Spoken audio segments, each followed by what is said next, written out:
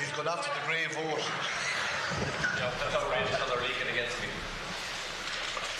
Éireann híarna Dáil Nífa Corfún, Conchina Stúra na Gníomhra agus neata grasa bhranóhain Conida Hóid Con Cree, ens gur Wéadsa a Hosafar Arilla Bríhar agus Arilla Gníomh Fasta agus gur Tríad a Cretan Variad Tre Christ Éireann. Direct we beseech you, Lord, our actions by the holy inspirations and carry them on by their gracious assistance, that every word and work of ours may always begin from Thee and by Thee be happily ended through Christ our Lord.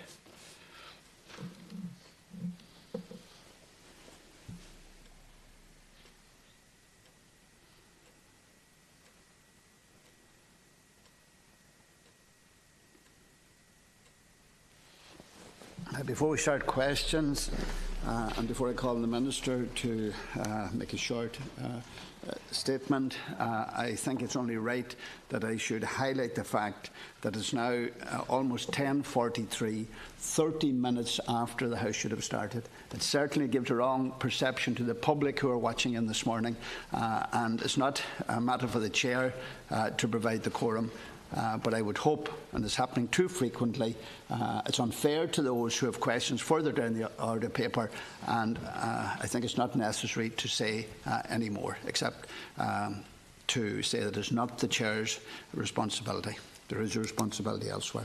Now, before we start questions, then I understand that the Minister wishes to make a brief comment about troop deployment. Minister. Thank you very much, Laskin Corla. Let me indulge us for 2 minutes. I want to advise the House that there has been a delay in the rotation of Defence Forces personnel serving in Unduff. This will result in a delay for 119 personnel returning home to Ireland. Following receipt of all the required diplomatic clearances from the flight to rotate the Defence Forces contingent in Unduff on Tuesday, the 2nd of October, an issue arose unexpectedly in relation to the clearances on Monday morning. Every effort was made to address this by the Department of Defence and the Department of Foreign Affairs, but the issue could not be resolved within the time necessary to allow the rotation to be completed on schedule on Tuesday. As soon as this was known, the personnel and their families were contacted and advised of the issue and to postponement of the rotation. Personally, I have been in contact and direct contact with the Honorary Consul in Beirut, George Siam, in order to try and resolve the situation. Rotation of contingents is coordinated across the Unduff mission so as to maintain appropriate forces on the ground in support of the mission. In addition, rotation flights through Beirut are confined to certain days and times. As such, there are limited windows during which can rotate the Defence Forces contingent. Given these constraints, the timelines necessary to secure diplomatic clearances and the primacy of ensuring safe and secure transits through Syria and Lebanon for the rotating contingents. It is now planned to rotate the contingents on Monday, the 15th of October 2018. It is expected that those flights returning to their families will arrive back in Ireland on Tuesday, the 16th of October. I am acutely aware of the impact that this unfortunate delay of the Unduff rotation is having on both the 119 personnel due to return home, who are those departing, and also the constraints on their families as well, and I apologise for that, departing Unduff as well as their families. Every effort possible is being made right across the Defence Force organisation, the Department of Defence, the Department of Foreign Affairs and Trade and our embassy in Cairo to address this issue and ensure the safe and secure return of our personnel as soon as possible. In conclusion, I want to assure the deputies that allowances due to personnel while they are serving overseas will continue to be paid, and that their 30-day post-deployment leave entitlements will only commence from when they return. Additionally, I have taken a decision that the personnel delayed returning home are to receive a €1,000 ex gratia payment in recognition of the disruption caused to them and more specifically to their families. Now we move on to questions, and the first question is in the name of Deputy Jack Chambers, and in view of the late start I would ask deputies and the Minister to observe the time. Thank you. Thanks, Chair. Just before I ask my question, I think it's important that I respond. And as you know, Minister, there's massive dismay and disappointment about the mess that the Department of Defence and the way in which they handled this process. They didn't follow proper diplomatic protocol. The HR section of the Department of Defence have clearly made a fundamental error in terms of the organisational process around this flight home. And this is another example. I had an email this morning from a lady who said families are devastated. They looked forward to their person, their loved one coming home, and that's being delayed for that period because there was a mess up with diplomatic protocol, and it's important that there is proper political oversight for that. This wasn't just any average mess-up. It was a clear error from the Department of Defence, and there's been massively negative feedback from people going on the next... I should make this clear. It was just an announcement, so you have to pose your question. I think it's important. Yeah, I have. Yeah, and I'm going to ask my question now. But I think it's important that we say that, the Department of Defence. There's no provision of standing orders. The Department of Defence has clearly breached its own process around diplomatic protocol. But my question relates to the Dáil Éireann and Neve and why it could not set sail to conduct operations during the week 24th to 26th of September 2018 as a consequence of inadequate trained manning levels. 2 minutes, Minister. I'd like to say it's nothing to do with the HR section in the Department of Defence. The Naval Service is a state principal seagoing agency tasked with a variety of defence and other roles. The current strength of the Naval Service is just over 1,000 personnel, and it is approximately just 93% of its establishment of 1,094 personnel. There is ongoing recruitment in the Naval Service. The most recent intake of General Service recruits and cadets was in September. There will be further recruitment in early 2019. The level of training and experience gained by members of the Defence Forces make them attractive to the private sector employers. The Defence Forces are not unique in this regard, and this is experienced by other parts of the public service and by other military organisations internationally. The Public Service Pay Commission is considering specific recruitment and retention issues, and the Defence Forces are at the request of the Government. With regard to the two ships referred to in the question, I am sure the Deputy will appreciate that for operational and security reasons it would not be appropriate for the disclosed details of the operational deployment of any vessels in the Naval Service. I would, however, like to assure the Deputy that the Naval Service is meeting its security and defence tasks. It is also important to note that the Naval Service is intelligence-led and therefore must prioritise its work carefully. Whether it is in the ongoing operation in the Mediterranean or the recent joint surveillance operation on the South Coast, which resulted in the detention of a 40-foot vessel carrying a significant quantity of cocaine on board, and the Naval Service does a huge amount of great work. Last Wednesday, when the situation came to my attention, I spoke to the Chief of Staff. Later in the week, he visited the naval base to discuss ongoing challenges. The Chief of Staff provided me with a preliminary update by telephone on Friday evening and by written preliminary report yesterday afternoon.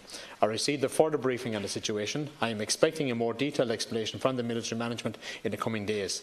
It is also important to say that ships do not sail from time to time for various reasons, including weather, mechanical reasons, personnel issues. The Naval Service Maritime Security and Defence Patrol schedule takes into account the requirement to maintain a patrol presence at sea and a scheduled resupply, refit and maintenance in harbour. Despite these challenges they are facing, and I am sure that by military management the Naval Service continues to carry out its assigned security and defence tasks. For supplementary, 1 minute. Minister, that contribution was similar to what you stated on prime time last night. You're in complete and continuous denial. Who are you trying to fool here? The ships were docked because of the absolute recruitment and retention crisis that we've seen over the last number of months and years. And you're trying to say operational and security reasons were there. How were the operational security reasons maintained if the ships were docked? We know this week, for example, the two ships left in dock because of the absolute retention crisis. You're in complete denial, and again you're dismissing the issue, referring to the Public Pay Commission. We had an emergency meeting of senior military management that had to address this issue on an ongoing basis, and I now understand that one of the ships did leave, but it had to take people from who are undergoing training exercise. So robbing Peter to pay Paul to save your bacon in the Department of Defence. You need to take control of this. Stop referring to other reasons. In prime time last night, we had more denial. You referred to weather and technical difficulties, and you again tried to assure the public that security and defence tasks were not compromised. The Department of Defence and the military under your management is in complete and absolute crisis, and there's no assurances under your tenureship. You're completely failing the people, and there's a complete morale crisis due to issues like this. People who are in the Defence Forces so that they can go to Sale and are left sitting there because of the absolute retention crisis without any review. Ministers, 1 minute. Deputy, I would advise you to do, and maybe we wouldn't be in the situation that we're in. I watched an interesting programme last night, the banking bailout. Your party are involved in that. I would go and advise you to go look at that programme. You might learn a lot. The Minister to respond to the question. I received correspondence yesterday from the Chief of Staff, and the Chief of Staff has assured me that despite the many challenges that the Naval Service are still able to carry out its assigned security and defence tasks and meet the commitments under the various several service level agreements. And I did admit last night, we have our challenges and HR challenges in the Naval Service. I didn't shirk away from my responsibilities. I'd advise you to go back and look at the programme again. Maybe you didn't look at it. But I actually said last night, we have our HR issues in the department or within the Defence Forces. We have our challenges, and we are in a process of going through the pay commission and various different processes. But the most important thing here is, and I want to assure the general public, that the Naval Service are well capable and have assured me, the Chief of Staff has assured me, that it is well able to carry out its security and defence tasks. Final question. Again, you distract from the point and you refer to an episode 10 years ago. Will you ever take control? And we're in the present, and you're a minister that needs to take control of defence policy for the future. You're failing the people that are working and are giving of their lives on a daily basis. And I understand the crew so the ship could sail was augmented because of the cancellation of specialist weapon training. 2 instructors and 6 students were affected by this. And I also understand that the ship did go to sail, and is docked at Roach's Point because it has such a skeletal crew that it can't actually go into the deep seas to do its operational and security tasks. Again, we hear from you that, oh, you can't discuss it because it'll compromise military intelligence. Nonsense. That's just a facade and a barrier so you can't give proper accountability around defence policy to this House. Again, failing in your duty as Minister for Defence. Would you stop referring to the Pay Commission and start doing something about it? We had the Chief of Staff saying he's going to try and make a direct plea to the Public Pay Commission, and that gives rise to questions about how accurate the joined-up approach is between him and the Department of Defence. I think he's losing trust in the Department and in you and the management of this crisis. Our ships can't even set sail. We've people on social welfare because of the complete failure of your government to do anything about this recruitment and retention crisis. To respond, 1 minute. Well, first of all, you're telling me to shirk away from my responsibilities with the Pay Commission, but then you're saying the Chief of Staff, you applaud the Chief of Staff for engagement with the Pay Commission. So, like, you want to make up your mind on what way you want to go, right? It is my political responsibility, and I have engaged with the Public Expenditure Reform and the Pay Commission, and there has been a very comprehensive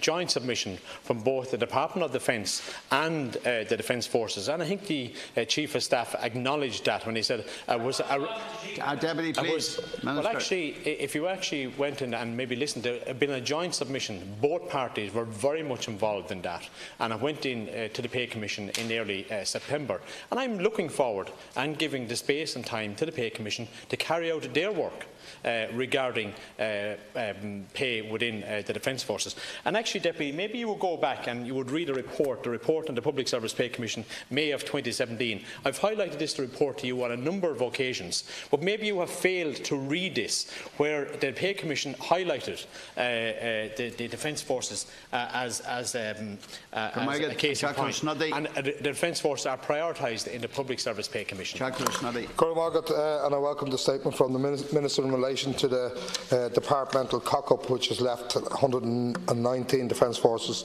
personnel stranded and families awaiting them, and personnel heading out there at least now have a new date.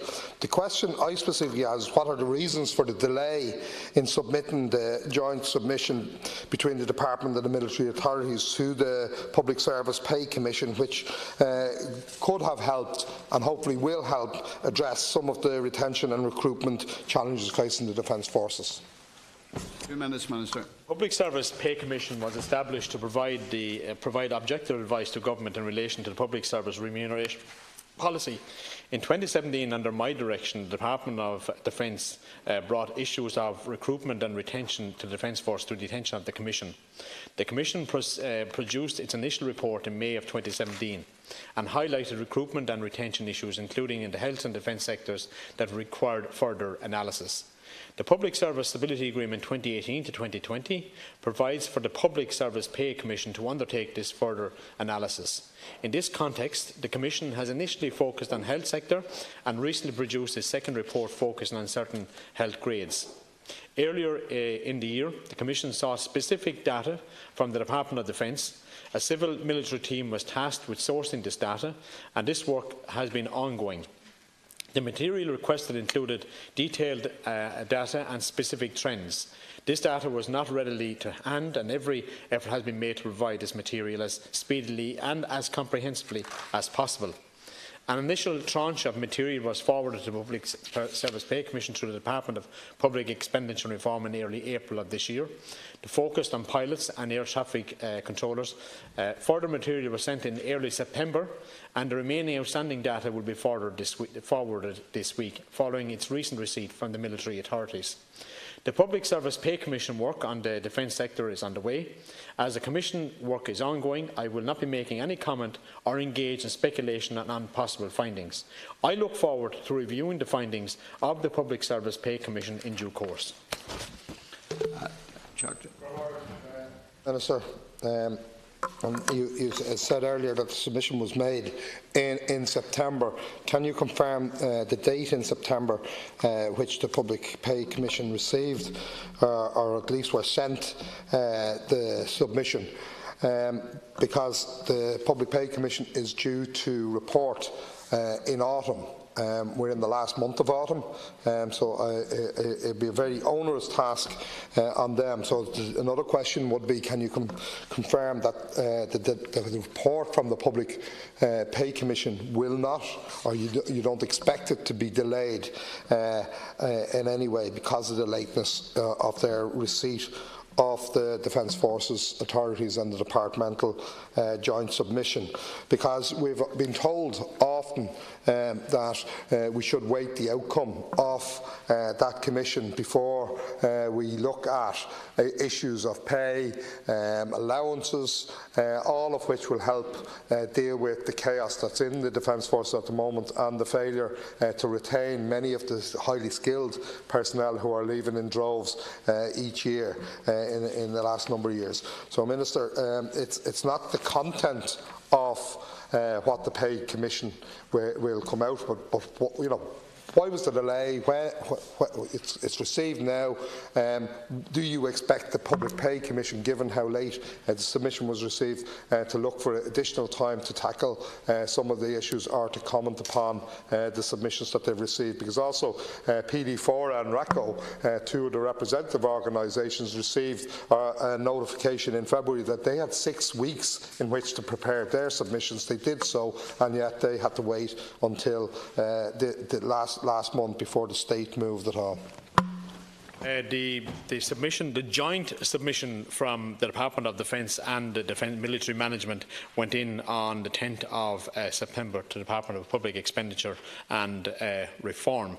This was a very comprehensive submission.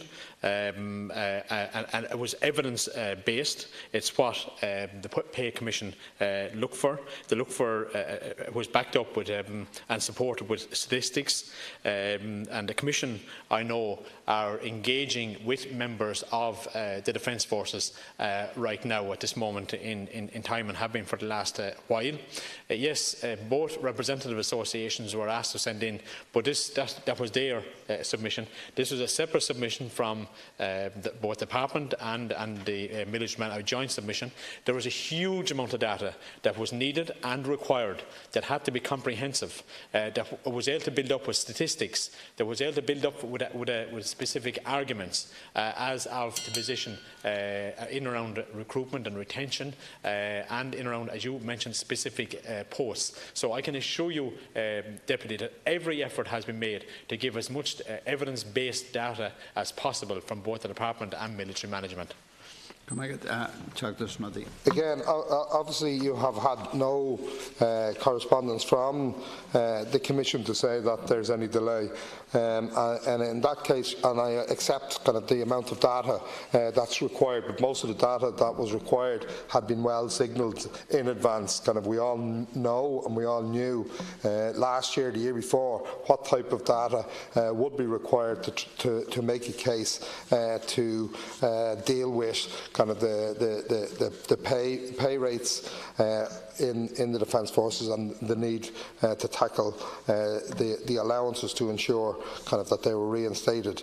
The supplementary question, therefore, is there any conflict between the military authorities and the Department in relation to the content of the submission? Because there seems to be at least a commentary out there that kind of those within the military authorities, including the Chief of Staff, were disgruntled with the delay in preparing the joint submission, and kind of with the urgency from yourself and from the Department, and the frustration at not seeing anything done since they fulfilled their portion of the submission. Final response. First of all, I instructed my Department that I didn't want a wishy-washy submission going in from the Department of Defence and Defence Forces, that I wanted an evidence-based, comprehensive submission. And the submission goes into well over 100 pages of graphs and trends and everything like that. You spoke about when do I expect the Pay Commission to report back. In early April of this year, the submission was sent in regarding pilot retention, and we all know that is a huge issue, because pilots are sought after in the private sector, and we have been bleeding pilots over the last while because they're going into the private sector. And this is something that I wanted to make sure that this is an issue that was prioritised. The pilot issue went in early. I expect shortly that we will have a report from in and around the pilot issue. Deputy, I'm not sure when we expect a report from the Pay Commission regarding the rest of the submission that we sent in. But what I do know is that the Commission at this moment in time are actively engaging with members of the military, sitting down, having face-to-face talks with them regarding issues that were submitted in the submissions. But I do hope that I would like to get back this the Pay Commission report as soon as possible. But I am allowing them the time and space to do their work. 30 seconds. I want to ask the Minister of Defence what his intentions are to address the manning level issues in the event that the Pay Commission do not make credible and functional recommendations to address the recruitment and retention issues of the Defence Forces. We know from PD4 conference this week how a large number of soldiers, sailors and the Air Corps are buying themselves out of the Defence Forces because they're unhappy with the pay and conditions. Many of them are working, when you look at their hours, below the national minimum wage, and your department is still breaching the working time directive. So with the plea that the Chief of Staff is obviously going to make to the Public Pay Commission, he obviously doesn't have the same hope that you do in giving the time and space to the Pay Commission. And what are you going to do if they don't address and progress solutions to the serious recruitment and retention issues? Minister to respond to 2 minutes. As I have previously outlined, the Public Service Pay Commission was established to provide objective advice to Government in relation to public service remuneration policy. The Department of Defence has provided detailed data to enable them to undertake an evidence-based analysis of recruitment and retention issues. The Commission's work is ongoing and I have no intention of speculating on possible outcomes of that work. However, I can assure the Deputy that the Government remains committed to reaching the authorised strength of 9,500 personnel of the PDF. There is ongoing recruitment to achieve that target, and a range of alternative recruitment approaches are being developed. Our working group is examining the scope for greater use of direct entry recruitment for certain specialist positions, and steps are being progressed to enable former members of the Defence Force who have sought after skills to re-enter the PDF. I will continue to work closely with the Chief of Staff in developing these approaches. The Permanent Defence Forces continues to offer excellent career opportunities for serving personnel for new entrants. Ensuring that the terms and conditions of serving members of the Defence Forces are fair and balanced is also a key consideration.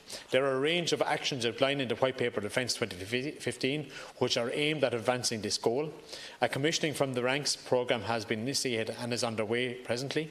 The criteria for extending service beyond 12 years have been revised, and an examination of retirement ages for enlisted personnel has been prioritised. A gap analysis of skill sets in the PDF has been brought forward. In addition, the military authorities have introduced further initiatives to enhance work-life balance, and this has to be welcomed. Last year I initiated a review of the CNA scheme for the Permanent Defence Forces, and I recently received a report from the independent chair, Mr Gerald Barry, and I'd like to thank him for his work. I'm currently reviewing the recommendations contained therein, and I look forward to engaging fully with all parties in progressing reforms of the existing scheme. The current challenges being faced by the Defence Forces are not unique and are being experienced by other military organisations internationally. I will continue to work closely with the Secretary-General and the Chief of Staff to develop appropriate management responses. Deputy Chambers. Minister, I just want to ask you, what recommendations did you actually make to the Pay Commission? Because that's not certain at the moment.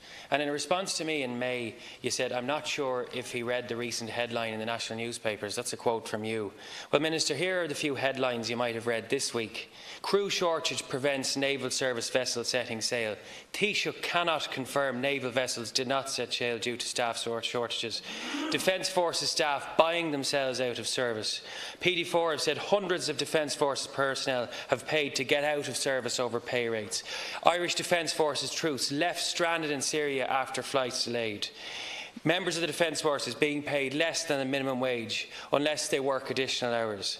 This is the reality and the facts, Minister, around the full-blown recruitment and retention issue that we have. And my fear is that you keep kicking to touch about the Pay Commission and that we're not going to get the measurable recommendations. You're leading an area of the public service that has a unique difference to other areas that you keep referencing. Recruitment is up, but the numbers keep going down. When are you going to plug the gap to see a levelling of the numbers so that you meet your white paper response? And these are the headlines now that you need to defend and reference, instead of trying to look at the positive spin that you outlined in May. Minister, 1 minute. Well, first of all, let me state the minimum payment for Defence Force members is 27,000. That has increased with Public Service Stability payment. I am giving the Public Service Pay Commission the time and space to carry out their work. We have given them a very comprehensive submission, joint submission from both the Department of Defence and military management. They worked extremely hard on this submission. It is data-based, evidence-based, and that is exactly what the Pay Commission look for. So I'm not going to predetermine the outcome of the Pay Commission, but I'm going to allow them, Deputy, to do their work. This is a fully independent body, away from the political. These are people that will look at this in a very independent way, and I think that is the proper way to go about this, that they can look at the challenges that we have. We have giving them an evidence-based data. It's not up for me to recommend. It is no, it's not. This is a Pay Commission. No, this is you actually want to go back and look at the terms of reference of the Pay Commission. Okay, another minute you for go a back. question. You go back. Question. You go back and look at the terms of the Pay Commission. And the other thing is, you spoke there about people buying themselves out. There's reasons why people have to buy themselves out, and you should go and check those out. Chambers. Ask members. Again, if you've made no recommendations, what are you doing as Minister for Defence? What are you actually doing in your office? And I want to know as well, we've an element of contagion now. We've obviously issues in the naval service that we've seen in recent days. And I want to know if you've received military advice about how the air ambulance service might be reduced or reassessed because of the current difficulties in that section of the Defence Forces. So clearly we have an element of contagion growing across the different sectors of the Defence Forces that aren't being addressed. You as Minister have now admitted that you've made no recommendations to the Pay Commission. You're sitting back, you're waiting to see what they come up with, and you'll defend whatever your department officials hand you in a script. What we need is political control. You need to put the officialdom aside and start dealing with the issues and driving morale up in the Defence Forces, because we've got an absolute recruitment and retention crisis that doesn't match any other sector of the public service. The Defence Forces that you lead are the last in line when it came to public paying conditions, and you need to recognise that and make positive recommendations and have a stronghold in your input to the Pay Commission. And it's very worrying that you've made no recommendations. It's hard to know what the Department of Defence or the Minister for Defence's role is in all this if we've made no recommendations. Final response from the Minister. Deputy, you should actually go back and look at the agreement of the conference and supply, because actually your party signed up to the Pay Commission and they agreed with the terms of reference. They agreed with it. So I'd actually ask you to go back and look at the terms of reference of that. Your party signed up to that under the conference and supply agreement. So I'd ask you to go back and look at that. It's not up to me to make recommendations. It's up to the Pay Commission to do that. We are asked by the Pay Commission to give evidence-based data. Evidence-based data. And we did that with a very comprehensive submission. And we did that. And I worked on that with the department, with military management, with a joint submission. And I'm happy and content that we have given that sort of data that was required by the Pay Commission. And I'm not hiding behind anybody. I will not shirk away from my responsibilities. I have stated clearly that we have challenges, and that is the challenges that I have outlined across the Defence Force sector have been outlined in the Pay Commission, in the submission, in the joint submission that we have submitted. And I'm content that we have given absolutely evidence-based data and every sort of requirement that was required from the Pay Commission. Deputy Grealish. Minister, 3 years ago you received the University of Limerick Climate Survey of the Defence Forces.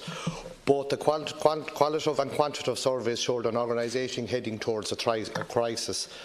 55% felt their pay did not reflect the work they did, 38% felt the pay was inadequate, and 23% wanted to look elsewhere for employment. I understand that while the Defence Forces has an establishment of 9,500 members, this has actually fallen to 8,800 now.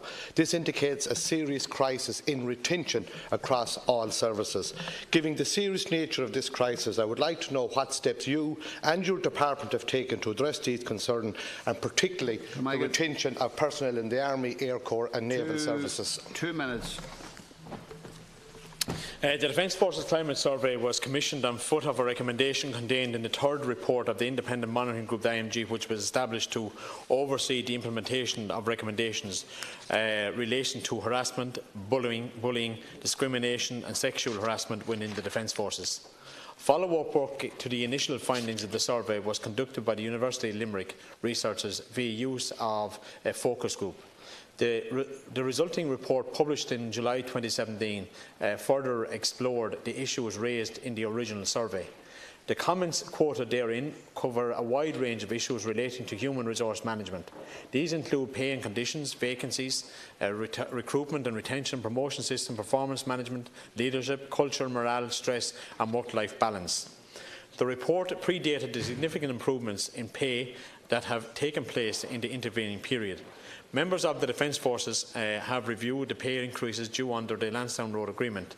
In addition, in 2017, following negotiation with PD Fora, improved pay scales for general service recruits and privates who joined the PDF post 1 January 2013 were implemented. The Public Service Stability Agreement 2018 to 2020 provides for further increases in pay ranging from 6.2% to 7.4% over the lifetime of the agreement. The first increase, due from the 1st of January 2018, has been paid to the Permanent Defence Forces personnel, and a second increase is due to be applied from the 1st of October 2018. Further increases in pay are scheduled for 2019 to 2020. New entrants to the Defence Forces will also benefit from the measures which were recently announced in relation to amendments to pay scales for new entrant public service recruited since January 2011. By the end of the current public service pay agreement, the pay of all public servants, including members of the Defence Forces earning under $70,000 per annum, will be restored for FEMPI levels. The restoration of the 5% reduction to allowances came under FEMPI is also scheduled in this agreement. The remainder of the reply will be included in the official report. Deputy Grealish. Minister, I believe the fundamental problem is that Vice Admiral Mark Mellett, Chief of Staff, is not the accounting officer for the Defence Forces. He does not oversee the budget for recruitment and especially retention of critical specialised members of the Defence Forces. At the moment, the accounting officer responsible for the Defence Forces budget and expenditure, including recruitment and retention, is the Secretary-General of the Department of Defence, Maurice Quinn, and his Assistant Secretary-General, Robert Mooney. Mr Mooney has day-to-day responsibility for strategic HR in the Defence Forces, a newly authorised appointment. He was promoted in 2017. Mr Quinn and Mr Mooney, I believe, have not delivered for the Defence Forces. Why is the Defence Forces different from An Garda Síochána, where the Garda Commissioner is the accounting officer? The Chief of Staff, Mark Mellett, cannot spend without referring back to the department and seeking approval. Surely the Chief of Staff of the Defence Force is the best placed to understand the needs of his force. Minister, we can't have a two-tier security service in Ireland where the Gardaí have better pay and conditions. Yesterday it was reported in the Irish Times that retired Brigadier General Gerard Hearn said, and I quote, "The relationship between the Defence Forces and the Department of Defence is now toxic, broken, dysfunctional and dangerous." This is the reality, and any words of yours today cannot hide this fact. I would ask you, Minister, what is your government doing to rectify this? First of all, let me state that the Defence Forces have full control over the recruitment of members of the Defence Forces. There is no civil person involved in that. It is absolutely solely the responsibility for the Defence Forces, headed up by military management and the Chief of Staff. And he has his own people in that recruitment office. When I say about you raised there a wide range of issues. I've outlined this morning the process that we are going through at this moment in time under the Public Service Stability Programme 2020. They are pay restoration. Anybody under earning under 70,000 and under will have full pay restored by 2020, and that is under the Public Service Stability Programme. I've also, under the moment with the Pay Commission, the Independent Pay Commission, there has been a joint civil and military submission has been given to the Pay Commission, and I will allow them to do their work, and I allow them the space to do their work, and I'm looking forward to the outcome of the Pay Commission. Also, I have written to PD4 this week. You'll have another minute, Minister. Welcome them to come in to negotiate adjudications.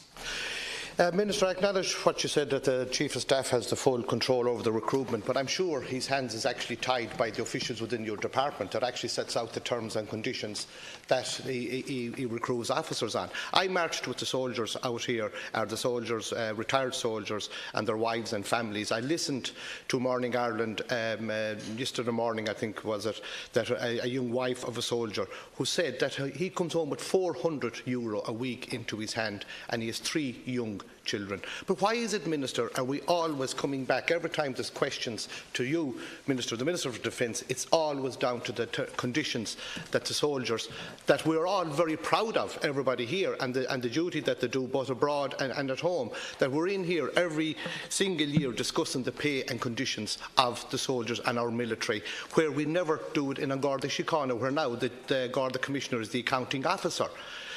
And the both, as far as I'm concerned, do practically nearly the same work in providing security for our state. I think it's time that the members of the Defence Forces' pay and conditions should be brought up to the same of that of the Garda Síochána. I would ask that you would give a commitment here this morning that you will try and achieve that sooner rather than later, One Minister. minute for a final response. First of all, let me say that the Garda Commissioner does not set the pay standards for Garda Síochána.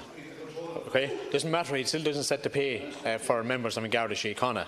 Let me say the minimum wage of a member of the Defence Forces is 27,000. That's a trained young private. 27,000. So if you have a trained young private, it could be 22, he could be 23 years of age. He could have one child, he could have two kids, and he might have no kids. But like that is the way it is. But there's supports out there in the working family payment if they require that. Deputy, you know the way the working family payment works. I don't have to explain it to you. I think you have to accept that there's circumstances, and that's why that payment is there. It's to support families if it's needed and required, and that is why that payment is there. But let me state to you that we are doing. I'm doing my best in advocating on behalf of the Defence Forces, and I've stated this, that I will live up to my responsibilities. I listen to the representative associations, let it be PD4A or RACO, and to the soldiers on the ground. But let me state, and I want to say one other thing, Deputy, in conclusion, is that recruitment. That is a matter for the Defence Force. That is not a matter for the Secretary-General of the Department. That is the whole responsibility 30 seconds of to the introduce your Forces. question.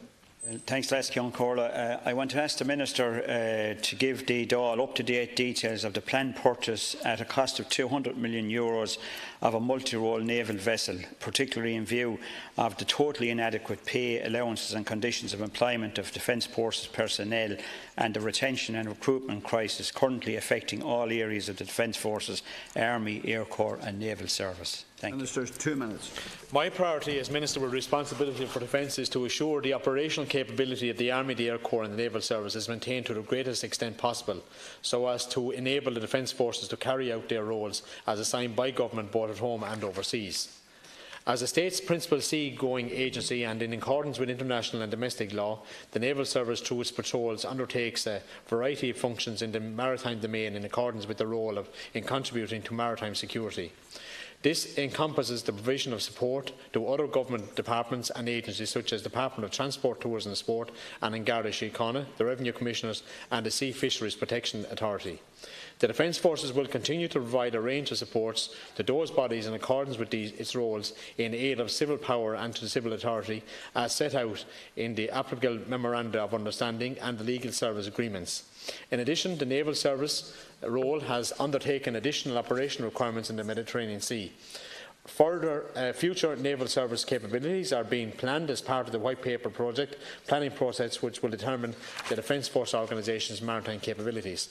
The White Paper provides for the replacement of the current naval service flagship, the Dáil Éireann, with a multi-role MRV. And it is the Government's intent that this new vessel will provide a flexible and adaptive capability for a wide range of maritime tasks, both at home and overseas.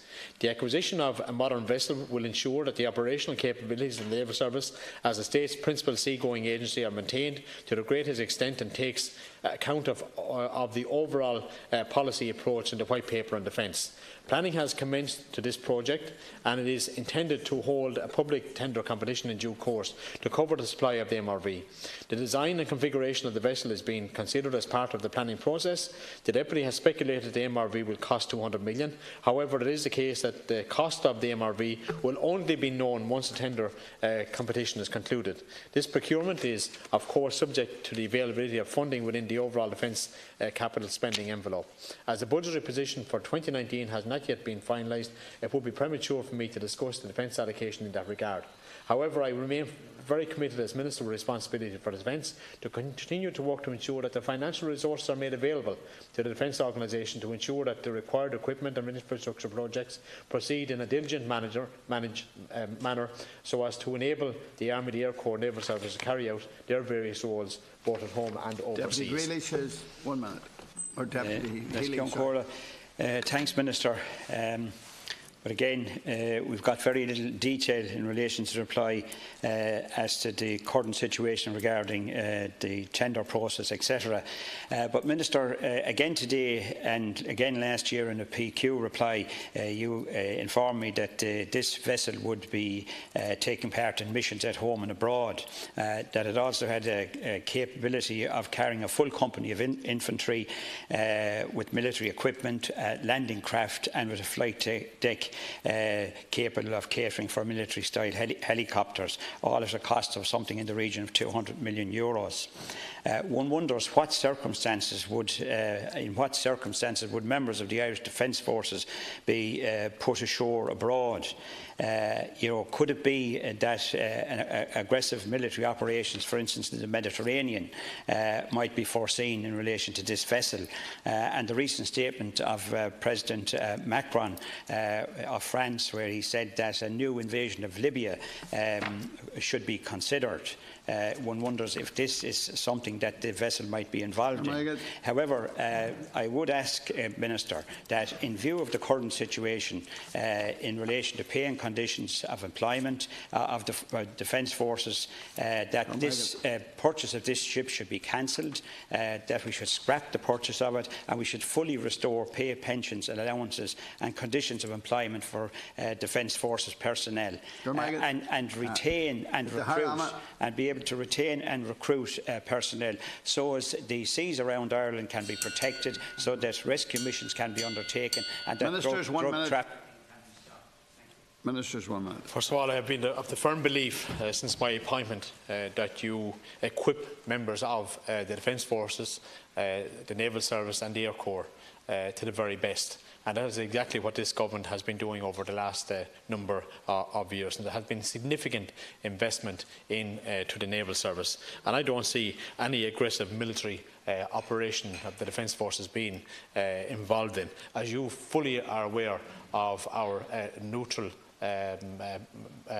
policy, and of course, what I stated in my original reply, this is only in the very early stages of planning. We have a long way to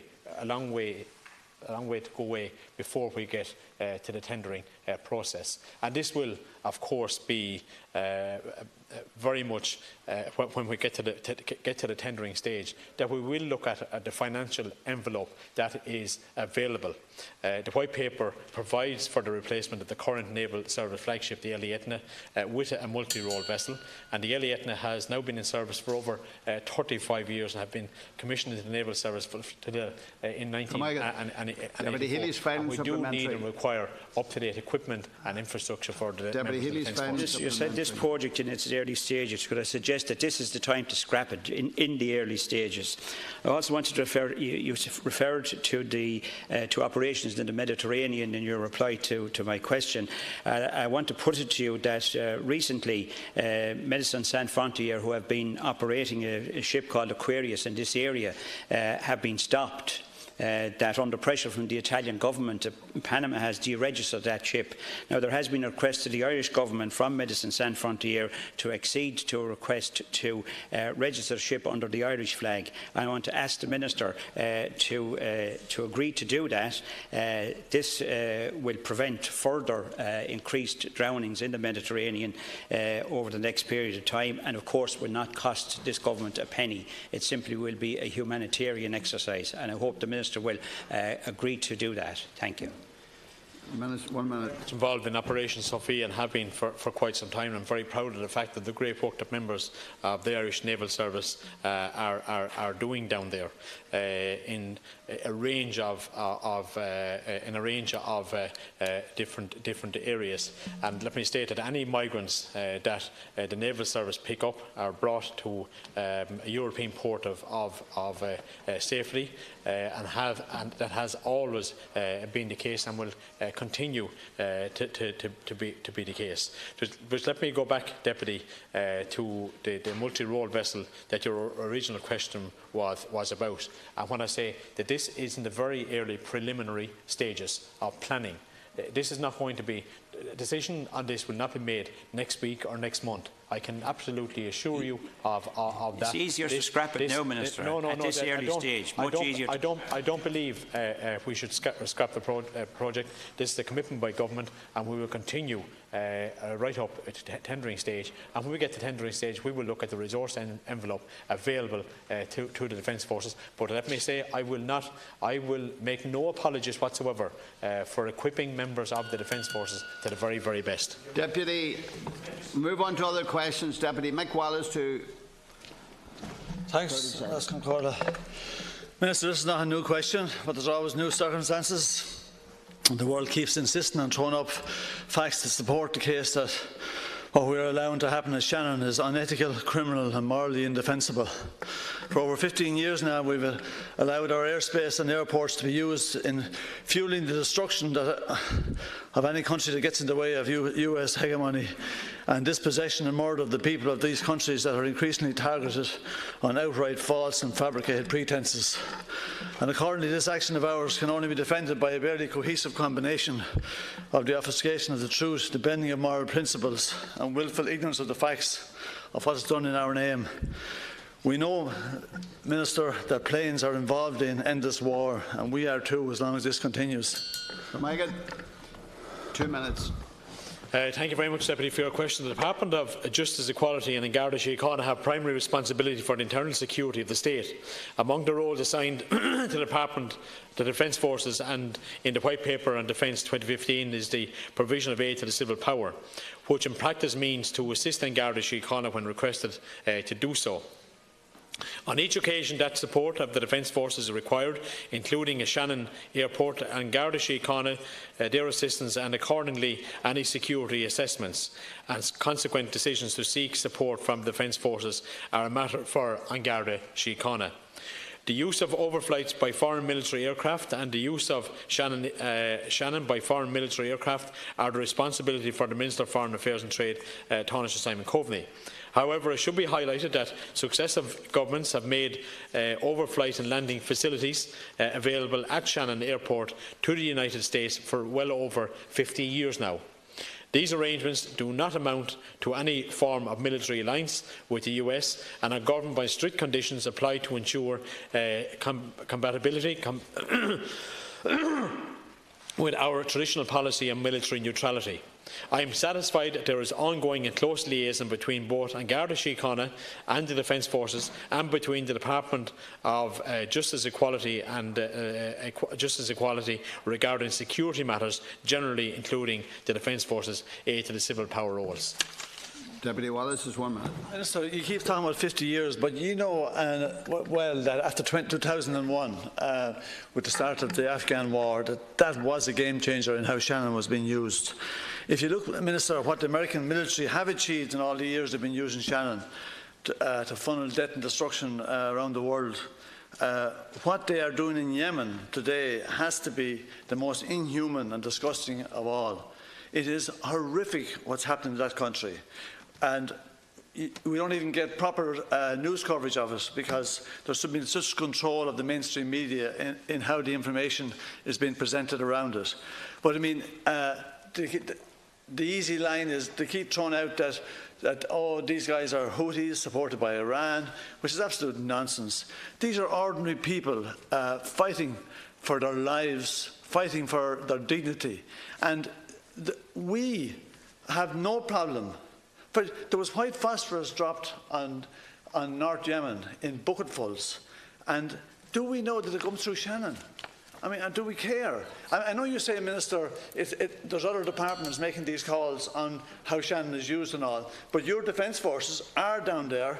They're minding planes that could be carrying cluster bombs or white phosphorus on its way to Yemen, to the Saudis or the UAE. And it's just immoral. Response? Deputy, I acknowledge the points that you have made, and I take them on board. But I do feel that is a matter for the Department of Foreign Affairs. But let me state, and I want to state this very clearly, and in a very genuine way to you, because I know you are passionate about this, right? But let me state, the Defence Forces' involvement, our aid to the civil power to Garda Síochána, Okay? And I think your question would be more appropriate to the Minister for Foreign Affairs. And I know you have raised this issue on a number of occasions, but let me state that the Defence Forces' involvement and role at Shannon Airport does not compromise our policy on neutrality. Among the roles assigned to the Defence Forces in the White Paper on Defence is the provision to aid to the civil power, which in practice means to assist on Garda Síochána when requested to do so.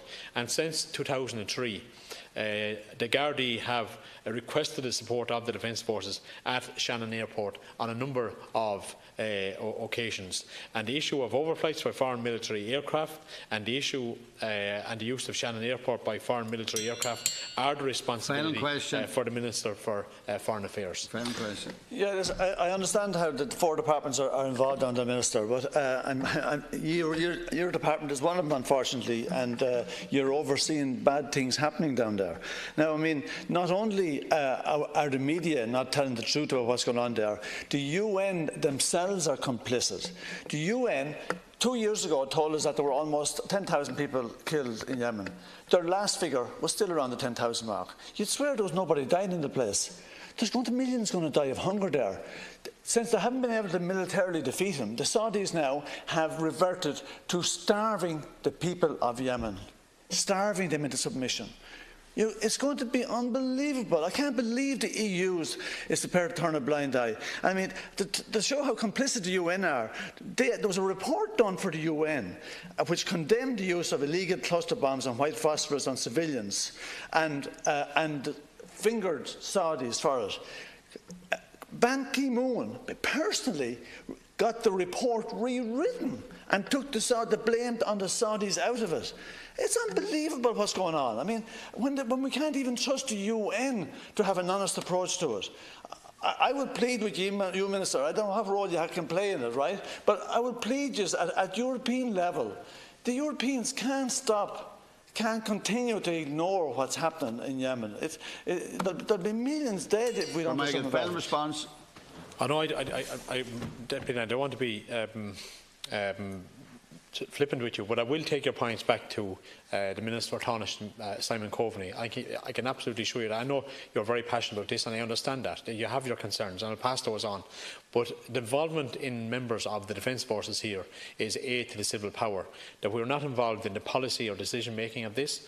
That we assist on Garda Síochána on occasions in Shannon Airport, and I want to reassure you that that does not compromise our policy on military neutrality. And I'm very aware of the issues that you have raised and here this morning, and I know that you are genuinely passionate about this area. But let me assure you, Deputy, that I will take your points back to the Tánaiste and Minister of Foreign Affairs, Simon Coveney. But I do think that the question that you raised this morning is more aligned to the Department of Foreign Affairs. Deputy Chambers, 30 seconds to introduce your question. Thanks, Laskin Corla. I want to ask the Minister of Defence what his role his department plays in national cyber security, and if he'll make a statement on the matter. Minutes. As outlined in the Government's White Paper on Defence 2015, the issue of cyber security has very significant implications for governmental administration, for industry, for economic well-being and for the security and safety of citizens. Indeed, cyber security is a standing item on the agenda of the Government Task Force on Emergency Planning, which I chair. The response to cyber threats remains a whole of government challenge, with the Department of Communications, Climate Action and Environment taking the lead role with the inputs in the security domain from Garda Síochána and the Defence Forces. The Department of Defence and the Defence Forces are committed to participating under the leadership of the Department of Communications, Climate Action and Environment in the delivery of measures to improve the cyber security of the state. Ireland's National Cyber Security Centre, the NCSC, is located in the Department of Communications, Climate Action and Environment and provides a range of cyber security service to the owners of government, IT infrastructure and critical infrastructure. The NCSC is also home to the National Computer Security Incident Team, the which acts as a national point to the contact involving entities within entities within Ireland, and to the point of contact for international discussions on issues of cybersecurity.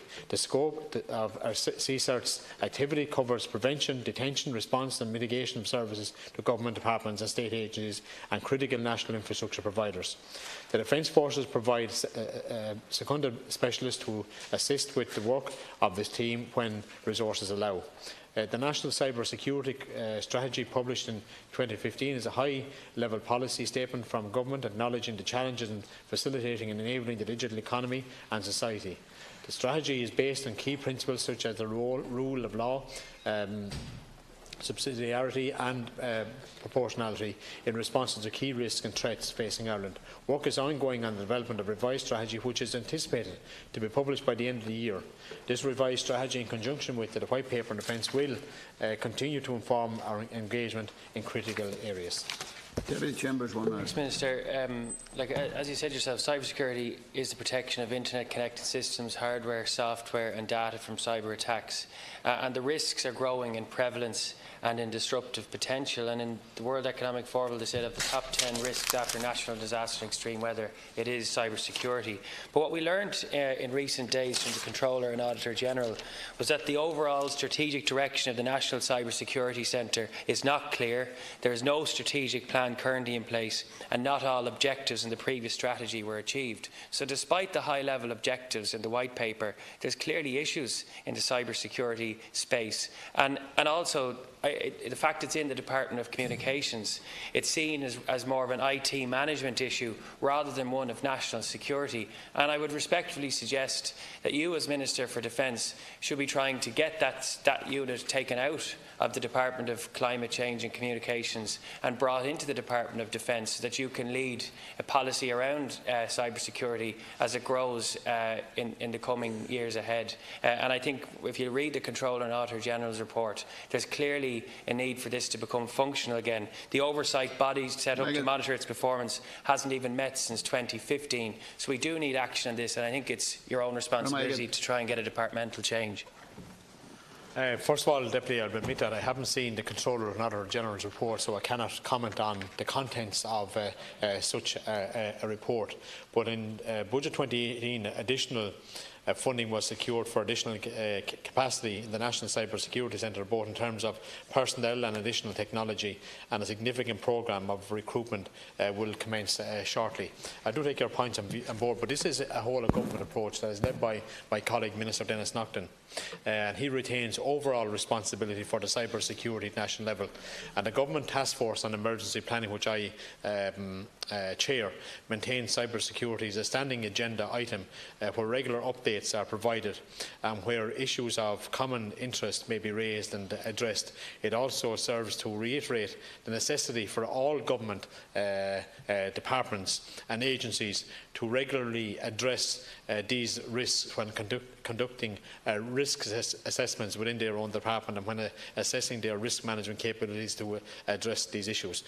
I absolutely agree. This is a huge issue, but this is a whole-of-government approach, but it is led by my colleague, Minister Denis Naughton. He has a dedicated team working on this specific issue. Final supplement.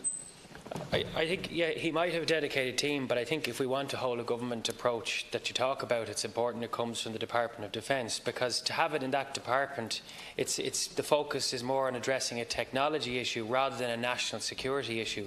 And Ireland's doctrine with respect to proactive cyber protection, deterrence and cyber defence remains immature or non-existent. The Defence Forces should develop a cyber defence team to protect the Irish economy and society. And as I've said, I think as Minister, cybersecurity is not being taken properly and seriously by government, the fact that it is in the wrong department. And I think you should look within the departmental structure to have that taken aside into the Department of Defence.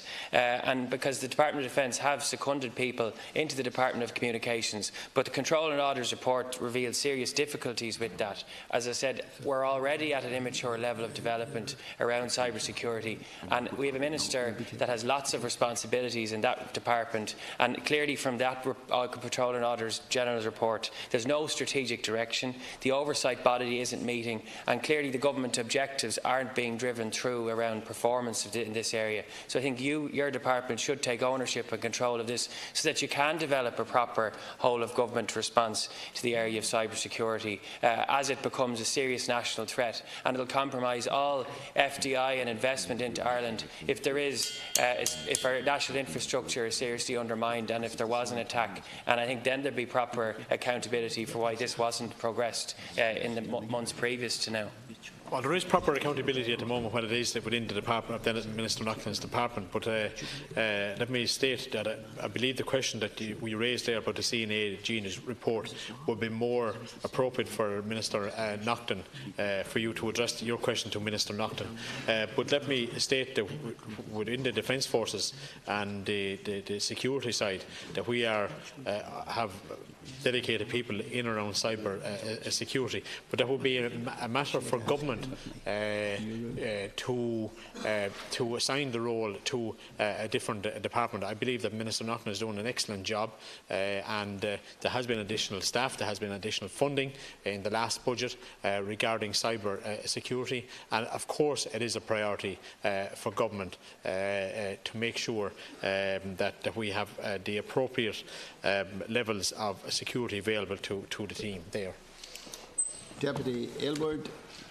I wish to ask the Minister for Defence his plans to address the problems with recruitment and retention across the Defence Force, his plans to improve pay and working conditions for current members of the Defence Force, his plans to improve pensions, benefits and retirement packages for former members of the Defence Forces, and if he will make a statement on the matter. 2 minutes. Given the unique and demanding nature of military life, there is understandably a relatively high level of turnover among Defence Forces personnel. This is not new, and the Defence Forces have always had a level of turnover that exceeds other areas of the public service. In order to balance personnel, turnover there is ongoing recruitment on both enlisted and officer level. They includes general service recruits, apprentices, cadets and direct entry officers. In 2017, under my direction, the Department of Defence brought issues of recruitment and retention to the Defence Forces to the attention of the Public Sector Pay Commission. The Department of Defence has provided data as requested to the Commission for consideration. The Commission's work is ongoing. My department will continue to engage with the Commission through the process and will give due consideration to the findings and recommendations that arise from the work of the Commission. Defence Forces pay is increasing in accordance with public sector pay agreements. The focus of these agreements increases is weighed in favour of those on lower pay. Members of the Permanent Defence Forces have received the pay increases under the Lansdowne Road Agreement. New entrants to the Defence Forces will also benefit from the measures which were recently announced in relation to amendments to the pay scales for new entrant public service recruited since January 2011. The Public Service Stability Agreement 2018 to 2020 provides for increases in pay ranging from 6.2% to 7.4% over the lifetime of the agreement. The first increase due from the 1st of January 2018 has been paid to members of the Defence Forces personnel, and a second increase is due to be applied the 1st of October 2018. Further increases are scheduled for 2019 and 2020. By the end of the current Public Service Pay Agreement, end of 2020, the pay of all public servants, including members of the Defence Forces, earning under €70,000 per annum, will be restored to pre-FEMPI levels. The restoration of the 5% reduction of the allowances cut under FEMPI is also scheduled in the agreement. My department operates within the broader context of the framework of public service pension policy. I am advised that military pension schemes in the round compare very favourably to the generality of pension arrangements applicable across the public service. There are no plans to amend existing pension arrangements of the Defence Forces personnel. Deputy Aylward has a minute. So the first step in solving the problem is recognising that one exists. I don't think you have realised that. We have a real problem in our hands here, and I have hoped to hear some sort of admission or acknowledgement from you this morning, showing that the government recognises the scale and impact of the issue facing members of the Defence Force and their families. Coming from a military town such as Kilkenny, I have met with members and their families, and the situation is very dire for them in terms of take-home pay and other benefits. I met with a former member of the Defence Force here in Leinster House during the summer. This man's wife is suffering from cancer and he should have been home looking after her, but he explained to me that he promised his lads that he would do everything he could upon retirement to lobby politicians and turn the tide for those who currently serve. Does the Minister accept that morale is very low in the Defence Forces, that pay conditions of service are very poor and that there is a retention crisis? Can the Minister go into further detail in his supplementary response regarding his plans to address these issues in the context of the impending budget? Thanks for observing the time, Deputy Aylward. Thank you very much, Deputy. First of all, Deputy, I'm not sure if you listened. I have recognised the challenges on various occasions over the past while regarding the Defence Forces, and we are going through a process under Public Stability Programme 2020. As I stated in my original reply, anybody under the salary of €70,000 will have their salary restored to pre-FEMPI levels by 2020. Also, at this moment in time, we're going through the Public Service Pay Commission. There has been a joint submission sent in by both the civil and military management. That has been a robust and comprehensive submission. Very detailed, evidence-based data has been submitted, and I expect sometime shortly that to be reported back. I'm not sure, I haven't got a specific date, but I do know that an earlier submission that was made, a civil and military submission that was made around pilot retention, that will have that report shortly. Also, I've written to PD Fora this week that we would get into dialogue regarding outstanding adjudications, and that I would hope that we can sit down, the Department can sit down with PD Fora over the next number of weeks to discuss those outstanding adjudications. Minister, I am listening to you, but I'm talking about reality. I mean, it's all very rhetoric what you're saying here, but the reality on the ground is, and I come from, as I said, from a military barracks in Kilkenny, and I know the families that are affected by pay. The soldiers of this country have been left behind. They have been left behind badly compared to other civil service and public service in this country, and they need a helping hand. Why are they on FIS, Family Income Supplement? There are several families in Kilkenny that I know are getting family income supplement. If they have a job as in the public service, why are they on FIS? There's a reason for that, and I think you need to wake up and see what's happening on the ground. In conclusion, I would like to comment on the situation which has left many members of the 57 infantry group in a very awkward position in Syria. Obviously, there is much dismay among the families of those affected as the manner in which this situation is being handled.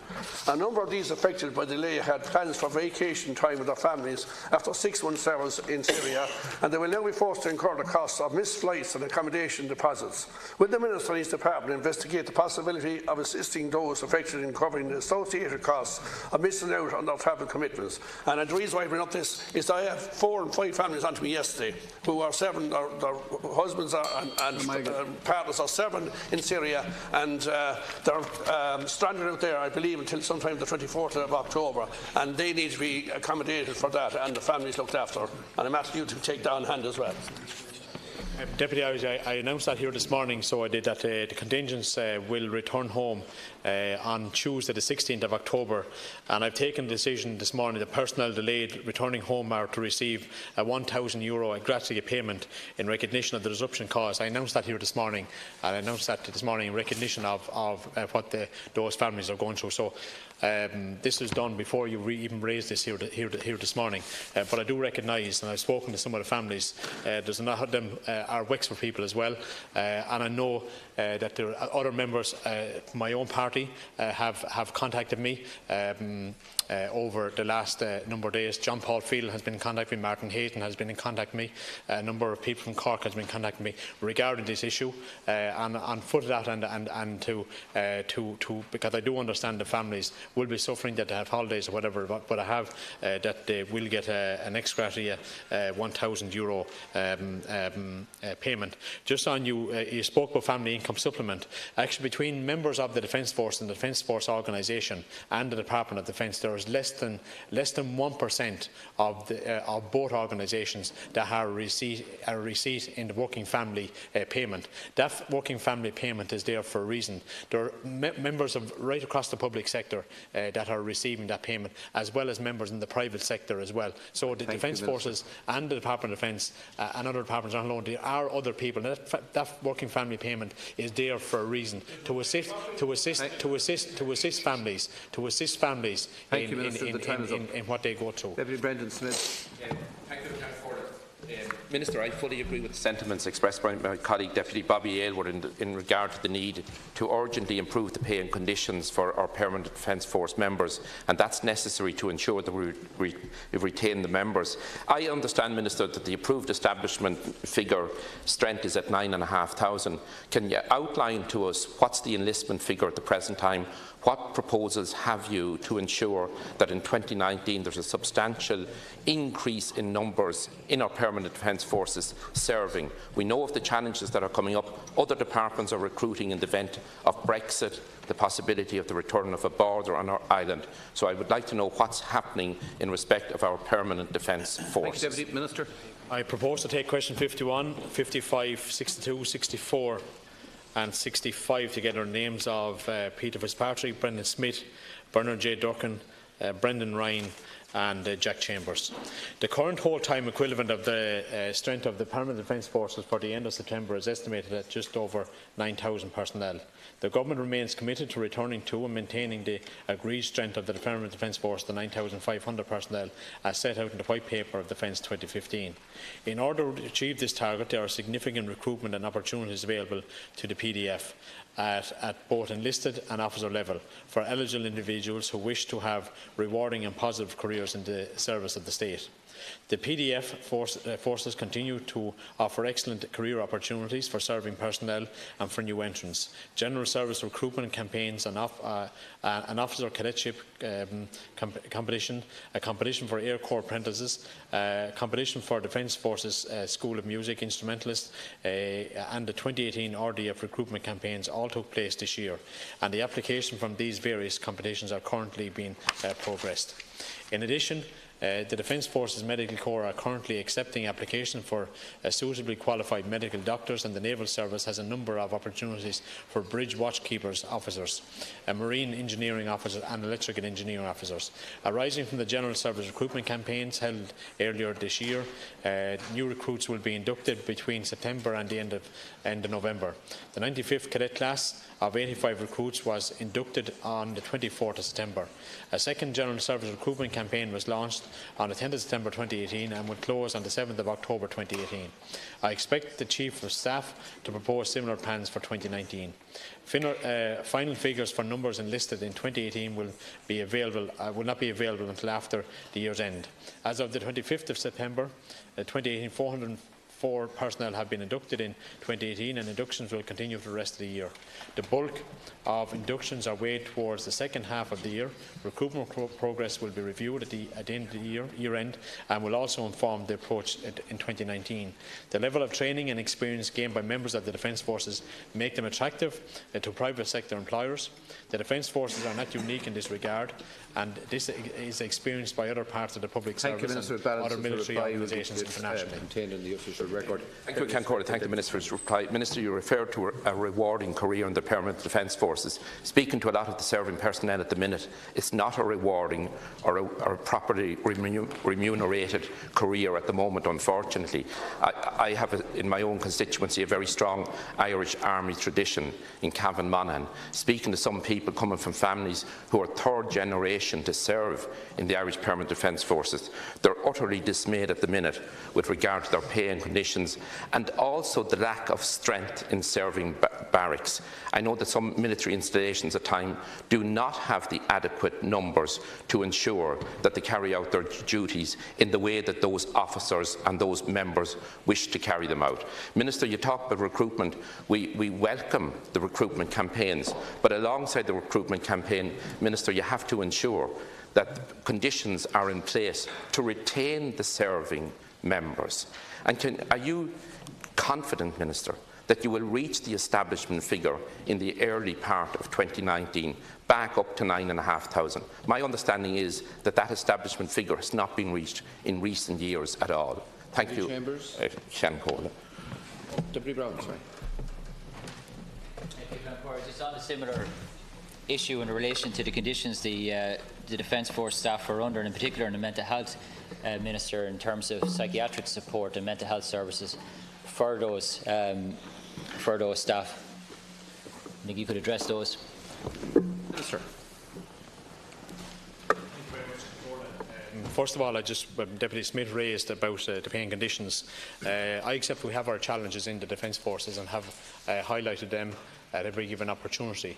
I look forward to the outcome of the Pay Commission. There are a number of processes that we're going through at the moment under the Public Service Stability Programme 2020, where pay is being restored right now, and also a joint submission by both the Defence Forces and military by civil and military management submission to the Pay Commission, and I look forward to the outcome of that. It is my aim to get back up to full strength, and we have challenges in that, and I'm trying to mitigate those challenges to the best of my ability. In regarding to Deputy Brown, prior to the retirement of the Defence Forces in-house psychiatrist, where a patient required outpatient psychiatrist care, they would attend an in-house psychiatrist. The current position for those requiring outpatient care is that they are referred to an external private psychiatrist pending the appointment of an in-house replacement. All urgent cases have been always been referred to the HSE A&E for assessment. If hospitalisation is required, there are no reported waiting times. Where an assessment by the HSE in case is deemed not to require hospitalisation, the patient may be referred to the external private psychiatrist for outpatient treatment if required, or for a non-psychiatrist care in the Defence Forces as appropriate. And this, let me assure the Deputy that this issue is receiving attention, and we are pending the appointment of a new in-house replacement. Thank you, Minister. That concludes questions to the Minister for Defence. We move now to Leaders' Questions. Leaders' Questions under Standing Order 29. And we call on Deputy Micheál Martin, please. Oh, you're calling me? I'm calling you, Deputy Martin. I didn't hear you properly. Apologies. I'll have to speak up. Thank you, Michael Healy, for that endorsement.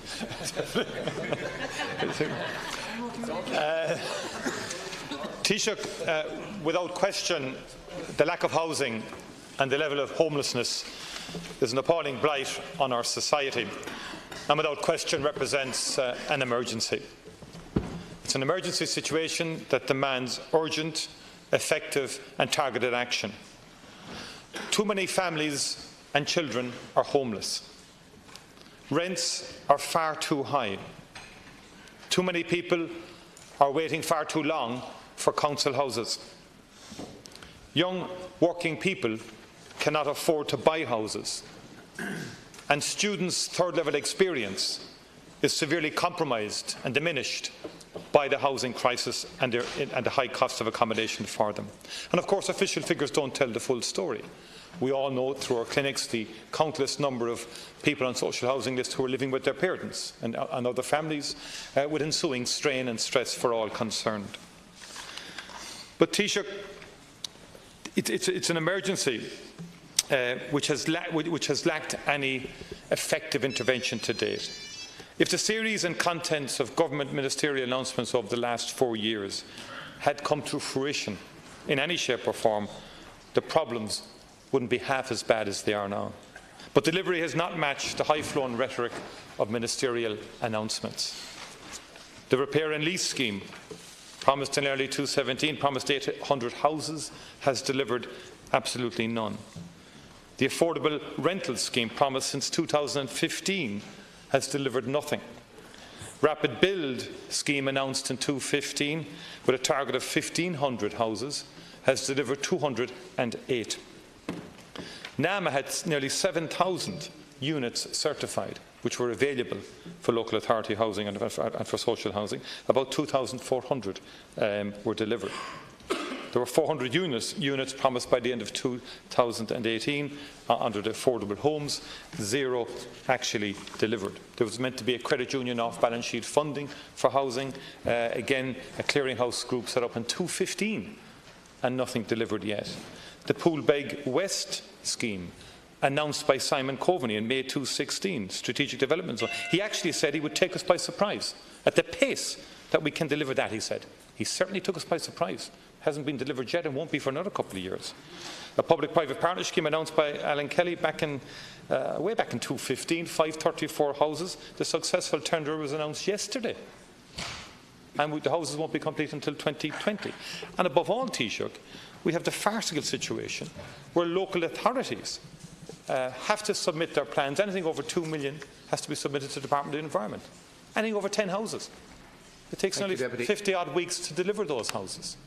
It's absolutely farcical that we have this bureaucratic delays in terms of local authorities and their inability to get schemes off the ground. So, Taoiseach, do you first of all accept the fundamental gap between previous ministerial announcements and delivery? And can you explain the absence of delivery across the board in terms of this overall issue? And do you accept that we are in an emergency? Taoiseach. Thanks very much, Deputy. I know the issue of housing is one of huge concern for people across the country, and many people expressed that concern by attending the process today. And I know that lots of people are frustrated by the pace of delivery, and I'm frustrated by it too, as is everyone in government, and we can all understand why. And we share those concerns and share those frustrations and share the desire to get results much more quickly. And this is something that the government is investing huge resources in and huge amounts of government time, because we're determined to get on top of this issue and to resolve this housing crisis. People often ask what are the things the government is actually doing to deal with this problem. I could speak for hours about all the different actions and measures that are underway at present, but perhaps just to mention the 5 main ones. The first is what is now the biggest social housing programme in decades in Ireland. Over 100,000 social houses to be provided over the next 10 years. 8,000 this year alone. People on the housing list getting keys to those new homes this year, and more next year. We're also accelerating the supply of new homes for people to buy. About 20,000 new houses and apartments will be built in Ireland this year, up from 15,000 the year before, up from 10,000 the year before that, probably 25,000 next year. And you can see around the country an acceleration in home building happening. And of course, behind those numbers, those 20,000 new houses and apartments built this year, are 20,000 families, men, women and their kids, moving into those new homes, having those new homes to live in for the first time. There are, of course, more people in Ireland renting than ever before. And because of that, we've passed new laws to strengthen the rights of tenants and have brought in rent caps in urban areas to put a stop to the spiralling double-digit rent increases which we had seen before. And I know in that area there's more to do. We need to tighten those laws further, and we need to improve enforcement, and we intend to do exactly that. There's also rough sleeping, and there's been a huge focus by government in rough sleeping over the last couple of years. And the latest count shows that the number of people rough sleeping is down by 40%. And that didn't happen by accident. That happened because we worked with NGOs and charities to get people off the streets, put them in secure accommodation, and ensure that they have the wraparound supports to deal with the other issues, health issues, addiction issues, family breakdown issues, so they don't end up back on the streets again. And we're seeing real progress in that regard. And there is, of course, the Land Development Agency, which is now established. And people ask me why we don't use state-owned lands to build housing. And that's exactly what we're doing. It's public land, it's taxpayers' money, and that will be used to provide housing for everyone in society. A mix of social housing, affordable housing, cost rental, and houses for purchase as well. So these are all of the things that are happening. They're very much underway. I appreciate we're playing catch-up, but we are catching up. And I understand the frustrations that people have that things aren't happening quicker, but we're determined to make sure they do happen, and they do happen quicker. Thank you, Taoiseach. It's an emergency and we're in a crisis. And I asked you to explain the absence of delivery across a whole range of schemes that your government announced over the last 4 years and that haven't been delivered.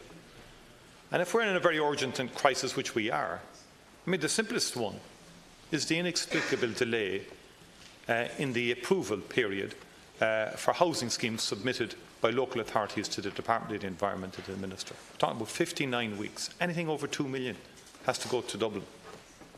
Why are we paying CEOs of local authorities? Why are we paying whole teams in housing departments and local authorities? We should be saying, given the urgency of this, you go and build the 500 houses. Just go and get it done.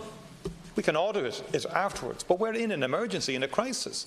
It's beyond belief that houses in Kilnamanagh schemes that have been submitted 12 months ago are still waiting approval in principle from the department through this legendary 4-stage process. I mean, does anybody get it in government? Does anybody get it in officialdom? Every TD knows that people who are calling in every week in desperation, knowing there's no house for them in 3 or 4 weeks' time when they're being evicted. Thank you, Deputy. And yet we have this long, unacceptable delays. It shouldn't have to go to the Department of Environment, given the emergency we are in. All right, thank you. And can you explain, like Poolbeg? Poolbeg was announced in 2015. Minister Coveney said, I will surprise you at the pace that I will deliver this. The Public-Private Partnership for Social Housing, was announced some years back, 2015 by Alan Kelly. Point. Time is up. The tender is announced yesterday. Can you give us some indication, Taoiseach? Can you explain? Because the problem is, you see, no one believes the announcements for the next 10 years or the next 5 years, given what has happened previous ministerial announcements. I think that's a fair point. Please. No one can actually give any credibility or attach any credibility to what's been said will happen in the future, given the announcements made in the past that didn't deliver.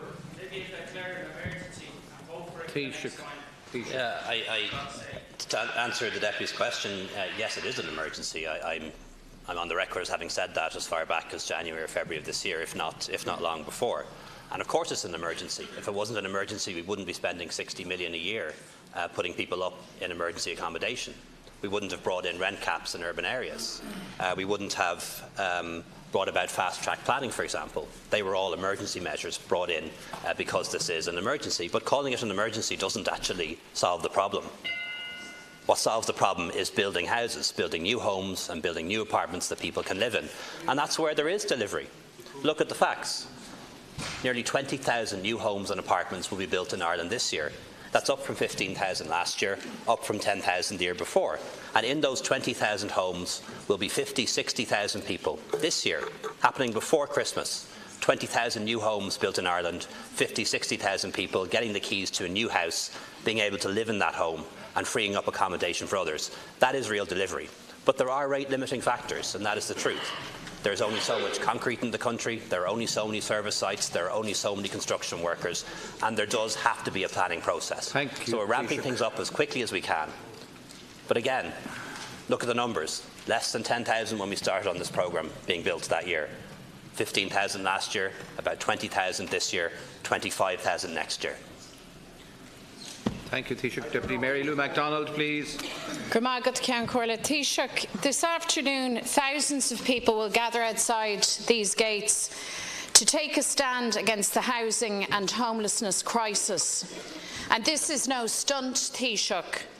This is people who have studied the facts, people who live the facts. This is people taking a stand against the fact that the policies of your government has left almost 10,000 people homeless, raising their voices and recording their deep outrage that almost 4,000 of those are children in emergency accommodation. How's that for a fact? These are people taking a stand against rents that are out of control and continuing to rise. People expressing their anger that owning a home is now beyond the reach of ordinary working people, younger people in particular. And these people, having studied and lived the facts, are telling you and your Minister for Housing that enough is enough. And they are demanding meaningful action now. Later today, we'll debate a cross-party motion which calls on you to officially declare the housing crisis as an emergency, Taoiseach, and you should do that. You should accept that we face an emergency and then you should act accordingly. Our motion calls for a dramatic increase in the number of social and affordable homes. This must happen. And next week's budget must mark a step change in tackling the housing emergency. You and your partners in Fianna Fáil need to get your heads around that. You need to understand that more of the same simply won't cut it. You must double capital investment in housing and social housing. That's what we in Sinn Féin are proposing, and that's what tonight's motion calls for. It's what those outside the gates here today will demand also. We need delivery of 10,000 real social houses next year, as recommended by the Special Oireachtas Committee on Housing and Homelessness, and we need affordable housing.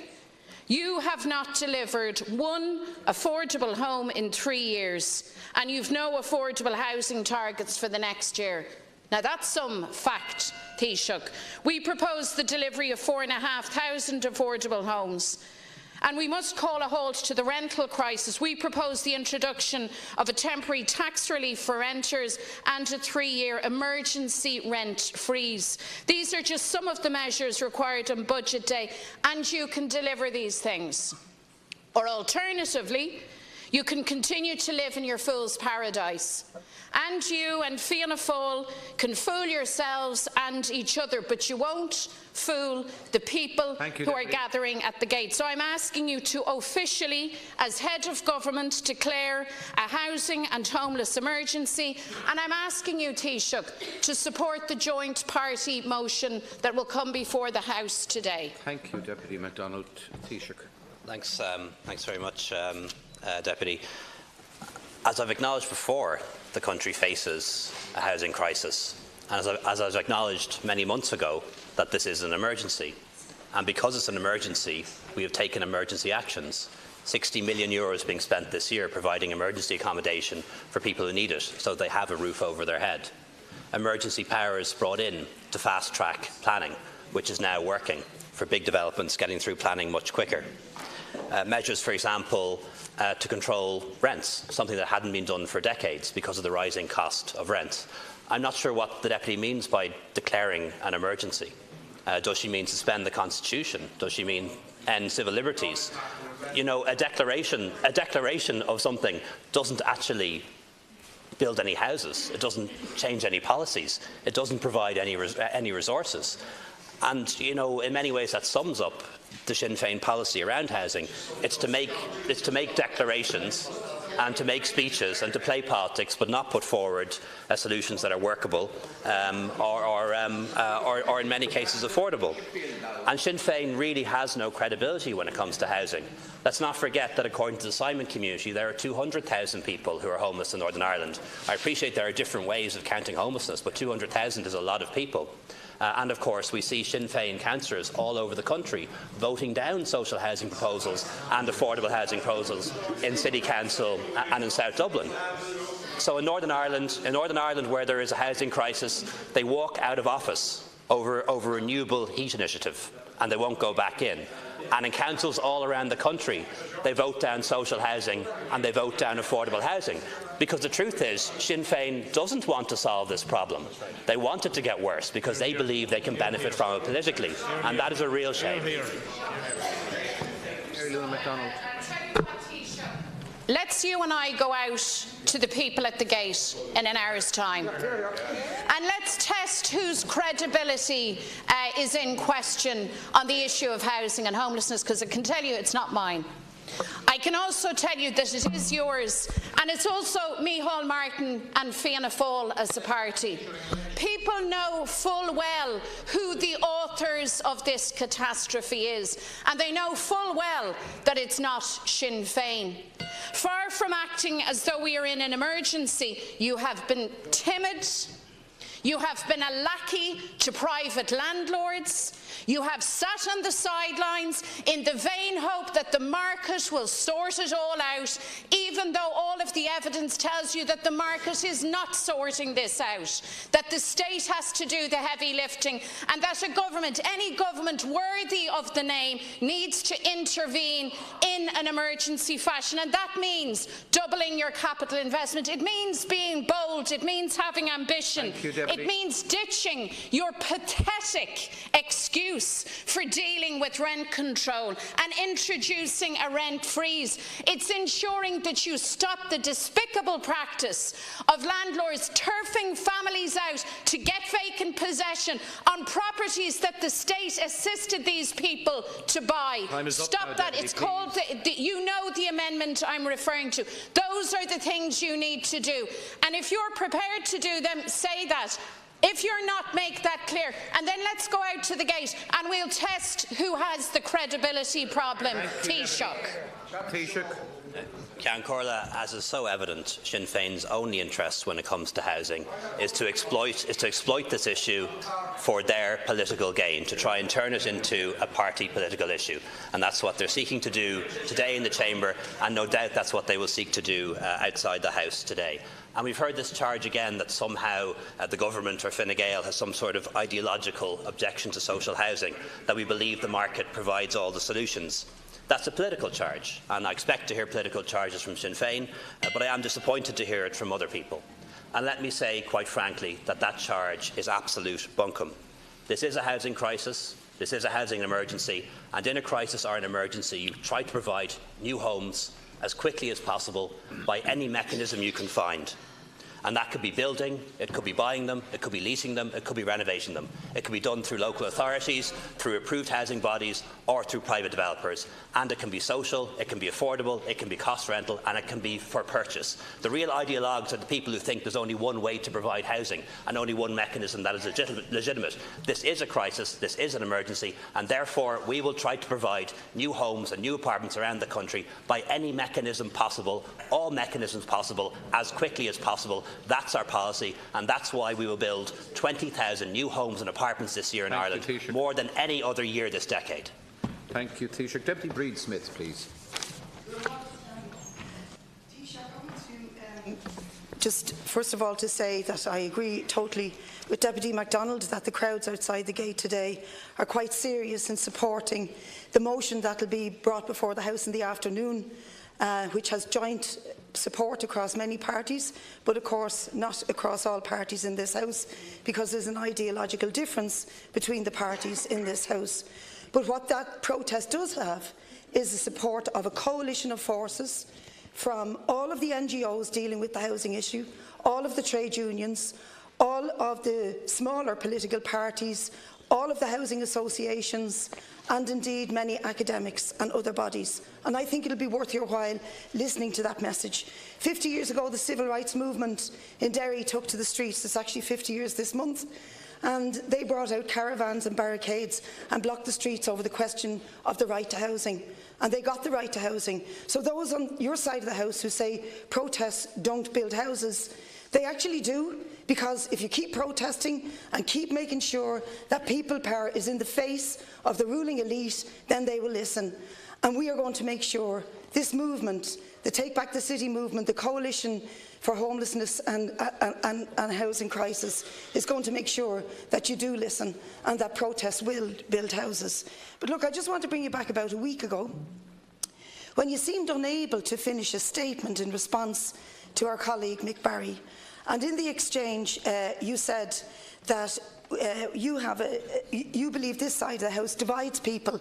We create walls between those, you said, who pay for everything and don't qualify for anything, who pay for everything and don't qualify for anything, and those who.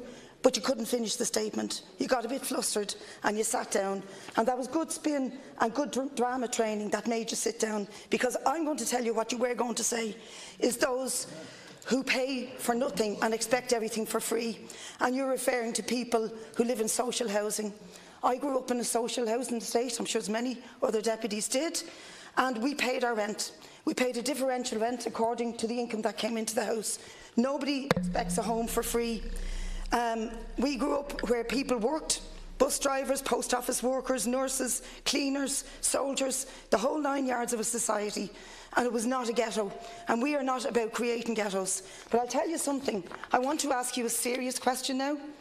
Will you instruct the deputies in your party, and I want to ask this of Micheál Martin as well, either support the motion this afternoon if you are a landlord, or abstain, because there are at least 30 TDs in this House who are landlords and who benefit, in no small measure I'm sure, from the subsidies which have grown to a shocking 700,000 million in this year, 700 million, sorry, almost £1 billion. And probably rising, and those who watch these things are forecasting that the subsidies to landlords will be £1 billion next year. I'll repeat my question. To all of the TDs in this House who are landlords, who have vested interests in being landlords, do not support this motion. If you're not going to vote for it, abstain. Otherwise, there's a conflict of interest that's immoral and does not fit with any pretence that you give a damn about the homeless crisis in this city. Thank you, Deputy. Taoiseach. Thanks very much, Ceann Comhairle. First of all, allow me to say that I believe that protest is part of democracy. Provided protest is lawful and provided it is peaceful, well then it is welcome. And I have no truck or no objection to anyone taking part in protests to highlight important issues that affect our society, because they highlight issues and spur us on to do more to deal with them. And that's my view on that. Any protest that is peaceful, any protest that is lawful, is something that should be welcomed in a democracy, and certainly I do. What the Deputy tried to do there was a classic fallacy. If I did it, no doubt people would call it spin, but it's not spin, it's a fallacy. It's an attempt to put words in other people's mouths, to finish their sentences, or to do what they often do, which is to tell us what we think as if they knew. It's just classic fallacy. What I was describing, as she rightly pointed out, was her politics, which is to divide people. We don't want to do that. We want to create communities. We want integrated housing, and we want housing for everyone in society. Yes, people who are on housing lists need social housing, and yes, people who want to buy their own home should be able to do so. The average person buying their own home now in Ireland is in their mid-30s. That shouldn't be the case. It should be in their 20s, as was the case in the past. And as somebody who leads a government that believes in home ownership, we want to make sure that more and more people can buy their own homes, and particularly people in their 20s can afford to do so again. And that's why we're doing what we're doing. As I said earlier, we've put in place the biggest social housing programme in decades. Over 100,000 social houses to be provided over the next 10 years. This year alone will increase the social housing stock by 8,000. And that's people moving into those homes this year with their families. And we're building more homes for people to purchase. 20,000 new houses and apartments will be built in Ireland this year, up from 15,000 the year before, up from 10,000 the year before that. We'll build more new houses and apartments in Ireland this year than any year in the past 10, and we intend to build even more thereafter. So that is the solution. Building homes, homes of all types, because everyone, no matter where they are in our society, deserves to have a roof over their head, and that's what we want to achieve. And the ideologues and the people who are wedded to particular political philosophies aren't us. We're the ones who want to build new homes as quickly as possible, and we'll do them by any mechanism we can find. Thank you, Taoiseach. Deputy Smith. Long time since I heard the phrase classical fallacy. It doesn't often be used, but if I'm guilty of a classical fallacy, then I must be very rare, because the phrase isn't used very often. But this idea that we're attempting to divide is something that I really want to go back to your when you tripped up with Deputy Mick Barry last week, and indeed in the past. Richard Boyd Barrett tells me here that in exchange with him, you clearly said that people cannot expect housing for free. And I don't believe that Fine Gael and the ruling elite understand what social housing is, that they understand the notion that the state provides a safe, affordable roof over the heads of its population. And that's not happening. I'm just constantly being texted and contacted by people who are about to be evicted from private rental, and part of our motion this afternoon is no evictions into homelessness. Now, if you don't support that, then you are an ideologue. In fact, I know you're an ideologue, but you will prove it this afternoon when you refuse to support that motion. But please address my question. Will you instruct your deputies, who are landlords and who have a conflict of interest because of the massive subsidies being paid in RAS and in HAPS and in other leasing arrangements to the landlord class in this country, not to vote in this motion? Thank you, they are compromising themselves and your party, and indeed the Fianna Fáil party, when they do so. Thank you very much, Deputy Taoiseach, to conclude on this. I don't believe the Deputy is an ideologue, Ceann Comhairle. I believe she's a populist. And what do populists do? They present easy answers to complex problems. They replace emotion with reason, and they try to demonise and misrepresent their opponents. And that's classically what she's trying to do here. I lead a government that contains at least 2 cabinet members who grew up in a council home, and they're proud to have done so. And I also lead a government that perhaps in it includes people who are landlords. And bear in mind, landlords receiving rent supplement and HAP aren't receiving subsidies. They're receiving payments that provide housing for people who need it. And until such a time as we can build enough social housing to replace that, it's going to be necessary. There is a limited number of houses you can build in any one year. We'll increase the housing stock, the social housing stock this year by 8,000, but there are still going to be tens of thousands of people who will need to be accommodated in the meantime. And that's why we use mechanisms like rent supplement and HAP. It's not a subsidy, it's paying the rent for people who can't afford to pay the rent themselves, and that is a good thing. Thank you. Taoiseach, Deputy Thomas Pringle, please. Taoiseach, I want to reiterate the message put forward by my colleagues in the House today and express my own outrage at your government's persistent neglect of its citizens when it comes to what should be viewed as basic fundamental human rights as the right to housing. I also want to reiterate what the UN Special Rapporteur Lalani Farah said in her contribution in the Irish Times alongside 50 other housing rights experts, that the current crisis is a manifestation of deep structural problems in housing policy and the philosophy that underpins it. Unless there is a radical change, we believe the crisis will simply deepen and worsen. They call for a rights-based approach to the housing situation and a referendum to enshrine the right to housing in the Constitution as a way to fundamentally and radically change Fine Gael's policy, which has led to nearly 10,000 people being homeless in Ireland today. As you know, I have introduced my Economic, Social and Cultural Rights Bill the other week, which seeks to enshrine the right to housing, healthcare and education, among many others, in our Constitution. It is the 3rd time that I have introduced this bill, and twice it has been voted down by yourselves and Fianna Fáil. This piece of legislation would support the concept of housing as a fundamental right, alongside the other rights which would facilitate healthy, sustainable life within the home, something each and every person in this country deserves. Enshrining the right to housing and associated economic, social and cultural rights will adequately and consistently defend the individual's right to housing without being at the mercy of ideological preferences as determined by the government of the day.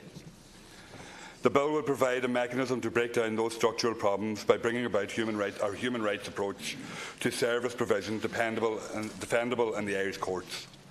And 83 other constitutions around the world have already done this. So it is very much a real possibility here. Fine Gael's reliance on the private market and refusal to intervene has seen private interests prioritised over the needs of individuals in this state.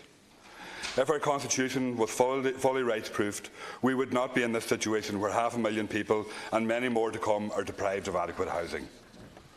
Homelessness is not normal. It's not a market correction. It's a choice made by this government from an unhealthy relationship with private market interests. So, Taoiseach, my question for you is will you enact a human rights-based approach to the housing crisis in Ireland? And will you support the call for the right to housing to be enshrined in the Constitution and do this with the associated economic, social and cultural rights? Thank you. Thank you, Deputy Pringle. Taoiseach. Thanks, Deputy. First of all, housing is a human right. It's a human right defined in the UN Declaration of Fundamental Rights, something that this country has signed up to many decades ago. The issue of putting economic and social cultural rights into our Constitution is something that I have an open mind on. But I think when we add something into our Constitution, we need to be very careful about it. Look at the difficulties we went through in this country, removing the 8th Amendment from our Constitution and trying to remove the constitutional ban on divorce. If you're going to put something into the Constitution, when you're going to put something into the Constitution, you need to get the wording right, and you need to try to at least understand how the courts might interpret it, not now, but in 2 years' time, 10 years' time, 20 years' time, or even 30 years' time. As the Deputy rightly points out, 83 countries have a statutory right to housing in their law, in some cases in their Constitution. Every single one of those countries has homelessness, to some extent or another. Maybe not as bad as here, maybe a lot worse. Many of those countries have people living in shanty towns. Putting something into law doesn't necessarily solve the problem.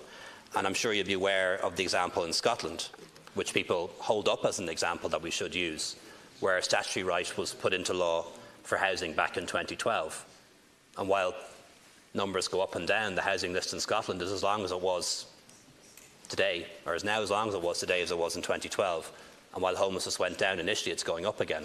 So I think anyone who thinks that a simple amendment to a piece of legislation or enshrining some wording in our law or constitution provides homes for people to buy, makes rent cheaper, it doesn't actually do any of those things. What we need is practical solutions, and that's what we're doing. The biggest social housing programme in decades, now very much underway. 100,000 social homes being provided over the next 10 years, 8,000 provided this year, 7,000 last year. 20,000 new homes and apartments built across the country, a lot of them in my constituency this year, up from 15,000 last year, 10,000 the year before. That's the solution, building more homes of all sorts for people to live in, and that's what needs to be done. And the people who are a restriction to that are those who profess this ideology that there's only one way to build housing. This is an emergency, this is a crisis, and we will provide housing any way we can. Build, renovate, buy, lease, private, public, social, affordable, approved housing body, it doesn't matter. We need more houses quickly and now, and I really wish the people who are raising this issue would stop being a blockage to that. Thank you, Taoiseach. Deputy Pringle.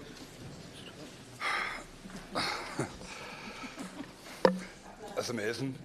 That response probably typifies why we need the right to housing in our constitution, because that response shows that you have no knowledge or no bearing or no empathy towards those people who depend on the state to actually step in and be the last resort that people have in this, to provide houses for them. And I mean, you talk about 8,000 houses this year that you're providing. Social houses, where are they? Show us them. Provide that list to every member in this House, because I guarantee you it's not there and you don't have it. And that's the kind of lies that you've been listening to here every week coming out in this, when the housing is brought up in this situation. And the reality is, you associate housing with the Eighth Amendment, which is there's no bearing, and the right to housing, and we know that the right to housing will not provide houses. We know that. But what it would do is put the responsibility on you to actually solve the problem, and on you to provide the houses, and not publish these make-believe lists that you publish every so often. And these 8,000 houses that you talk about have been provided, which we know are not being provided. If they're being provided, provide the list now to everybody in this House, so that we can see actually where they are being provided. Thank you, Deputy Taoiseach. As the Minister for Housing has pointed out, that list is online, and I acknowledge that they aren't all houses built directly by local authorities. Some are built through affordable housing bodies like the Ivy Trust that has been providing housing in this city for decades or centuries. But to the opposition, they don't count. Some of them are houses that have been bought directly off developers. Many people in my constituency receive social housing bought directly off a developer in places like Waterville, for example, but to them it doesn't count. And to many people, they're living in houses that are being leased long-term, 20 or 30-year leases, and they're living in those homes and have secure tenancies. And to people over there, none of this counts. But to the people living in those houses, it does count. And I've been there to hand out the keys, to meet the people when they move into those new homes, and they're not getting ideological about the mechanism used to provide those houses, provided they have a home to live in. But I think Deputy Pringle does say two things. He acknowledges that a constitutional right to housing will not provide housing. He acknowledges that, and I accept he is right on that. And he also says that it'll make it the responsibility of government to deal with this problem. We already accept it's the responsibility of government to deal with this problem. That's why we're doing what we're doing. Thank you, Taoiseach. That concludes Leaders' questions. Just before moving to questions on promised legislation, on the order of business yesterday, the Business Committee was asked to consider two matters, providing time next week, in Budget Week, for questions on promised legislation. That was agreed by the Business Committee.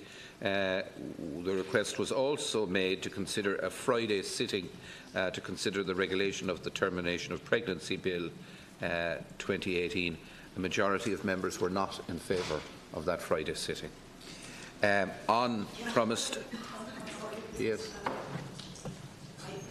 there, obviously at the Business Committee, but originally the schedule for this week included tonight and tomorrow night for the debate on the abortion legislation.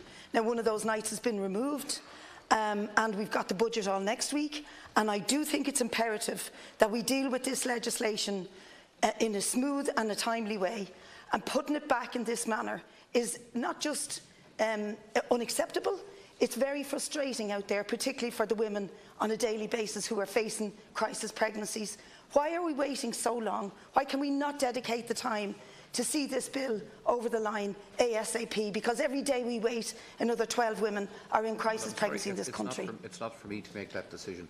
A particular request was put to the Business Committee yesterday. A majority of members were not in favour of a Friday sitting. Can we put it to the House? No, I wouldn't see the necessity. Can we put that question to the House rather than just the Business Committee? If I put a motion?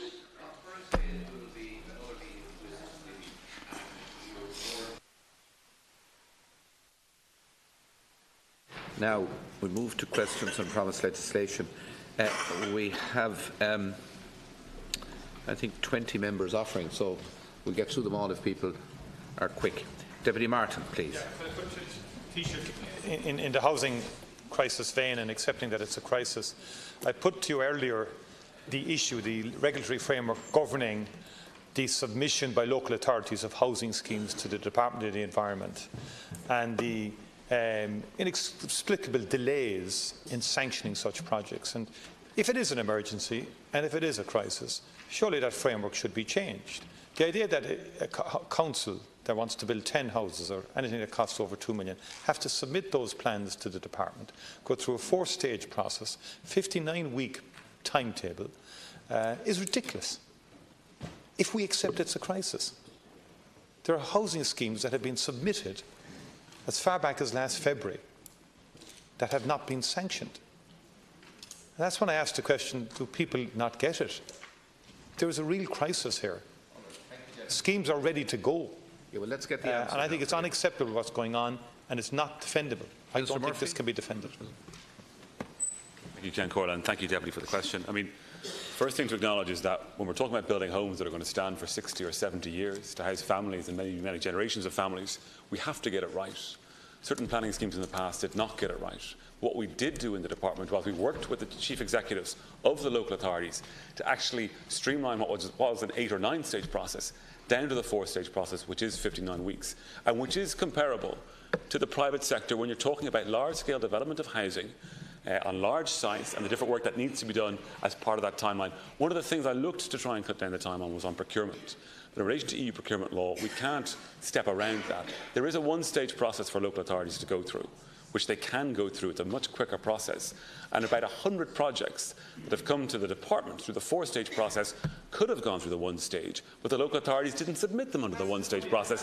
That is why I have been bringing in the chief executives of the local authorities into housing summits to talk through the problems that we have and to make sure that the local authorities are trying to bring about housing in the fastest way possible. It's also why I'm currently in discussions with the Minister for Public Expenditure and Reform to see what we can do about public spending controls to make the 1-stage process work better for those local authorities who would use it. But there are currently over 100 projects that should have gone through the 1-stage process that didn't, and the city managers didn't put them through. The local authorities provide local authority housing. We provide the policy and the money.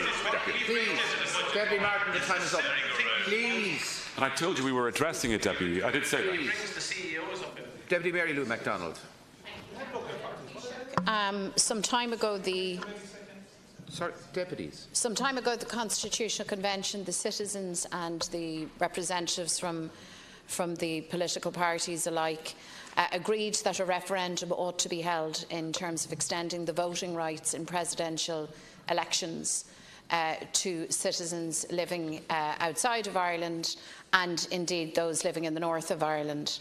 So I'm asking if you still are committed to holding such a referendum in May next. There is an urgency on this issue. It has been decided that this referendum ought to take place.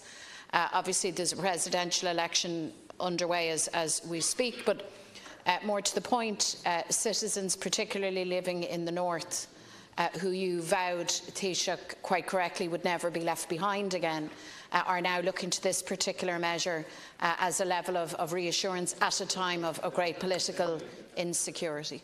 Thank you. The answer to the Deputy's question is yes. It's intended to hold a referendum in May at the same time as the local and European elections, extending voting rights in presidential elections to Irish citizens no matter where they live. It's quite complicated because you have to work out things around postal votes and polling stations and all those kinds of things. But given that the presidency is a 7-year term, we believe that change of the constitution next May gives us enough time to get those systems in place, and we intend to do it. Thank you very much, Deputy Howland. Taoiseach, you're the Minister for Defence, and the programme for government commits the government to the improvement of the welfare of our military. Today, 119 members of the 57th Infantry Group, who are due to arrive home in Dublin today, are stuck in Syria. People who have worked on the Golan Heights for the last 6 months, and their own tales to tell about the equipment and so on that they have there. But these are people who are due home today to their families, many of whom have actually bought and paid for holidays. And they're now told, because of an administrative error in paperwork, which didn't allow them to transit Lebanon, that they're going to be stuck in Syria for another 2 weeks. The Department of Defence are blaming the Army are blaming the Department of Defence. But how could it be, when this deployment beginning and end was known, that the proper paperwork couldn't be done to ensure that these people who have served the state so well couldn't be brought home to their families in time? Taoiseach. Yes, I understand this is a very unfortunate situation, and I extend my apologies to those members of the Defence Forces who have been affected. They will now rotate, they will now come home, it seems on the 16th of October, so it will be a 2-week extension to the deployment. And the Defence Forces are providing a €1,000 ex gratia gratuity to each member affected in order to defray any costs that may arise, and also annual leave will be changed to allow people to take their holidays or their leave at a different point. Every effort is being made across the defence organisation, the Department of Foreign Affairs and their embassy in Cairo to resolve this issue. And Minister Keogh has been in direct contact with their Honorary Consul in Beirut, George Siam. It happens because military flights require specific diplomatic clearance from all countries through which airspace they fly, and these clearances require prior notification and are time limited and must all be aligned to allow the flight to proceed. In the case of UNDOF, additional clearances for the transit of military forces through Lebanon and Syria and across the Syrian border are also required. This involves multiple countries, some with unstable administrations, with which both the Department of Defence and the Department of Foreign Affairs have successfully coordinated over many missions. Following receipt of all the required diplomatic clearances for the flight to rotate the Defence Forces contingent in UNDOF on Tuesday the 2nd of October, an issue arose unexpectedly in relation to the clearances on Monday morning. As soon as it was known, the personnel and their families were contacted and advised of the issue and the extension of the rotation. I can provide the Deputy with a more detailed explanation in writing. Michael Collins. Today, hundreds of farmers travelled voluntarily from all over the country for a peaceful protest outside Ag House to send a simple message that suckler farmers are on their knees. Next Tuesday is D-Day for many of these suckler farmers in this country. The last 12 months have been horrendous in Irish agriculture, with hard-working farmers experiencing severe pressure. I advise the Minister for Agri that animal deaths on farms will be at an all-time high, to be met with shouts of nonsense. No figures from the Department of Agriculture show a 21% increase on on-farm deaths in the last 12 months. Taoiseach, those who came here today want the Minister for Agri to stand up to the factories for a fair price for farmers. And Taoiseach, would you answer us a straight question? These farmers need a fair suckler cow scheme after next Tuesday's budget. If this won't be put in place, many of these farmers will be forced to go on welfare.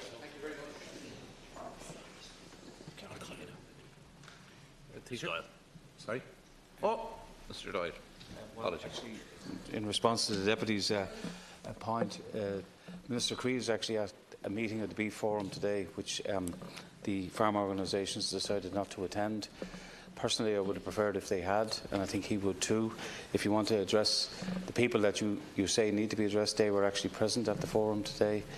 We see a lot of media speculation about differences of opinions on the type of scheme that needs to be rolled out. Budgetary matters are still ongoing between the Department of Agriculture and the Department of Public Expenditure. So more than anybody else, I can't divulge because I don't know the full extent of what will be available on budget day next week. Minister, my apologies. Deputy Gino Kenny, please. Taoiseach, in the programme for government under mental health, the programme for government commits to building further capacity in child and adolescent mental health service. In reality, since that document was produced, services for camps have seriously deteriorated. And I'll just kind of state some of the pretty awful stats in relation to CAMS. 40% of the required numbers of clinical psychologists in post are less of, and there's less of 50% of social workers and less than 60% of occupational therapists. And at the same time, 50% of Ireland is still not covered by out of hours for CAMP services. And obviously this is having a serious detrimental effect for obviously the children and their parents alike.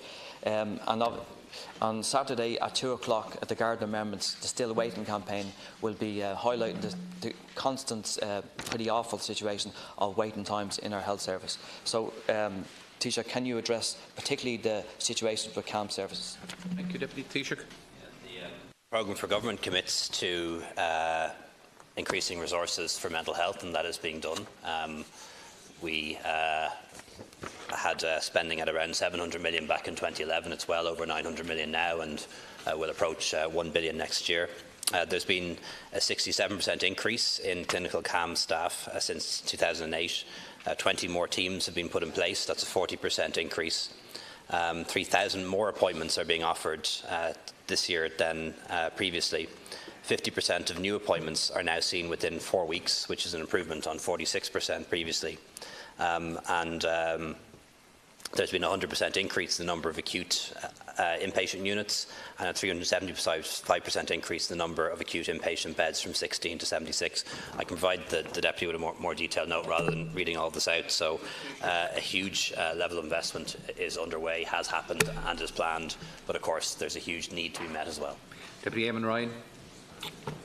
Taoiseach, on Monday, the Broadcasting Commission of Ireland made a statement on their latest 5-year review of RTÉ and TG4 and raised real alarm, saying the organisations had made all the cuts possible in the last 5 years, but now that there was strong justification for increased levels of funding, and called for immediate additional funding of 30 million for RTÉ and 6 million for TG4. And it said that the funding currently available was not sufficient to ensure the broadcasters' sustainability. We need sustainable broadcasters and media for our democracy, for the welfare of our country in a whole range of different ways. What legislative or other measures do the government intend taking to provide such funding, or will the Broadcasting Commission of Ireland's report go unanswered? Thank you, Deputy Taoiseach. The government is examining the matter. Had the opportunity to meet with the chair and DG of RTÉ only in the last couple of days. Ultimately, though, any money is public money and taxpayers' money, and we have to make sure that it gets used to the best effect. And there's a lot to public service broadcasting that is beyond RTÉ. There's TV3 as well, or TG4 as well, and there are many other news and media organisations that provide public service broadcasting too. So I think the whole thing needs to be looked in the round. Thank you, Taoiseach. Deputy John Brazel. Taoiseach, page 70 of the programme for government commits to improving lives of people on welfare payments through better access and supports. I don't know if you're aware, but in recent times the illness benefit payment, the medical form that needs to be signed for that, was changed without consultation with the GPs, and now is creating a severe backlog.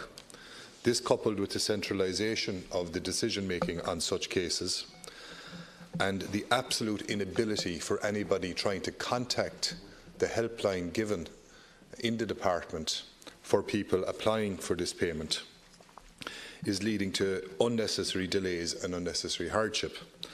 And my question, Taoiseach, is what measures are being put in place to alleviate this unnecessary delay for a payment which is paid in for by the people claiming it? They're due from their stamps. And I'm getting numerous calls in my constituency clinics, and it's creating hardship all over the country, and it needs to be addressed immediately. Thank you, Taoiseach. Thanks, Deputy. First of all, I just want to assure the Deputy that anyone who is entitled to illness benefit and doesn't get it will have it backdated to the point at which they were entitled to it. This is a simplification process. It is being moved online, and as happened with paternity and maternity benefit in the past, it does appear that there are some problems in making that transition.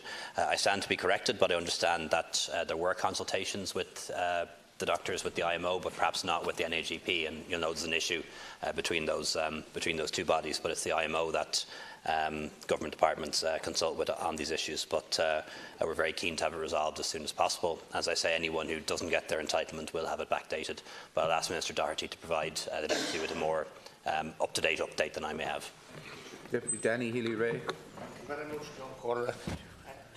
I know that as sure as night follows day, you will increase funding and allocation to the HSE and to the health service in this budget. But please don't let it be consumed by the HSE management. I asked you this last year. You need to be specific with this allocation, because nurses right around the country are under severe mental and physical pressure. I'm asking you, in the first place, just take Kerry. 43 extra beds are needed, but we need 60 nurses to man those beds, or to operate those beds. 6 beds are closing in Dingle because we don't have enough nurses. And they're looking for to recruit 6 nurses there. But nurses are under so much pressure. I'll just highlight one case too. A nurse, when the patient's wife was going home the other evening, the nurse said, "Would you stay a few more minutes to help me put that man into bed?" And she was actually crying. The nurse was, when she asked the wife to do that. We can't go into all these individual cases. Yes, but what I'm asking that the allocation that you will give will be made specific for the frontline staff, the nurses and the people operating the front line, because otherwise they're not going to continue. They can't recruit nurses or retain them if they're not paid properly. Thank you, Concord. Thanks very much. Well, the Deputy is of course correct on one point. There will be a further substantial increase in funding for health and the HSE in the forthcoming budget. We're already spending record levels amount of money on health, and we will break a new record in terms of funding and resources again next year. But the important thing, and the thing that can be very difficult to do, is to make sure that the money gets to the patient. But I can say to the Deputy, and it's worth reading this if you haven't had a chance yet, which is the Public Sector Pay Commission report on nursing and nursing recruitment, which shows how some of the money has definitely got to the patient, because the number of nurses working in our health service has increased every year now for 4 years, and we've 1,000 more nurses than we had last year. But as is the case across the economy now, due to full employment and because of the enormous demands for additional staff, there are vacancies too. Deputy Michael Moynihan. There are many fine words in the programme for government in relation to people with disabilities, very noble aspirations. We have now a situation where the service providers for people with disabilities have been left, and this is a point that's been raised by me and by my party leader and many in this side of the House over the last while, the inadequacy of the block grant going to the service providers, to the Section 39 organisations. It is now the situation where the organisations have to go for a voluntary contribution per family of €30 per week. They have contacted each and every family over the last few days, and they're looking for a voluntary contribution of €30 per week for the most vulnerable people in society.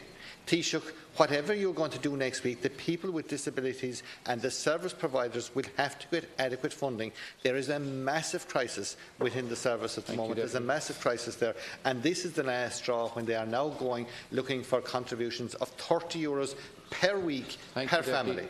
Deputy Kevin O'Keefe on the same matter. Yes, Concord, in my voice support on this matter, Concord, and Deputy Minor refers to the issue of St Joseph's Foundation in Charleville, who provide invaluable service throughout Knockcock in my own backyard, Midgetown, and what has happened recently, Concord and Taoiseach, is that they've sent out a message for all the adults and guardians of family members who avail of these services to start collecting €30 a week. I think it's a downright disgrace that they can go about putting this levy. And this is one of the foundations who was also affected by the Section 39 employment regulations. But I would ask Taoiseach to please intervene here and make more funding available. Thank you. Deputy Taoiseach. Thanks very much. As I think deputies will appreciate, Section 39 organisations are all very different. They range from what are effectively very large corporate service providers to ones that are very small charitable organisations, and their financial position differs one to the other. And there are now discussions at the WRC about additional funding. But the deputies may be interested to know that of the Section 39 organisations that have responded to the request for their financial information, their financial data, of those Section 39 organisations, the average funding increase from government over the past 3 years was 28%. So there's already been a 28% increase in funding for these organisations in 3 years, more than enough to cover any pay restoration and some. Thank you. Deputy Willie O'Dea. Be aware that the TSB are in the process of selling almost 7,500 loans linked to family homes to a vulture fund, Start Mortgages. There's a specific provision in the programme for government on page 29 which states unequivocally, we will provide greater protection for mortgage holders and tenants and SMEs whose loans have been transferred to non-regulated entities, in other words vulture funds. Can I ask the Taoiseach what action has been taken in front of that commitment? Declan Brannock, Niamh Smith and James Brown on the same matter. Same issue, Count Corda. No, not the same matter. The fellow Kildare man of your own Count Corda, Christy Moore, said, I'm an ordinary man, nothing special, nothing grand. Went on to say about the importance of house ownership. Yeah. On this issue the Deputy OD has just raised, aside from those who are homeless, there are people in all our constituencies in trepidation on the issue of repossession of their properties. I want to ask you, Minister, we can talk about introducing legislation in this House and, to try and sort a crisis out. I want to ask you, Taoiseach, would you support a motion in this House that would call on the banks and the vulture funds to desist from what they're doing and to offer those properties that are in distress, that are suitable to local authorities, to be purchased at the same price as the knockdown prices that have been offered? And I want to just finish on this, Count Corda, by saying we're taking one step forward and two steps back. Louth County Council has been lauded for its compulsory purchase orders in excess of 100 to brought housing into stock. The reality is Louth County Council now have no money for repairs, and they're boarding up almost a similar number of houses. Thank you, Deputy. So, Minister, I'm asking you, and I'm asking you, Taoiseach, in order to put some pressure on these vulture funds and banks, surely the step without legislation should be that these properties would be offered to the local authorities on the same knockdown price. And I want you to respond. Minister Darcy. Deputy O'Dea, in relation to the vulture funds, you are aware that the government is supporting the legislation presented by Deputy Michael McGrath, the Credit Firm Servicing Bill. It's at report stage and we expect to have it concluded in the next number of weeks. Deputy Niamh Smith. Thank you, Count Corda. Taoiseach, the housing crisis exists in rural counties as well, and also my own of Cavan Monaghan. There are hundreds of people on the waiting list for years, and Cavan County Council have over the past 2 years delivered 120 social houses, but of that 120 only 6 are built houses that the local authority has built themselves. Now, Taoiseach, there is something fundamentally wrong when our local authority can deliver only 6 built houses over 2 years in a council that was well capable of providing schemes of 70 and 80 houses a number of years ago. So I'm just asking you, Minister, would you see to it that the assistance is given to our local authorities? They've lost the capacity to do this and they've lost the capacity to deliver on it. 6 houses over 2 years is very disappointing. Thank you, Deputy Smith. Minister. Thank you, Count Corda, and thank you, Deputy, for the question. In the last 2 years since Rebuilding Ireland began, the people on the housing list, the numbers have fallen by about 20,000. And that's because local authorities are implementing solutions up and down the country for people to get them into social housing homes. One of the things that Taoiseach alluded to earlier is that we don't have an ideological objection to how they do that. We want it to happen as quickly as possible. And that involves building, but also acquiring new homes and also long-term leasing them. Yes, a number of our local authorities don't have the experience that is necessary at the moment to meet the housing demand that we have, because governments before ours outsourced their responsibility almost exclusively to the private sector. This government has taken that responsibility back into the state and into the local authorities. And that's why I've been working with the local authority chief executives to get them to build thousands of homes. Thank you, Minister. Deputy Bobby Aylward. Taoiseach, page 105 of the programme for government commits to ensuring that every young person is enabled to reach their full potential. I have been contacted by the principal of St. Patrick's School, Kells, County Kilkenny, which caters for pupils with moderate and severe learning disabilities. The principal is very concerned with the unacceptable delay in the payment of the bus escort grant. The Board of Managers at St. Patrick's are responsible for paying the salary of 21 bus escorts. These bus escorts have been working since the school reopened on the 29th of August 2018 and they are being paid every fortnight. The cost is approximately $13,800 for every fortnight. St. Patrick's are heading into a third payment this week on the 4th of October, which will equate to a total of $41,400. And that school has to find the funding to meet these payments as they wait payment of these grants. Minister, this is an overdraft to have, and these facilities are vital, and they're keeping themselves going at their own costs. And why is the payment not being made? And I'm asking you to use your good office to make sure that this is rectified as meeting.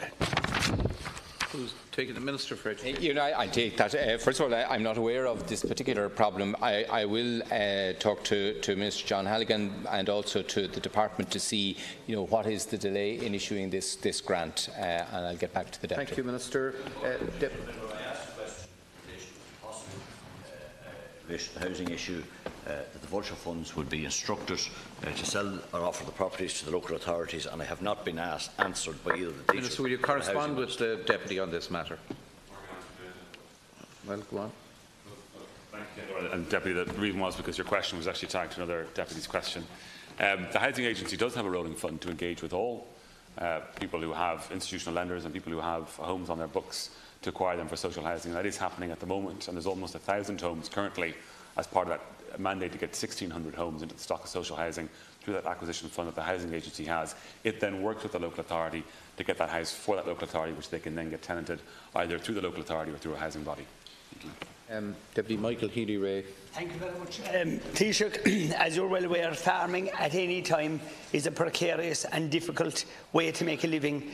Unfortunately, this year there has been a number of unforeseen circumstances that have resulted in farmers suffering extreme difficulties. The price of cattle is on the floor and they're having a real tough time.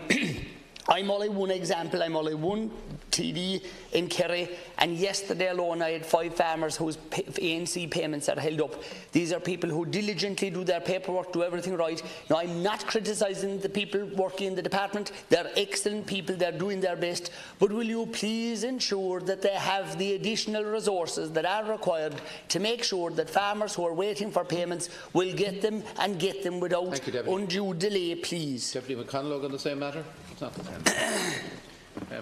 Dáil.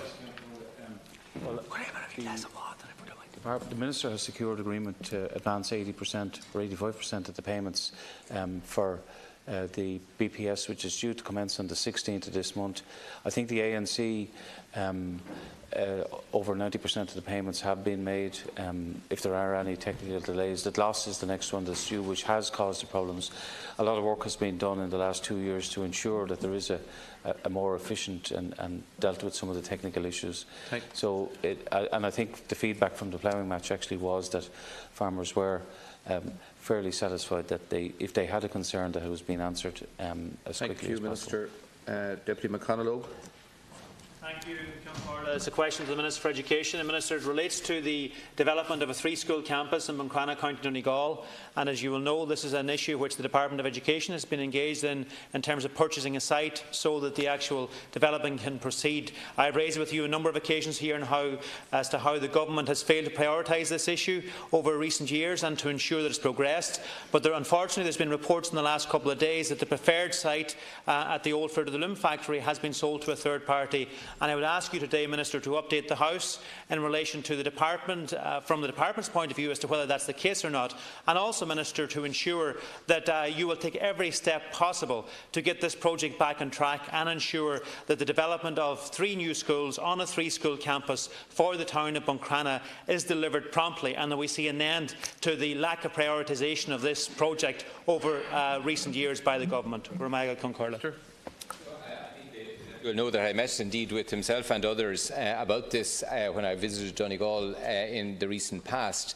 We are working very closely with the Donegal County Council to seek to secure a solution.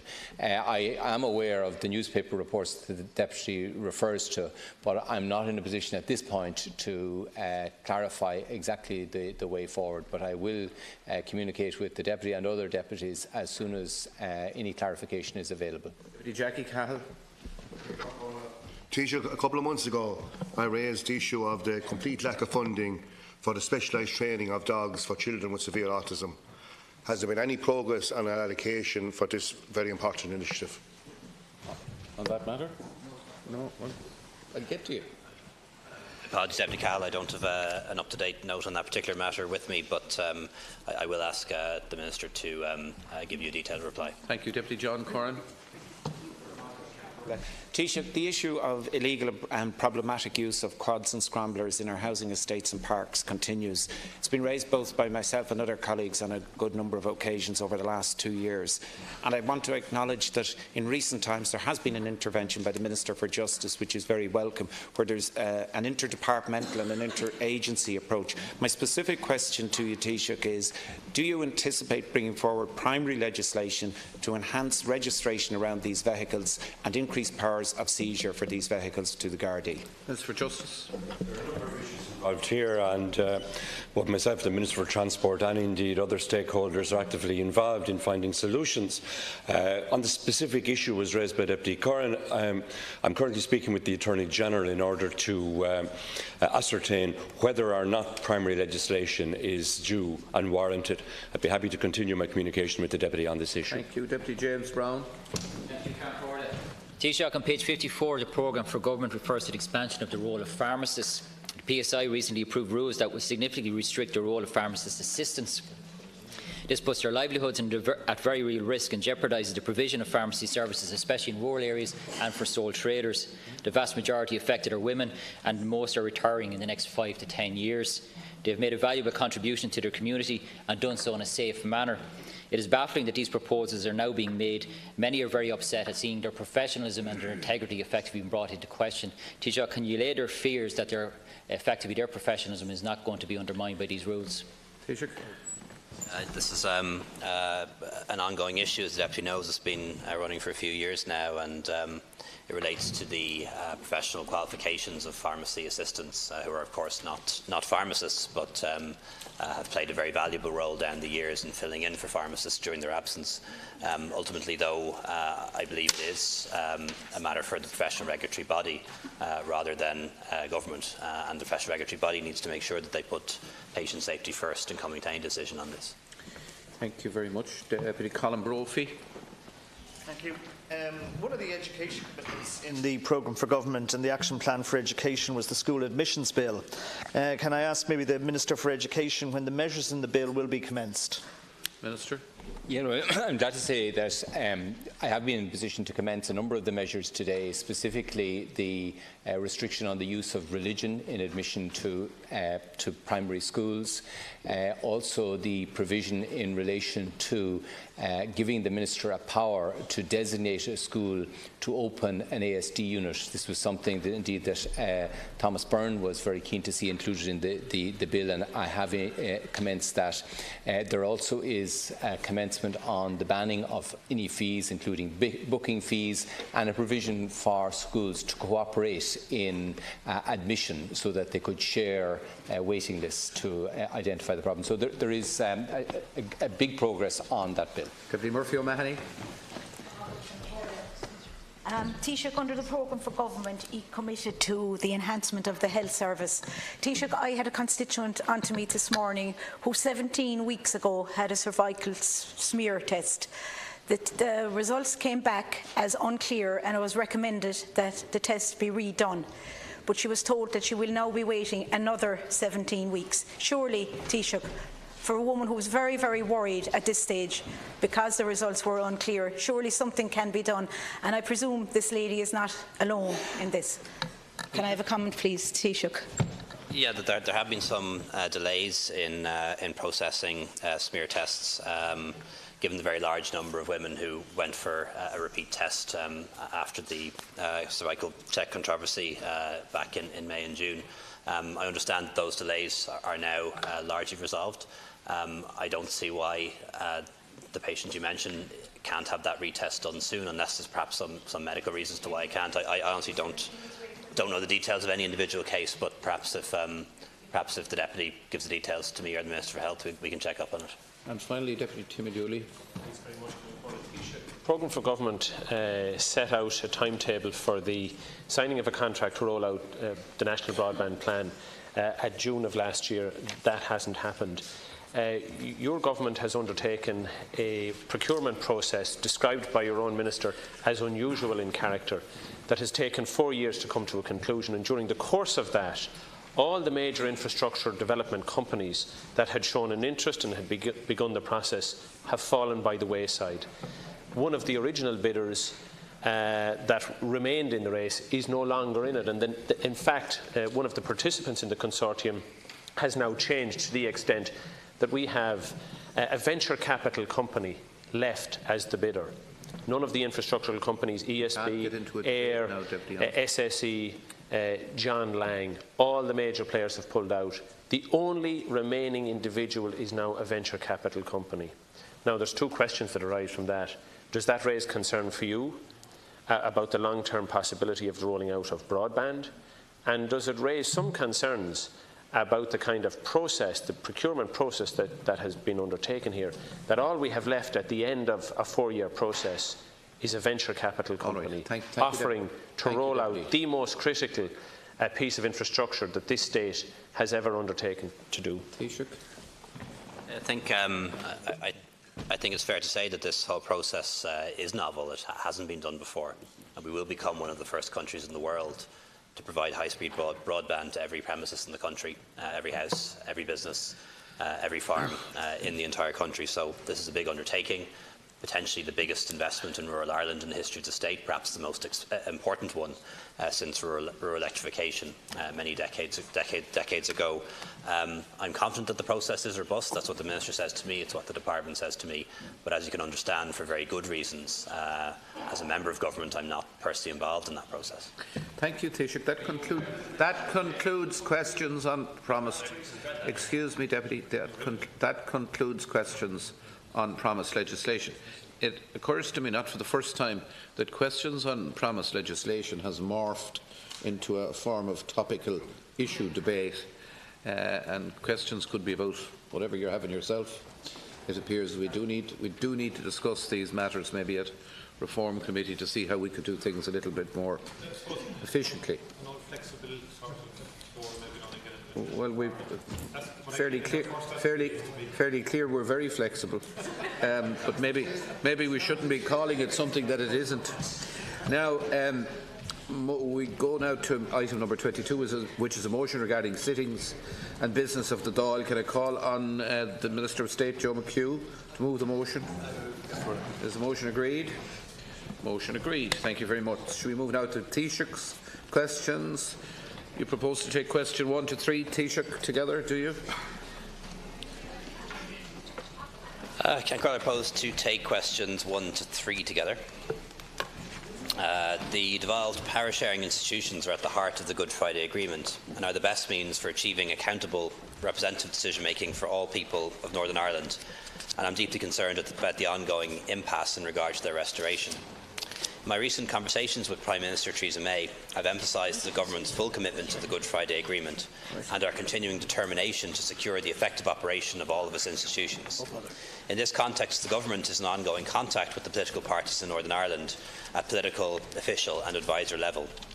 I last met with Michelle O'Neill during my visit to Belfast in June, and I last met with Arlene Foster when I visited Enniskillen last November. I've had informal contacts with the DUP representatives since then, including through a meeting in Washington in March. In addition, I visited Northern Ireland on several separate occasions since becoming Taoiseach, often meeting with DUP representatives. Meetings are being arranged over the coming days with some of the northern parties, and I've made it clear that I will be available to meet with the other parties should they wish to do so. As well as keeping in close contact with Northern Ireland political parties, the Taoiseach is also actively engaged with the Secretary of State for Northern Ireland on how both governments can most effectively support that urgent work in the period immediately ahead. We want to put in place a political process that can secure an agreement on the operation of the devolved institutions, and we will continue to engage with the Government and the political parties in Northern Ireland to seek urgent progress with that in the period immediately ahead. The question was, if he has met or spoke with Arlene Foster recently, can you give me the specific dates when you spoke to Arlene Foster last and to Michelle O'Neill last? Can you do that, Taoiseach? If you could just give me the specific dates when you last spoke to Arlene Foster and to Michelle O'Neill, leader of the Sinn Féin party. Because I think, Taoiseach, we can all agree that today we're at a low point in terms of the Brexit process so far and the operation of the Good Friday Agreement. And let's be clear, what we've seen from the Tories and the DUP is belligerence and, frankly, ignorance. They do not get to unilaterally change anything in the fixed peace settlement on this island. And instead of spending our time escalating this dispute, the question is, what are we going to do to overcome it? As someone who was intimately involved in extremely difficult negotiations in Northern Ireland, negotiations which led to real progress, I would have to say that the level of public sniping back and forth, which we've heard to date, is unprecedented. The lack of even basic working relations between key players is clearly a serious part of the problem. And Taoiseach, it may be that you think circumstances make this inevitable, but no one can seriously look at what has been happening and say that the tradition of the Department of An Taoiseach building close relations and leading from the front of Northern Ireland is still operating. For major stretches of this year, 7 weeks in the first part of the year and 10 weeks up to the recent summit, there has been no personal contact with Downing Street. It's probably over 30 years since there was such a lack of ongoing contact. This is not about laying the blame. It's about looking for what is causing the breakdown and trying to change the destructive dynamic which has taken hold. It's also now, Taoiseach, undeniable that the continued absence of the Assembly and Executive is directly empowering the DUP. The anti-Brexit and common-sense majority in the Assembly and in Northern Ireland has been effectively silenced and denied any input into discussions which are becoming increasingly sectarian. I find it incomprehensible that the anti-Brexit majority have been denied a parliamentary platform for so long.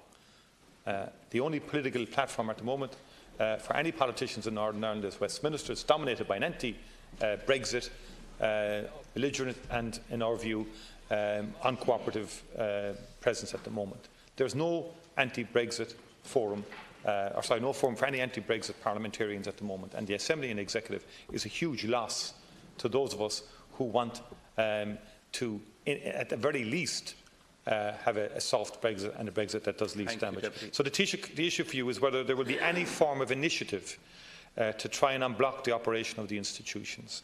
It's blindingly obvious that current efforts are too timid and have failed miserably, and isn't it well now, Taoiseach, beyond time to try a new initiative or to insist on it? I think Deputy Martin is right. It's a monumental disaster that the voices of the majority vote in Northern Ireland in relation to the Brexit issue have no forum. And the only forum for Northern Ireland is represented exclusively by those who are virulently pro-Brexit. I think most of us were dismayed yesterday by the statement of the leader of the DUP.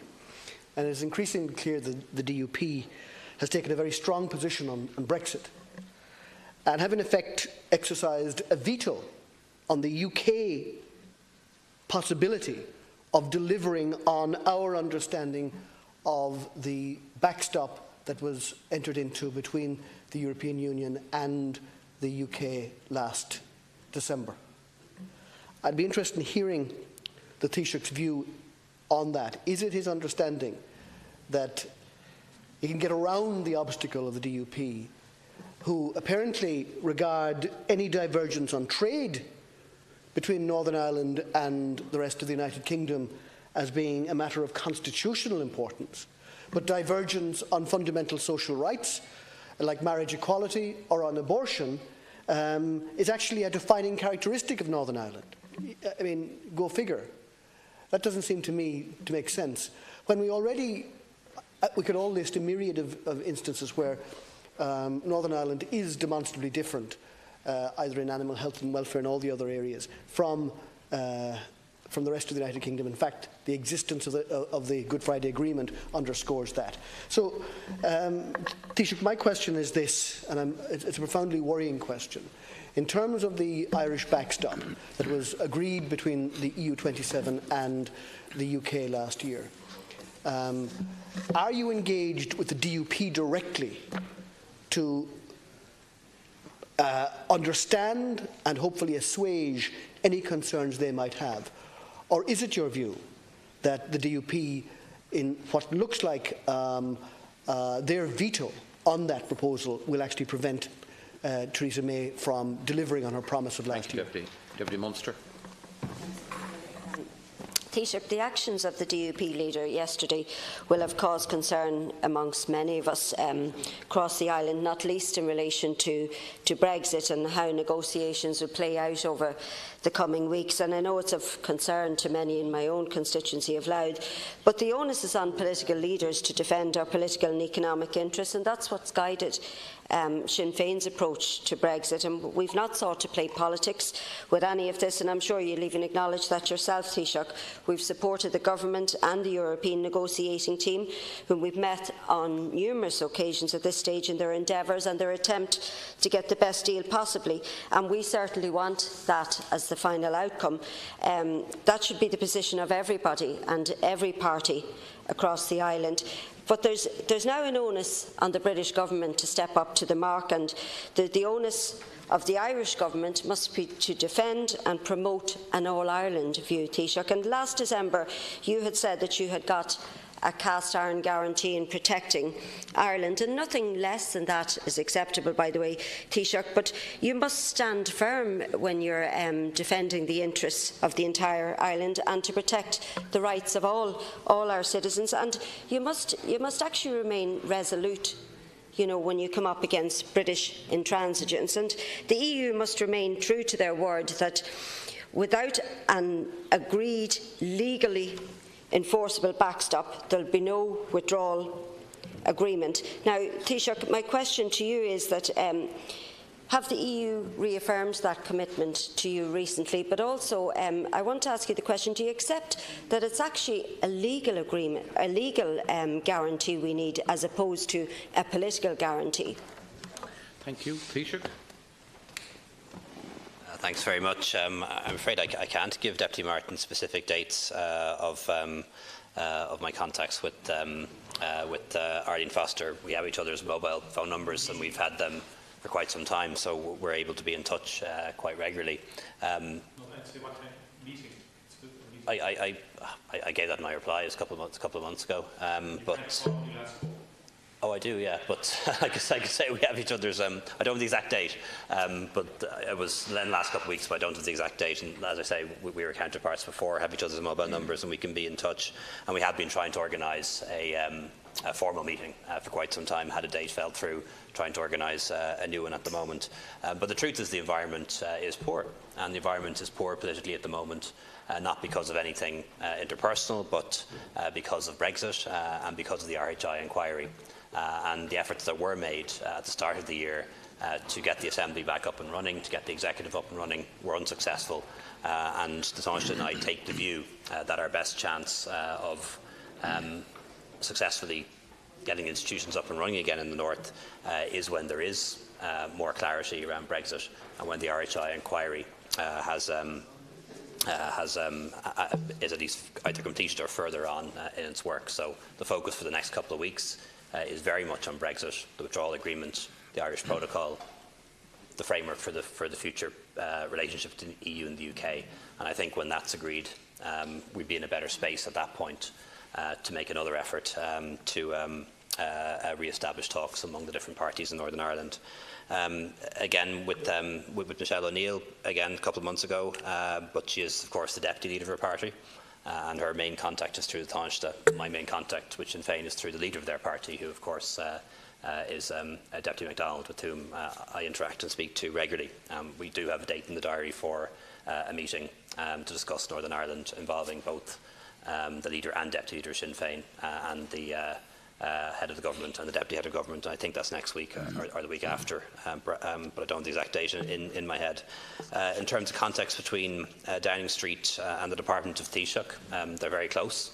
I know the leader of the opposition is trying to make out somehow that they're not, or that there's some sort of difficulty there. There isn't. The difficulty is not lack of contact or personality questions. The issue is entirely the political issues that we're now grappling with, Brexit in particular. So that ongoing contact happens at official level, Sherpa to Sherpa, happens at SecGen to Permanent Secretary level, happens at advisor to advisor level, and of course happens at Prime Minister to Taoiseach level. And there is regular contact, regular efforts to understand the thinking and the position of the Irish government, thinking and position of the UK government. That contact probably happens a couple of times a week. But it is important to say this and important to emphasise this. While we're in contact all the time to understand each other's perspectives and positions, we're not engaging in bilateral negotiations with the United Kingdom, even though they may wish that. That's not the way these negotiations are being conducted. They're being conducted with the EU, including Ireland on one side of the table, the UK on the other. And we're very determined that we're not going to allow the issues that relate to us to be bilateralised in any way. And I think anyone who understands why that's the right course of action, or anyone who understands these issues will know why that's the right course of action. And the same thing applies with the DUP or Sinn Féin or any other political party. We're not negotiating on Brexit with the UK political party or Northern Ireland political party. We're negotiating with the UK in Salzburg. Yeah, I'm confused. The constant interruptions make it difficult to remember what the question is. But the last contact on Northern Ireland between me and Theresa May was in Salzburg a week or so ago, and obviously all our officials and senior advisors were there. On what's being said in general in Brexit in the media, I think we need to understand that there is a British Conservative. Northern Executive. There's other questions on Brexit. The first three questions actually were specifically about Northern Ireland, the restoration of the executive. And what I'm trying to get at, I'm not getting personal about it, the bottom line is we've had an unprecedented absence of the Assembly and the executive. And I'm asking a basic question. One would have thought in previous eras major initiatives, Prime Minister to Prime Minister, would have taken place to try and unblock it. That's the point, Taoiseach. That's all I'm saying. Yeah, not Brexit. On a contrary point of order, Ceann Corla, the written questions are indeed about Northern Ireland. They don't refer to Brexit at all, but I was asked about Brexit during the oral part of these questions, and this happens regularly, that the questions in writing are about one topic, then verbally people raise other issues, and then I'm accused of not answering the question even though it wasn't the question. So it's kind of a no-win situation. You're asked to answer questions that aren't the question, and then you're constantly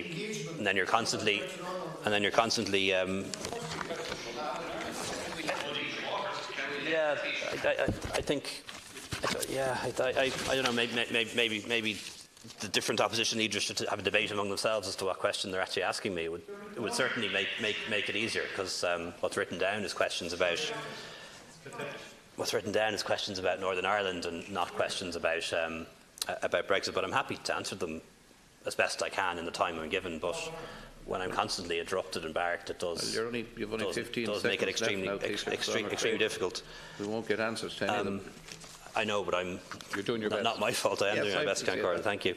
I was asked about the respect for the Good Friday Agreement. As I say, the Good Friday Agreement has two major philosophies behind it, two component parts. The first is respect for the principle of consent, and we do respect that Northern Ireland is part of the United Kingdom until such time as the majority of people in Northern Ireland consent to a change. But it also recognises that Northern Ireland is a special place, owing to its unique history and geography. And at the heart of the Good Friday Agreement is a recognition that there are special arrangements for Northern Ireland. And the fact that there are special arrangements for Northern Ireland in any number of areas doesn't make them any less part of the United Kingdom. Thank you. Taoiseach, question 4.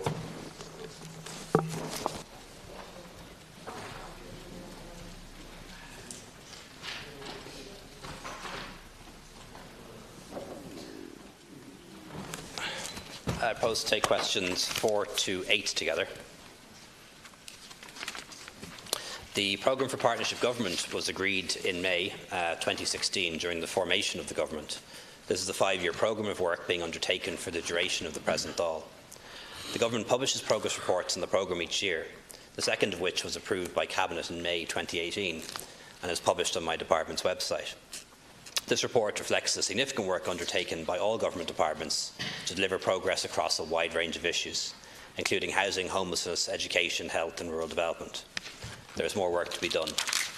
The experience of the last 2 years means that it's now reasonable to chart an ambitious path for the remaining 3 years of the current Dáil. That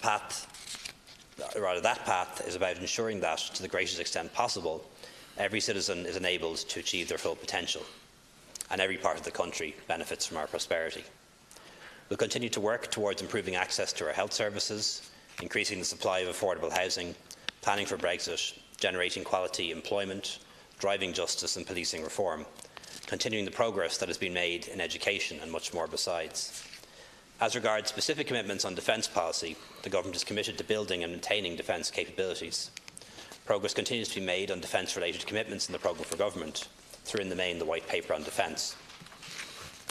More than half of the 88 projects identified for implementation in the White Paper on Defence will either have commenced or been completed by the end of this year, and this includes efforts to restore the Defence Forces to full strength in terms of personnel, increase female participation and supports for veterans. Crucially, it also involves a massive investment in equipment and improvement of facilities being progressed at the moment, with some €35 million worth of infrastructure projects now at various stages of implementation. In addition to that, new vessels and aircraft. The Government will continue its work over its lifetime to strengthen our economy and to ensure that all citizens benefit. Thank you, Taoiseach. Deputy Howland. Taoiseach, there's been a very public exchange of letters between yourself and the leader of Fianna Fáil over the summer about extending the existing confidence and supply arrangements between your parties. You've lost a TD this week. You have a threshold agreed between you for maintaining the government, and you've lost another member of the Independent Alliance, which is part of the coalition that supports the government, which adds all a certain fragility, shall we say, to the current government's existence. So could I ask you, have you opened negotiations with the Independent Alliance in relation to the extension of this programme? And if you haven't, do you intend to? And secondly, since all we know from the exchange of letters with yourself and the leader of Fianna Fáil is what is in the public domain, have you an agreed time frame upon which you will sit down and negotiate again an extension of the current arrangements, or is it intended to have such a discussion? Deputy Burton. Taoiseach, in terms of the programme for government and the commitments you and your government made, I don't think that you could deny that there are serious levels of crises in health, in housing, and in the whole area of tax justice and fairness. In health, for instance, we have a situation where the Department of Health now reliably appears to be at least 600 million over budget, having in each of the last number of years got substantial infusions of cash. So it just simply feels like nobody in your government is actually in charge of health as a minister. On housing, we have a situation where a plumber married to somebody like a self-employed hairdresser with a reasonably good business and maybe a joint income of 80 or 90,000, they cannot get an affordable house. And where they can get maybe a second-hand house, the loan levels in our own constituency for a modest but well-built house, as you know yourself, is now reaching about 400,000 because land is changing hands at 10 to 15 times what it was just a few years ago. And again, your government just simply seems adrift. And on tax justice and fairness, we have had the Controller and Auditor General's report of last week indicating that high net worth individuals, several hundred of them, with assets of 50 million, think how many 400,000 houses they could commit to, that they in fact are paying something like roughly the same actual tax payment as someone, as a family on an income of anywhere from 40 to 70,000. Taoiseach, is that not a programme for government that is in total disarray? I mean, I understand Fianna Fáil have an arrangement with you, but they don't seem to be able to make any much influence. Deputy Munster. Taoiseach, next week we will debate Budget 2019, and it is, like all budgets, a matter of choices, and those choices are made. And we in Sinn Féin are firmly of the view that we need to make next week's budget a housing budget. And if you or your partners in Fianna Fáil, for that matter, are serious about tackling the housing and homeless crisis, that is what must happen. This means, as a key measure, doubling capital investment in social and affordable housing, and that is what we in Sinn Féin are proposing. Government expenditure on social housing for next year is projected at €1.3 billion, with a target of 7,410 real social houses, a drop in the ocean when you compare, given the scale of the crisis, and compare that with what's actually needed. And we believe increasing this by a further €1 billion is necessary, and that would deliver an additional 2,850 social homes, which would bring the total number of social housing delivered in 2009 to 10,260, as was recommended by the Oireachtas Committee on Housing and Homelessness. Another area which requires substantial investment is the area of affordable housing. Your government has not delivered one affordable home in 3 years, and you have no affordable housing targets for next year either. On the other hand, we would deliver 4,630 affordable homes, of which 1,435 would be cost rental and over 3,000 would be affordable sale. We'd also introduce measures to curb rents that are absolutely out of control, as you know fine well, Taoiseach, and it's now time to accept that your rent pressure zone legislation isn't working either, Taoiseach. So that's what we're proposing, the introduction of a temporary tax relief for renters in tandem with a 3-year emergency rent freeze. And these are just some of the measures that we are proposing, Taoiseach, but you know that because you're aware of them, and despite the fact that you say over and over again that we've no solutions, we're putting forward these solutions to you. And given the dismal failure of your Rebuilding Ireland, will you accept and implement some of these proposals if you're genuinely concerned about solving the housing crisis? Deputy Martin. Thank you, the review of the programme for government, which was published during the summer, is quite striking for how it includes a statement of how much has been spent on everything, but has almost no engagement with the impact which policies are or are not having. And, for example, the shambolic failures of this and the last government in relation to broadband are ignored, completely ignored. And so too nearly are all adverse statistics. And it's a bit like make-believe stuff, because for the last 3 or 4 years nothing has happened on broadband, and now we're told it will be the greatest thing since rural electrification. And people have to suspend belief when they hear that kind of thing. In relation to housing, the review is 6 pages of commentary and a list of claims concerning activity. However, in reading it, you nowhere come across the figures for rising homelessness, the unaffordability of house prices, and the acute crisis in the private rental sector. Last November, the Taoiseach announced that the Rebuilding Ireland housing plan was already working. Since you made that declaration, Taoiseach, the numbers of homeless have increased by 1,300, with an incredible 15% increase in child homelessness. Do you still think that the plan is working? And it's reported this morning that Minister Murphy stated at an event yesterday at the Construction Federation that some radical new policies, he said, are required in housing. Can you tell us why you need radical new policies if you think your current plans are working? And on the defence question, do you accept and can you confirm, Taoiseach, that which you could not confirm yesterday, that 2 ships could not set sail because of no crews being available? I asked you that question yesterday. The Chief of Staff has now said he would prefer the language of serious challenges rather than crisis. He himself personally would like to address the Public Service Pay Commission, and he thinks pay is the big issue. but that all he can do really is advise government. And clearly, it seems to me, reading between the lines, that's what he has done. So, Taoiseach, I think you failed on the Defence Force, as I said it yesterday. The lack of morale there genuinely is just talking to the spouses and partners of members. There's a huge issue there in terms of the depletion of officer ranks, a lack of morale among the force generally, and notwithstanding what's in the programme for government, the reality is totally different. Thank you, Deputy Taoiseach. Thanks very much, Deputies, for your questions.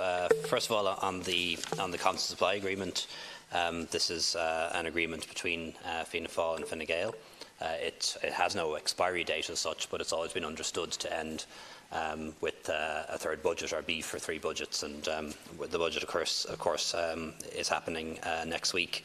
There's also provision for a review before the end of this year, and we're now very much into the 4th quarter of this year, but that's where it stands at the moment. I promise to update deputies in due course should there be any change to that. The agreement between Fine Gael and the Independent Alliance and Minister Zappone and Minister Naughton is the programme for government, and that is a 5-year programme, and that stands, and therefore doesn't require renegotiation, certainly not at this stage. In relation to health, it's true to say that health is running several hundred million euros over budget, but it's also worth recognising that that's happening for a reason. It's happening because recruitment is happening at a great pace across our health service. About 1,000 extra nurses working in our public health service this year, this year compared to last. More doctors working in our public health service than ever before. Pay restoration happening across the public service for over 100,000 people, and all those things cost money. And also waiting times falling. Seeing, for example, that the number of people waiting for operations or procedures, hips, eyes, knees, cataracts, skin lesions, angiograms, all of those things, very significant fall of more than 10,000 on this time last year, and the average patient waiting now less than 6 months for those operations and procedures because of money being spent on the NTBF and other things, both insourcing and outsourcing, and that is having a result. We've also had the extension of free GP care, for example, to carers, because carers need to be cared for as well. Medical cards as a right for children with profound disabilities who are in receipt of the domiciliary care allowance, regardless of their parents' income, something that was resisted in the past, but this government decided to do, and also additional hospital beds being provided.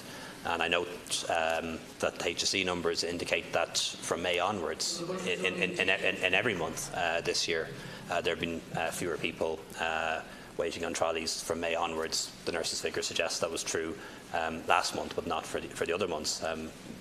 But certainly hundreds of fewer people spending time on trolleys this summer compared to last. And it's among those reasons as to why health is running over budget.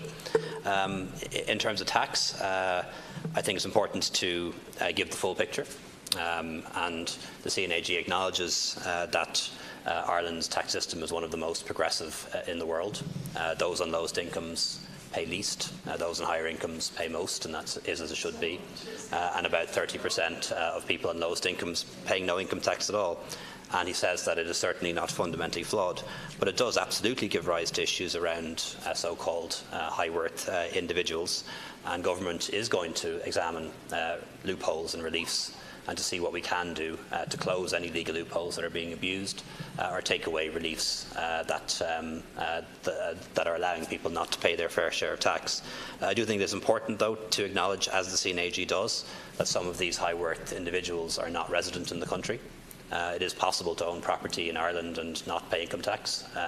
I suspect Mr. Trump, who owns Doonbeg, does not pay income tax in Ireland because he makes his income in the US, and there will be many examples of people, and there will be many people. It's just one obvious example of somebody who owns property in Ireland or has wealth in Ireland who doesn't pay income tax in Ireland because they don't earn any income in Ireland. They live in a different country and they earn their income elsewhere.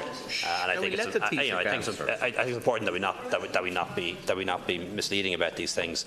And there is a difference as well between wealth and income. It is possible to own land or a business that's worth many millions of euros and not derive an income. Yeah.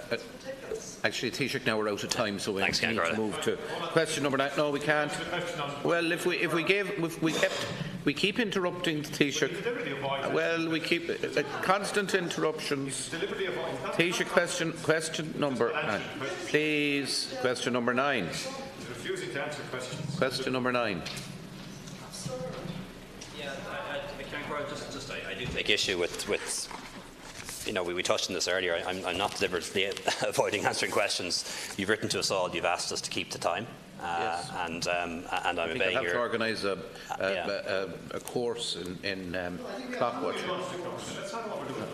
We get less than a minute to ask questions.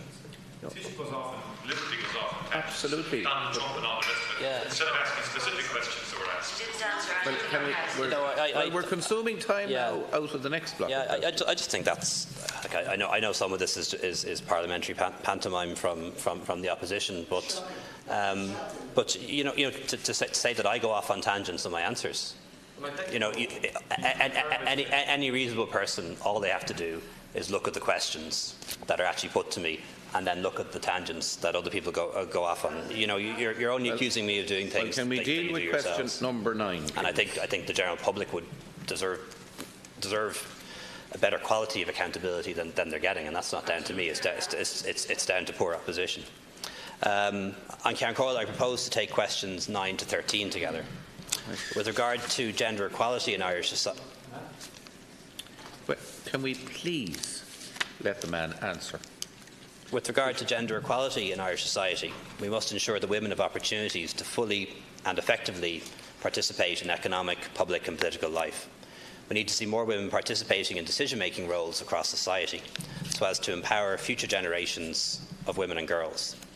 As I previously publicly stated, most recently at the Congress of Women's Caucus on the 10th of September, I intend to bring forward proposals for the establishment of a new Citizens' Assembly to consider the issue of gender equality shortly. I further propose that a Dublin Citizens' Assembly be specifically convened to consider the issue of directly elected mayors for Dublin and what form that should take. This is part of a comprehensive local government reform paper brought to government by the Minister for Local Government, John Paul Phelan. Thank you. Deputy Howland. Taoiseach, you've informed us that you are going to reconvene a Citizens' Assembly to address the issue of gender equality. You may be aware that in the Shannon today they're dealing with the report and final stages of Labour's gender pay gap reporting bill to deal with the issue of gender equality. When it passed, and it's expected to pass this week, it'll come back here. Can I ask, because the indication is that it is to be parked at that stage, and the government is going to introduce at some future date its own bill, which will have to start off the entire process again. This is a bill that's passed one of the houses of the Oireachtas, or is about to. I'd ask that you might give consideration to allowing it, and if it needs to amend it, to become law this side of Christmas, which was possible. In relation to other Citizens' Assembly, I asked yesterday, you told us you're going to have a Citizens' Assembly in relation to gender equality and a specific Dublin one to deal with the possibility of a directly elected mayor for Dublin. I think that's it's not a bad idea to actually have the Citizens' Assembly model. I think it's worked well. Can I ask, in terms of the issue I asked yesterday, which was a Citizens' Assembly to discuss the future ownership and control of schools? It's something that is very much on the agenda, and I don't think the fact that you have one and a bespoke Dublin one should prohibit us from considering another one to address that particular issue. Deputy Burton. Thank you. In relation to the proposal in respect of Dublin, possibly indeed in respect of other large cities and towns, I think we all value community and the development of strong community bonds as being essential, not just to the economic development and presentation of an area, but actually to the quality of the lives of people who live in the area. And I want to ask you, therefore, if you are amenable to not just having potentially an elected mayor in the whole of the Dublin region, but in fact to have large towns like Swords, Blanchardstown, Dunleary in the Dublin region clearly represented by an identifiable mayoral figure. In relation to gender equality, Taoiseach, and your proposal to have a citizens' assembly, can I ask you, do you propose to give in the terms of reference an indication in favour of quotas of women, as well as an indication in respect of narrowing and eliminating the gender pay gap? Because, to be honest, what we are getting at the moment is occasional participation by a lot of women in a field, and then when those exceptional women who have held that position pass on to something else, that just reverts to the male, stale and pale model that you and your government really have focused on so far in your term of office. Deputy Munster. Taoiseach, just in relation to establishing the Citizens' Assembly and on gender equality, can you outline when it will actually be established, and if you could indicate what time frame would be involved in that? But you also stated that you believe that the gender pay gap should be one of the issues considered by the Citizens' Assembly, and indeed it remains one of the starkest reminders of the continued inequality faced by women in this state. But the most recent figure available from the CSO indicates that women are paid 14% less than men on average, and I'm sure you'll agree, Taoiseach, that that's a shocking statistic. But your government also announced that it intends to introduce the gender pay gap, as other members have mentioned. The information bill and the intention of that would be Sinn Féin would broadly welcome it, but we do intend to introduce significant amendments to it in order to name and shame companies that fail to make information public, but also as well to shorten the timescale for its implementation.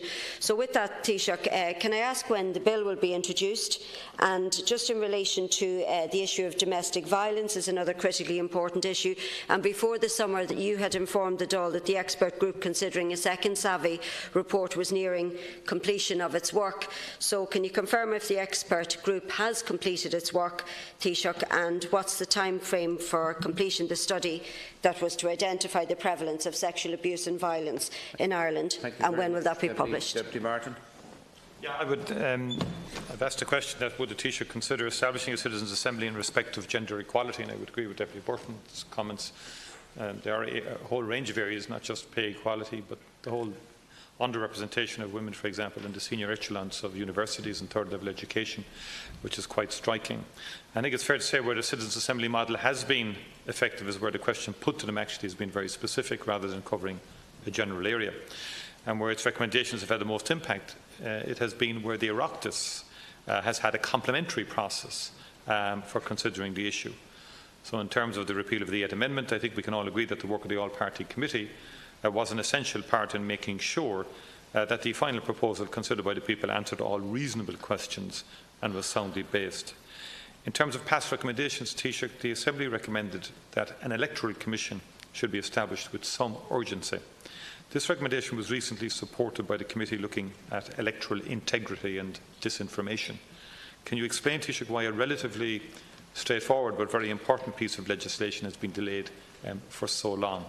If you look back, you will see that the then Minister John Gormley had begun drafting work on legislation in 2010, but for some reason this was stopped and was not restarted in spite of the following two governments committing to enact the legislation. So can you clear up the mystery as to why there seems to be an incapacity and inability to have legislation on the Electoral Commission? All right, thank you. Because it's important to the credibility of Citizens' Assembly and indeed the Oireachtas. All right, Taoiseach, to conclude on these matters.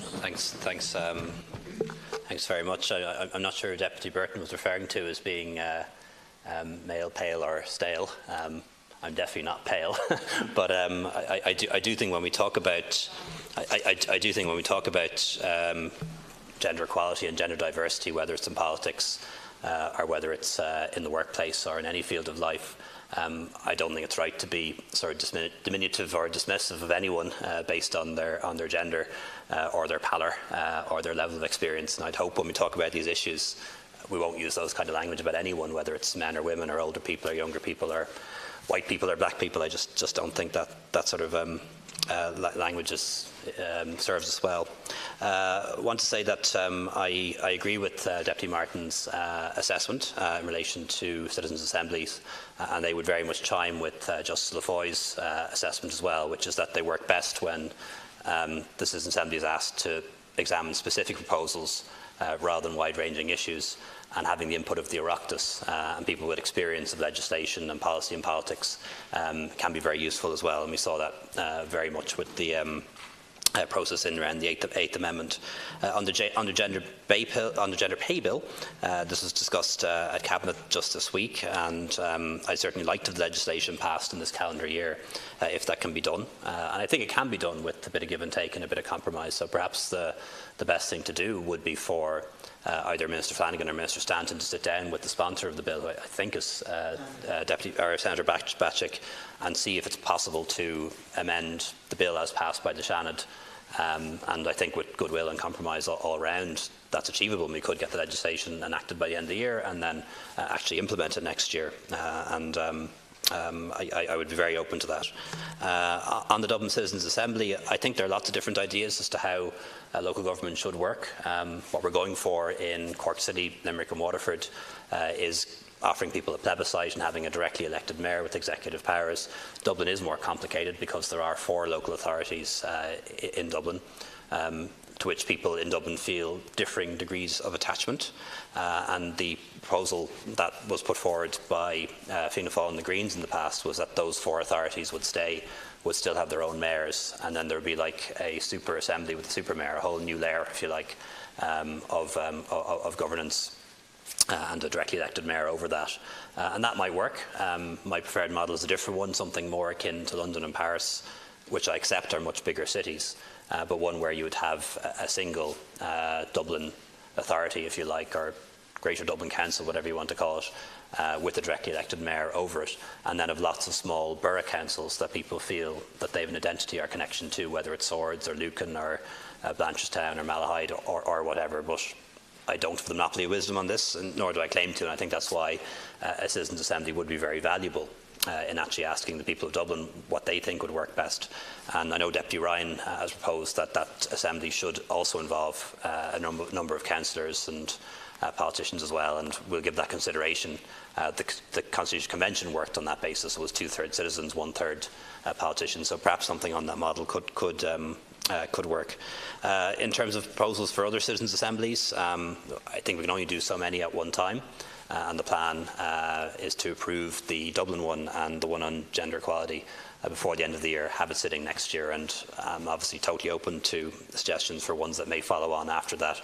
But there is limited bandwidth in terms of how many can be done at any one time, and it's best to do 1 or 2 at a time properly rather than maybe trying to do 4 or 5 at the same time. I was asked about the expert group on sexual violence. They either have completed their work or it's almost completed, and the government will proceed with the new survey on gender-based violence, following up on the Savvy report from, I think, about 10 years ago.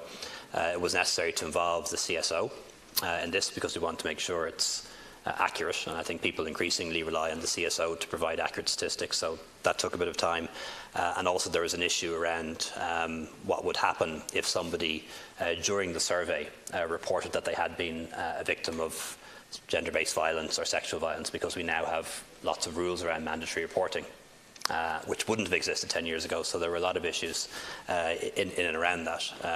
Would the person taking the survey then have an obligation to make a report to the Gardaí, etc.? So things that I didn't even think about, and lots of people didn't think about, have become issues in this, given so much has changed since 10 years ago. But we do intend to do it, and we intend to do it with the involvement of the CSO, which I think will give everyone confidence that the results are accurate. Thank you, Taoiseach.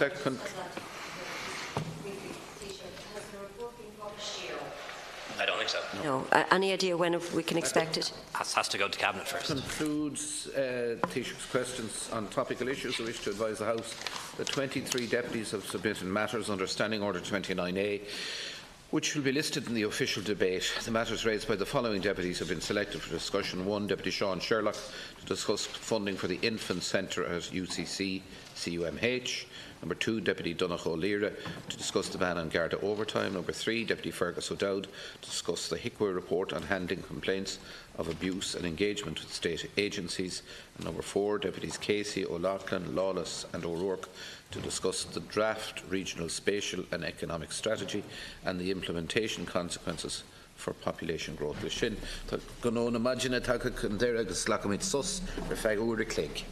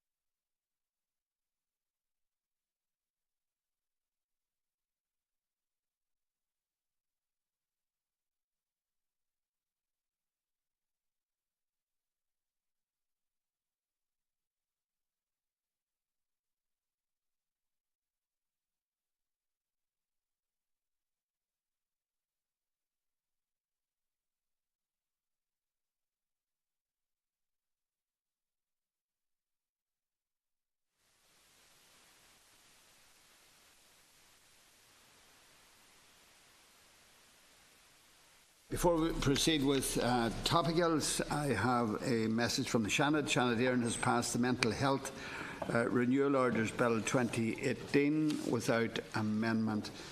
We now commence with the first topical, and it's Deputy Sean Sherlock to the Minister for Business, Enterprise and Innovation, been taken by Minister Halligan. Deputy Sherlock, you have 4 minutes.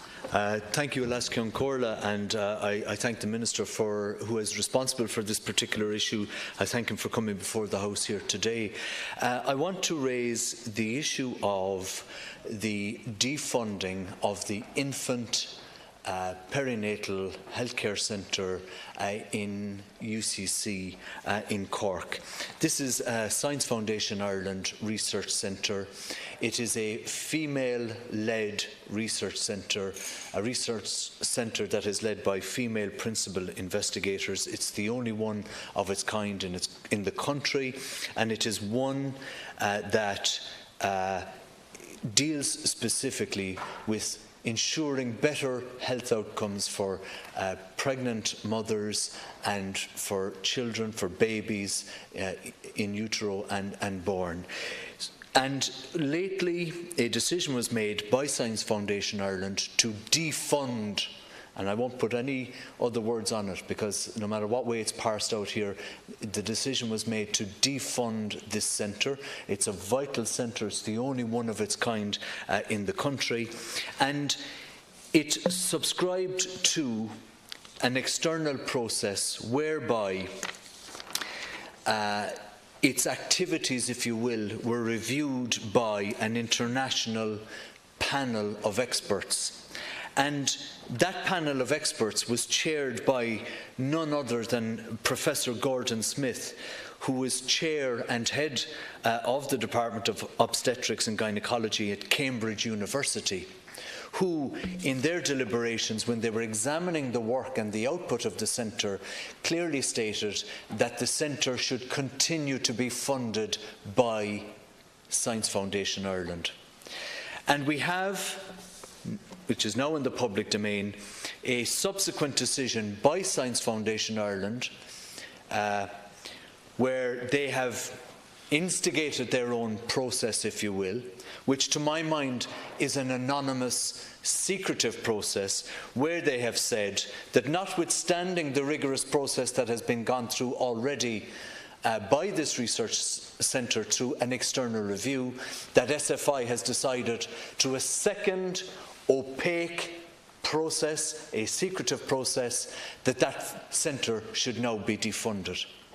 I raise this issue today because I think there are serious question marks over the Science Foundation Ireland process. I believe that it is not transparent. I believe that the taxpayers of Ireland are not sufficiently in view of, and I'm certainly not in view of, the process by which this decision was made.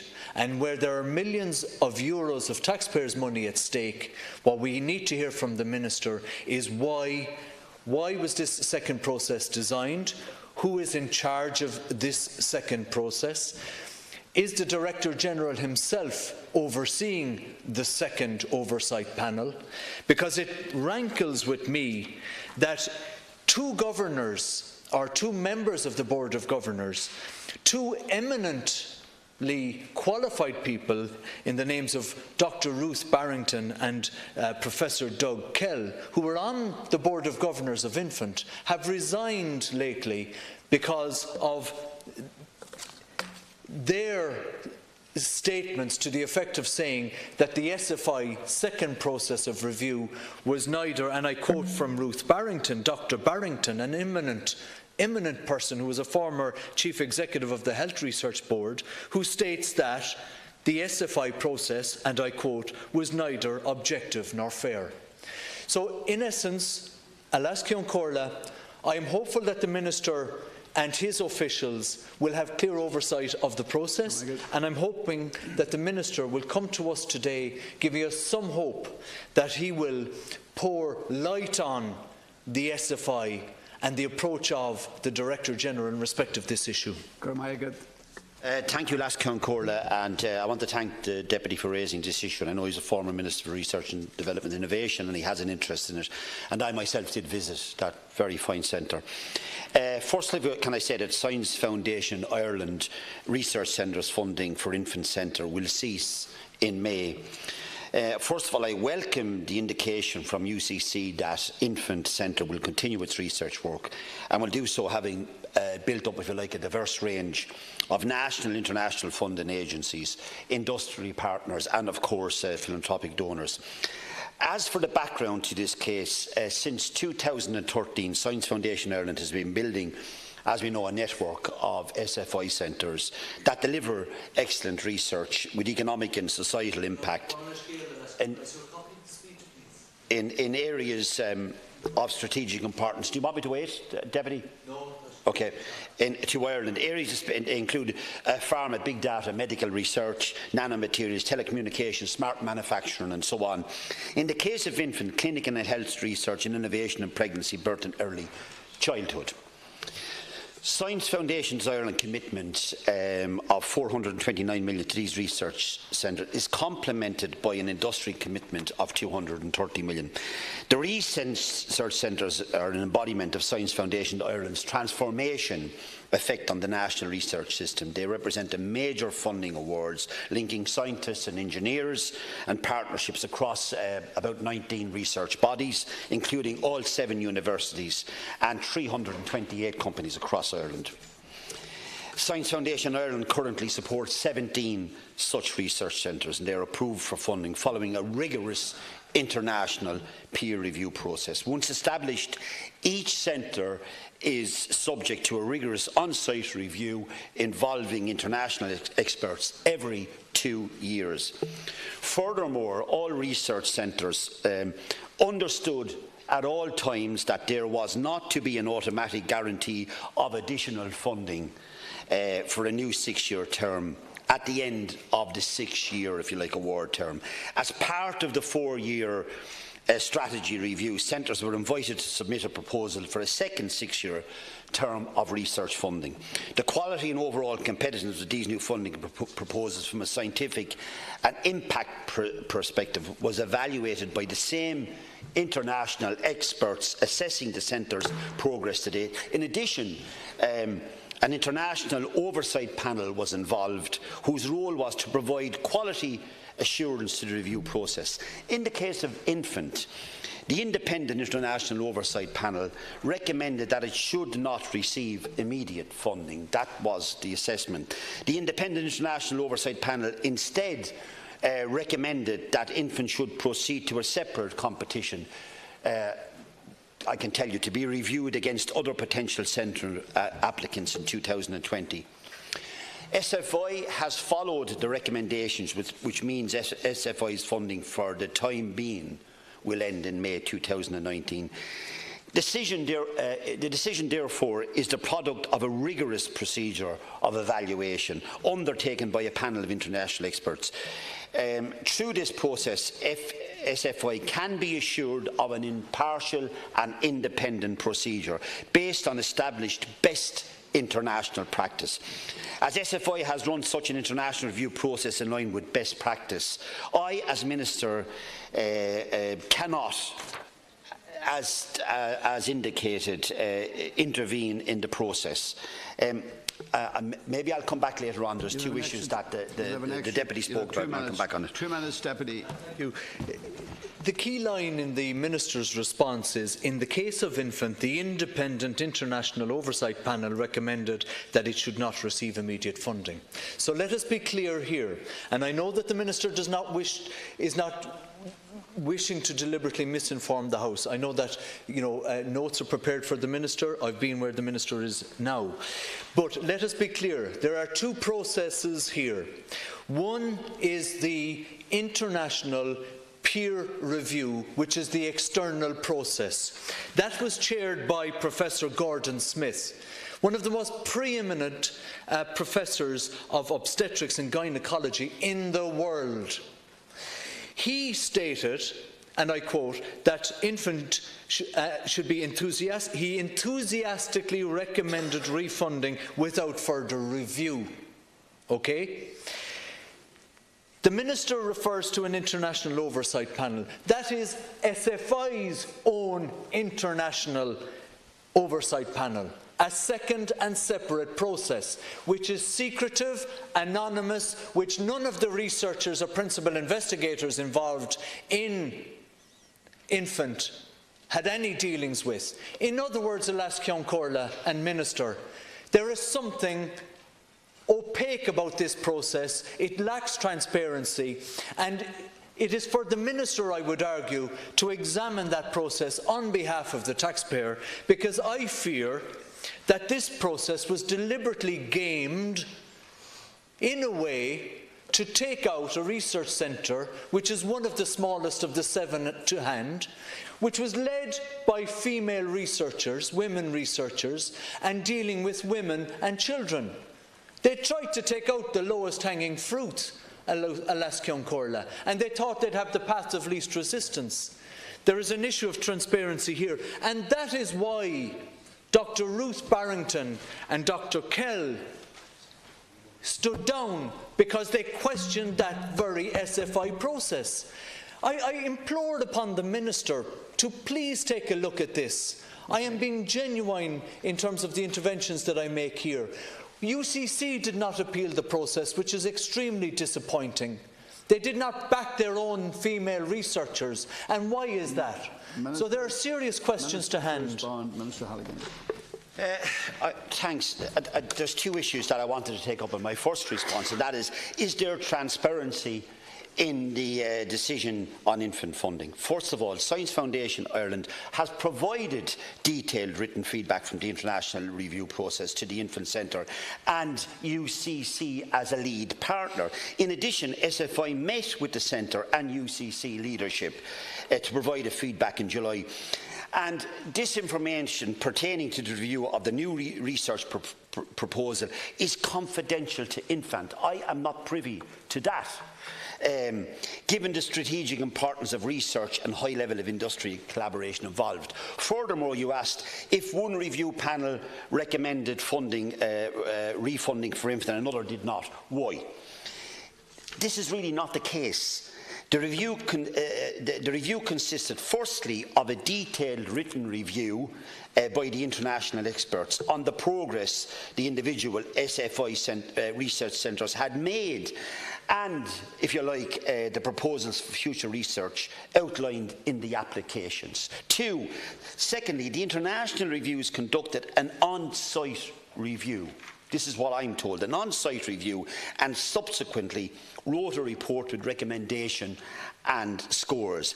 And following the above, the final review process then consisted of an international oversight panel whose job was, number 1, to provide a quality assurance for the review process, and 2, to review the normalising scores of the different international panel reviews of the various research centres. And this is important, as an on-site panel reviewing the research centres, if you like, was comprised of different reviewers. So the oversight panel was then charged with ensuring conformity and consistency across all reports and making the final funding recommendations to the SFI Executive Board.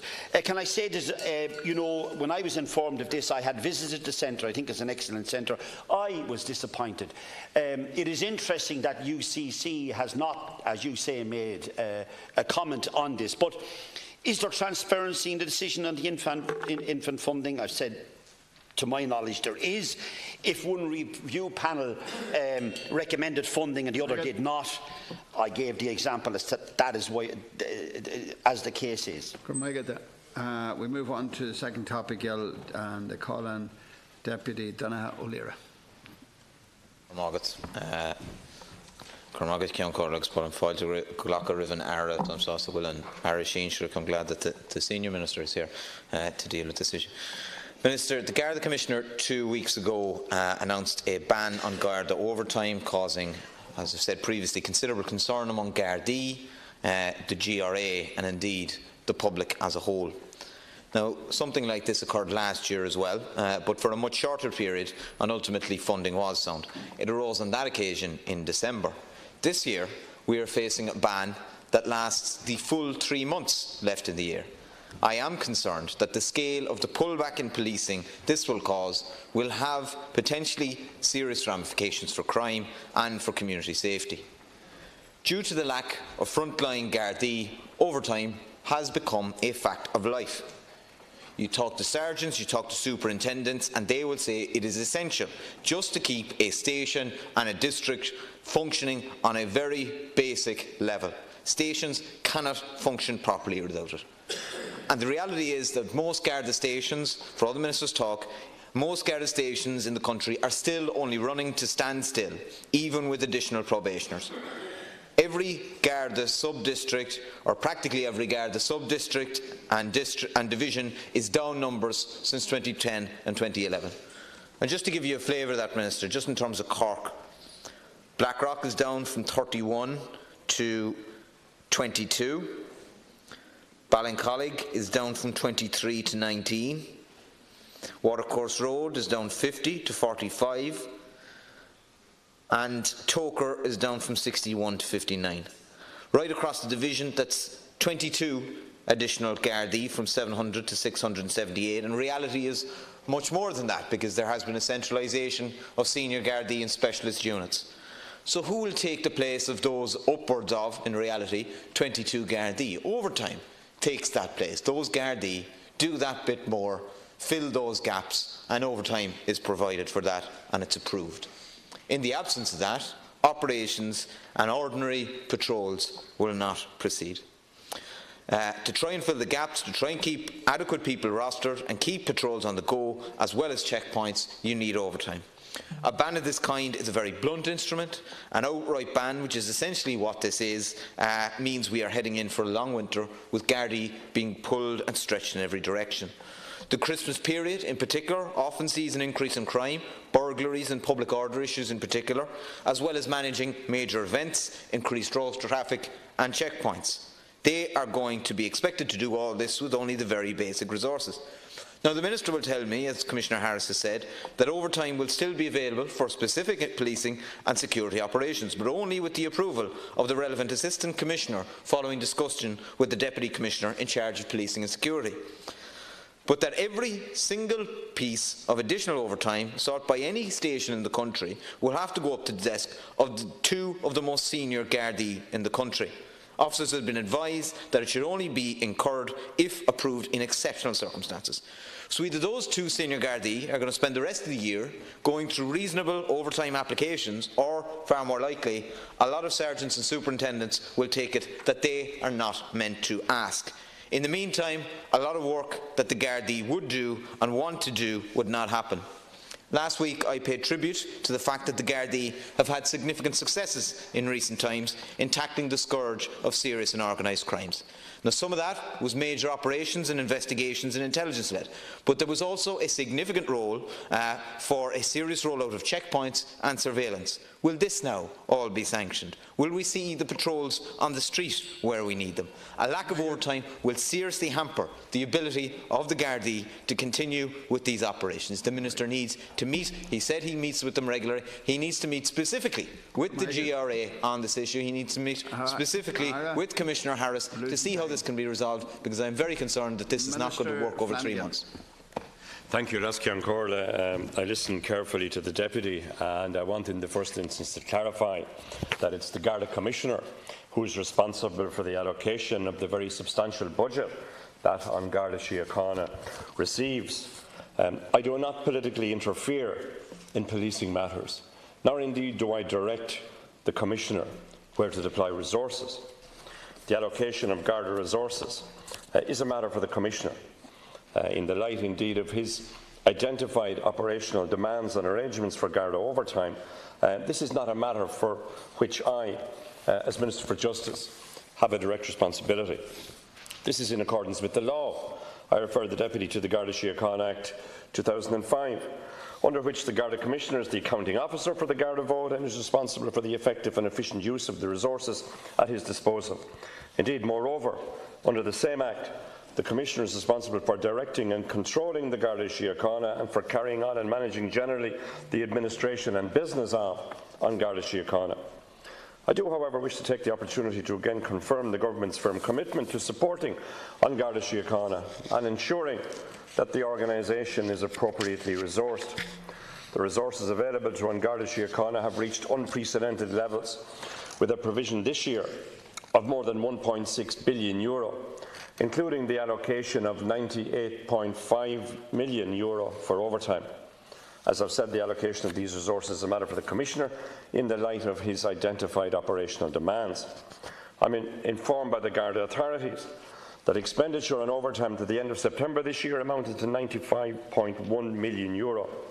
I'm further informed that in order to limit the projected overspend for this year, the Commissioner has directed a number of measures to effectively manage Garda resources and limit the need for additional public funding.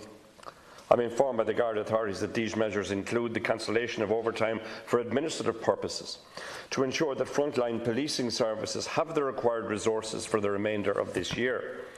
I understand that some other measures have also been put in place in relation to overtime. For example, Garda management has been directed to ensure that Garda duties such as attendance of Garda members at courts and in the management of prison escorts are undertaken on regular tours as opposed to on overtime. A range of other measures to reduce expenditure across a number of other subheads, including, for example, travel and subsistence, were also introduced to limit the need for additional funding. Management of Garda resources by the Commissioner in this way does not equate to a ban on overtime, as mentioned by the Deputy. Indeed, as I've said, I'm informed that the cancellation of overtime for administrative purposes is precisely to ensure that frontline policing services continue with sufficient and adequate resources. And I've been informed by the Garda authorities that all essential policing operations, such as Operation Thor, will continue as before. We should also take the opportunity to remind the House that Garda overtime cannot be considered in isolation. We're making tangible progress on achieving the Government's vision for an overall Garda workforce of 21,000 personnel by 2021, comprising 15,000 Garda members, 4,000 civilians. Since the opening of the Garda College in Templemore in September 2014, almost 2,200 new recruits have attested as members of An Garda Síochána, and they've all been assigned to mainstream duties across the country, including Cork. This will continue. It's also the case that unprecedented investment now being made in Garda ICT infrastructure, €342 million between 2016 and 2021, will enable Garda to deliver on reform, work more efficiently, deploy the latest cutting-edge technologies in delivering professional policing and security services to the community, as indeed conceded by Deputy O'Leary. I want to conclude by repeating the key realities here. Management of the Garda budget, including overtime, management and control of An Garda Síochána, are matters which by law fall to the Garda Commissioner. Can I get 2 minutes? Minister, I have to say I'm disappointed by the response, and I'm fairly sure that people listening in will be disappointed with it too. At the end of the day, you are the paymaster, Minister, and there are budgetary issues for the Garda Síochána. Some of that may be to do with their management of their own resources. I think there has to be a better way of approaching this than this blunt instrument that has been put before it. And you may say that it's not a ban, but when you're asking districts and divisions to clear the test that has been set for them, I think that's as good as an overall ban. Minister, you're the paymaster. You are also the person who has the greatest political accountability for An Garda Síochána and for its role in tackling crime, in preventing crime and in community safety. And Minister, if this becomes a difficulty over the course of this winter, I wouldn't be surprised if you started singing a different tune. I think that you should head this off at the pass, Minister. I think that you should seek to meet the GRA. There's nothing to prevent you doing that under any statute. You meet them regularly. Meet them on this specific issue. Hear what they have to say. Let them outline the implications this will have. I want to read out from John O'Keefe there of the Garda Representative Association. He says, "This is an extraordinary development, as overtime has only ever occurred where necessary and must be approved in advance. Where the requirement continues to exist, it is clear evidence of a resourcing issue. Overtime is essential if our members are to provide an effective policing service to the general public in Dublin and across the country." He further said, we need to be especially conscious of the signal this directive sends to the criminal fraternity. So there's very serious concerns there being expressed by the GRA, and I think that they are very much warranted. This will mean, no matter what way you cut it, less hours means less policing, means less Garda visibility on the street. And Minister, you're going to be answerable for that. So there's time to resolve this. There's 3 months left. It's already very likely beginning to cut, but I believe you should head this off the pass, meet with the GRA and try and explore alternatives. Minister Flanagan. I'm concerned, as Ceann Comhairle, to ensure that any potential misunderstanding on this issue is firmly avoided. Management of Garda overtime is not a matter for which I have responsibility as Minister. Budgetary provision for Garda Síochána is more than €1.6 billion, including an allocation of almost €100 million for overtime. Allocation of these resources is a matter for the Commissioner in the light of his identified operational demands. I'm informed by the Garda authorities in response to the projected overspend for this year that the Commissioner has directed a number of measures to effectively manage the resources on Garda Síochána. I want to ensure that the measures are such that frontline policing services that have required resources for the remainder of the year are intact. And I've been informed that all essential policing operations, such as Operation Thor, will continue as before. I do not accept that there's a ban on overtime. I do not consider the actions of the Garda Commissioner as a ban on overtime. Nor can overtime be taken in isolation to the other resources available on Garda Síochána. As I said, significant capital investment in Garda ICT, in Garda Fleet. We are making real progress in increasing the numbers in order to achieve my targets for the next 3 years. Under the governance and oversight arrangements in place between my department and Garda Síochána, there is regular structured engagement between Garda Síochána and all relevant parties in relation to resources, including overtime as appropriate. But let me say clearly,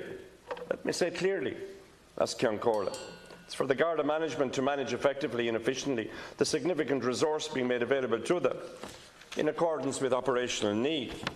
And the Commissioner has my support, and the Commissioner has the support of the Government fully. We move on to the next topic. In the name of Deputy Fergus O'Dowd, to ask the Minister for Health to discuss the HECWA report on handling complaints of abuse and engagement with state agencies. First of all, I welcome the Minister to the House, and I want to acknowledge his commitment to improving services, particularly in the area of disability and care. And there are serious issues as regards safeguarding all of our people who are in care in nursing homes, disability centres and children's services. While I acknowledge absolutely the dedicated, committed, caring and compassionate staff who work in the vast majority of these homes and institutions, there are serious problems with the quality of care in many of them.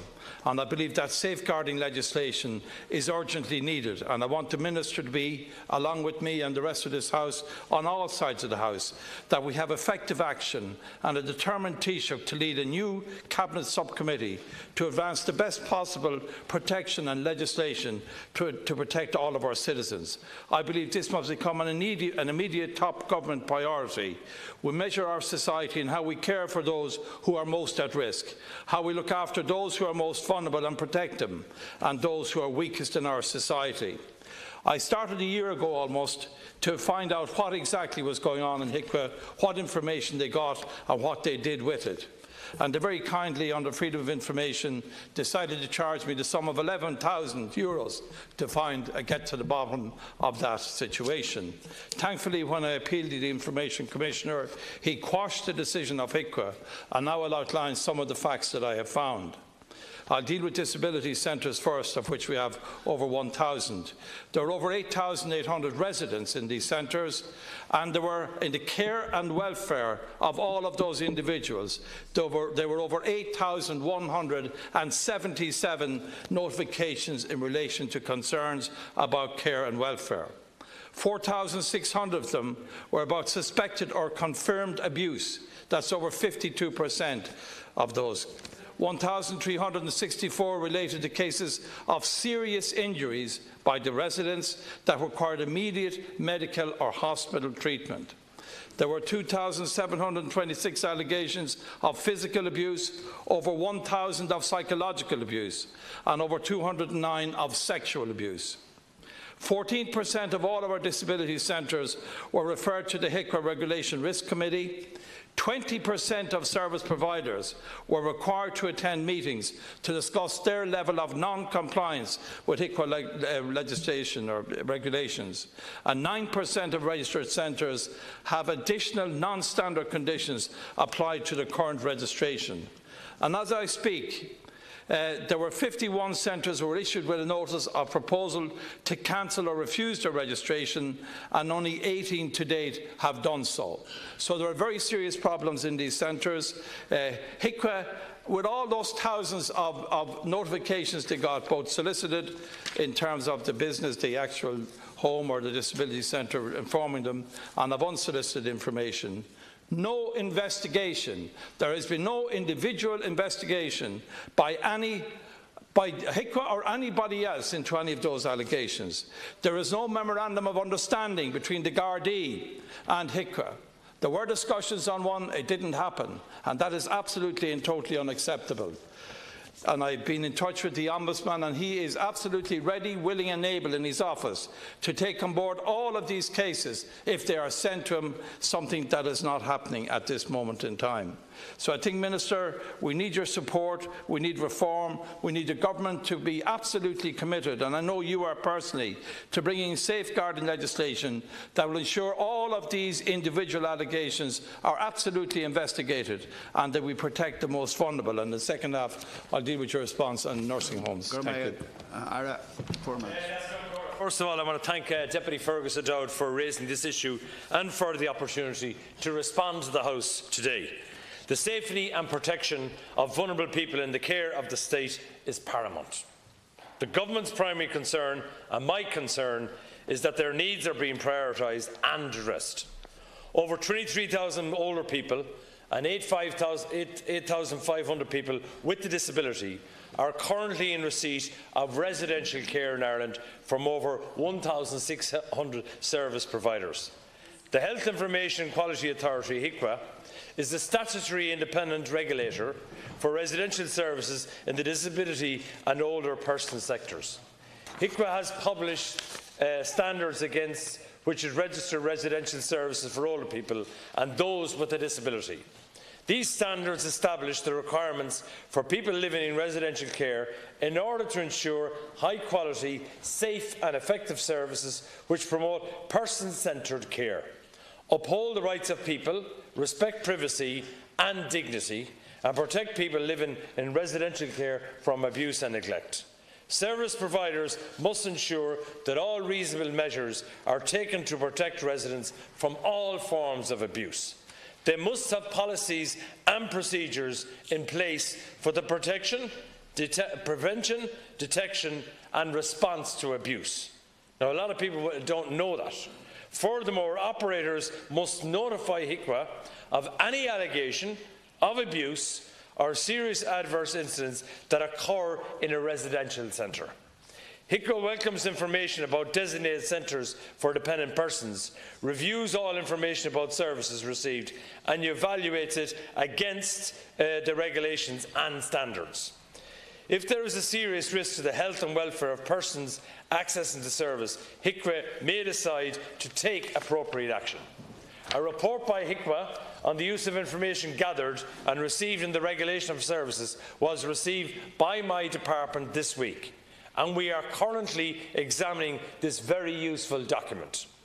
The report outlines how unsolicited information and mandated monitoring notifications are received and reviewed by the Inspector of Social Services, who assesses the related risk and decides on a regulatory response. Every piece of information received, whether unsolicited or mandated, is reviewed in such a manner. I know that there are some concerns raised recently in the media about the manner in which unsolicited information received by HICWA was dealt with. HICWA reports that in 2017, 820 pieces of unsolicited information were received related to the older person services. In the case of 342 of these pieces of information, further information or provider-led investigation on the issue identified was requested following the initial review and risk rating of the information. Review of the unsolicited information triggered 17 targeted inspections. HICWA concluded that none of these issues raised by the unsolicited information required referral to other organisations. HICWA reports that in the case of disability services, from 298 pieces of unsolicited information, further investigation or provider-led investigation was requested in 140 cases. 10 targeted inspections were triggered, and none of these issues raised by the unsolicited information required referral to other organisations.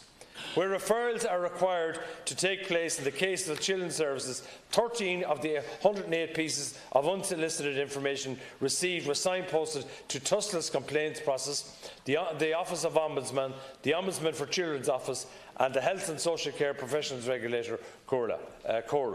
Finally, I know an opportunity in the second. Yeah. Finally, I note that HICWA is very open and transparent in relation to information it gathers in regulation of services. It publishes its annual report. Thank you. Again, to commit to having protection, new legislation to protect all our vulnerable people. And I want to say there are concerns that haven't been dealt with. None of the investigations were personal. None of those people were approached. None of them was spoken to. Nobody looked at, for instance, 1 in every 6 person living in a nursing home, and there are 30,000 of them, were the subject of a care and welfare mandatory notification or unsolicited information given to HICWA.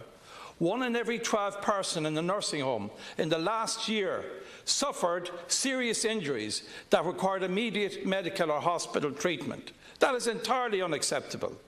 4%, over 1,338 of those residents had fractures. 3%, 899. There were cases of confirmed or alleged abuse, including 366 cases of physical abuse, 138 of psychological abuse, and 68 of sexual abuse. 9% of all nursing homes were referred to the HICWA Regulatory Risk Committee.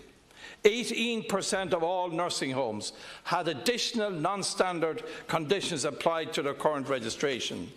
And almost 20% of all homes had to attend meetings to discuss regulatory non-compliance. Minister, that report didn't just land on your desk.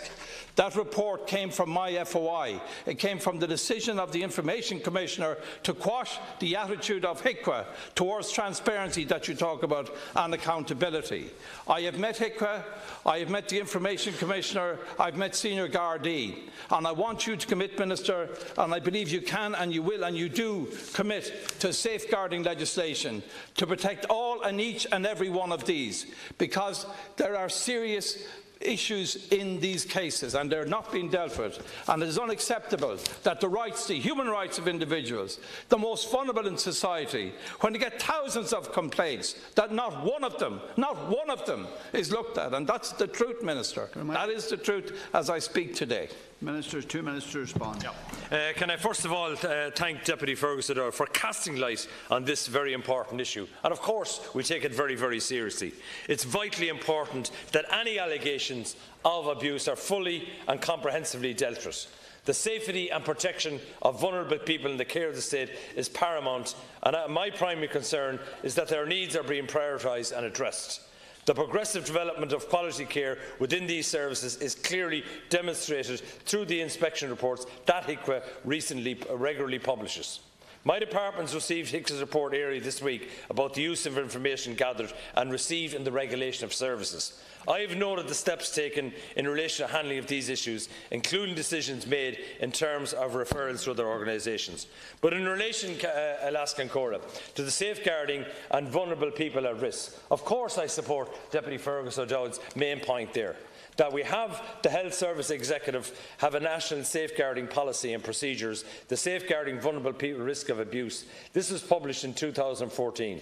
And this safeguarding policy is now currently under review by the HSE, and it is anticipated that the review will be completed by the end of 2018. So the answer is to yes on that one, and that will be completed in a couple of weeks. In relation to the issue of legislation. The government approved the development of health sector adult safeguarding policy, and work is underway at the moment to develop a clear, consistent, carefully considered implementing policy platform, including legislation as may be required. So the answer to your question is yes. Do I support what you're saying? Absolutely. And do we commit to legislation on this issue? Yes. Thank you. Now we move on to the next topic, and there are 4 members, and I just remind you, you have 1 minute each, and if you go over it, you're depriving a colleague of time. So I call on, first of all, Deputy Pat Casey. The email did say we had a minute and a half each, followed by 30 seconds. That's Sorry? what the email said. We had a minute and a half each, followed by 30 seconds.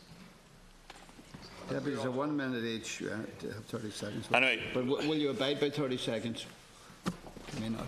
Well, let's get going anyway. If the clock, exactly. The clock is ticking. Yeah, I know. Yeah, I mean, I've raised this issue, as the Minister would know, both in here in the House and indeed at committee, as soon as the draft National Planning Framework was published. And I expressed my concerns then, and he's well aware of them. But my concerns now have been confirmed when the National Planning Implementation Roadmap was published there at the start of the summer.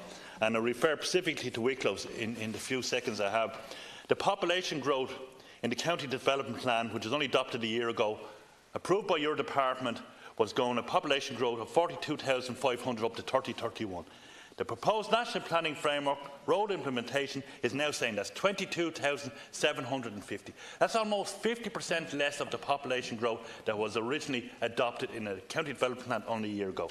Implications of that are severe. Wicklow Town invested $120 million on critical infrastructure, can now not grant planning permission till 2026, and then it can only grant planning permission for 20 houses. Arklow, who's had no wastewater treatment plant for 30 years, is now getting one. It's going to be told it can only build 24 houses a year. Sorry. 60 seconds to explain a potential crisis and problem, not just in my county in Kildare, but in Wicklow and your county in Meath as well too, Minister. Basically, the draft plan that has been printed has shown that 53% of all growth in my county of Kildare will be in the northern metropolitan area part of North Kildare. But I want to address my points to Newbridge and to South Kildare. Newbridge and South Kildare, Newbridge is the economic centre and trading centre of the county, but for it as a town to grow and to develop sustainably, it absolutely needs to have a mechanism that will allow to have that. In South Kildare, we want, in our 6 towns, our 32 villages and our 18 settlements, we want to have the opportunity for people to live, to get employment, to have services such as schools and have communities. But this plan is going to absolutely stymie growth. What this plan is saying, that all of those areas within South Kildare, until 1932, we could only have just over 8,000 residential units. And at this point in terms, in planning for Newbridge and Kildare, we already have exceeded that. I think this is ridiculous. It pushes up the prices of housing. It will ensure that we do not have affordable housing at the greatest time of crisis, and it will mean that we will not get development for the infrastructure that we need in South Kildare. Thank you, Laskin Cordia. And just to add to my colleagues, Minister, introducing the National Planning Framework at this moment in time actually makes no sense at all. In the middle of a housing crisis where we're looking to actually get land that's owned to be developed and built on to try and deal with the issues that we're talking about in this House every day and every week, it actually doesn't stack up whatsoever. And I've spoke to different individuals and the local authority about this. In my constituency of North Kildare, if the National Planning Framework figures were to be implemented today, you'd have land that's zoned at the moment being de-zoned. So what you would actually have is building will be stopping in different areas, and that makes where all the money and the funding is going in through LIHAF and all of those other funding streams to deliver ring roads, deliver bridges, deliver wastewater treatment plants. What we're saying now is you can build them and build the infrastructure, but you can't build the houses to actually work with the infrastructure that's been planned for the development and the growth in accordance with the guidelines and plans that were set out before. So, Minister, I'd ask you, take on board the argument we're making here. In this moment in time, maybe down the road, to have equalisation of population makes sense, but not now. It has to be done on a phased basis over maybe a 5-10-year plan or more, certainly not overnight. And we'd ask you to look at this because this is having a serious negative impact on the local authority and on the areas that I represent of North Kildare. Thank you, that's Concordia. Minister, it need hardly be restated the housing crisis, which is in full swing. The drums literally beat outside the House as we speak, coming out Kildare Street. Every inch of available land is being scoured, mined, is being considered. Funds like LIHAF have been put in place. Every kind of assistance and support to ensure that those lands can be developed to provide housing units. And yet, at a time in the centre of all this crisis, we have a plan which is actually dezoning and actively curtailing the development of any further growth in the commuter belt. Naas, the county town of North Kildare, or of County Kildare, is projected to grow to 50,000 as a Tier 1 growth town, has always been in the last 20 years in every plan. Local authorities, state agencies, public representatives of all hues have been working towards that goal. Infrastructure is being put in place. Right now, 110 million is being spent on the N7 bypass coming down the motorway. Sallins train station has been massively upgraded. A number of new schools are literally being built as we speak in the area. The Osbaldstown wastewater treatment plant is being upgraded. The Naas Ring Road, the Sallins bypass, Millennium Park Employment Centre is being built with Kerry Group and other multinationals locating there.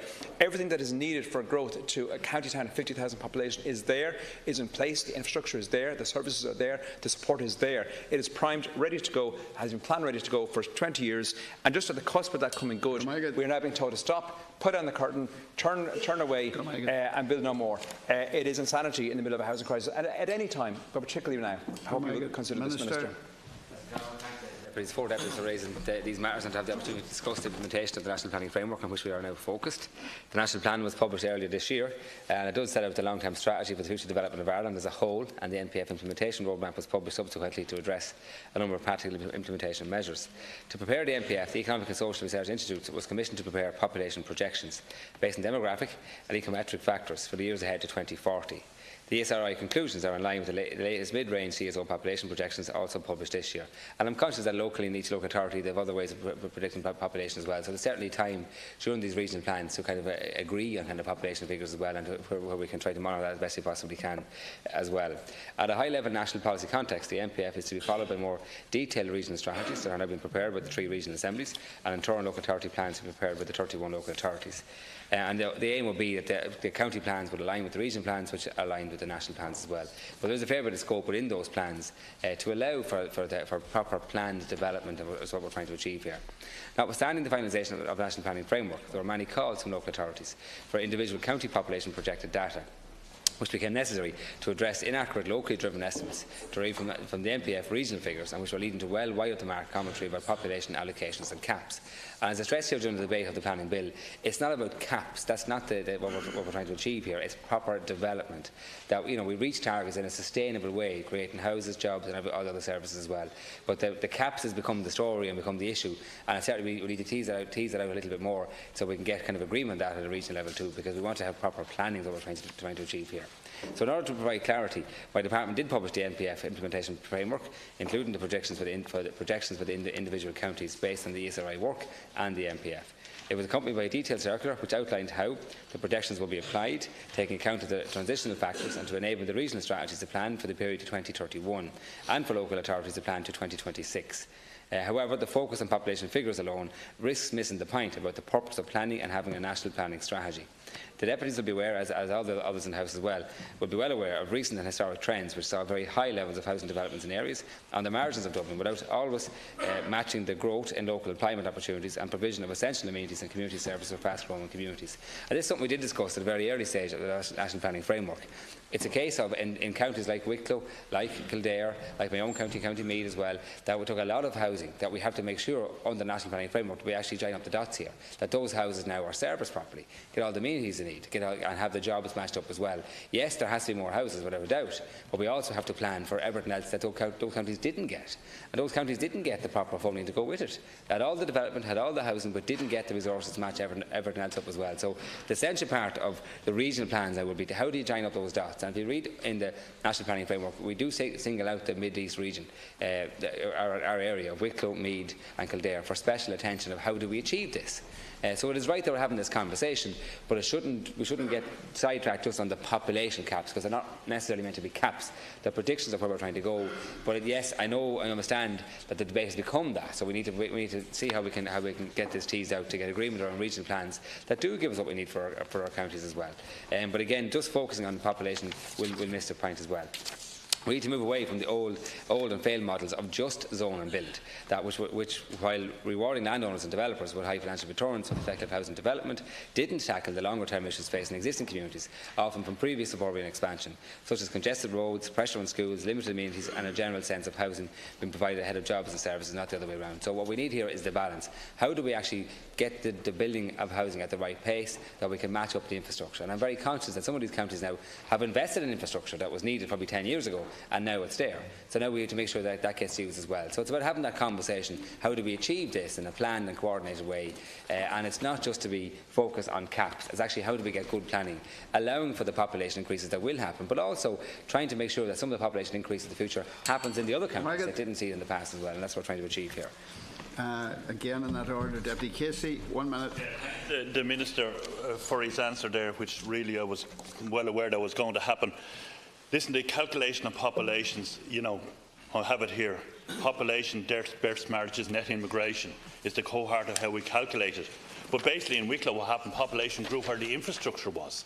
And that's the only place Wicklow allowed the population grow. So you're getting skewed figures in relation to Wicklow. Taoiseach said here only less than 4 hours ago, there's a housing crisis. We have the infrastructure in Wicklow town, and you're saying with this roadmap that we can't build a house till 2026.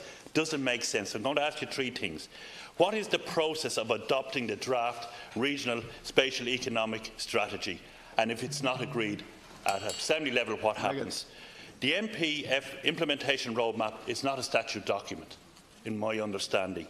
And will the Minister, as he agreed here in the House before we rose in the summer, bring the regional plans into the House for discussion, for debate with all the relevant deputies? Deputy O'Loughlin, 30 seconds. Thank you, Lascan Corla, and I'll be very brief, and I'll have another question for the Minister. What do you really think, Minister? I'd just love to know what you really think, because I'm not sure what you really think is what you said to us here. I have a huge concern in what you said, and you will bear in mind that we didn't actually get a copy of that, and sometimes it was hard to follow. But I have a real concern in terms of what you said, that our towns will not get infrastructure if they are not in the metropolitan area of Dublin, albeit in County Kildare, or in areas around Dublin, that we will not get what we need. We will not get the second bridge that we need in Newbridge. We might not even get the final delivery of the Outer Relief Road for Athy, because what you're saying is that housing will follow the infrastructure. And while I absolutely agree that where there's infrastructure we need it, but we need to have that development for our towns as well. 30 seconds. Thank you. Minister, just to come back very briefly, the reality is the caps are stopping and will stop the building, because if you apply the figures that's been produced in the National Planning Framework and apply them to the local area plans, into the local authorities, that's what's causing the problem. That will slow down. It's going to stop building because those figures are being reached now. In my own constituency of Kildare North, the land that's zoned with the commencement notices in will reach the figures predicted in the National Planning Framework. So we're delighted to have this conversation with you, Minister, in a meaningful way to bring a practical solution, because this just makes no sense. Because the infrastructure is there. Whether it's wastewater, roads, bridges, it's happening and it will be delivered. But what you'll have then, if this was to be brought and implemented properly in the National Planning Framework, you would have houses not matching the infrastructure that's there. So that's the problem. Thank you, Lascan Corla. Minister, I'm glad both ministers are in the chamber at this point. I'll quote the chair of the Housing Agency, Dr. Conor Skean, who described this National Development Plan recently, the foolishness of these kind of initiatives, the foolishness of the overall plan, in fact. Because let's be very clear, what we're doing is we're taking areas in the commuter belt, established areas in inner commuter belt, that are supplied with infrastructure, that are supplied with services, that are serviced and zoned lands ready to go. And what we're saying is pull the plug, pull the curtain over them and fold them up for 20 years in the middle of a housing crisis. It's insanity. In fact, in taking NACE, the 2031 figures, the 2031 caps are already met with the sites that are under construction in 2018. The 2031 figures will be reached possibly later this year. So for the next 11 years, next 12 years, no more housing in the commuter belt. It's insanity. Okay. Just do a quick reply, if that's all right. That'll be taken out and back up. I think the deputies took your time, but I'll give you the 2 That's minutes. fine. I'll just do a real short. Sorry, apologies. The copies are Just here. say I changed it all. That'll be fine. That's my fault. They were here. I forgot to get them out. Just in short, and in fairness, Deputy Casey, you did ask at the last of the end of the planning bill that we'd have a discussion on it. I'm sure we can facilitate that. Either we do it in here or do it in committee or something, because we'd like to do that in our department and talk through what we're trying to achieve here with these plans and these regional plans. And because I know that genuinely you want proper planning as well, and there is scope there in Wicklow's case to have 15,000 plus another 8,000 on top of that. And the question is, well, how do you allow for that? How do you make sure that happens, and then go forward in a planned and coordinated way thereafter? But even to allow for that growth, it's a fair increase in population. Kildare, likewise, it's over 31,000 as well. It's a lot of people to accommodate. And I'm not convinced that it'll happen as quick as people think it'll happen. So the regional plans are to try and talk that through, try and work that out. And Deputy Casey or Deputy Fiona McLaughlin, to be very clear on this, what I've always said is proper planning. That's what Minister Murphy wants, that's what I want, that's what the planning framework is about. I'm not planners. And I've been consistent in that right to my political career in 20 years. We did not see proper and good planning in Kildare, in Meath, in Wicklow and in many other places. And we're trying to achieve that. And the obsession just with the targets is the wrong obsession. Our obsession should be, how do we get proper planning? How do we develop these houses, more homes, with the infrastructure at the same time? And that it's there for it. And the services are there, community services, jobs and so on. In the past, we've got the houses, we didn't have the jobs to match them. And that's why we've got clogged roads. So it's not that we're trying to cap any particular area, it's how do you achieve that ambition in a proper, planned and coordinated way. And that's what we're trying to achieve through the regional plans and county plans. And I accept that the debate has kind of gone focused on targets and caps, and we need to move away from that debate and have a good discussion around good planning. We're happy to do that and make sure we can get that, because I think there's agreement to be reached here. I think we can reach that, because we also want to bring the councils on board to the regional plans, because it's good planning and we're all part of that, because we've discussed here endlessly. We're having a 2-hour debate now about housing failures, and they're to do with poor planning in the past and poor investment in the past. We're trying to get it right for the future, and that's what we're trying to achieve through this as well. That concludes topicals. We now move on to the private members' businesses, motion rehousing, and I call on Deputy Richard Boyd Barrett, whom I expect is sharing. I'll be sharing time. 6 minutes for me, 5 minutes for Deputy O'Brien, 2 for Deputy Jerry Adams, 3 for Deputy Kenny, and 4 for Deputy Coppinger. Last count Corla, today 10,000 people filled the streets of Molesworth Street. They couldn't all even fit on Molesworth Street. There are still hundreds of students outside of the department of the Taoiseach supporting this motion, which is brought forward by the Raise the Roof campaign, supported by the Irish Congress of Trade Unions, by the National Housing and Homelessness Coalition, by the Union of Students in Ireland, by the National Women's Council, and dozens of housing NGOs, housing activist groups, and most importantly, this is a motion that is being moved on behalf of 130,000 families who are waiting a decade and more on housing lists, 70,000 families who are in serious mortgage arrears, 10,000 people, including 4,000 children who are in emergency accommodation, a whole generation of young people and working people who are locked out of the housing market because of extortionate rents and property prices, because of renters who are afraid they could be evicted this week or next week by their landlord.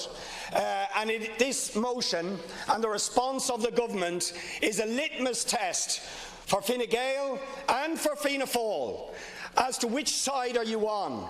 Are you on the side of those hundreds of thousands of people who need a secure, affordable roof over their head, or are you on the side of vultures, property speculators, corporate landlords and other people who are obscenely profiting from the human misery that is the housing emergency? And that is the equation, Minister.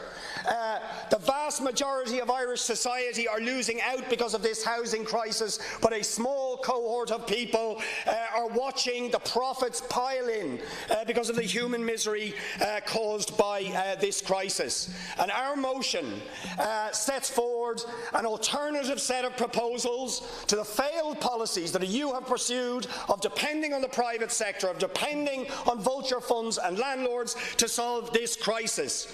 It calls for a declaration of a national housing emergency, a dramatic increase in the expenditure on public and affordable housing that will be built on public lands, including an extra €1 billion in the budget that will be decided next week. It calls for an end to economic evictions into homelessness. It calls for aggressive measures to take control of empty property and unused building land that is being speculated on and hoarded by landlords and by vulture funds to make it usable for the housing that people need in this country. The motion calls for rent controls that actually control rent and bring them to affordable levels. It calls for an increase in the proportion that goes to social and affordable housing on private developments from the miserable 10%, which we're not even getting, up to a minimum of 20% on private developments and 30% on strategic development zones.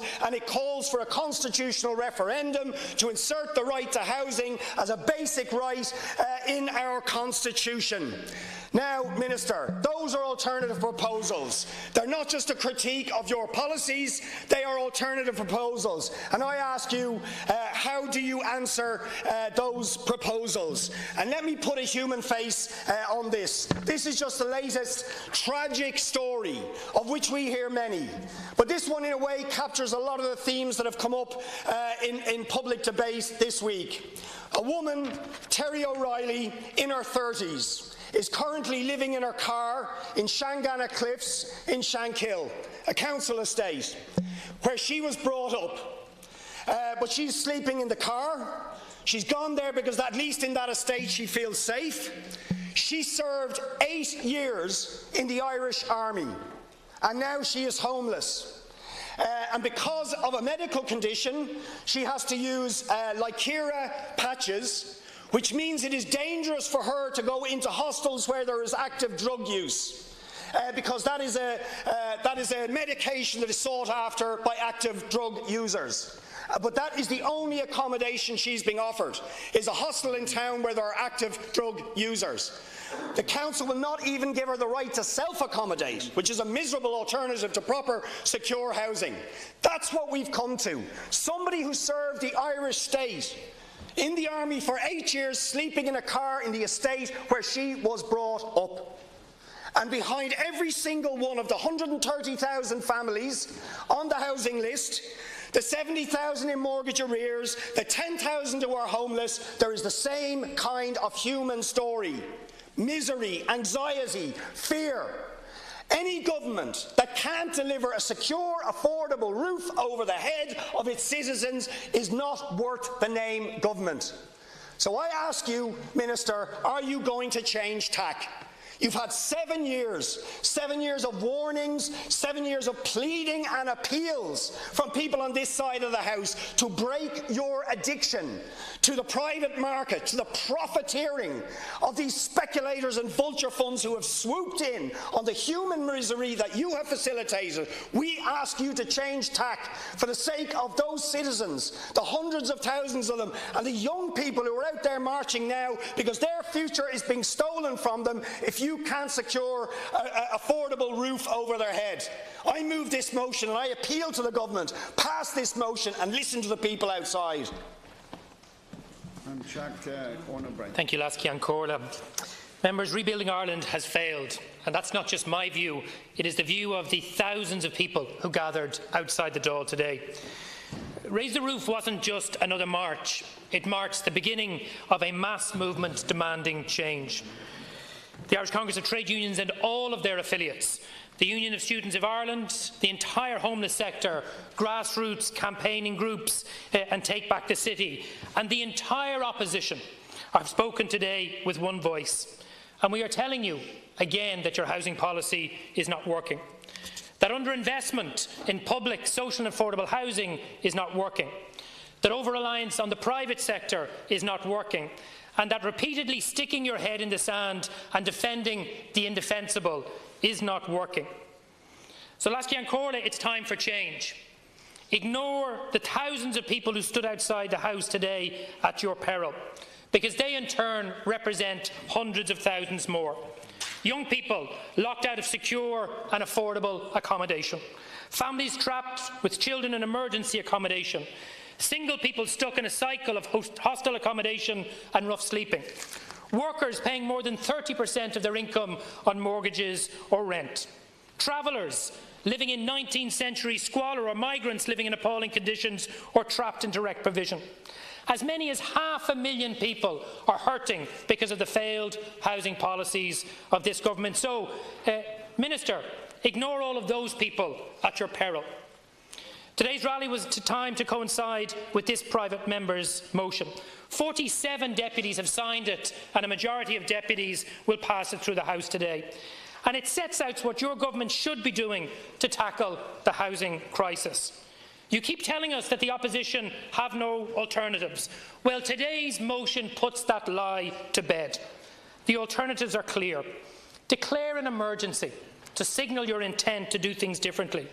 Double capital investment in public housing in Budget 2019 to meet social and affordable housing need. Increase the stock of real social and affordable housing by 15,000 units next year. Introduce emergency measures to stem the flow of families into homelessness. Take action to halt rising rents. And pass legislation to allow the holding of a referendum to enshrine the right to housing in the Constitution.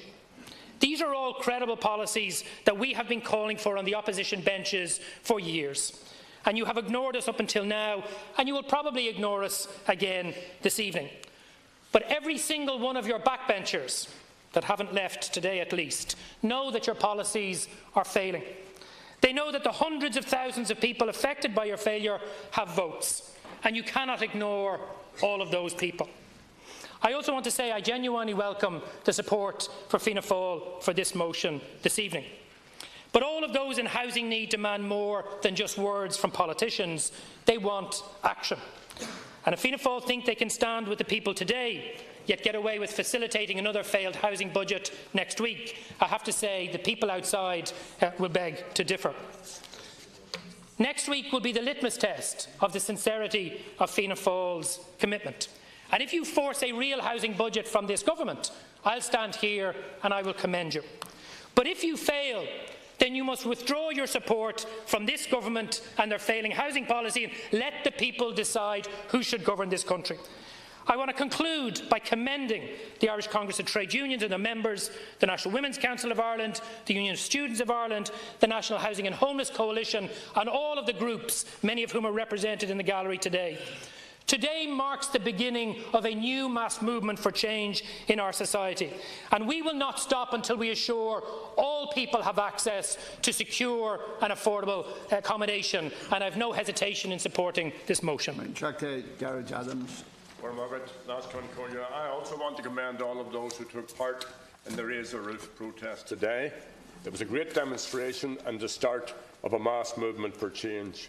And those assembled were showing their anger at the government's shameful attitude to almost 4,000 children in emergency accommodation. They were expressing their outrage against rents that people can't afford. They were protesting against evictions. They were protesting against this government's failed housing policy. And they were voting for the right to a home. Mara Jurter in Yelga, Neil Ian Tinton, Marta Tinhan Fain. Last Concordia, there are more citizens homeless in this state than the combined populations of the towns of Ardee, Castlebellingham, Dunleer, Jenkinstown and Tullyowen in my constituency of Louth. According to DAF.ie, Louth has witnessed the greatest annual increase in rental costs. According to the July figures from the Department of Housing, the number of adults homeless in the North East region, including Louth, has remained unchanged since July of last year. So clearly the government's housing strategy is not working. And yet the Minister for Housing and his colleagues constantly parrot the claim that their plan is working. Sinn Féin's housing plan in our alternative budget 2019 proposes the introduction of a temporary tax relief for renters in tandem with a 3-year emergency rent freeze. We would also increase investment in social and affordable housing and tackle homelessness. And that's one of the many differences between Sinn Féin and this government. We believe that citizens have the right to a home. This government doesn't believe this. Finally, last Concordia, the Taoiseach responded today to a reasonable question from Seachta MacDonald on the government's failed housing policy by attacking Sinn Féin's refusal to stay in government in the north with a party which is denying citizens their rights. The Taoiseach has a duty to uphold the rights of people in the north, not to attack them. He also knows the efforts Sinn Féin have made and the reprehensible way the British government and the DUP have responded by refusing rights which he himself knows are being denied at this time. He knows the disrespectful way that they treat him and the Minister for Foreign Affairs. This has nothing to do with the housing crisis, the housing emergency in this state, but it's proof of the way this government responds in a dishonest way, and this brings the Taoiseach's office into disrepute, and it adds to the sense, and we saw this in the streets earlier on, that this government doesn't really care about the homelessness crisis. Kenny, thanks. Let's count Carla. 7 minutes between yourself. Thank you very much. Minister, I think people in this country have run out of adjectives to describe the housing crisis, and there's a simple reason why we have a housing crisis, and that's ideology and neoliberal policy of your government, which has been going on for the last 7.5 years. I want to address some of the terminology that your ministers have been using, which I would find quite offensive. Using words like ghettoisation, using words like free homes, is an insult to anybody that has ever been in a council house, and I wish you would withdraw them, Minister. And I think your government go on about mistakes of the past, but the mistakes of the past, you think about it, social housing has been a social success. Your housing policy has been a social disaster. Social apartheid is ongoing, Minister. And if you want to take the best example about our crisis, you look at an example up in Clondalkin at the moment. There's a site of 70 acres, publicly owned land, is going to be sold to the developer on Monday by a policy of your government and the County Council. Now, I say to our colleagues in the Labour Party and Fianna Fáil that they have an onus on their councillors to vote against this deal, because in the height of the worst crisis of our generation, we are selling public land off to a developer. We cannot. This land needs to stay in public ownership. In conclusion, Minister, I think, today was a fantastic kind of movement, and I think it's just the start of a bigger movement across this country. And I think, Minister, I don't think your government is capable of changing the situation. You're bedded down by ideology. It's impossible to change, and the only way to get rid of your government is a general election. And I think people are crying out for a general election, because the longer you're in government, the more social damage you will do. Count Corla, 200 years ago, a preposterous notion was challenged, that of the divine right of kings. Today, an equally preposterous notion has to be challenged, that of the divine right of private property, because we are living in a state where 10,000 are officially homeless, 250,000 workers and young people are in housing unaffordability, and yet there's ample land. There's ample resources to solve this crisis, but the rights of private property prevail. Land hoarding is criminal in a housing emergency, and I'd like to hear you, Minister, saying that. Private developers are sitting on land waiting on prices to rise. Developers like Cairns, who have enough land for 14,000 homes in and around Dublin, have built 399 in 2018. The government solution is to pay these private developers to build on state land while they're hoarding their own land. Incredible.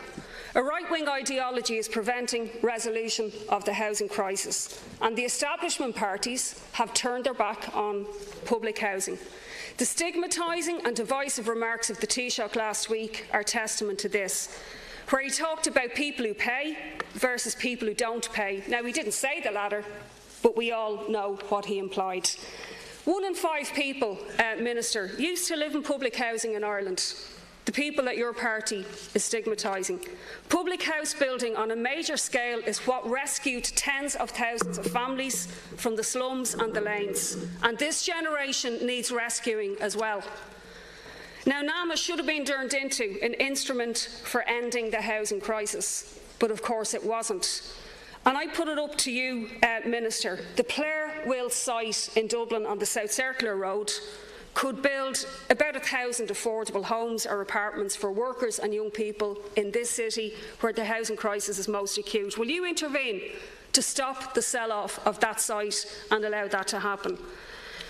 The crisis can only be solved by large-scale public house building. We need an emergency programme of that. Local authorities and NAMA have enough zoned residential land to build 114,000 homes. They own 3/4 of all residential land in Dublin, where the crisis is acute, enough to build over 71,000 homes. So why isn't it happening? And we know from figures from your own department that even if they were built privately, a one-bed could be built for between 144,000 to 183,000, a two-bed for between 150,000 to 195,000. 3 beds can be built for 167,000 to 209,000, and 4 beds for 177,000 to 220,000. Now, that's from private developers incorporating the price of land. But actually, imagine what could be done on council land, and if the costs of a private developer were cut out. People could be supplied with really affordable homes, half of the price of what you've touted as being affordable, Minister. Now, we've heard a lot from Fine Gael and indeed from Fianna Fáil on the radio today about they want to hear solutions. We've been giving solutions for about 5 years in the Dáil. The solution is very clear. It's to build on publicly owned land using the resources we have. And Solidarity has put forward 4 examples in areas where we've got representatives of how this could be done.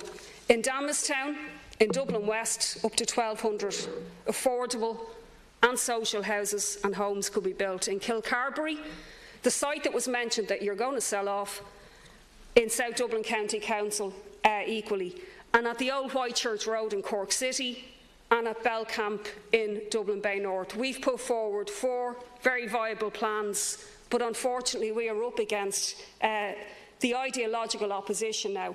And just to say that this is becoming an international phenomenon where governments of like-minded ideology with yourself are refusing to invest in public homes.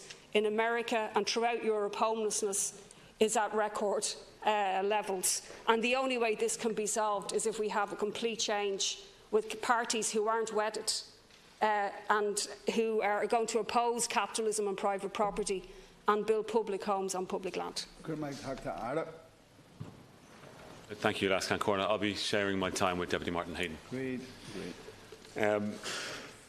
We have a serious crisis before us, and we are putting in place emergency responses, and the Taoiseach outlined these emergency responses earlier in the Dáil today. We need to do more, and we need to do better. And I know that this crisis is hurting people in our country today. Tonight, children who will sleep in hotels as emergency accommodation, and I know that that's unacceptable. And of course, I support people's right to protest legally, peacefully, safely. And I'm glad to be a participant in a democracy where people can go out and do that. We are not protesters in here. We are lawmakers. We have been elevated to a privileged position, and with that privilege comes a mandate and a responsibility to seek to change the law where we believe it needs to be changed to do better for our people. That mandate doesn't just fall on the government alone. It falls to each deputy in each seat in this House. And we are a minority government. And that does mean that every deputy is empowered to bring forward the right ideas and to get support for those ideas and see them through the House and see those laws changed, if we work together. So let us try and do that. Let us try not to use housing and to use the people who are suffering from this crisis as a political weapon. Let's try not to divide the House on this issue, but try and find common ground where we can work together. And let me try and do that, firstly, in 2 ways. The first is to say that this government has no ideological opposition when it comes to housing. I want to see safe houses being built in the right locations for all of our people, and I want to see that happening quickly. And I will use any method at my disposal to do that. And I will not oppose a local authority buying or long-term leasing a home if it gets more homeless families out of homelessness more quickly. I will not oppose that. One point where I might have an ideological position, if you can call it that, is that I believe that we should use housing policy and deliver mixed tenure. We should use housing policy to support and unite communities rather than dividing them. Another point that I would like to try and find common ground on with this House, if I may, is in relation to local opposition. I know that deputies in this House before have gone out and opposed local plans for house building, in every party and none. I know that that has happened before. I believe that from this point on, if we all believe that we're in a crisis and we need emergency responses, as I believe, that none of us should leave today and oppose development of housing in our own constituencies. But more than that, we should work with councillors in our own parties or councillors that we have influence over to make sure that they're not opposing the building of houses either. Let the planners do their work. Let them do it according to the systems that we have in place, and let houses be built because houses are needed. I spoke last week in my contribution last Cairn of a young mother that I had the privilege to meet who was living in a hub and was waiting for a home. And I told the Dáil that I had told that mother that she was going to get a home because every family that had gone onto that hub before her had gotten a home, and we were building thousands of homes for social housing and for other types of housing as well. I was very pleased to hear earlier this week that she has been allocated a home, and that is fantastic news for her. But it is not enough for so many others. It's always been very clear to me that the state has to do the heavy lifting when it comes to solving this crisis. And what that means is a massive housing programme that will see 110,000 social housing homes added to the stock of social housing over the next 10 years. And almost 8,000 homes will be added to the stock of social housing this year alone. And right now, thousands are on sites across the country. And we have the lists, and they are here, and they are published. Local authorities, houses being built on local authority land. It's happening right now, and it's important that we continue to support it. But as I said, if a local authority needs to buy a home or needs to long-term lease a home to help families out of homelessness, I will not oppose that, not in a time of crisis. But if we look at our plans that we have, that came from the Joint Oireachtas Committee recommendations, in 2020 and 2021, we will house more people into the stock of social housing than we will into the private rental sector. That's where our plans really begin to show what they're doing in terms of the increases to the stock of social housing happening by the thousands. When we look at the challenges that we face in building new homes, one challenge isn't investment by the taxpayer. $6 billion in funding has been put behind this plan of taxpayers' money. And asking to double the money now isn't going to double the delivery next year or have the time that it takes to build new houses. It doesn't work that way, and I think people understand that. I know that as we catch up in terms of building more homes, and we are catching up, we have to protect people who may not have a home or are at risk of losing it because they cannot afford the rent. But freezing rent increases won't build any new apartments, and we need thousands of new apartments. And linking rent to inflation is fine when it is low. What about when inflation goes up, and goes up quite dramatically, even faster than rents may be? What then to those people? They will not be protected in that instance, so we need to be careful. We have rent caps which were agreed by this House, but they need to be strengthened, and we need to have proper enforcement, and those changes are coming in legislation that is coming before the Dáil in the next couple of weeks. And if we work together, we'll get that legislation passed very quickly, and that legislation will make a real difference for tens of thousands of people up and down our country very, very quickly. Now, it's not right, Lascan Corla, when a young couple earning good money can't afford to buy or rent a home. It's not right. Not in this country, when we look at the economy going so well, with jobs being created, and with so many social changes that have happened, so that people, not only can they move back home because there are jobs, they want to move back home to this new Ireland. How do we help them? We help them by building new homes. We do everything that we can. We streamline the fast-tracking process, which we did in planning. 10,000 places to live. New places have been made available as a result of that new plan that came online only last year. This year, 20,000 new places to live will be built. Next year, we expect to see 25,000. That's going to do a lot for a lot of people, but still we need to do more. And as a government, we have taken responsibility for social housing back away from the private sector and taken it back onto the state. But I also recognise, as Minister, that it's not acceptable that if someone is eligible for social housing that they will get all these state supports, but if they're not, they will get practically nothing.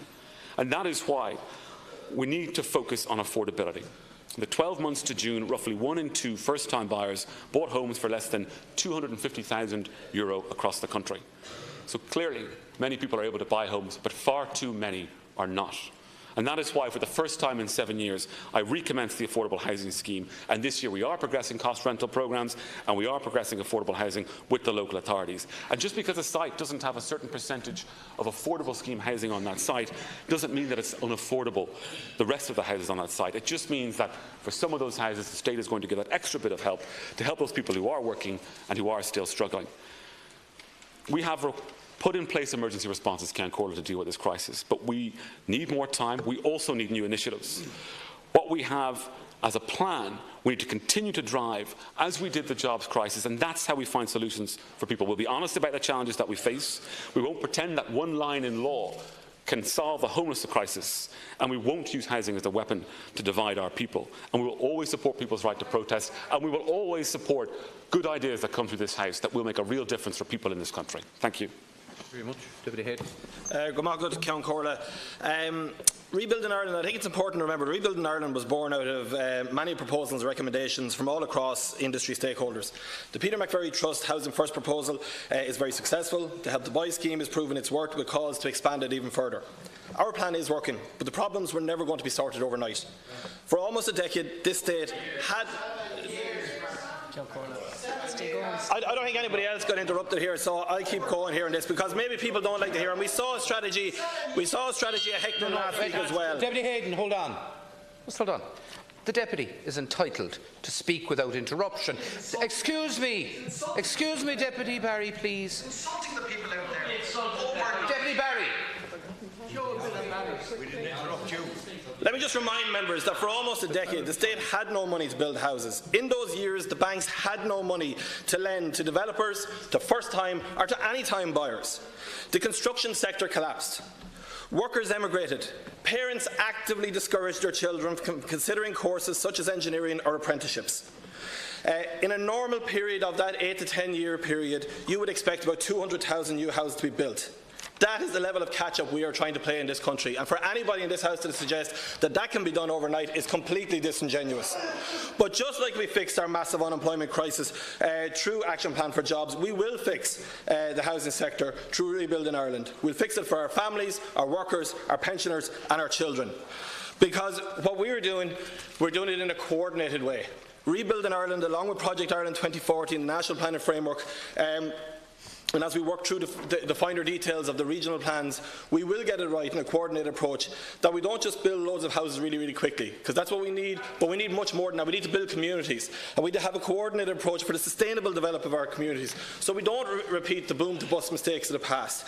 And our plan is focused on people's quality of life as much as it is making sure they have a home, the communities they live in, that all of our children will have top-quality schools to attend, and that's what Project Ireland 2040 is about. The investment in community support all along the way, and that their parents not only to aspire to buy and own their own home, but also they can aspire to work and live locally, so that not everybody has to commute, like so many of my constituents in Kildare, and all the travelling they have to do that. So, we will continue to drive on with a coordinated whole-of-government approach, because it is the right thing to do, and it will deliver for the people of this country in a sustainable way into the future. Thank you, Deputy Head. And Deputy Tara O'Brien, now sharing with your colleagues.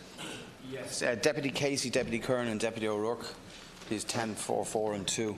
Gurmagad Ceann Comhairle. Fianna Fáil, I and my party support this motion. We would have liked to have had some more input into the motion, but I'm balanced from looking at it and accepting the spirit of it, and I'll explain this afternoon why we do so. The scale and depth of the housing crisis, in our opinion, represents the most serious challenge we face as a country today. Spiralling social housing waiting lists, scars of homelessness pockmarking our cities, renters struggling to find a place, then scraping together money to make ends meet. The dream of home ownership slipping away from a generation, the lowest home ownership rate since 1971. The crisis is everywhere, and the state needs to step in.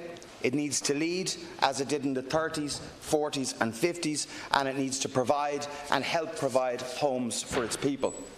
This motion again places housing front and centre on the political stage, days before a critical budget. And that's exactly where housing needs to be. And I would argue that no party has done more to place an emphasis on housing than I and my colleagues in Fianna Fáil. We have put forward over 10 private members' bills and motions. We have used our position in the confidence and supply arrangement to press for change. We have not shouted from the sidelines, we have been taking action. The upcoming budget, as I have said before, must be a housing budget. And that's why Fianna Fáil is supporting the principles and the spirit of this motion. We as a party have an important role also in providing stability during fragile Brexit talks. The budget negotiations form an important part of that process. And we are committed, and have been committed, to acting responsibly and putting forward constructive solutions. This is the only way to make real progress that will deliver bricks and mortar on the ground. Pressing for this change while providing stability is difficult, but is ultimately the most responsible path forward. Our support for the key principles underpinning this set of proposals should be seen in this light. Unlike the head-grabbing acts of motions of no confidence, today's debate, to be fair, focuses on actual proposals on how to address the housing crisis. While they do not cover all of the broad range of issues that Fianna Fáil believes should be addressed, they are a start. We will do our part responsibly in progressing these policies and providing a stable government. We won't reject a motion or good ideas on the basis of where those ideas and motions emanate from, unlike what others did in May. In comments to the CIF yesterday, Minister, you stated that future policy changes will not be, and I quote, too drastic or too dramatic. We need far more innovation, immediacy and ambition than that. I hope genuinely that government will reflect upon the strong and urgent measures required to get to grips with this crisis. Fianna Fáil will continue to use our role in confidence and supply, and most importantly, our mandate to press for change. I do want to discuss the specific measures outlined in the motion before setting out additional steps that we believe should be pursued. In declaring a national emergency, we need to be clear what specific powers are required. The recent Indicon report on a vacant home tax called for a major programme of compulsory purchase orders on suitable residential vacant sites. Equipping local authorities with the resources and clear powers to CPO properties would serve two purposes. First, it would directly increase the number of units available for social housing. But secondly, and as importantly, it would send a very clear signal of intent to anyone speculating on vacant property, and it would incentivise its use. Such moves should not be token gestures designed to tick a box. It should be a measured policy move brought in conjunction with other targets. This motion sets out a very ambitious target of £2.3 billion in capital spending, or over double of what the 2018 level is. That would build some 11,500 units in 2019, a major increase of 7,500 builds and acquisitions for next year. I believe it's important, I think all of us do, that we set ambitious targets and put forward the resources to back them up. But it's also important to be honest about what can be delivered. Money has to be combined with reform to ensure real delivery. We have to be realistic about how many units can be delivered within planning constraints next year. Local authorities need to be adequately equipped to directly build, the department's role needs to be streamlined, and approved housing bodies upscaled to meet that challenge. And this is not the first time I have called for those changes.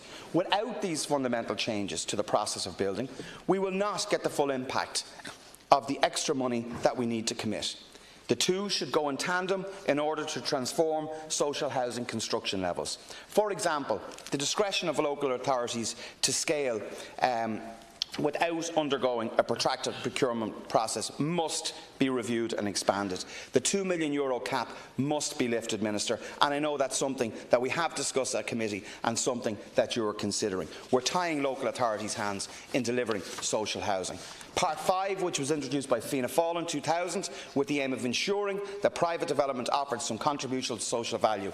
It also encouraged mixed tenure development, which had a broader social benefit. Its operation, in my view, was beginning to yield significant value before the recession. The decision to slash the allocation from 20 to 10% was a retrograde step, and it should be reversed. The state has sufficient land for over 114,000 units. The newly announced Land Development Agency has the potential to help manage land effectively and bring new units on stream. However, it won't deliver units for years, probably not for 4 to 4.5 years. It once again comes back to actual delivery. Targets and allocations mean nothing if they're not delivered. The role of our state should not be relegated to a middleman for land sales. The state has to take the lead in direct build, supporting approved housing bodies and launching a comprehensive affordable housing scheme. We cannot leave it solely to the market. We need an efficient state that can deliver for its citizens in this most basic of areas. The rental crisis is driving homelessness further and further towards unprecedented levels. 10,000 people, 4,000 children is a scar upon the conscience of the state. And the measures contained within this motion go some way to targeting that problem. Security of tenure and rent certainty combined with protections from undue evictions should be prioritised. There are a number of additional steps that Fianna Fáil believes is necessary to fully get to grips with the crisis. The strength of a state rests on each citizen having a clear stake in it. Owning your own home is the clearest way of securing that link. For this reason, Fianna Fáil has placed a special emphasis on launching a comprehensive affordable housing scheme. And I was genuinely disappointed with the lack of cross-party support for the proposals that I and my party brought forward in May of this year to deliver affordable housing.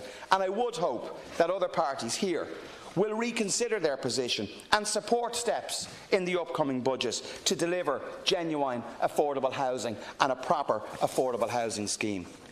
Last week we discussed a motion of no confidence in the Minister. I disagreed with it, as it would bring the government down in the midst of Brexit negotiations and, in my view, would have been a reckless act of political selfishness. Political parties playing political games will not build one additional home. Constructive actions will. There is no silver bullet, but there are better policies. We support this motion in that spirit of urgent, decisive action, in the spirit of cooperation and collaboration, and in a constructive and responsible way. Let's work together to get to grips with the crisis that touches every single family in this state. In the dark times of the 1930s, we cleared the slums and built houses on an unprecedented scale. With real ambition and political will, we can achieve that kind of scale again. Casey. Thank you, Ceann Comhairle. The thousands of concerned citizens that have protested outside our gates today are in fact reflective of the nation's views that this government is still not getting the message on their failures in housing. The message on housing is simple, but it also involves radical and realistic action. I stated just last week, and it needs to be stated again, the Irish housing crisis can be solved. It is resolvable if the resources of our republic are put fully behind the simple premise. The Irish state must ensure that we have adequate supply of affordable housing units for both long-term rental by local authorities and for sale to citizens who have the legitimate ambition to own a home. The state must ensure that the right to housing is not just an aspiration that is inserted into our constitution to make us feel good. The right for Irish citizens to a home is the responsibility of the state to manage. This government still believes that it is a market anomaly that will fix itself with short-term fixed improvements to funding. The current housing market that operates in Ireland is designed to be boom and then bust. We should have learned the lessons of the disastrous consequence of that model. The basic commodity needed for any housing is land. The land's value is maximised and hoarded during high demand periods such as now, and brought at rock bottom prices during low periods. This market cannot be allowed uncontrolled power over the lives of our citizens. The state's responsibility will be to help the stability of the private market is to build and maintain a large stock of affordable housing units for long-term rental and for sale to families. This simple two-line target will then free up all the other broken parts of the Irish housing system, from homelessness families to land hoarding to finance for builders and prospective of homeowners, to the shortage of rental units with rents and sale prices that are out of control. We all agree that we need to be building at least 10,000 public-owned units a year, but the government could only manage 2,000 in all of last year and only 800 in the first 6 months of this year. Your predecessor, Minister Coveney, said that we would be taken by the surprise at how quickly your government will be building houses. We are surprised, all right. Those homes are still not built and won't be built for a number of years yet to come. This government's housing policy is not working and needs a sea change of attitude and focus. My colleague Deputy O'Brien has put in plain language, with no spin, no focus groups, no websites needed, to make our views in Fianna Fáil understood. My party leader, Micheál Martin, also didn't need to spend public money on expensive public relations consultants when he spoke last night in Trinity College about a concrete policy proposal where we believe that the state should provide a subsidy of 50,000 units per unit, where it is estimated that it costs 210,000 to build a home on state-owned land. This will bring the average cost down to €160,000. This will then be affordable to units to householders on 45,000 a year. We could also stop the blame game where local authorities are being blamed for failures. Our local authorities must be allowed and empowered to build again, and along with this, the approved housing bodies and cooperatives are well positioned to deliver homes, but all the red tape needs to be reduced. Next week's budget needs to be a housing budget. It needs to prove that this government is listening to the citizens outside and to the elected members in this chamber. Next week's budget cannot and will not resolve the housing crisis, but can make a dramatic gear shift that is needed from this government. If the budget starts that process, then we in Fianna Fáil will be responsible in ensuring that housing delivery is increased rapidly. We will not exploit the crisis of political power, the empty promises of others in this House and the shallow and cynical politics of yesterday. We in Fianna Fáil will support every sensible, realistic and affordable proposal that will provide homes for all our citizens. Minister, today's demonstration clearly shows the public's concern with the housing crisis, but probably much more importantly, their concern with the lack of resource and the lack of achievement in implementing the various programmes. We as Oireachtas have known since the election of the 32nd Dáil that there has been a housing crisis, and that's why the elected members of that Dáil, of this Dáil, established an all-party committee to address the issue of housing and homelessness before the formation of government, which is a very unusual thing to have happened. That committee met over a 2-month period and formulated a very comprehensive report. Many of the items that were in that report are actually reflected in the motion here today, and in that regard I'm very happy to support the motion. It was a collaborative report which found almost unanimous agreement across all the members with one dissenting voice. And it is regrettable that with the passage of time that report wasn't developed and implemented in its entirety, instead of where we find ourselves today. As I say, the report was published on the 17th of June, and the following month the government launched its policy, Rebuilding Ireland. I do acknowledge that many of the actions, not all however, in Rebuilding Ireland flowed from the committee's report.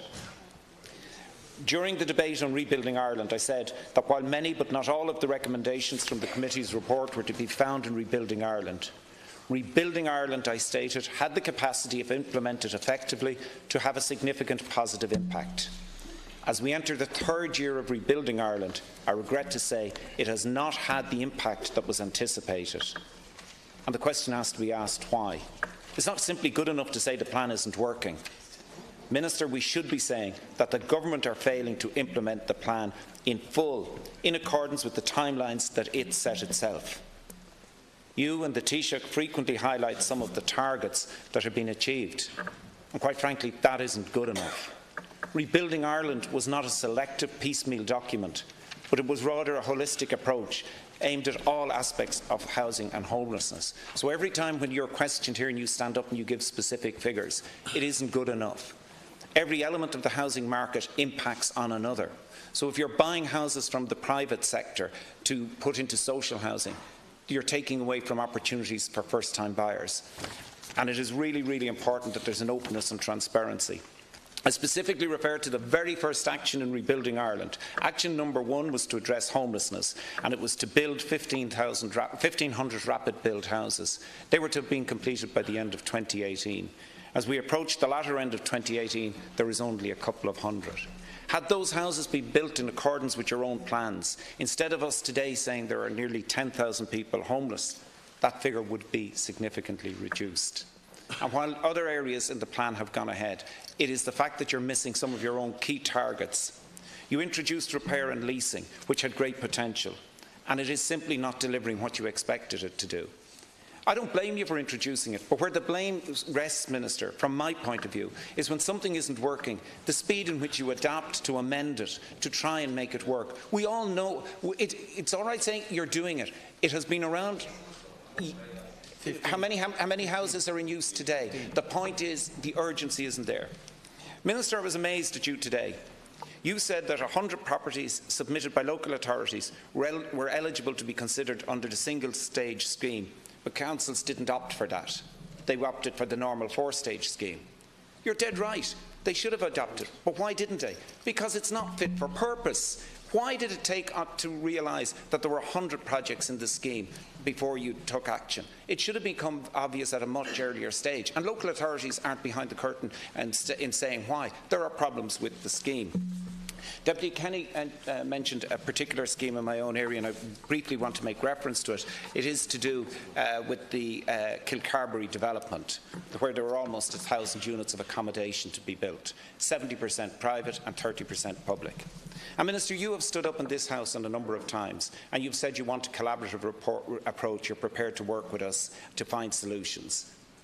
You were specifically asked, he's gone missing now, you were specifically asked by my colleague, Deputy O'Brien, to meet with public representatives from the area with a view to seeing how we could advance an affordable housing project as part of that development. You refused the meeting. I am not saying it would have been successful. The meeting did not come about, and we are very, very conscious that we cannot and will not hold up a development. But the point is, we asked for the meeting, and it hasn't been. Minister, you were asked for the meeting and the issue. We could have discussed it instead of across the floor of this House. We could have discussed it in a meaningful way. Finally, because I have a colleague due to speak, I hope that when this motion is passed, it's not just filed away. I genuinely hope we go back to where we were 2.5 years ago and work collaboratively, cross-party, to address the issues of housing. No one side has the answer to this. I think the original report had a lot to offer, and we should work in that vein again. And thank you, Concordia. And I suppose very briefly in the time I have left, maybe with some flexibility from the Concordia, just in all of the contributions made here, Minister, tonight, and I messed with you and your officials on numerous occasions, Minister English, in relation to bringing forward proposals to try and deal with the current housing crisis and the homeless issue. It's lack of supply. That's the common denominator from everyone's contribution here this evening, and we've heard that on numerous occasions. And the problem is the system that's there at the moment is too slow. Funding may be an issue, but the process is also an issue. Because if you look, for example, at Part 8, when local authorities pass the Part 8s, I know Part 8s that's passed 7 months and hasn't moved on to the next stage of construction. You'd imagine 7 months after a Part 8 being approved, construction, you'll see machinery on site and construction would start. It's not happening. You look at the private sector that's going through the system of On Board Penala. I've checked with a number of individuals, and it's taken minimum 12 months, more than likely 14 months, from the start of that process to the completion. So how can we say that we're serious about delivering houses quickly, knowing that those processes is really, really slow? So what we need to do is we need to look at the process and see how we can use that and accelerate it in a meaningful way through a proper planning, sustainable mechanism to make sure delivery of houses happens. You look at local authorities, for example, Minister, when they actually buy a house from the private sector, or if they're turning over a house from a council tenant leaving it, from that until they actually can put a tenant back into it, it's taken 10, 12 months. So there's a lot of mechanisms there, a lot of problems in the process that's causing issues in relation to approval, and different red tapes that's there that's causing the process to delay, that's adding to the issue of homelessness. And this is a major problem. And we spoke at Linton the Dáil last week in relation to very low-hanging fruit, like in the HAP process, that could be immediately actioned to make it better and more accessible for people to get from homeless into properties. So there is solutions there, Minister.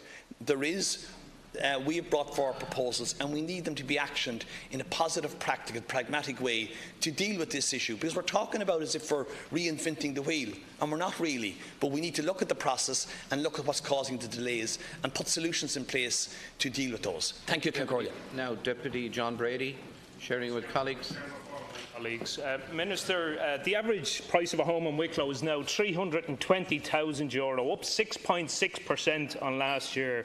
The average rental price in Wicklow is now €1,335, a rise of 11.9% in the last year, making Wicklow the second highest prices for rental property in the state. 7 years and the crisis is deepening, Minister, when you're ready to listen. Minister, in Wicklow there are also 3,810 families lingering on the council housing waiting list, many for 10, 12 and many more years. Those figures, however, don't really reflect the real housing need within the constituency. Many can't even get on the housing list, Minister.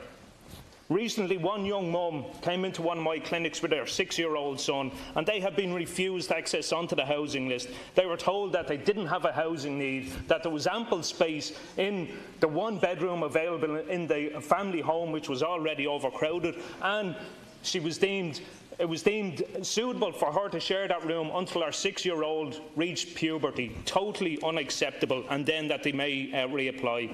The actual homeless figures for Wicklow also don't reflect reality. The July figures issued by the department show that there are only 20 people homeless in the constituency. That figure doesn't include the many hundreds sofa surfing and sharing overcrowded conditions with families and indeed their friends. It simply means Wicklow County Council has put 20 people into emergency accommodation. The reality is Wicklow isn't offering any emergency accommodation because they simply have not got it, Minister. The Council are actually referring homeless women and children to the local women's refuge. This in turn is creating difficulties and putting pressure on those providing domestic violence services in the area. So, Minister, we have no affordable homes, we have no private rented homes, we have no social housing, and we have no emergency accommodation either, Minister. It's time to get real, it's time to face the realities, Minister, and more importantly, it's time to act. Deputy Buckley. Minister, 190,000 people, not including what we call the silent homeless, where a family or a couple have reared their family, put them to college, paying a mortgage, and all of a sudden the banks foreclose on that mortgage. The marriage breaks down and the family unit is broken up. And to make it worse, social justice is battered and bait and killed because the bank have actually put a barring out of 200 metres on that home so she can't even visit her neighbours. These are the effects of the housing crisis. There's absolutely no future plan for our youth. I fear for my own kids in it. There's no future plan. Your rent zones, your pressure rent zones, I spoke to you on this a number of months ago. You don't have a plan B. It certainly is not working in my town of Middleton and surrounding areas. It's absolutely escalating rental prices, and that's going absolutely out of control. You mentioned it a while ago, Minister. You said it falls on each one of the deputies inside in this House. That includes your own deputies. And I'd ask them to have a conscience and have a think about it before tomorrow, because these are human beings. You mentioned your bricks and mortar and your prices, but this is families. I have mothers that have been bounced from 7 different towns in the last 3 months, 7 different towns in emergency accommodation with our daughter, and has to drive sometimes over 2 hours to get her to school in the last week. And we say you don't have empathy. And I think it's Fianna Fáil talking out of both sides of their mouth tonight, because you've been in here long enough propping them up. Confidence and supply. Yeah, wave your hand, do you? Confidence and supply. There's no confidence. All you're doing is propping them up. You're not holding them to account. I think it's absolutely shocking. And the one thing I will say about this is you've normalised it, and you're actually facilitating them. Normalised homelessness. You've normalised debt, and both sides of debt. You should be absolutely ashamed, and you want to start getting your fingers out. Minister, I don't think there is a housing emergency in this state, because if you did so, you'd take different actions. I think you seem to be oblivious to it, and I don't think you get it. I don't think you get it fully, because having young mothers with kids living in a single hotel room for years is a national scandal. Pensioners having no choice but to live in a car is equivalent to elder abuse. Not being able to cook or wash clothes in the B&B you've been sent to live in is a disgrace. And having to sleep in tents along the Grand Canal in Dublin and elsewhere is desperation. Living in a dilapidated mobile home in the back garden of an already overcrowded 2-bedroom house is appalling. and allowing greedy landlords, banks and vulture funds to profiteer in an emergency is treacherous, as is the profiteering itself. Having no right to a home in a supposed republic is perverse. Minister, take the first step. Declare the national emergency. Tá Gaircling agin a ara, mar nuair tá éigean Dáil Éireann tógann tú na cinthe chun an pobl a cosint agus sin scá a dhéanamh inis agus ní eice mé sin tóga go dtí seo. Mar níl ann, níl na cinenne sin ann madidir le tíocht nó madidir láimh siúd atá gan díodan in éair. Ara tá batha I Moel, tá saoil páistí agus éistigh as Chris, tá snachfuil an rialtas seo dar éire faoi na céimeanna is gá thógann chun Dáil leis an géircéim seo. If you're serious at all, Minister, you declare the national emergency and you take the steps required in a national emergency to ensure that there is delivery on the solutions that are there, have been put forward and can be delivered on. Count Carla. Minister, the housing crisis in this state is nothing short of disastrous. The fact that we had thousands of people protesting outside the gates here today is proof.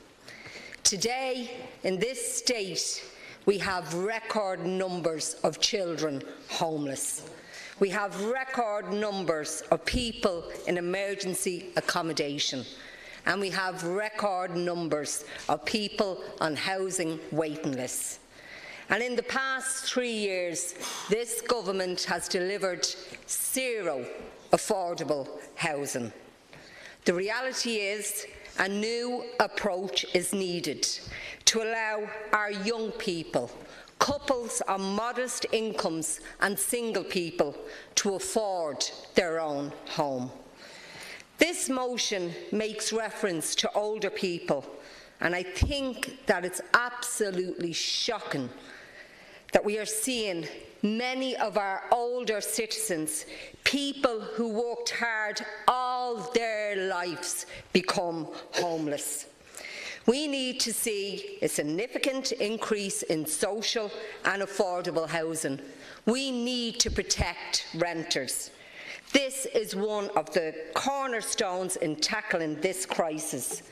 Minister, the pressure is building on this issue across this city and this state, and the proper response to that is to build more houses, protect renters, return vacant homes back into use, and we need to declare a housing and homeless emergency. We need to hold that referendum to enshrine the right to housing in our constitution. And I'll just finish up by telling you one thing, Minister. That protest outside the gates today is only the start of many. Deputy Ellis, thank you. Deputy Mitchell. Minister, today everyone could feel the palpable anger on the streets of Dublin at the Raise the Roof protest outside of Leinster House. This is an anger not just being heard on Kildare Street, but on every street across not just the area I represent, but across the country. People from every walk of life came to express their anger and want action, as well as to let you know that this crisis in housing and homelessness never was and never will be acceptable. It seems that people's power is the only way this government will listen to the voice of reason and be forced to take action. This march gives a voice to the 4,000 homeless children whose voices you are deaf to and who are calling out to your government to end their plight. If you don't listen to these children, maybe you will listen to the thousands who stood outside these gates today. It also gives voice to the many who have died on our streets. Homeless figures have been growing week in, week out, with no end in sight, despite what this government says. The people have risen. There will be more marches. There will be more protests. You are wrong on housing. You are wrong on homelessness. You are wrong on your ideology more so. The thousands that gathered today on the Raise the Roof protest know you are wrong too. It's time you listen to the people and stop defending the indefensible. Thank you. Thank you. Deputy John O'Sullivan sharing with Deputy Brendan Ryan. I'd like to share my time with Deputy Ryan and Deputy Burton. Minister, you're going to lose this vote. This motion is going to pass, and the vote is going to be lost by the government tomorrow. And you need to take notice of this motion and you need to act on it. We've seen lots of motions here before that the government have lost and that we've seen no action on. But this one has to make a difference and you have to take action. And whatever about the 47 of us who signed the motion here and the Fianna Fáil party who have now joined us, the people out on the street today were out in their thousands. It was a huge rally. And it wasn't just the people out there. They were trade unions that represented thousands of people around the country, campaign groups, housing agencies, traveller representatives, the National Women's Council, Students' Union, and a whole lot of individual concerned citizens who want a fundamental shift in policy to deal with the housing crisis. And you have to listen to that, Minister. You have to make a difference for the thousands of people who are homeless, the tens of thousands who fear losing their homes, and all of those low and middle income earners who see no prospect of a secure home to rent or to buy. And they can't wait. They can't wait while you keep telling us, oh, it'll be all right, trust us, we know what they're doing. That isn't good enough anymore. And we need that fundamental shift in policy, which we are asking for in this motion. And, you know, in here we've come together with a common voice and we've made specific proposals. And the Minister is challenging us and saying we're not making proposals. We are. There are very specific proposals in this motion. And we've brought forward lots of specific proposals before. And just on behalf of my own party, I've published this Affordable Housing for All, which is a very comprehensive document of specific proposals in relation to housing. So, you know, we don't want to keep hearing, oh, we're not bringing forward solutions. We are. And I also want to challenge the Minister who's just left. But he talked about mixed tenure. Social and affordable housing is mixed tenure. It's just that it's not making huge profits for private people who own land. So it is mixed tenure, and the Minister needs to fundamentally recognise that. In my view, the most important part of the motion is the need to shift policy from hoping the private sector will do most of the heavy lifting, because they won't, to publicly led action. That means committing sufficient money and public land to build social and affordable homes now, and it means protecting those whose homes are rented rather than the owners of those homes. And these are the core demands in the motion. Changing the Constitution to include a right to a home would alter the balance between the rights to property, which is already enshrined in the Constitution, and the right to the fulfilment of one of the most basic needs of any person or family, the right to have a secure roof over your head. All of the actions called for in our motion make sense, and if you look at the housing crisis from the point of view of those who need a home rather than those who own property, that is the fundamental shift that we want. We want you to look at it from the point of view of those people, the people whose plight is out there today, rather than the owners of property. That is the policy shift that we're asking for and that the crisis demands. Thank you, Ken Coyle. Brendan Ryan. Minister, the housing crisis is getting worse. It's getting more complex, more hopeless and more devastating for people facing homelessness and for those that are already there. The sharp edge of the housing crisis right now is being felt where the private rental market is driving prices outside the reach of ordinary people. I have people at every one of my clinics who are receiving termination notices, many of which are invalid initially. They have to go to threshold, back to their landlords, back to threshold, then engage with the council, back and forth, all the while knowing that there is little light at the end of the tunnel. Because there are not enough units being built, Minister, and HAP eligibility, that's all that's being offered, and that is not an offer because there's nothing to HAP. HAP is a method of affording a home in the private rental market. It may provide a solution, and I do agree it's a lot better than rent supplement, but we need housing units delivered. 1, 2, 3 and 4 bedroom units urgently. We need units for people with disabilities, for older people, houses. We need apartments and we need houses. We need to activate our land banks to deliver these new units and to deliver new communities. Forget the private market. They will operate their own ends as they always have. They sat and continue to sit on their own land banks, parcelling them off in small chunks, which serves to increase prices and profits for themselves. Not delivering enough, never delivering enough, and when they are delivering, they're delivering for the few and out of reach for most. Minister, you are diminishing the ability of local authorities to provide homes by leaning increasingly on approved housing bodies. These bodies should be there to supplement local authority, not to replace them, as the primary deliverer of social housing and affordable housing. I see it in my own constituency, in Fingal, where the number of local authority schemes getting off the ground has stalled since 2016. The projects that are being delivered now are projects that had been pushed through at the start of 2014 and early 2016. Now the strategy is HAP, approved housing bodies only. We need council houses and we need council housing urgently. Thank you, Councillor Burton. This government has dodged repeatedly the production of an adequate supply of affordable housing for young people, many now in their late 20s and 30s, for whom ever purchasing their own home on a mortgage is becoming an impossible dream.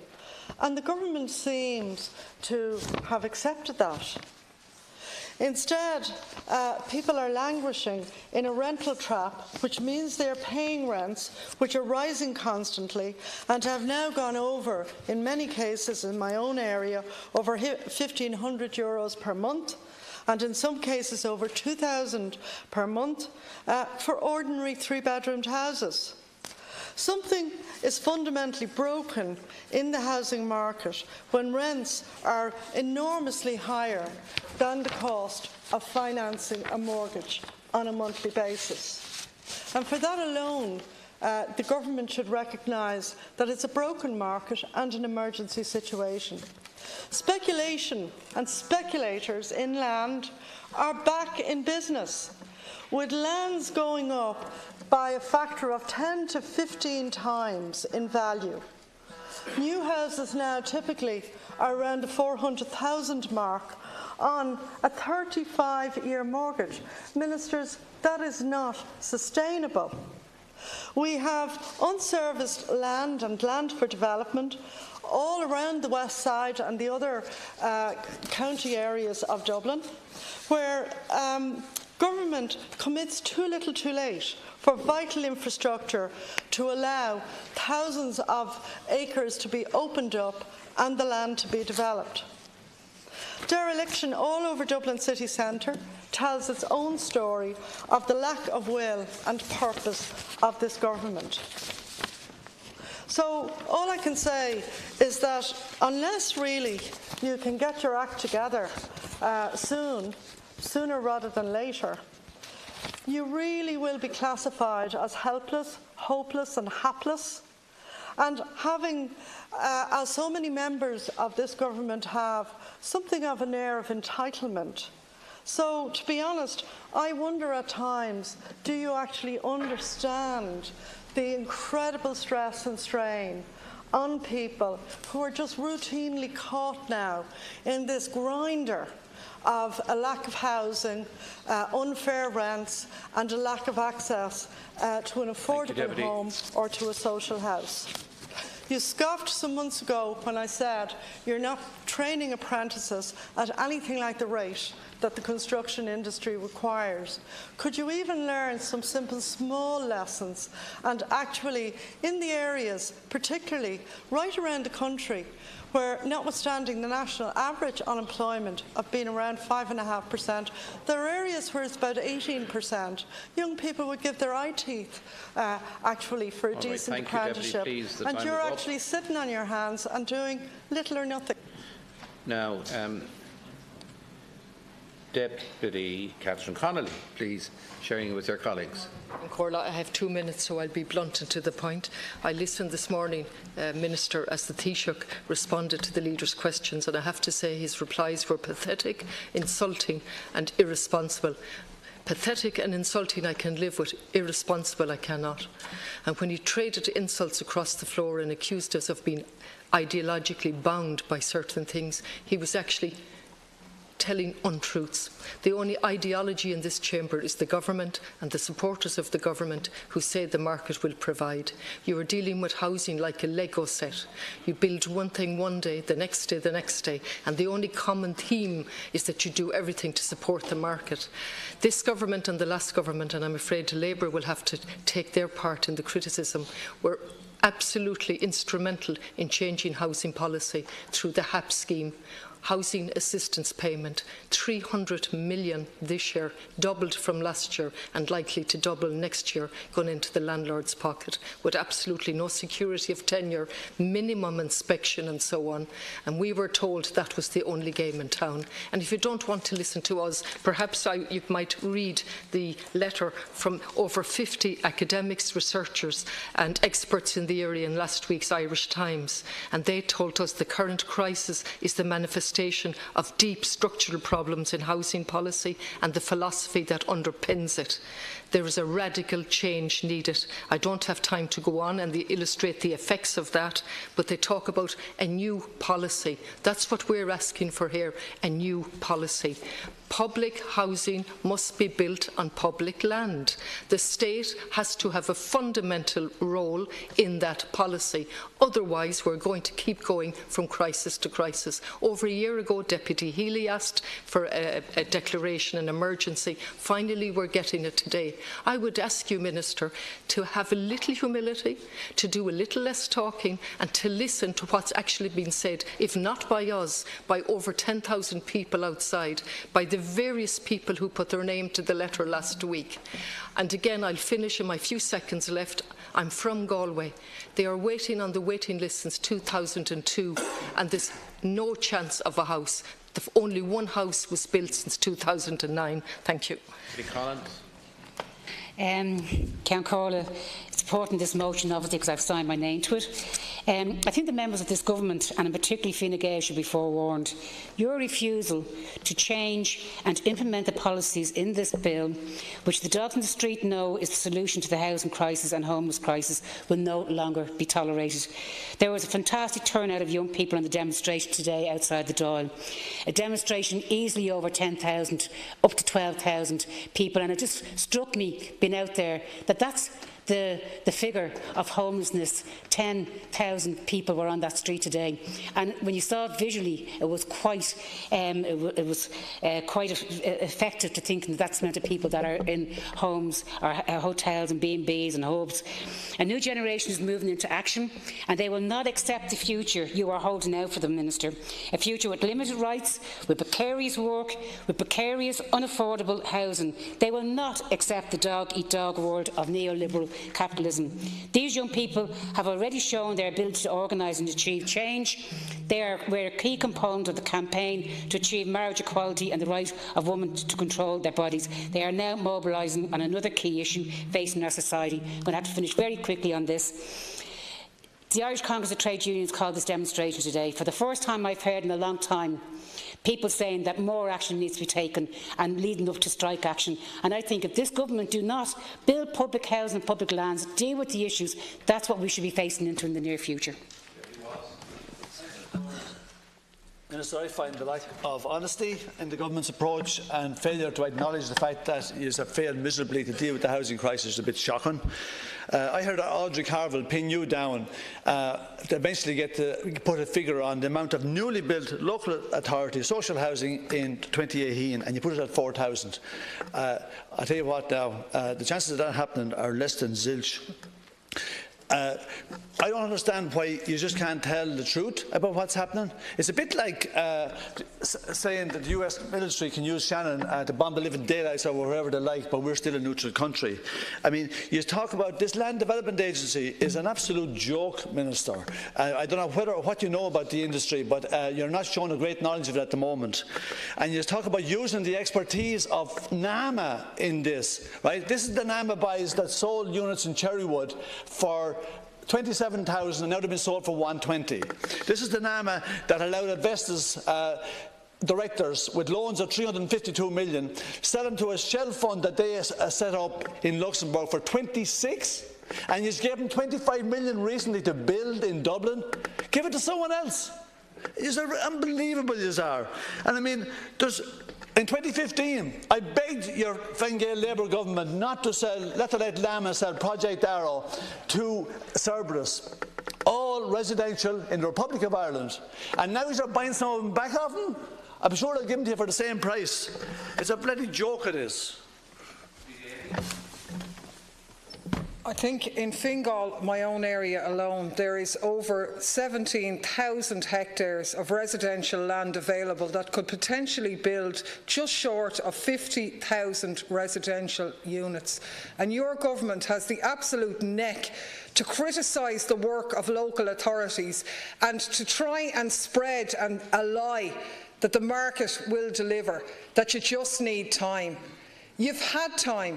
You had 7 years, along with your friends in the Labour Party, who pursued the same policies when they were in government, and you haven't delivered because you failed to address public housing and not relying on the market to build. Now, every one of us in here knows the devastation that's impacting on families now who on a daily basis come to us, and we have to say there is nothing we can do for you. And they're being told that everywhere they go. People who are now in precarious, the first-time buyer age has risen to 34. Rents have gone up by over 80%. We've the highest rents in Europe, twice the cost of Berlin. And you talk about attracting people into jobs in this state. The days of the rack-renting, slum-owning landlords are well back. Tenements are back in this town, and they are defining a generation. And the solution years ago was to clear them out, to get rid of the private rack-renting, slum-owning landlord and build public housing. That too is the message of today. That's what people were asking for today. It's not about social housing for people who don't have money. Everybody needs to live in a decent house, a roof over their head that doesn't soak up 50 to 60% of their income. Deputy Peter Fitzpatrick sharing with Deputies Healy-Rae. Housing supplies. Louth County Council has success in the use of CPOs for receiving vacant and derelict properties. This, however, I feel is only the tip of the iceberg. Most of the property acquired by the Council are in the hands of banks and vulture funds. Nationally, about 1,000 properties are being sold to banks, to the Housing Agency, for distribution to councils and approval housing bodies. I am satisfied that there are many thousands of these units not being made available by the banks. Banks are waiting for the values to go up. The government should target these units. These are already built and can be made available within a short time. The government have to allow local authorities build on their land banks by providing the approval for same and covering the land purchase costs which the councils are carrying. Most of these sites are good sites and could be developed very quickly, and by the refunding to the council of the land costs, they can stabilise the council's financial status. Minister, are you aware that the Louth County Council is boarding up a vacant property because they can't afford to carry out work needed before the relet? Minister, that is serious. I also want to talk about homelessness. The government needs to declare more rent pressure zones. These zones are working in areas where designated. In my own county of Louth, this needs to be done as soon as possible in my town of Dundalk. Rents are increasing at a faster rate than house prices in the area. It is becoming very obvious that amounts of landlord properties are being repossessed. The bank appears to have targeted these properties, and a lot of tenancies are being ceased because of the bank insisting on vacant possession.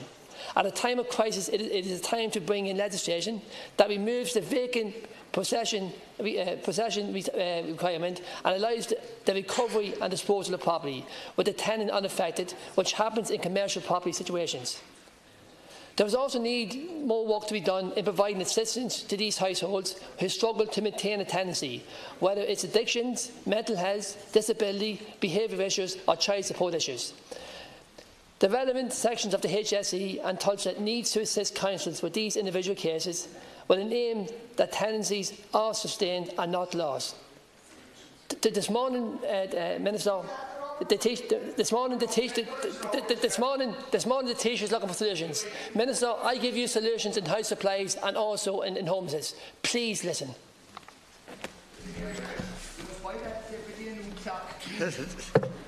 Thank you very much. First of all, I want to declare an interest in this before I make any contribution. I want to thank very much the people for bringing this debate before the Dáil tonight, and also thanks very much to everybody who organised the protest today, because anything that will make government wake up to the problem that is there.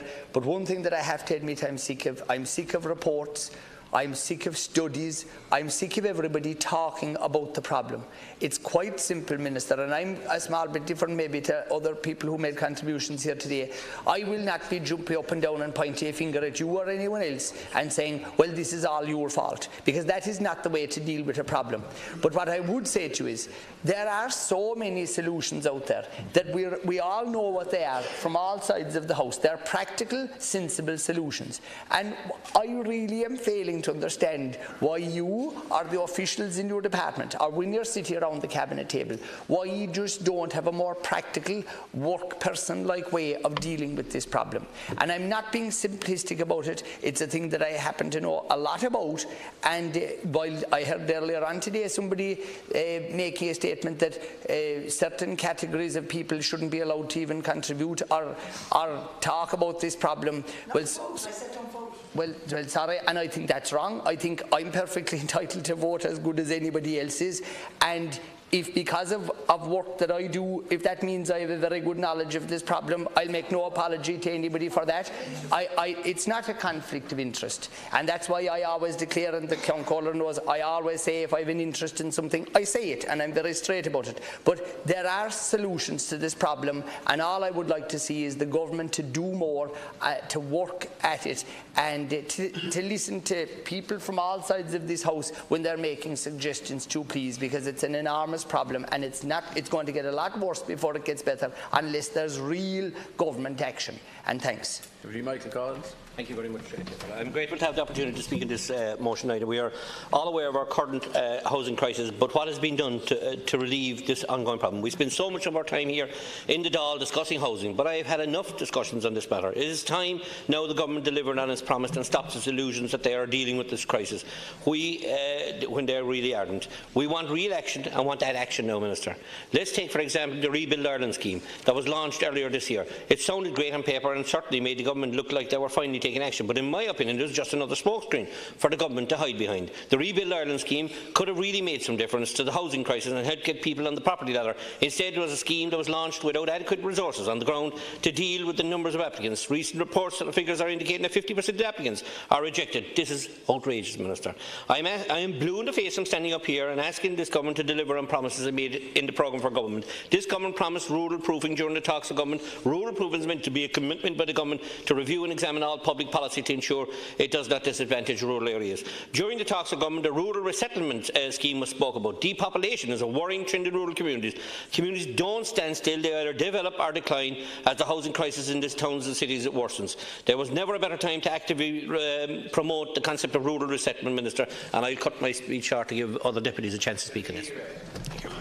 Very much, I suppose Michael declared the conflict of interest. I'm his brother, so I don't know what he have or what he haven't, but I must declare a conflict anyway. He don't tell me anyway. Minister, you said, and your government said all along, that money was not a problem in the building of houses. It must be, Minister, because again I said to you, we're limited in Kerry to 2 rural cottages a year from 2016 to 2021. That's the truth, Minister. The whole truth and nothing but the truth. And that's not enough for us, and there's something wrong with money then. There was a lot of talk here this morning between the leader of Fianna Fáil and yourself, Minister, in relation to the stages of approval by the department. So, as I understand it, you can only have a single stage approval if the project doesn't go over 2 million. Now, listen to me, Minister. You can only have a single stage approval if the project doesn't go over 2 million. So that's 8 houses in Kerry anyway. No, maybe it wouldn't build 4 houses here in Dublin. I don't know what the story is, but that's the story. And you see, single stage approval, however, doesn't comply with the Department of Finance guidelines, value for money. So you know that, Minister. So tell it out if you want to ask the question properly. You must tell that. And the other thing is, in every other instance, there's 4 stages of approval. We highlighted that to the previous Minister for the Environment and Housing, and he obviously hasn't listened to us. That's where the time is lost. The 4 stages of approval, you have to have it in Kerry where it goes over 8 houses, in Dublin maybe where it goes over 2 or 3 houses. So, Minister, you must review what's happening in the department. And it is very wrong of you or anyone else to blame local authorities. There was more mercy this morning blaming the local authorities. They're not to blame, to the Department of Housing that's to blame for the delay with the stages of approval, and that's where it must be tackled. And you're the Minister, you're in charge, you're the government, you must get hold of them, you're in charge of the department and bring them to task and bring them around. That's what the delay is. Deputy, please. Thank you very much, Councillor. You're very good. Deputy Catherine Martin, please. Deputy Catherine Martin. I'm Sharon with Deputy Shortall and Deputy Healy. Minister, when people are being made homeless faster than government can get them out of homelessness, something's not working. When more than 50 households enter into rental distress and need to avail of HAP every day, something's not working. When Fine Gael has been in government for more than 7 years and the housing crisis has only grown worse and worse, something's not working. And it's your solutions to the crisis aren't working. And that's why many political parties, as well as trade unions, students, community activists, housing and homelessness organisations united at the Raise the Roof demonstration outside Leinster House today to demand the real action on housing and homeless crisis that's needed.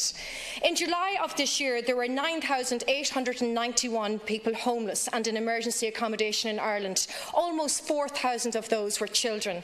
There was an increase of 18% in the number of families homeless from last summer. Rent in Dublin are at all-time high and many renters are living in insecure tenancies. House prices are entirely unaffordable for most people. In my own county of Dún Laoghaire, Rathdown, the median house price is more than €500,000. This is unaffordable for young people in my constituency. It's unaffordable for older people in my constituency. Frankly, it's unaffordable for most people in my constituency, full stop. And why? Why does the government continue and insist on accusing all of us in the opposition benches here of not putting forward solutions when clearly we all have? The Green Party in the Dáil Éireann has put forward measures to invest in large-scale cost rental public housing, to create an independent building regulator, to increase and strengthen the vacant and derelict sites levies, and to expand security of tenure for renters. Sinn Féin has put forward solutions. Solidarity, People Before Profit have put forward solutions. Labour, Social Democrats, Fianna Fáil, Independents for Change and many other independents have come forward with solutions, but you don't listen. Government needs to make a truly substantial investment in cost rental public housing. Public housing, as has been proposed and supported by all of the parties putting this motion forward. Let's build public housing to scale, open to people of all incomes and social backgrounds, creating sustainable, diverse communities, as in Vienna and many other European cities. In my own constituency of Dublin Rathdown, there are several sites perfect for the cost rental model. I, along with community organisations like the Dundrum House and Action Group, have called for government to ensure that 100% of the Central Mental Hospital land in Dundrum will be used for state public housing, along with other public lands like the sites between the Central Bank and Sandyford, the Nama site in Sandyford Industrial Estate and the site beside Leopardstown Racecourse, to create a diverse community of people of all incomes in affordable state rental homes. Dundrum needs this model, Dublin needs this model, Ireland needs this. Minister, please listen to the experts, listen to those working every day on housing and homelessness issues, and listen to the people of Ireland who gathered outside Leinster House today. Build public housing and public land and build stronger and more secure communities. Count Corder. Minister, I listened to you earlier on in your contribution where you denied that your ideological outlook on life or on politics was a factor in your and your government's failure to address the housing crisis. I don't accept that, I have to say. You know, the solutions are many. They're self-evident in many ways, and they have been proposed by all parties in this House, by housing experts and by NGOs, but they have not been adopted by government. And the only conclusion I think that one can come to is the fact that you are ideologically opposed to actually tackling the housing problem in a sustainable and fair manner. At the heart of this, I believe, is a dependency and an over-dependency on the market, and that became evident from the very start of the last government, when that government proposed the HAP scheme and moved away from the whole principle of providing public housing to a dependency on the market. And we've now ended up in a situation where we've fuelled the demand for limited private housing to the point now where rents are going through the roof and where it becomes impossible for people to get their foot on the housing ladder. Of course, we're not getting any value for money as a state, and there's been a complete failure to address the lack of sustainability in terms of that dependency on the market. Look, many people have talked about supply. HAP certainly did nothing for supply, and supply is important. But the other key thing is affordability, and this is something that isn't recognised by government. At no point has this government or the last government set out to make housing affordable, and that means driving down the cost of housing. In fact, what you and your previous government has done is to do the reverse of that, is to fuel the cost of housing. And you've admitted that. I mean, then Minister Michael Noonan, in a budget speech a few years ago, when he was introducing the Help to Buy scheme, he talked about the need to increase the price of housing. So, Minister, would you clarify, what is the objective of government? Is it to increase the price of housing, to help the banks' balance sheets, because you do seem to be more concerned about that, than to help families in order to put a roof over their head? And this is at the heart of the problem that's before us. And if you were serious about ensuring affordability, you would tackle the problem of land hoarding, because we know that the normal rules of supply and demand don't apply in relation to housing. The home building industry will not solve the problem. It has to be government who does that, who takes brave decisions in relation to this and stamps out land hoarding and also builds on publicly owned land. You seem to be doing nothing at the rate that's required. Deputy Seamus Healy. There's a huge housing and homeless crisis out there, and it's devastating families and damaging children. The 10,000 protesters that have raised the roof outside the Dáil today is an indication of the depth of that crisis. And that protest today is the start of a massive national campaign which will include work stoppages, demanding the building of social and affordable houses on public lands. That protest today was supported by the Irish Congress of Trade Unions, all affiliated trade unions, the Union of Students in Ireland, the National Women's Council, housing NGOs and opposition political parties. Minister, it is blindingly obvious that private market has failed and failed utterly.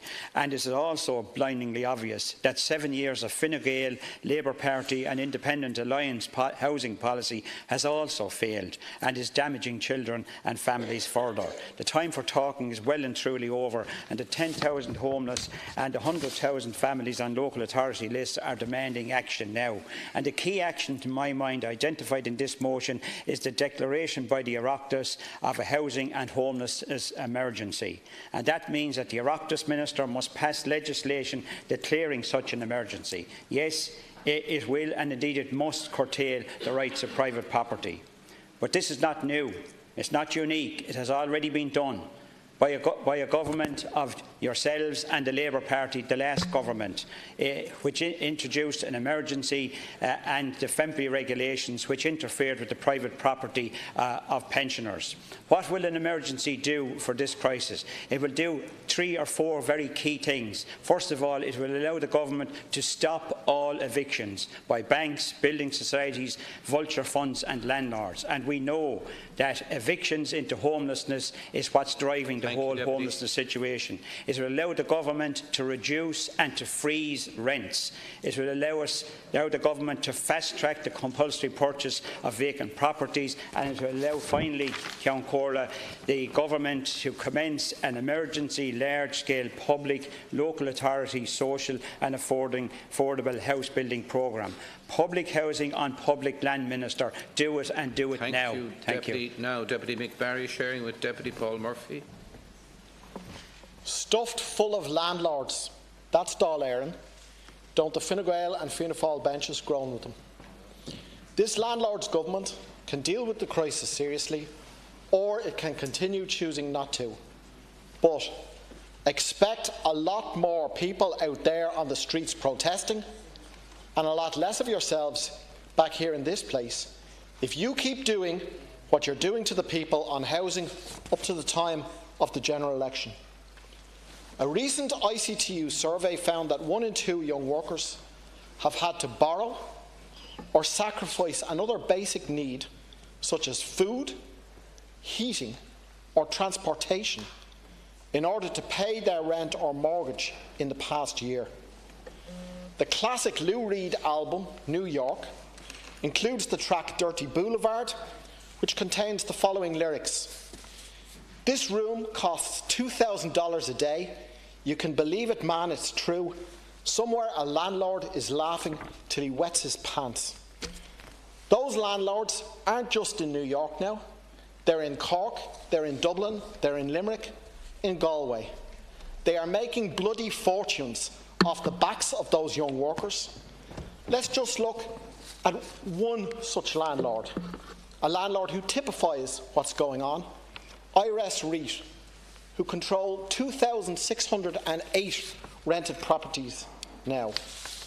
Oireachtas REIT didn't exist before 2013, but is now Ireland's largest residential property landlord. Fine Gael and the Labour Party legislated to allow real estate investment trusts operate in Ireland. Oireachtas set up. They started by buying over 1,200 apartments across 10 sites in 2013 and 2014. Since it bought those apartments, it has rammed up the average rent at every single site from anywhere between 23% and 40%. For example, in September 2013, it bought 224 apartments at Lansdowne Gate in Drimnagh. Since 2014, it has increased the average rent on these apartments by 40%. At the same time, it bought 102 apartments at Prayers Gate in Talla. It has increased the rent on these apartments by 31%. And Minister, do you know what the average pay has increased in the same period? It's increased by 7%. So every single penny of that meagre pay increase, and much more besides, is gone. It's gone on rent. It's gone to Oireachtas REIT. And if rent gouging wasn't enough, Oireachtas has also benefited from a colossal increase in the value of the homes it's bought. It paid $308 million for those 1,200 apartments it bought in 2013 and 2014. Now, according to its own accounts, it now values those apartments at $410 million, an increase of a third. That's a capital gain of over €100 million on top of the rent gouging. Colossal profiteering from the housing crisis. But it gets worse. As Minister for Finance, Michael Noonan introduced an exemption from capital gains tax on properties purchased in 2013 and 2014. So the $30 million plus in capital gains tax that would have arisen whenever Oireachtas sells these apartments will be lost to the public finances. $30 million in lost tax revenue would build nearly 200 new homes. Nothing would do you but to bring in the likes of REIT. You said it would create demand, that it would stimulate an increase in supply, that it would solve the housing crisis, but what we have is an escalating housing crisis. Everywhere we look, we see that you have created a property market that has become a state-sponsored process for the extraction of public monies and workers' incomes to be routed to the corporate owners of rental properties. Making housing a product of the marketplace is your ideology, and its failure and your failure are total. One of the reasons we back this motion is the call for rent controls. But linking rent to the Consumer Price Index actually doesn't go far enough. The rent is already too high. Real rent controls mean cutting rent and cutting it by a significant amount. To achieve that, we need a protest movement which grows and grows and challenges the power of the landlords and of this landlord's government. Paul Murphy. Thanks, Ceann Comhairle. The Minister told the House that he has no ideological position on housing. Minister, that's the best sort of capitalist ideology of all. It's an ideology which presents itself as simply being common sense, it's simply being pragmatic, it's simply what's natural, and that we're the ones with an ideology. But it's not true, Minister. You and your government have an ideological bias against public housing, against social housing. And it's clear from what you say and what the Taoiseach says, but above all it's clear from the facts. The fact that last year you built, at the most positive estimation, less than 800 local authority homes. Less than 10% of that would have been built, for example, in the late 1980s. There's an ideological bias there, and it flows from your general capitalist ideology, which sees housing as a commodity which is to be delivered by the free market. And that ideology, which you don't acknowledge, coincides very happily with the interests of those you represent. It coincides with the interests of the landlords, now experiencing the highest profits in the entire EU, and it coincides with the interests of the developers. That's how ideology works, even if you don't choose to acknowledge it. And it's because of that ideology that you say we have no alternative. Because we don't put forward an alternative that sticks to the rules of that ideology. We have alternatives. We have the minority housing report we produced. We have numerous different local plans, for example, a plan for Kilcarbery, which could be supported on Monday in South Dublin County Council, and which could see, instead of 70% of public land being privatised, it could see the land being used for 60% social and 40% affordable. But you don't recognise that alternative because it starts from an entirely different logic. It starts from the logic of the needs of people, and the needs of people to have a decent quality of life, which means the right to quality and affordable homes for all different sorts of people. And addressing those needs means breaking from your ideology, means breaking from the rules of the capitalist market. It means socialist policies where people's needs and their right to a home comes before the landlords, the banks and the developers' right to profit. It means this motion is only the starting point in terms of what's needed. It means a ban on economic evictions to stop now the tidal wave of people being forced out of their homes. It means effective rent controls backdated to 2011 and linked to CPI. And crucially, it means massive investment by the state to build public and social affordable homes at a rate of 20,000 a year over 5 years to reach 100,000, including traveller accommodation and student accommodation. But you won't do it. The other thing the Minister said was that we're not protesters here, we're lawmakers. Speak for yourself, Minister. I was protesting today. All of the other Solidarity PBP TDs were protesting today, and many other deputies in this House were protesting today. And they were right to do so. We're here today now arguing in the afternoon and the evening for this motion inside the Dáil, but we were right to join the protest. Anybody who wants to see an end to the crisis and the nightmare of the housing crisis for so many people in this country should be out protesting. Because if we didn't protest, if people didn't protest, you would do absolutely nothing. It was Frederick Douglass who said, "Power concedes nothing without a demand. It never has and it never will." If people hadn't protested, if people hadn't distributed the abortion pills, would we still have the 8th Amendment? Will we have access to 12 weeks? If people hadn't protested, if people hadn't refused to pay the water charges, would we still have the water charges? I think we would. And so we have to protest to force change, because that change goes against the economic interests reflected in the ideology that you put forward, those of the landlords and the developers. And today's demonstration was very significant, the biggest midweek protest on any issue in many, many years. It has to be the starting point of a mass movement to force change. It means the occupations of vacant homes should now spread, and in particular it means that a date should be called for a national Saturday demonstration which the forces of the trade union movement should put their full weight behind, combined with the different housing campaigns and campaigners and others across the country, to ensure we bring tens of thousands onto the street on the next occasion and put your government and your policies absolutely in peril. Thank you, Deputy. Now, Deputy Maria Bailey, sharing with Minister Damien English. And just for the record, I'm not a landlord, and I feel important that I need to declare that. And just to declare also I wasn't at the protest, because I was actually dealing with an issue in my own local authority where we have a pinch point of a site, and I was actually teasing through towards getting a solution on those sites, and that's where I deem my time as most appropriate, is actually finding answers to real problems, rather than just saying we're going to do something without doing it.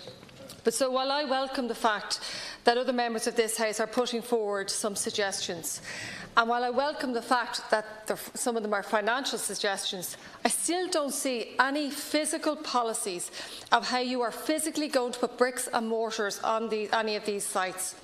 And if it was as easy as you are making it out to be, it would have been done a long time ago. And whilst we all recognise the very difficult circumstances individuals and families are currently going through, we have to support them through a range of measures while we are getting supply back on track. I hear deputies in this chamber stating that what we spend on emergency accommodation should be spent on building houses. And while I fundamentally don't disagree with that, I never hear how they're going to house those vulnerable people in the interim while we get these houses up and running. So, Ceann Comhairle, I've sat here for 2 hours and not once have I interrupted anybody in this House. Those families and individuals are in very vulnerable situations which can be complex and varied and require very tailored solutions. Broad statements do not solve these cases. I'd rather give people hope that is based on solid foundation rather than false promises. I would rather talk about the difficulties we are trying to tackle in an honest way, rather than misleading people and telling people not to transfer from RAS to HAP, or to not take emergency accommodation or a family hub and to hold out in a hotel room, rather than take HAP or a family hub until the forever home is being delivered. I find that disingenuous and misleading. And as a parent of 2 small children, I find that really disingenuous. I would prefer if people would engage with qualified agencies who have the expertise and who are in a position to give the best advice to people involved and the facilities that are available to them. You cannot build a house without architectural drawings or engineering drawings, and you cannot throw extra money at something without saying how you will implement it. It's easy to throw away extra money when it's somebody else's money. This is taxpayers' money that we have a duty to spend in a transparent manner.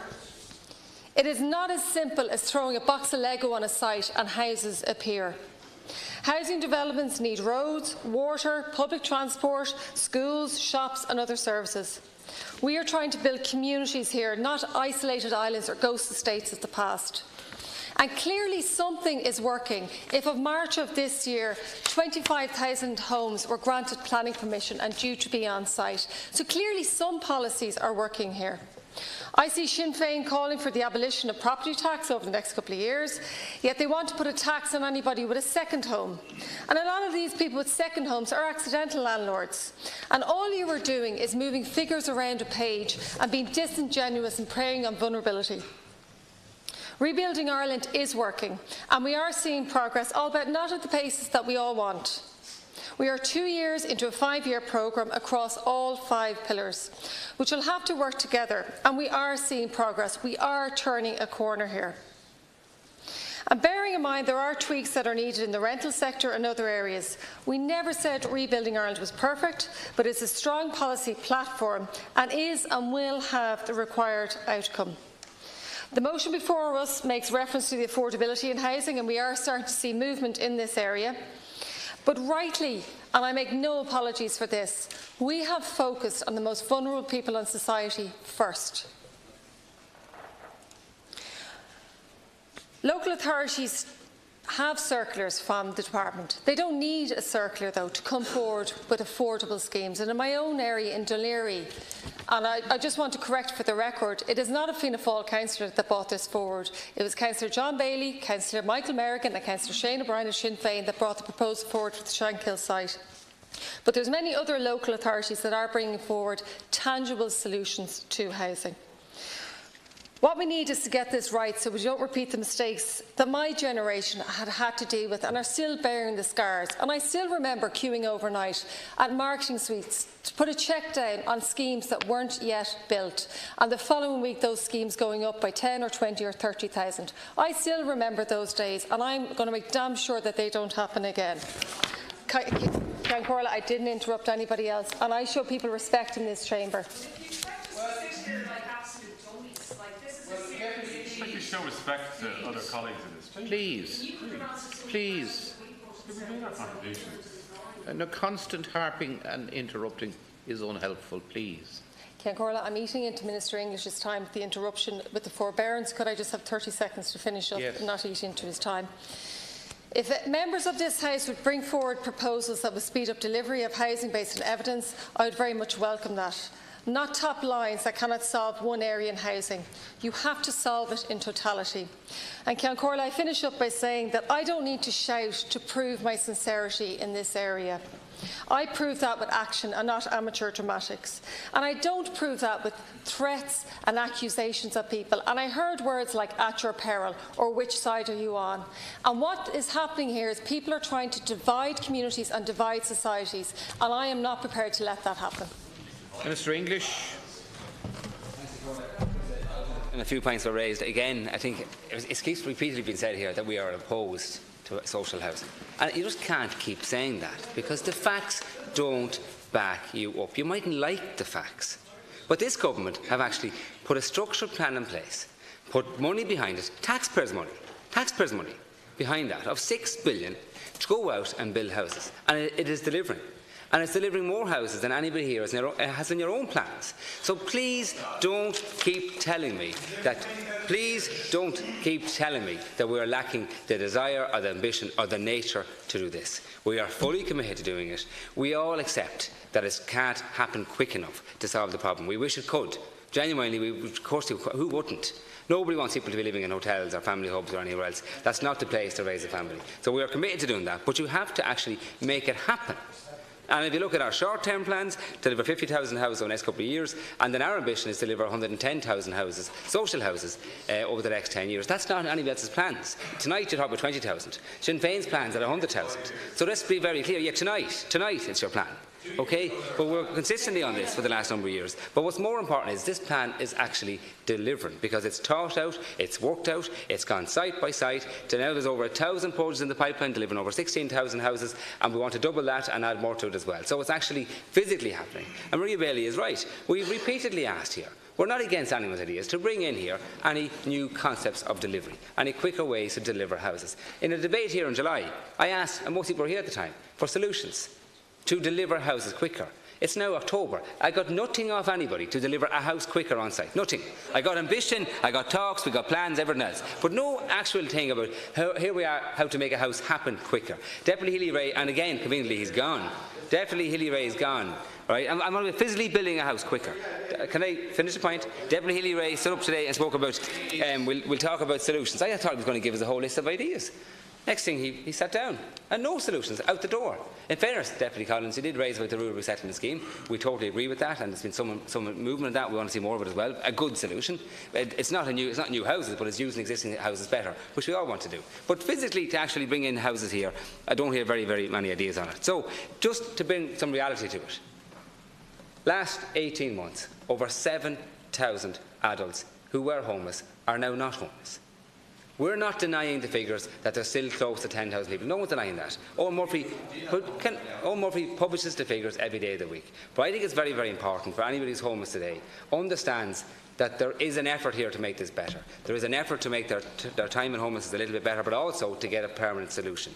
And we're doing that because 7,060 adults who are homeless are not homeless today. So please don't keep saying we're doing nothing. It's not true. I have no problem either as Owen Murphy saying it's not enough, because we know that ourselves and we'll keep doing more and more and more. But it's wrong to say we're doing nothing. That's not true. It's not honest. Repeatedly I've heard people who took part in today's debate and who are supporting as well say the government have to start a social housing plan.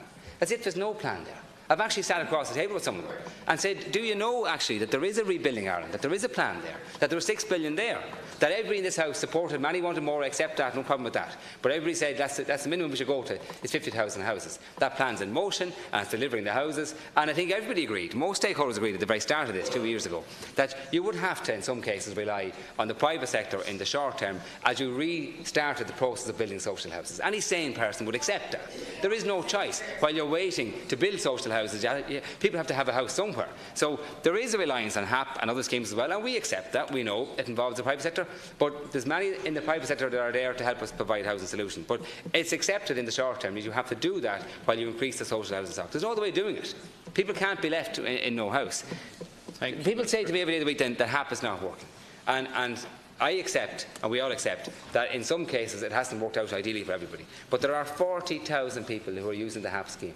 It was brought in by the previous government, so people who were, it was much better than rent assistance, that you actually could go back to work. Joe Morton, I remember having the meetings with her arranging this. It's a good scheme. It works well for thousands. Yes, not in some cases. There's some cases it hasn't worked well, but there's also a perception issue out there because we have people out there who refuse to take a HAP house or refuse to look at the scheme. So yes, there is a perception issue. But I would argue with anybody that you're much better off on a journey to a permanent house, be it a social, private or affordable, to be in a HAP house. You're better off there than in an emergency accommodation. The time is up. And I would defend that to the day comes home. Deputy. But again, Chair, I want to finish on this.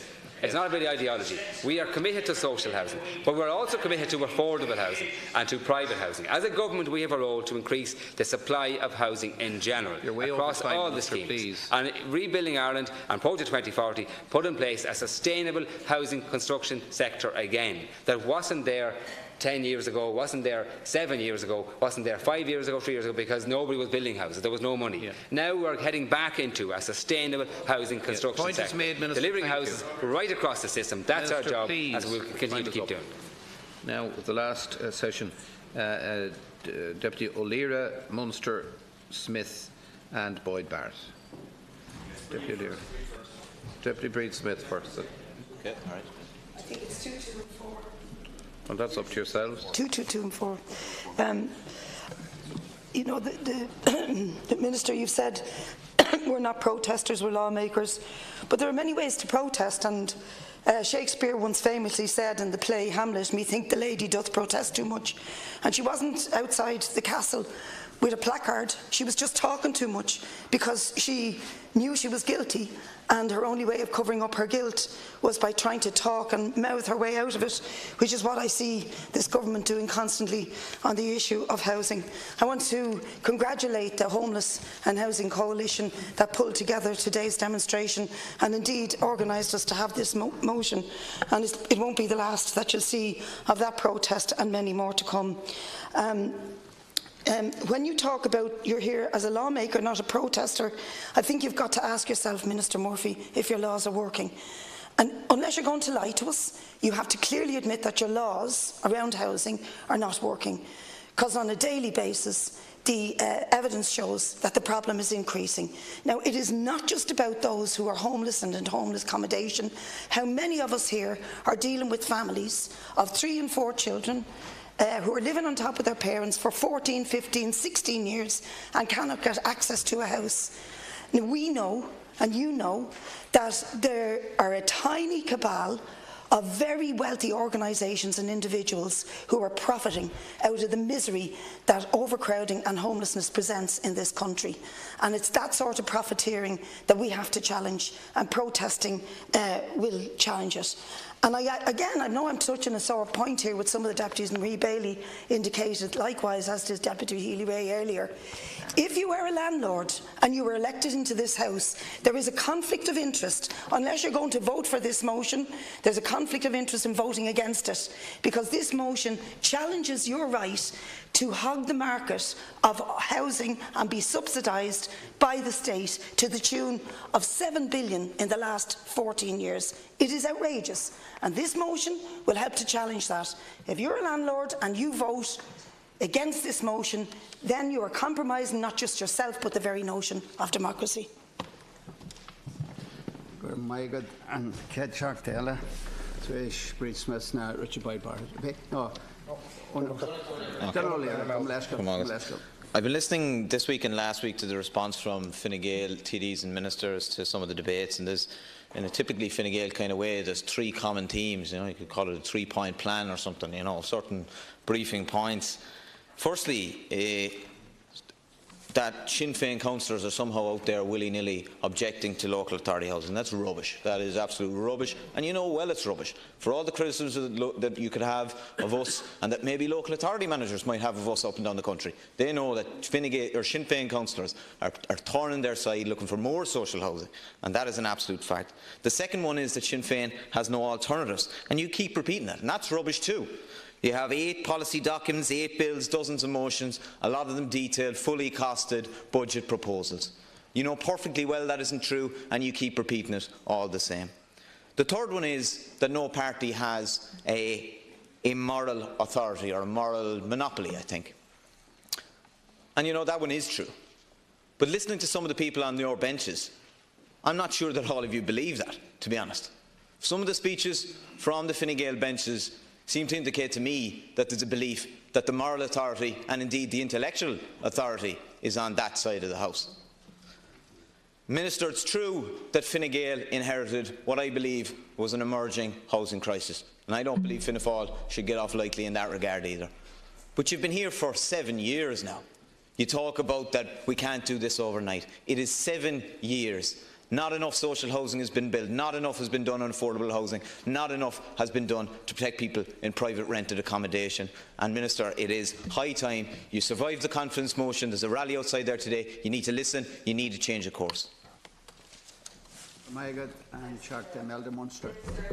Yes, again, we're facing into another winter with a housing crisis and emergency, and despite the fact that you are 7.5 years in government, each year the housing crisis has escalated under your watch. It's the worst it's ever been, ever. And you simply can't accept the truth that rebuilding Ireland has failed. It has been a dismal failure. Your determined resistance due to your ideological block has actually caused thousands of people, forced them into homelessness. Minister, you as Minister are opposed to the rollout of a state-funded, statewide, social and affordable housing building programme for one reason only, and that is because you are a right-wing Tory. It's as simple as that. It's as simple as that, and your denial of a housing emergency is absolutely shameful. And day in, day out, you get up and you defend the indefensible, despite the fact that you know the misery it's causing. And Minister, when you're defending the indefensible, can you just tell me this? Do you ever think about the people who are forced to sleep in doorways, cold and wet, miserable and frightened? Do you ever take a moment to think about the people that are forced to sleep in alleyways and along riverbanks?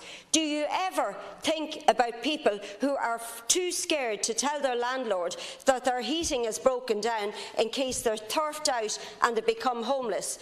And do you ever spare a thought for the thousands of working families who cannot afford to buy a home because there are no affordable homes, thanks to you? The solution has been staring you in the face for years, Minister, and you know that. We need a statewide, state-funded, social and affordable housing building programme. And if you refuse to act, Minister, I guarantee you one thing, it'll come back to haunt you. Deputy Barrett to conclude. Minister English said, we don't like facts. We very much like facts, but the facts are pretty grim when it comes to what you are delivering, Minister, in terms of affordable and public housing.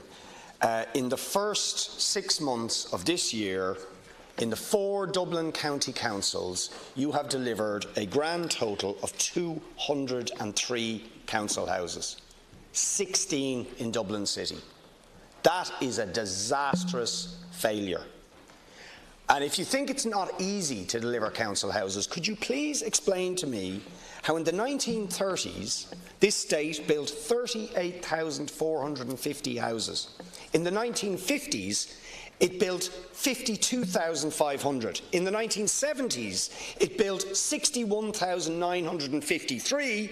But in the 8 years that you have been in government, you have managed to build 3,148 council houses.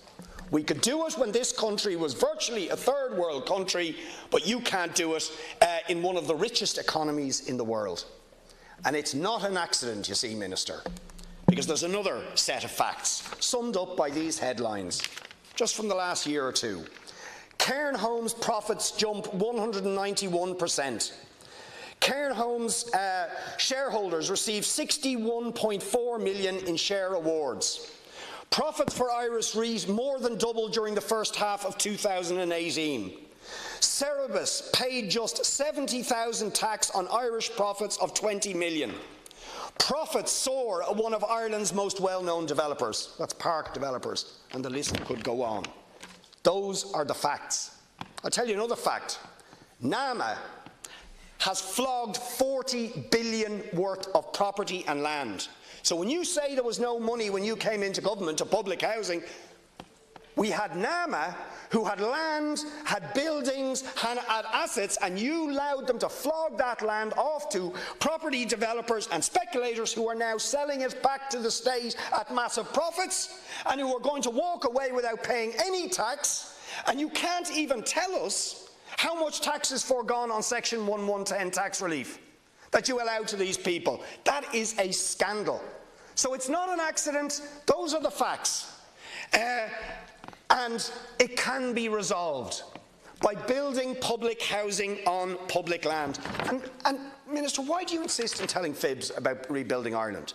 You said again you are going to add, under Rebuilding Ireland, 110,000 social housing units under Rebuilding Ireland. There's Rebuilding Ireland from the department. 87,000 of those are HAPs and RAS. That is not social housing. Those are tenancies where the landlord can pull out at a couple of months' notice and land those people back into homelessness and into emergency situations. Those are your own figures. So please stop trying to deceive the public. Build public housing on public land. And stop relying on vultures and speculators and corporate landlords who are making an obscene fortune from the misery of others. It's clear you're not going to do that, and that is why protest and people power of the sort we saw with Take Back the City, of the sort we saw with Raise the Roof today, and which you're going to see a hell of a lot more over the next couple of months until we force you to break your support for speculators and developers and to start to side with the people of this country and their right to an affordable, secure roof over their head.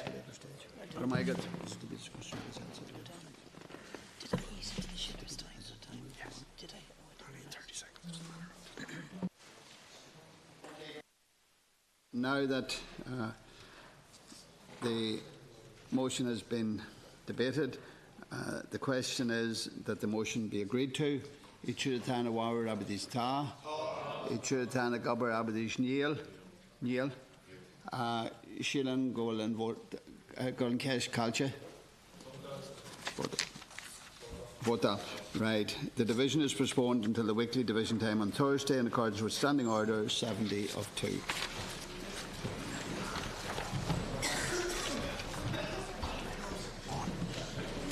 That's good.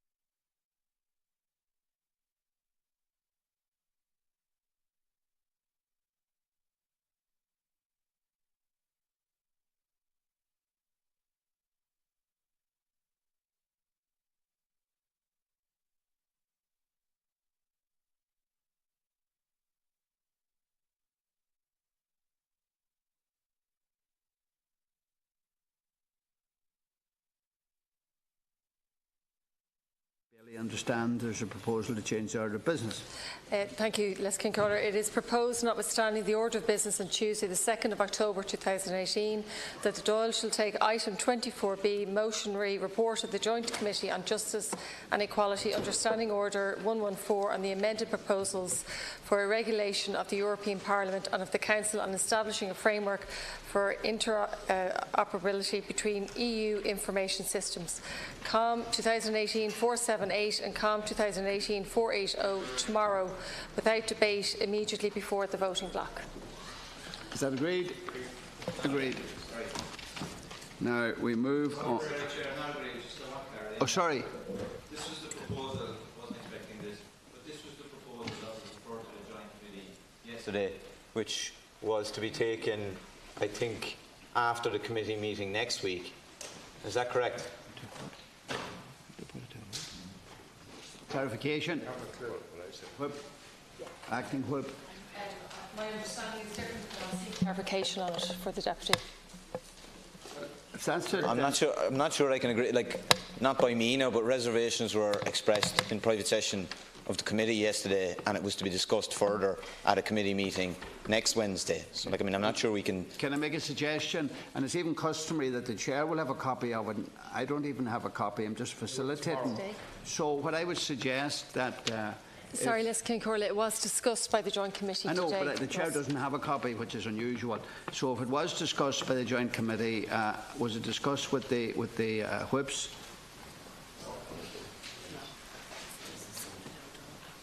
Perhaps maybe I could make a suggestion that later, if there's a bit of clarity, Deputy Bailey, if there's a bit of clarity, and rather than take a decision now, if you can come back, let's say in about an hour's time, we can interrupt business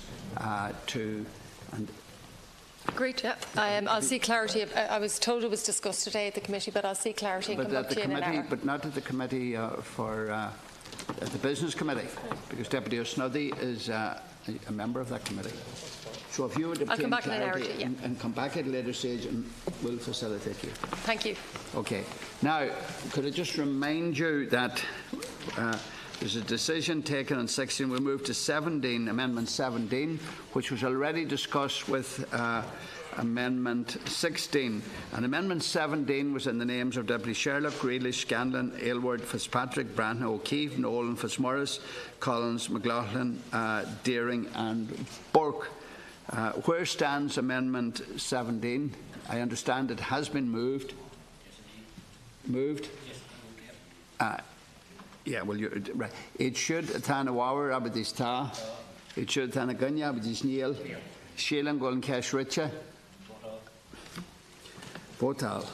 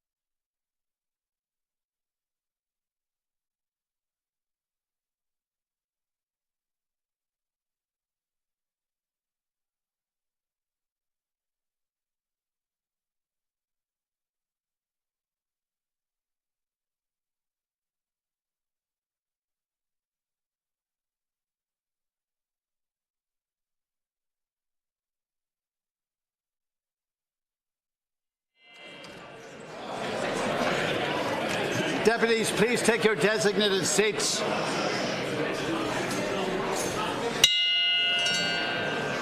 Deputies, please take your designated seats.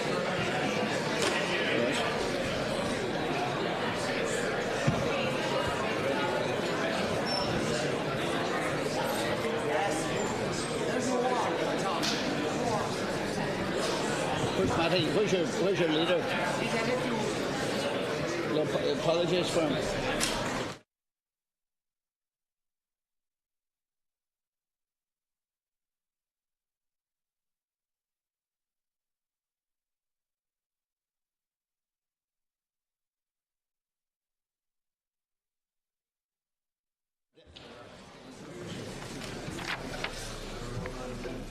Item number 43, the Public Health Alcohol Bill 2015, Amendment 17, in the name of Sean Sherlock and others.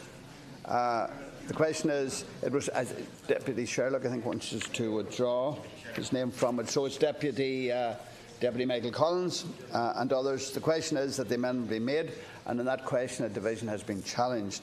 Will the deputies dissenting who are claiming a division please rise in their places? As fewer than 10 deputies have risen in their places, I declare the question is defeated. The names of the deputies who claimed a division will be recorded in the Journal of Proceedings. And I would ask you to remain in your places. Amendment 18 is already discussed with Amendment 9.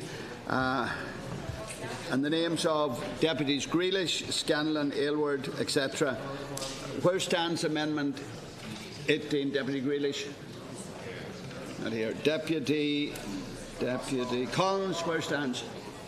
Are you pressing? Are you? First of all, you must move it. You move. Right. It's already discussed. It should have done a wawer abadis ta. It should have done a gunya abadis neil. Sheelan Goldencash culture. The question is lost. Short bells. Joe.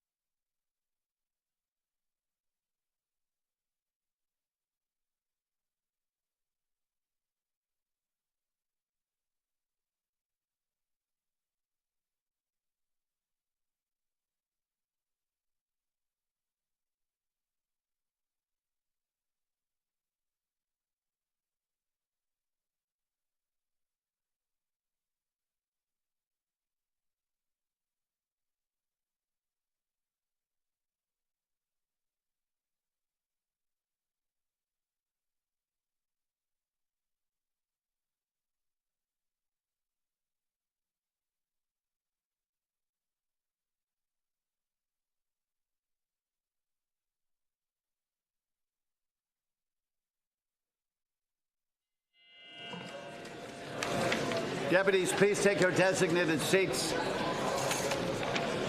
Item number 43, Item 43, Public Health Alcohol Bill 2015, Amendment 18 in the name of Deputy Michael Collins and others. The question is that the amendment be made, and on that question a division has been challenged. Will the deputies dissenting who are claiming a division please rise in their places? As fewer than 10 deputies have risen in their places, I declare the question is defeated. The names of the deputies who claim the division shall be recorded in the Journal of Proceedings. And I call on the Chief Whip to make a statement in relation to the change of the order of business. It's proposed, notwithstanding the order of business on Tuesday, 2nd of October, that the Dáil shall take item 24B, motion to report of the Joint Committee on Justice and Equality, Understanding Order 114 on the amended proposals for a regulation of the European Parliament and of the Council in establishing a framework for interoperability between EU information systems, COM 2018-478 and COM 2018-480 tomorrow without debate immediately before the voting block. Is that agreed? Agreed. Now we move to Amendment 19. Come here.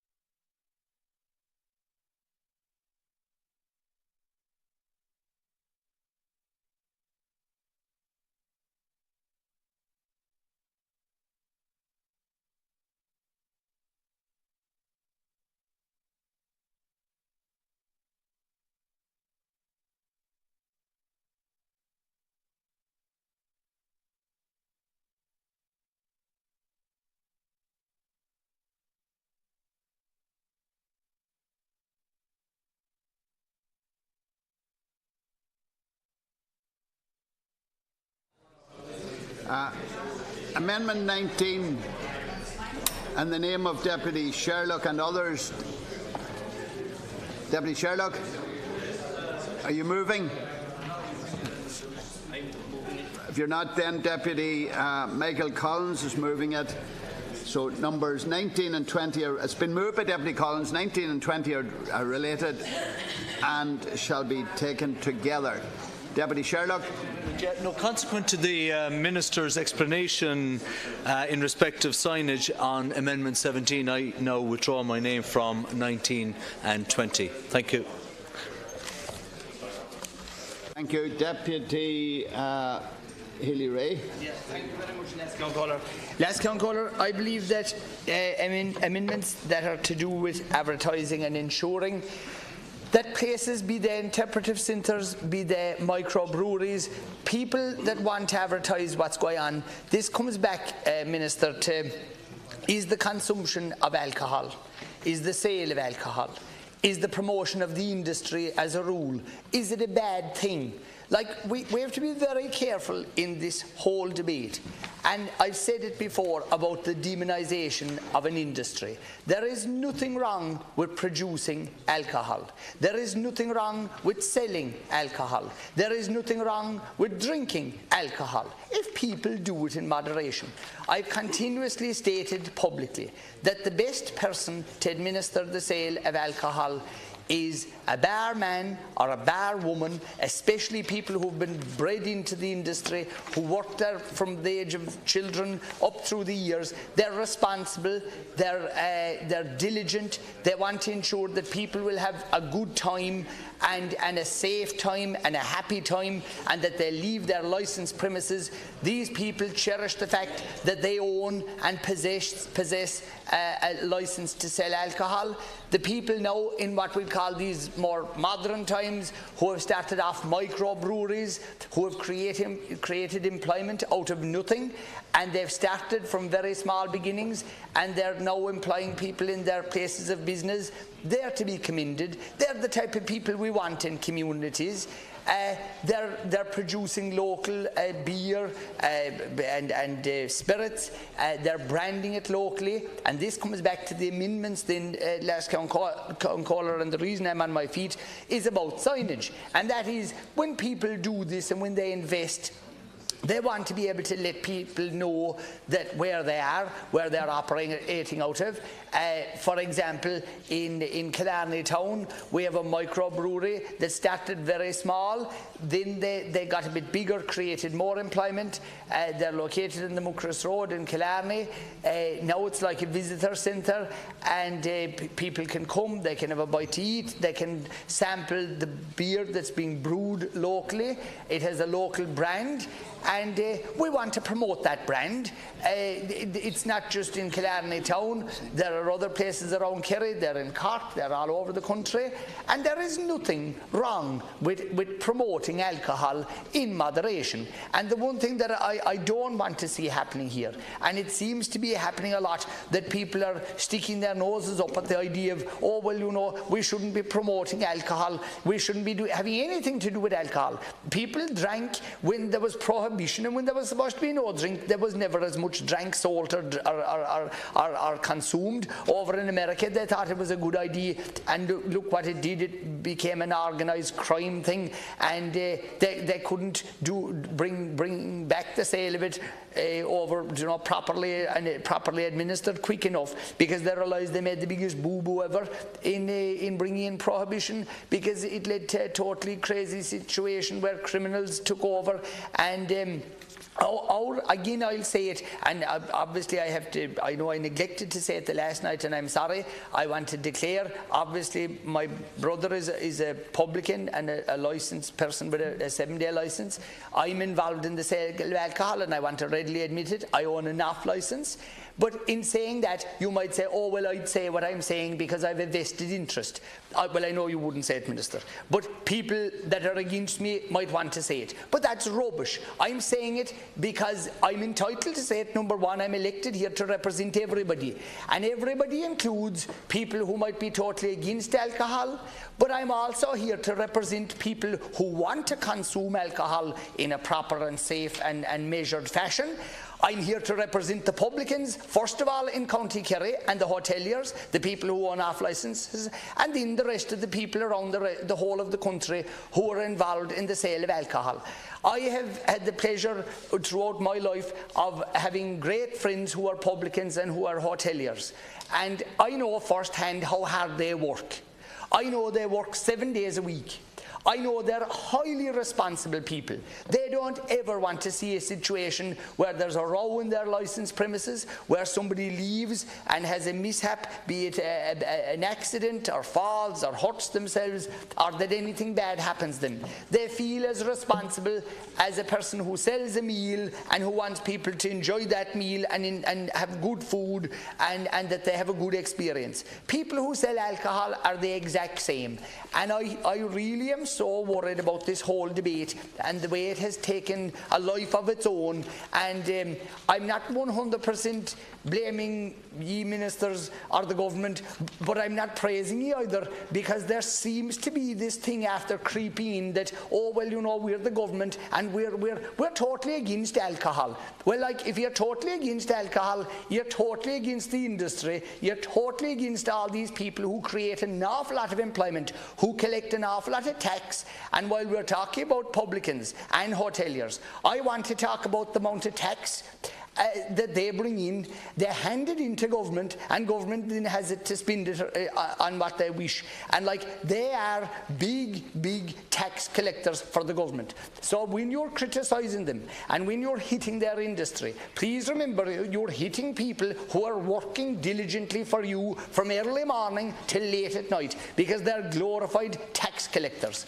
And that has to be put on the record. So it can't all be a one-way street of people. Of course, I'm as concerned about as anybody else about it being controlled. We don't want young people to consume alcohol. We don't want people to overindulge in alcohol. But do we want people to go out and enjoy themselves? Of course we do, because there's nothing in the world wrong with that. There is nothing in the world wrong with people at a wedding having a few drinks and enjoying themselves. There is nothing in the world wrong with people going out on a Saturday night, maybe after a hard week of work, and having a couple of beers for themselves and meeting their friends. There is nothing wrong with that, Lascion Collar. And anybody with any bit of common sense will tell you that the reasonable consumption of alcohol, it can be a happy experience for people, and everybody enjoys themselves. And I just want to commend the industry, the alcohol industry, and I want to commend them for their responsibility and the responsible nature that they've had over many years. And when it comes to the issue of signage, I do not want a situation where people won't be allowed to advertise their businesses. I can't allow the debate on this amendment to degenerate into a second stage. And what I'm doing is I'm going to call the Minister to explain the implications of the removal of the word "or." And Amendment 19, it's removing the word "or" as a licensed premises or a premises. So, Minister, perhaps you will, and we're going to focus in on this amendment and not a second stage. Well, thanks very much, Lascion Corla, because of course the section of the bill and the amendments that we're talking about don't refer to any of the broader issues that have been raised. What section 14 of the bill is actually about is trying to design an environment that is alcohol-free in areas that are frequented by children. So that's what this section of the bill is about. It's about making sure we protect children from alcohol advertising. That is the purpose of this section, section 14 of the bill. And what the bill is endeavouring to do on this basis, the advertising of alcohol products is prohibited within 200 metres of the perimeter of school grounds, of a creche or of a local authority playground. So that's just what we're debating now, just for everyone to be very clear. At report stage of this legislation, we're debating whether it's appropriate or not to have a restriction of 200 metres near a school, a creche or a playground. That's what section 14 of the bill and your amendments pertain to. And these are in addition to a prohibition on advertising in or on public service vehicles and at public service transport stops or stations. Now, to me, that sounds like a terribly sensible thing to do. Schools, creches, playgrounds and public transport hubs should not be locations that we advertise alcohol to young children. That's what we're at here. So Opposition's Amendment 19 and 20 propose a number of exemptions to that, a number of attempts to weaken that provision, a provision that protects our children near schools, creches and playgrounds. These amendments propose to exempt advertisements attached to travel retail and to parks or open spaces where there's a licence to sell alcohol in operation, and in addition they propose to exempt directional signage and advertisements which would relate to the promotion of a visitor centre. Section 14 of the bill, as I've already said, prohibits alcohol environments from certain locations including parks, public transport stops and within 200 metres of creches, schools and playgrounds. These are locations where our children and our young people congregate, and the objective is to ensure that they're not exposed to alcohol advertising and marketing on a daily basis. This is not about someone having a glass of wine or a few drinks at the wedding, as referenced by Deputy Healy-Rae. This is about protecting children and areas particularly where children gather. That's what this section is about. So other issues, perhaps people should have tried to amend other parts of the bill, but in relation to that, that's what this is about. The first exemption sought is for advertisements attached to airside travel retail. Section 14 prohibits alcohol advertisements from the locations listed in this section, such as parks, train stations and bus stops. Airports or airside travel retail is actually not listed here, so that's not necessary, just to be clear, it's not listed here.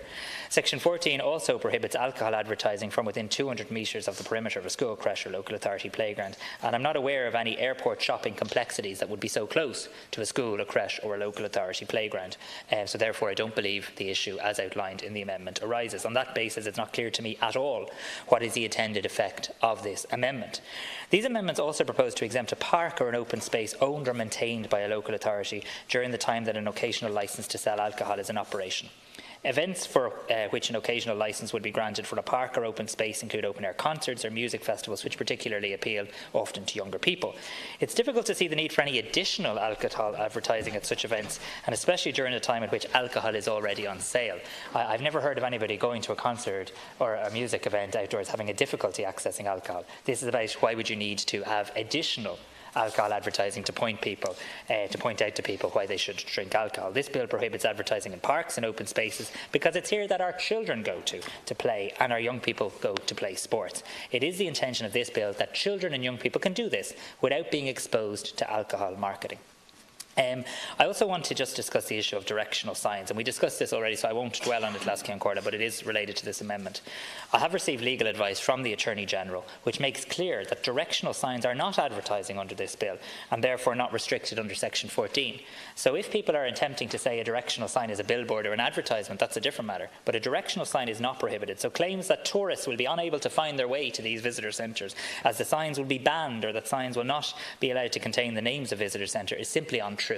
And in fact, many of the pictures and images I've seen put forward by industry representatives and supported by some people in this House simply are allowed under this. So, Deputy Healy-Rae, and I accept, by the way, your bona fides, and I appreciate your own declaration of interest, but I accept your bona fides in representing your constituents. I'm representing a public health argument in this House, an argument that I don't think is heard enough. We've heard an awful lot from the drinks industry during this debate. We do need people at this stage of the debate to stand up for public health. Our children, our young people are being exposed to a horrific amount of alcohol advertising in areas that they congregate. And all we're simply trying to do in this section is to protect them from that. So they can go about their childhood, they can go about playing their sports or playing in the park or going to their creche or going to their school without being subjected to advertising. And this idea from industry, that advertising doesn't work and all this, I mean, why do they spend so much on advertising?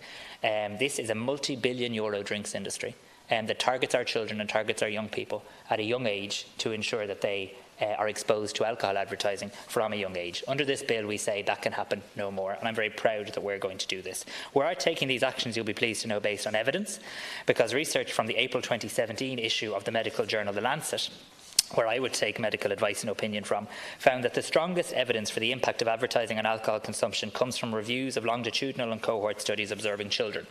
These studies report consistently that exposure to alcohol advertising is associated with an increased likelihood that children will start to drink or will indeed drink greater quantities if they already do. The physical effects of drinking for an adolescent are significant compared to an adult. The 2016 evidence review Alcohol in Ireland from our Health Research Board makes this clear when it states as follows, and I quote, "Because of the relative immaturity of the adolescent brain compared to that of an adult, excessive drinking is especially hazardous to young people. An adolescent need drink only half as much as an adult in order to experience the same negative effects, and even occasional binge drinking can damage the young brain." This measure will also contribute to protecting our young people from the mental health effects of alcohol consumption. The 2017 Young Lives in Ireland report from the National Suicide Research Foundation found from a survey of over 1,000 students aged 13 to 16 that significantly more of those who drank regularly had poor well-being, significant levels of depression and anxiety, and had reported suicidal ideation compared to those who were not regular drinkers. Adolescents who were drinkers were also 8 times more likely to have attempted suicide compared to their peers. So Section 14 prohibits alcohol advertising from places where our children and our young people go every day. It is a sensible section of the bill. Any attempt to reduce these protections for our children are misplaced in my view. The intention of this bill is to ensure that young people can travel, be educated and play without being exposed to aggressive forms of alcohol advertising. And for these reasons, I certainly do not propose to accept these amendments. Right, Deputy, the next who offers Deputy. I think that clarity is important, and please, Deputy, and others who may speak, don't deviate from the amendment. Thank you. Thank you, Cahill. And it is interesting to note there from Minister Harris's deliberation on the effects of alcohol that he now once did Minister the cancerous effect. Because I think it was announced a few times ago that it's number 6 or 7 down the list of causes of alcohol, causes of death, Anyway, I'll move on. I'm on about the issue of the exemption of the visitor centre, and I appreciate your response, Minister, but I still need further clarification. And you did speak about it last week, and you said that directional signs of visitor centres are unaffected by any provisions of the bill. But I am concerned this may not be the case. Section 14 of the bill clearly states that a person shall not advertise alcohol products within 200 metres of the perimeter of the grounds of schools, early year services or playgrounds. Fine. The only exemption in the bill is for signage on attached premises or whatever, okay, right? This means that freestanding directional or way marking signage containing the name of a brewery or distillery or alcohol brand would be banned from display within 200 metres of the boundary of a school or early years facility. Right, I'll give you the case example in my own backyard. We have down in East Cork the Jameson Experience Middleton. It's a very popular Irish whisky museum, a visitor centre located in Middleton, County Cork. The facility has been operating as a visitor centre for many years and welcomes over 100,000 guests per year, including 100,000 visitors in 2017 just gone. Under the bill, Minister, the Jameson Experience Middleton will not be allowed unless you're going to change the font of the letters of the Jameson. Because obviously in the advertising, you know, I need, that's where I come with clarification, like, you know, the Jameson Experience Middleton, Jameson. And that's the only name you hear about when you hear about whiskies down East Cork, is the big one, like, you know. So I just wonder, does that mean this will be taken, these signs will not be allowed in the vicinity of some of the schools in Middleton? Like, and as you know, where the Irish Distilleries is based in Middleton, and in approaching that place in Middleton, like, you know, you pass so many schools from other directions, and I suppose the problem arises when the visitor centre includes the name of the brand, and that's why I'm coming here, Minister. The name of the brand is the name of the visitor centre. The majority of visitors arrive by bus, car, so they do avail of directional signs. Take just down the road here in this big city of ours, in Dublin 8 alone, there will be chaos and confusion as tourists will struggle to find visitor centres they wish to visit. The Guinness Storehouse, Teeling Whisky Distillery, Pierce Lyons Whisky Distillery, Dublin Liberty Distillery, a Row and Co-Visitor Centre. Many of those premises carry the name of the brands of the alcohol drinks that have been sold. How do you care to facilitate for these directional signs? And that's the issue I want to bring up to the Chair, Minister. Like, you know, it's hard to find, you know, maybe some distilleries who market their brands under different names and have under a different company name. But I have a problem where I have distilleries and breweries that the signage is of the brand name. How do we get around that issue? Will that affect the directional signs? And that's why I want clarification on, Minister. Thank you. For clarification later, Deputy Michael Collins. The same rule applies. I don't want to curtail debate. But absolutely. Thank you, Lescan Corla. Minister, last week I tried to get clarity on a couple of issues, and one of the things you said I was only being frivolous, which I think was a bit talking down to me.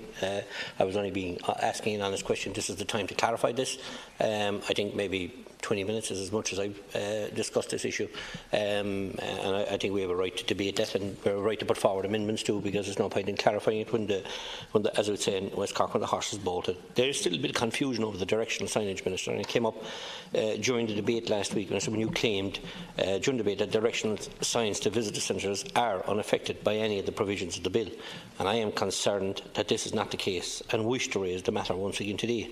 I look at, you know, in Cork South West is home to Black's Brewery, West Cork Distillers and West Cork Brewing Company. There are small enterprises playing a huge part in enhancing West Cork's reputation as a key tourism destination. Black's Brewery in Kinsale is located close to St Malto's National School for Children, and directional signage to the brewery's visitor centre would be removed, from what we take, from the town under this bill.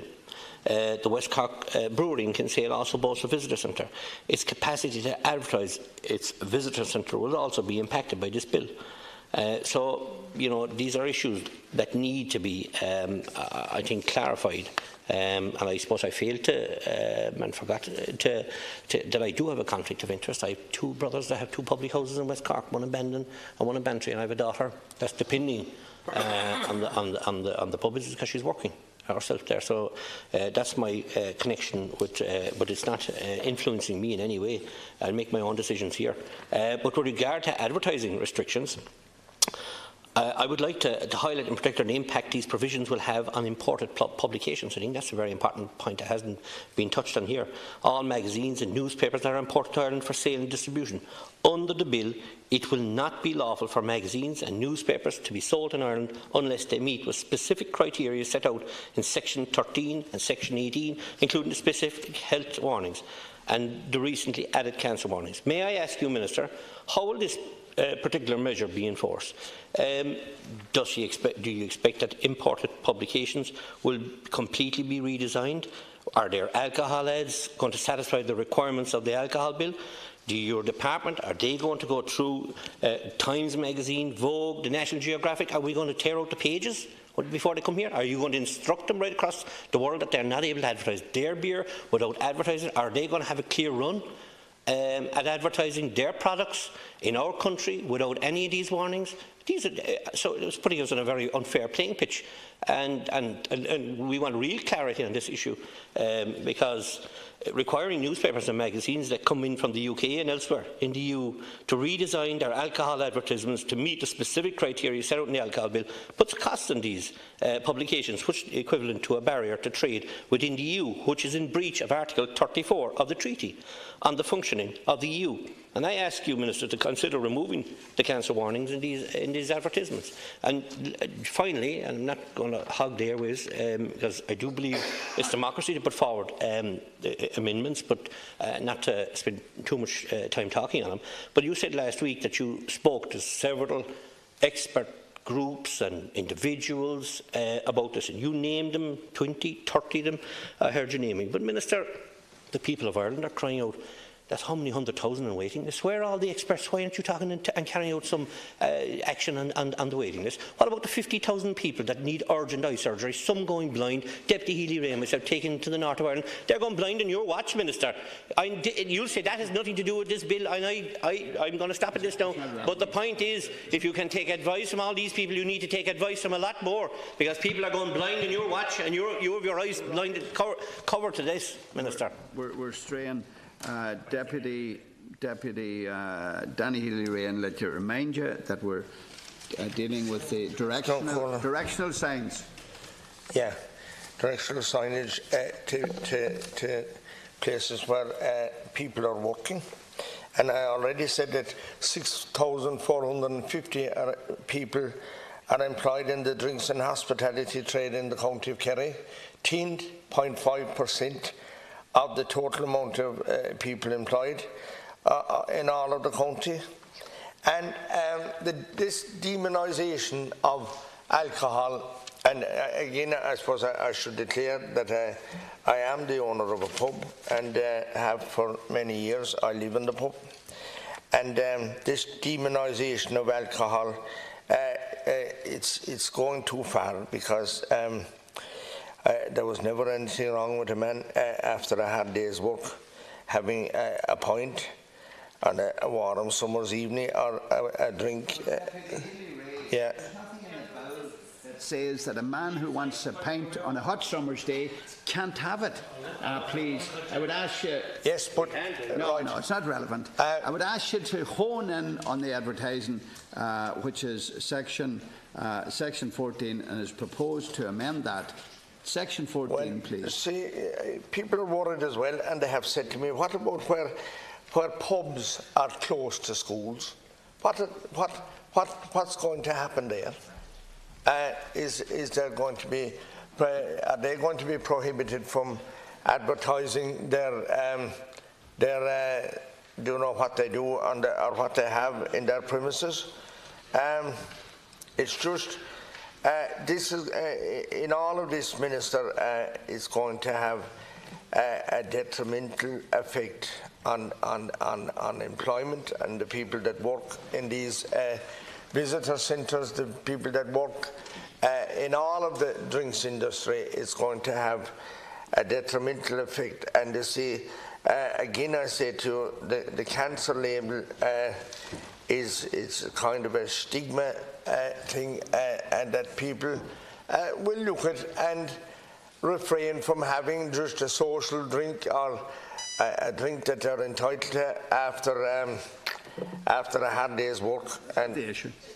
It's not on. We're not debating that. Listen, if the House decides that they want to go back to the second stage debate, that I can't. I have to. I'm merely implementing. I'm implementing the rules. Right. Now, listen. Yeah. Please, Deputy Healy-Rae. Well, I'm still very worried about this signage. And let's get clarification from the Minister, and if he needs a bit of leeway and time, signage and I'll give it to him. The effect that will have on these visitor centres and the people that are, like we stated earlier, that in bad times set out on the road of creating employment and producing a product for the market, that this is going to hurt them in a very real way, and maybe we can't fully understand yet the implications of it, but the worry is that it is going to have a serious detrimental effect on the industry, and that there will be no gain for what we set out to do in the first place.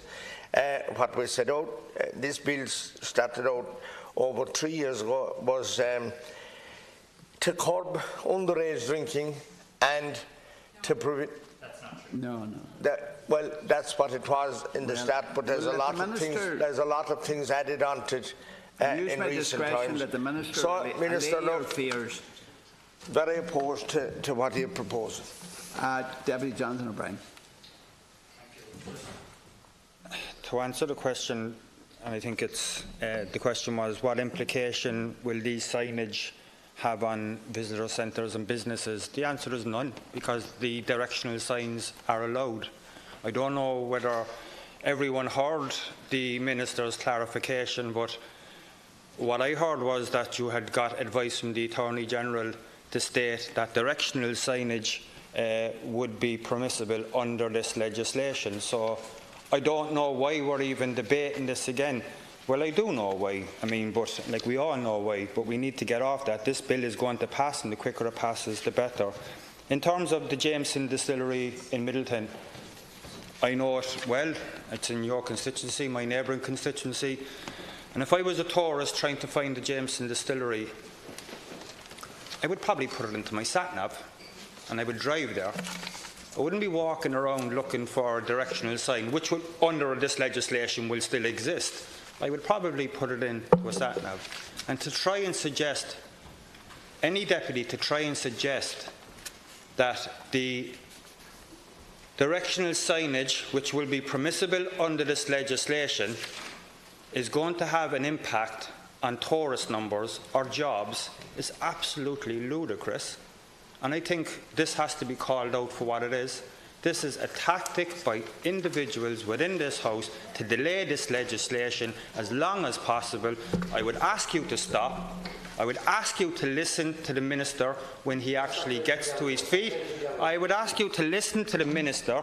He went to the trouble of clarifying this, and then you get up and you try and sidetrack it with, through the chair, you know, we need a sign to find my way home because I live in a pub, or if I don't have a directional signage, the person down the road mightn't be able to find my pub. This is crazy stuff, lads. Let's just pass the legislation tonight. Damon Scanlon. Thank you. I'm glad to have an opportunity to speak. And I've listened to everybody's view, and quite honestly, why it's taken 3 years, I can't understand, quite honestly. And I'm not going to delay it here this evening, but there's a few comments I would like to make. And I'm glad, Minister, you clarified the situation in relation to the signage. You said that when you were speaking, directional signage for distilleries or whatever, or breweries. Look, the reason... I've been lambasted. I don't own a pub. I've no extra grind, and thank God I can take a drink or leave it. It doesn't matter. But at the same time, I recognise the amount of employment that's been created, particularly in my hometown, in other rural areas. So the only jobs really and truly that's come into the rural areas since the recession, since the real bang came, and we're lucky to have those jobs. And I'm delighted that in my hometown there's 30 jobs. Quite recently, there was a visitors' day to the brewery. 1,500 people arrived by a special train to my hometown to look and see what happens in the brewery. Quite honestly, I couldn't believe it. but it is a massive tourist attraction.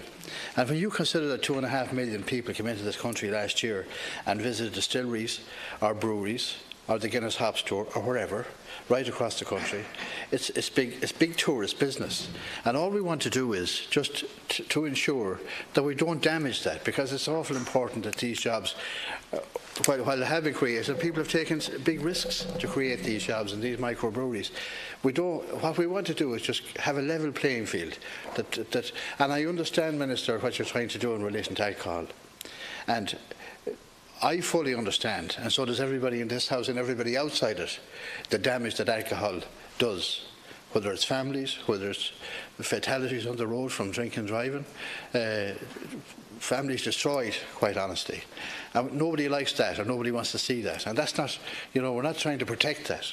What I'm here trying to do is protect the jobs that have been created in a reasonable manner, that these people, after investing a lot of money, they have an opportunity to survive, and that their businesses grows. And most of what's been produced in these breweries and distilleries has been exported. It's not being drank in Ireland, as far as I can see, or very little of it anyway. It's all export, and which creates more wealth, quite honestly, for the country. The other issue, Minister, is, and I said it the other night, when I was in a shop the other evening, and you could buy 2 cans of lager for the same price as a bottle of Coke. Now, there's something wrong there. And young people are in these shops, they're looking at what's going on there, and that needs to be addressed, that undercost selling and market leaders to try and attract people in. Another issue for another day. Minister, I think clarification from you to allay some of the fears, and then we'll move on. I'll be very brief, because I think I've addressed a lot of this already. So to Deputy O'Keefe, Deputy Scanlon, to the other deputies who asked for clarity on directional signs, let me yet again reiterate that directional signs are not classified as advertisements. Directional signs are allowed. I think the point Deputy O'Brien makes is also valid. We have many, many ways of finding our way around to various visitor centres, Google Maps, sat-navs and all these other things as well. But directional signs are allowed under the legislation. Deputy Healy-Rae, just to take Deputy Danny Healy-Rae, just in relation to your own point about the pub, and is the pub allowed advertise. The legislation is clear that an advertisement attached to a licensed premises is not included in the restrictions here as well. So the local pub advertising its existence, a sign attached to the licensed premises is indeed allowed. In terms of Deputy Collins's questions, the legislation is very clear in terms of who will inspect and carry out the various compliance sections in this legislation, and that is the environmental health officers. They are the authorised officers in this legislation. And look, I take the point Deputy Scanlon makes, and I appreciate it, and nobody has a monopoly on concern in this House for people who have obviously experienced very difficult situations with alcohol and the harm that it's caused our country, families, communities right across the land. But it's not good enough us just understanding it. We have to do something about it. And in fairness to people on your side of the House, when you used to sit over on this side of the House, people on your benches showed great courage in relation to tobacco, in relation to actually not just saying we have a problem with smoking. You actually said let's do something about it. And you began a series of measures in relation to public health legislation in tobacco, and we're all successive governments building on that now, and we're seeing the benefit of that. We now need to do public health legislation in alcohol. This is not just enough for us all to say, Asher, we know the terrible problems. We have to try to fix them. We have to try to do something. We're not powerless in this House to act. And that's what this is about. So for all the reasons I've outlined, I'm not in a position to accept the amendments. Right. So, point of order. What's the point of order? Okay. Sorry.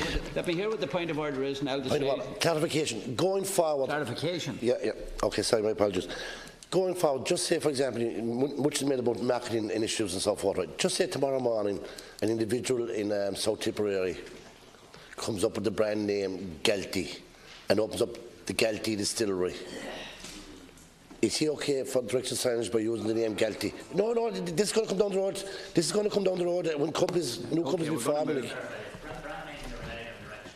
Also, just when you say if somebody tomorrow morning, there is we've already had 1,000 days of discussion on the legislation. There will then be a 3-year lead-in period to these restrictions. Sorry, 1 year in relation to the advertising, 3 years in relation to other elements. Right. So a lead-in period for everybody to be prepared. Deputy Collins, I think, that moved Amendment 19. Where stands Amendment 19? Are you pressing it? I'm pressing. Right. Amendment 19. It should have done a wobber of this tar. It should have done a gunya of this neil. Sheelan Golden Cash Culture.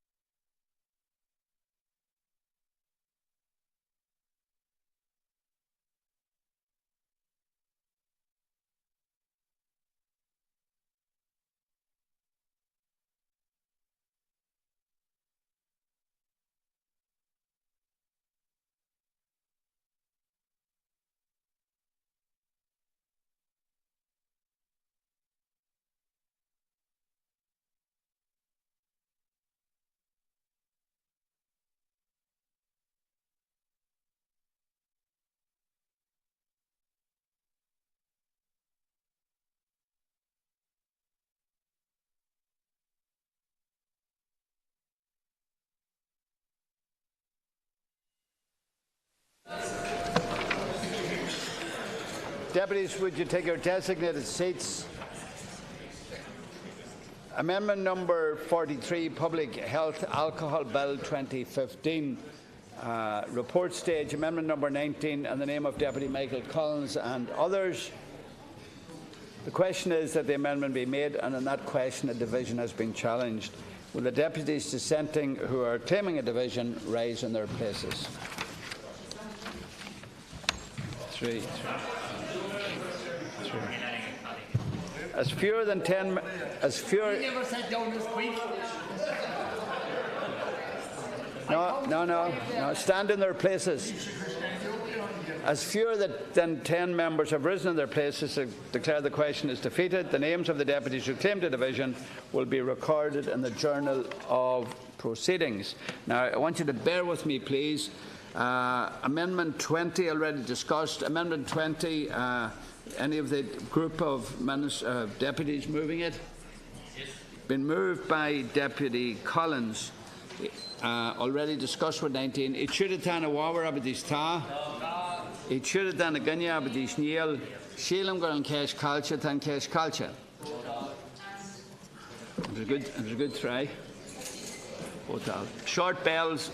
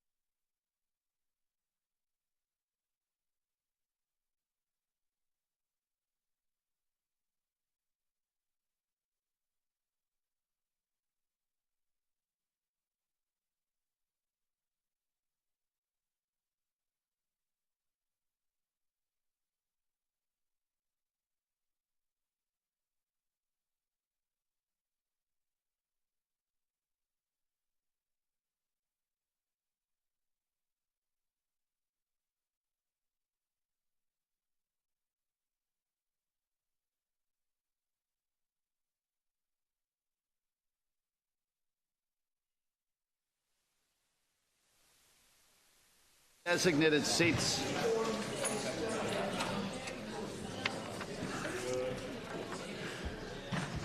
The item number 43, the Public Health Alcohol Bill 2015, report stage amendment 20 in the name of Deputy Michael Collins and others. The question is that the amendment be made, and that question of division has been challenged.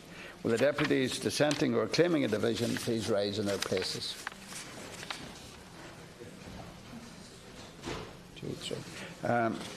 As fewer than 10 members have risen in their places, I declare the question is defeated. The names of the deputies who claim the division will be recorded in the Journal of Proceedings. Amendment 21 in the name of Deputy O'Reilly. Deputy O'Reilly to move. Francis. Yeah, I got your visa sorted. Well.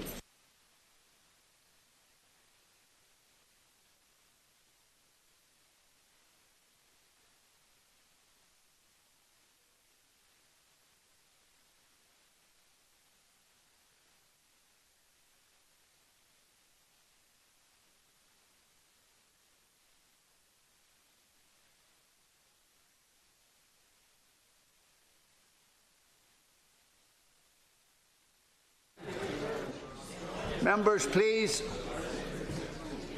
Some of us have to work yet.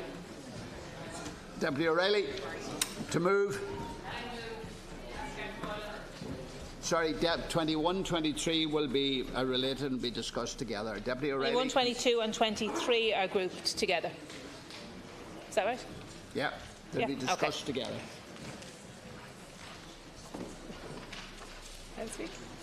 Okay. We're ready. Deputy O'Reilly, the floor is yours. Comprehensive evidence shows that children and young people are not only exposed to a large amount of alcohol marketing, but that their behaviour and beliefs are influenced by these messages about alcohol and its use, increasing the likelihood that they will start to drink and drink more if already using alcohol. Unfortunately, our sporting organisations are now one of the primary vehicles through which the alcohol industry markets its unhealthy products. Sports should be inspiring and encouraging good health and active participation, not alcohol consumption. Exposure to alcohol sponsorship during sporting events themselves is just one part of it. Alcohol sponsorship of sport is now the foundation for a wide range of alcohol marketing activity in Ireland, with advertising in a variety of forms then used to activate the sports sponsorship and drive consumption of alcohol. Pairing a healthy activity, such as sport, with a potentially unhealthy product, such as alcohol, is inappropriate and ultimately makes that product seem less unhealthy. It creates a culture where children and young people perceive alcohol consumption as something closely associated with sporting success and with celebration. We need to break the link between this healthy activity and this potentially unhealthy product, as we previously did with tobacco. A ban on alcohol sponsorship of sport would help to protect children from exposure to the relentless promotion of alcohol in Ireland.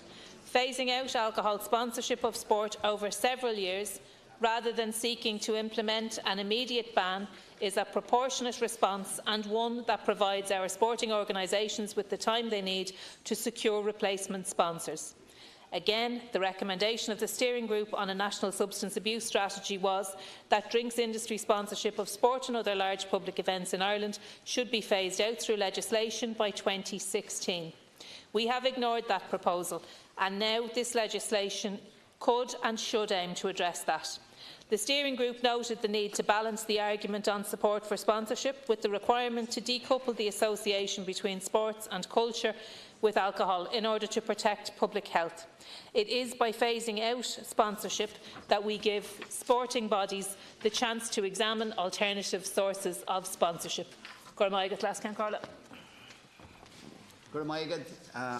Maybe we could get Deputy Healy-Rae.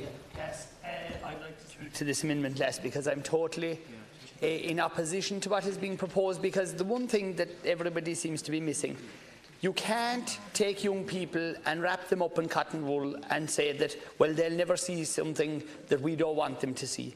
Every young person nowadays has an instrument inside their pockets called a mobile phone. It is no longer a communications instrument for making phone calls. It's their connection to the outside world. It's their news feed. There's advertising on it, and they can see everything, whether it has something to do with alcohol, smoking, or many other things.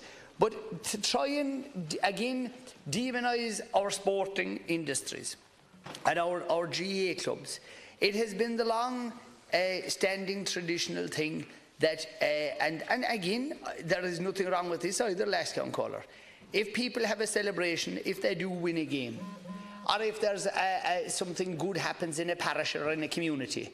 And if the people that were at that game, or the people that played in it, provided they're the age to drink alcohol, no one of us is ever saying anything about allowing or promoting or wanting young people to get interested in alcohol when they're underage. But if people participate in a sporting game, whatever it is, hurling, football, anything, and if they want to go for a celebration afterwards, to be trying to paint this picture that, oh, well, that's wrong, and people shouldn't go to the local public house. If they so wish to do so, there is nothing wrong with it. There was a long-standing tradition, where if people won a cup, and if they went to the local pub, the local publican would put something into the cup, and the people that were there, they'd have a little sip out of the cup. And to be trying to insinuate that there's something wrong with that, and again, I mean no disrespect to you whatsoever, as you know. You have your opinion, I have my opinion. But to be trying to demonise that and say that that's wrong, I simply do not agree. I can see nothing wrong in the world with people going to the local pub to have a celebration after the winning of a game, or the winning of a championship, or if it's a county final, or if it's a local club game, or if it's an All-Ireland final. And if people want to celebrate, there is nothing wrong. Life is very short, Coherlach. And if people want to have a celebration on any issue, I can't see anything wrong with it, provided they're adults, provided they're of the age, and provided that they're acting in a responsible fashion. And to be saying that, oh, it's so wrong of our sporty organisations to be using advertising from drinks groups, again, more rubbish. I totally disagree, and I'll tell you why. The money that's provided, the sponsorship, the money that's accrued to local clubs from organisations like this, the drinks industry, if they have money, if they want to advertise, and if they're willing to support the local club, supporting the local team, I can't see anything, absolutely anything in the world wrong with it. It's perfectly above board, and for us to go trying to make it illegal to do so, I just think that's so wrong. And it's like throwing the baby out with the bathwater. I just don't agree with it. I think that it has been the system for many, many years, and if young people, when they are of age, if they want to have a drink and act responsibly, there is nothing wrong with it. If they want to go to if they want to join the local pioneers and be a member of the Pioneer Association, that's fine too. And in life, people have choices to make.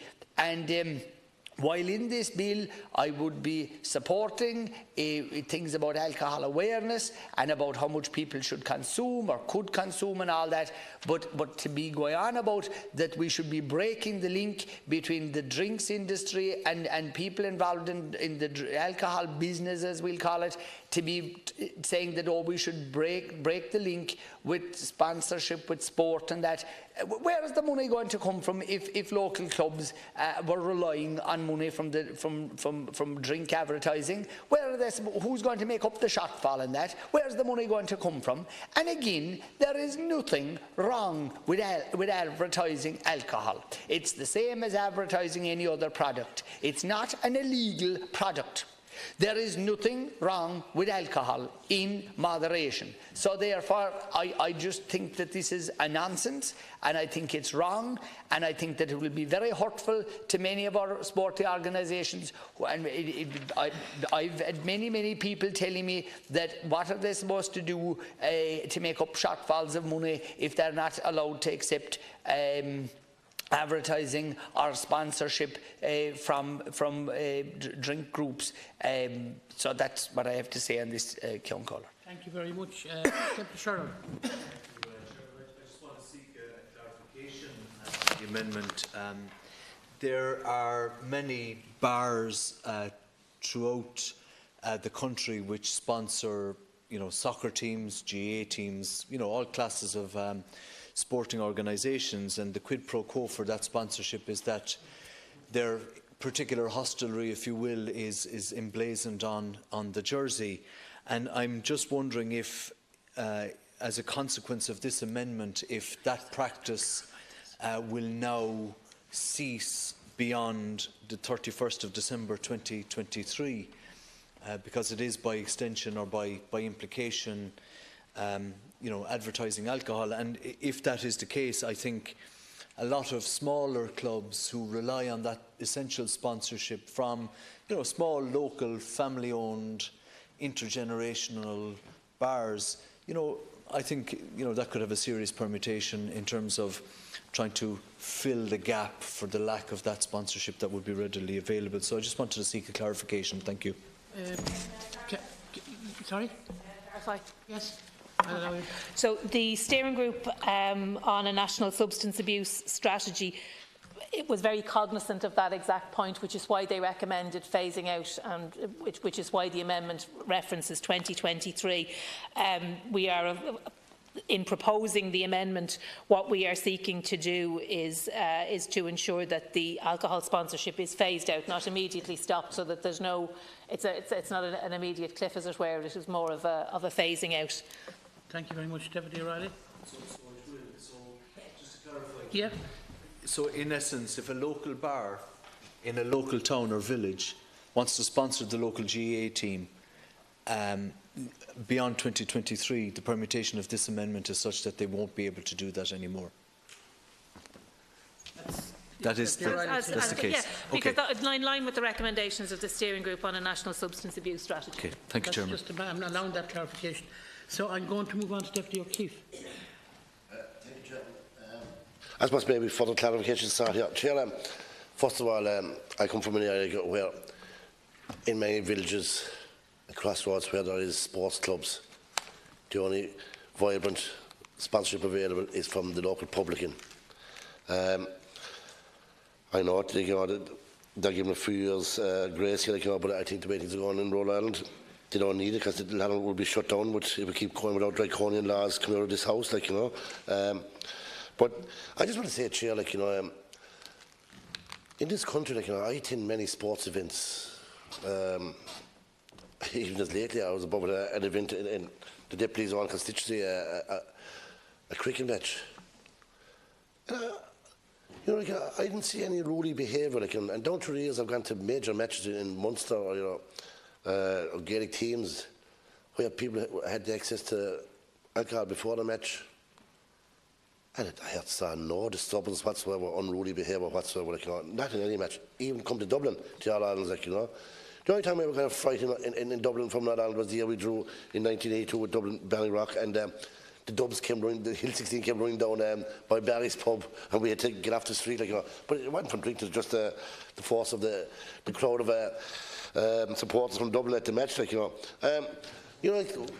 what message are we sending you, maybe if she amended it and said, listen, ban all advertising from underage teams, maybe, that way, But for God's sake, don't affect put clubs out of business on the senior side, it's there is a line that alcohol consumption and I am concerned, Chair, that we are going to decimate what's left of our rural pubs in this country. You see, because of transport in many cases, if these pubs didn't get their name out there, they'd be gone already.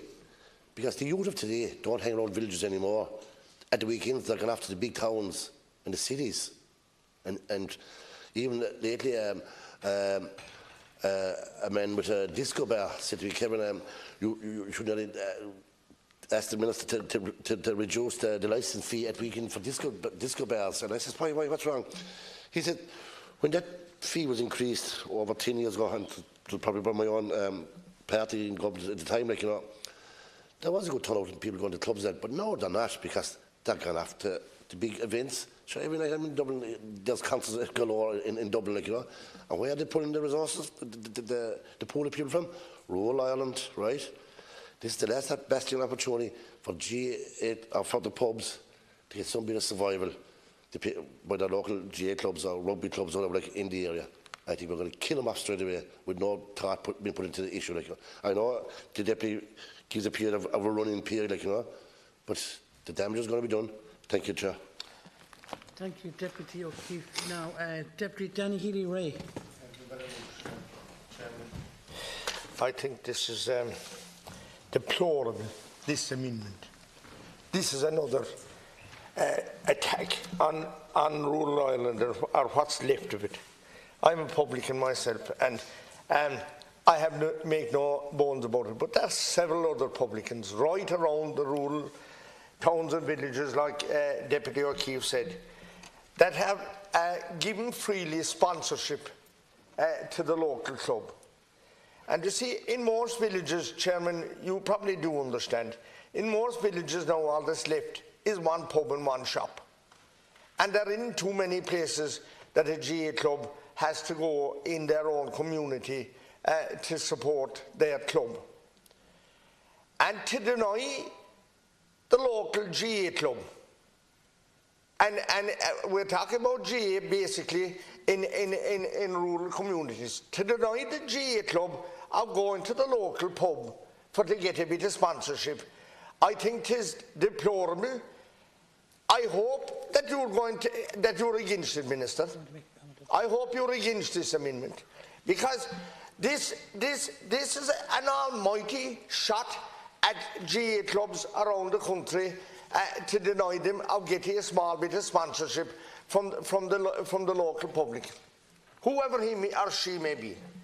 And to think that he wants to break up the whole rural community, the villages and small parishes like this, and to leave the GA club, because rural small GA clubs have a desperate task to retain their identity in many ways, to even have enough numbers to provide a local team.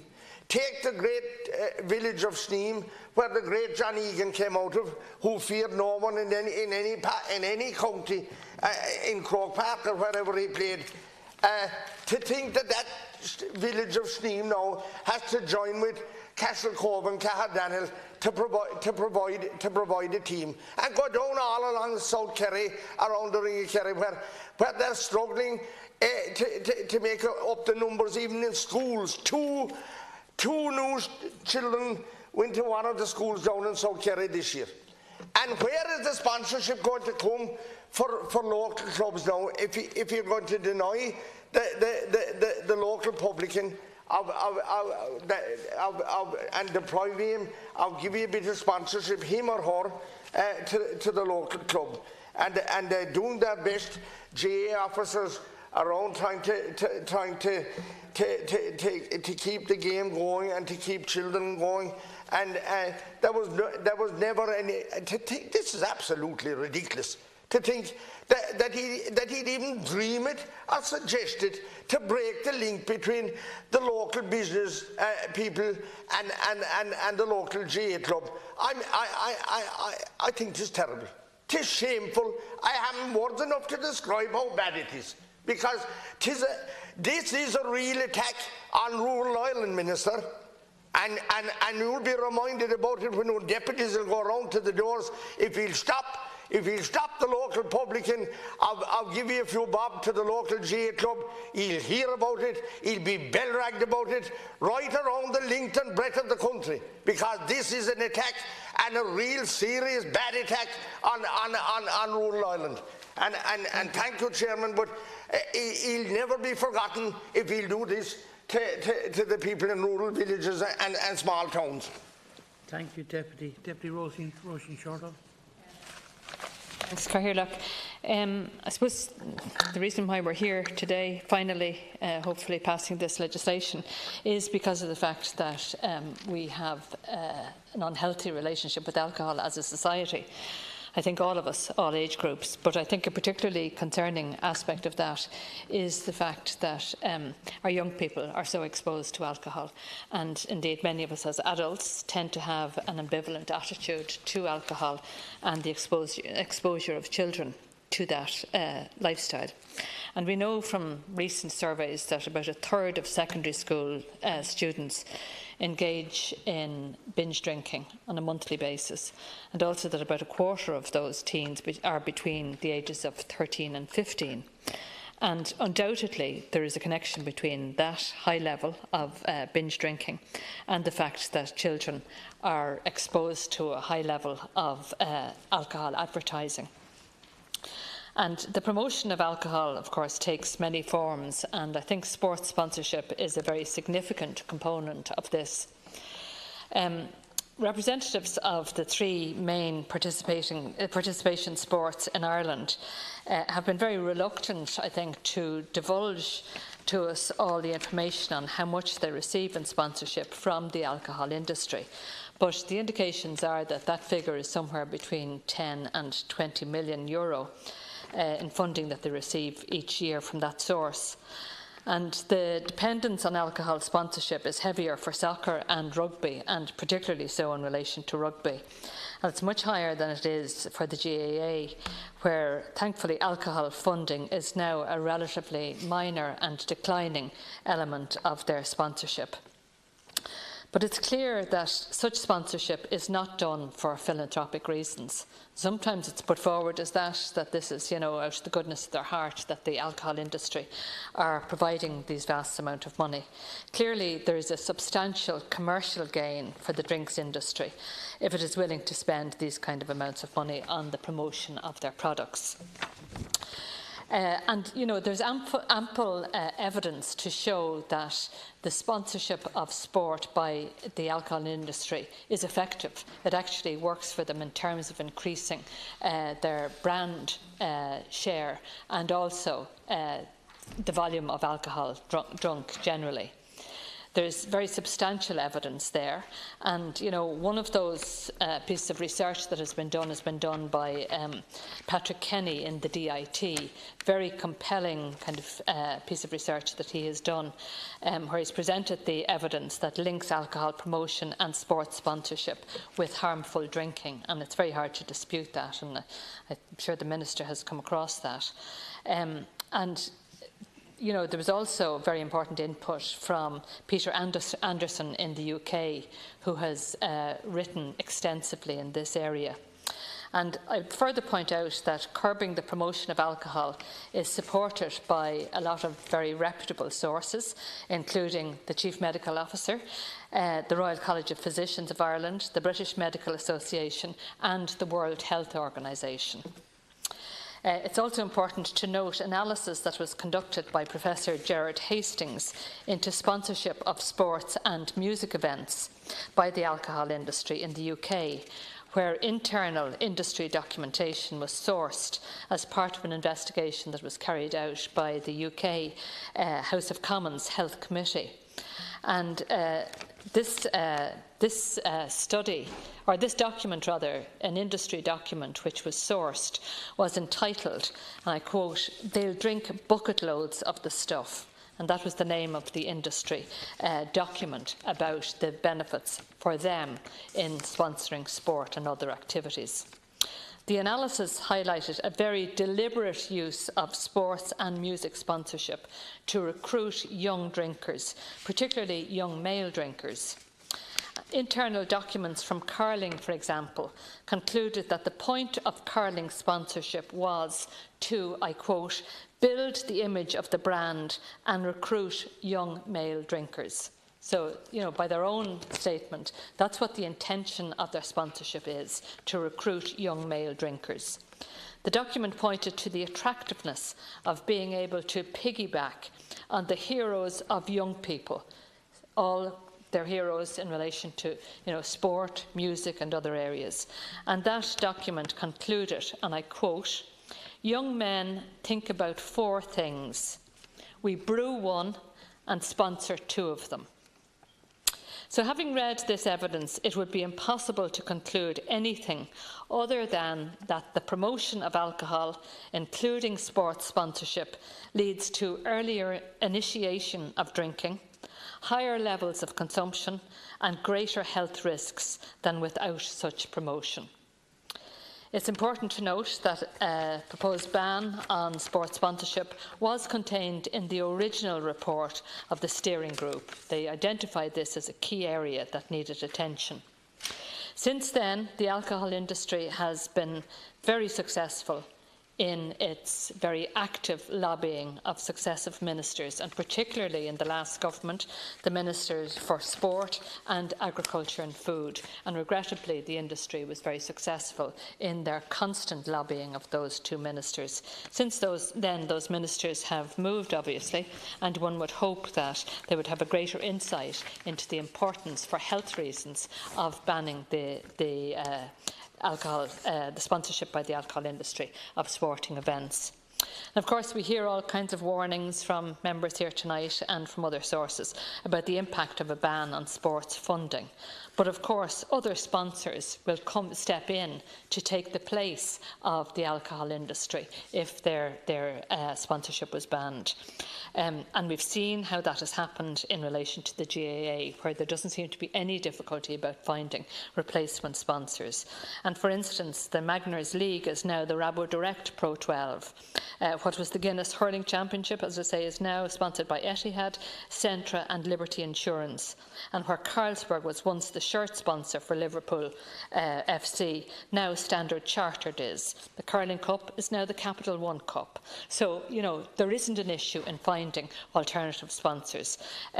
Look, this is a reasonable proposal, I believe. It proposes over a 5-year period phasing out sports sponsorship, or alcohol sponsorship of sports events and sports areas. They're the two issues that are raised in the amendment.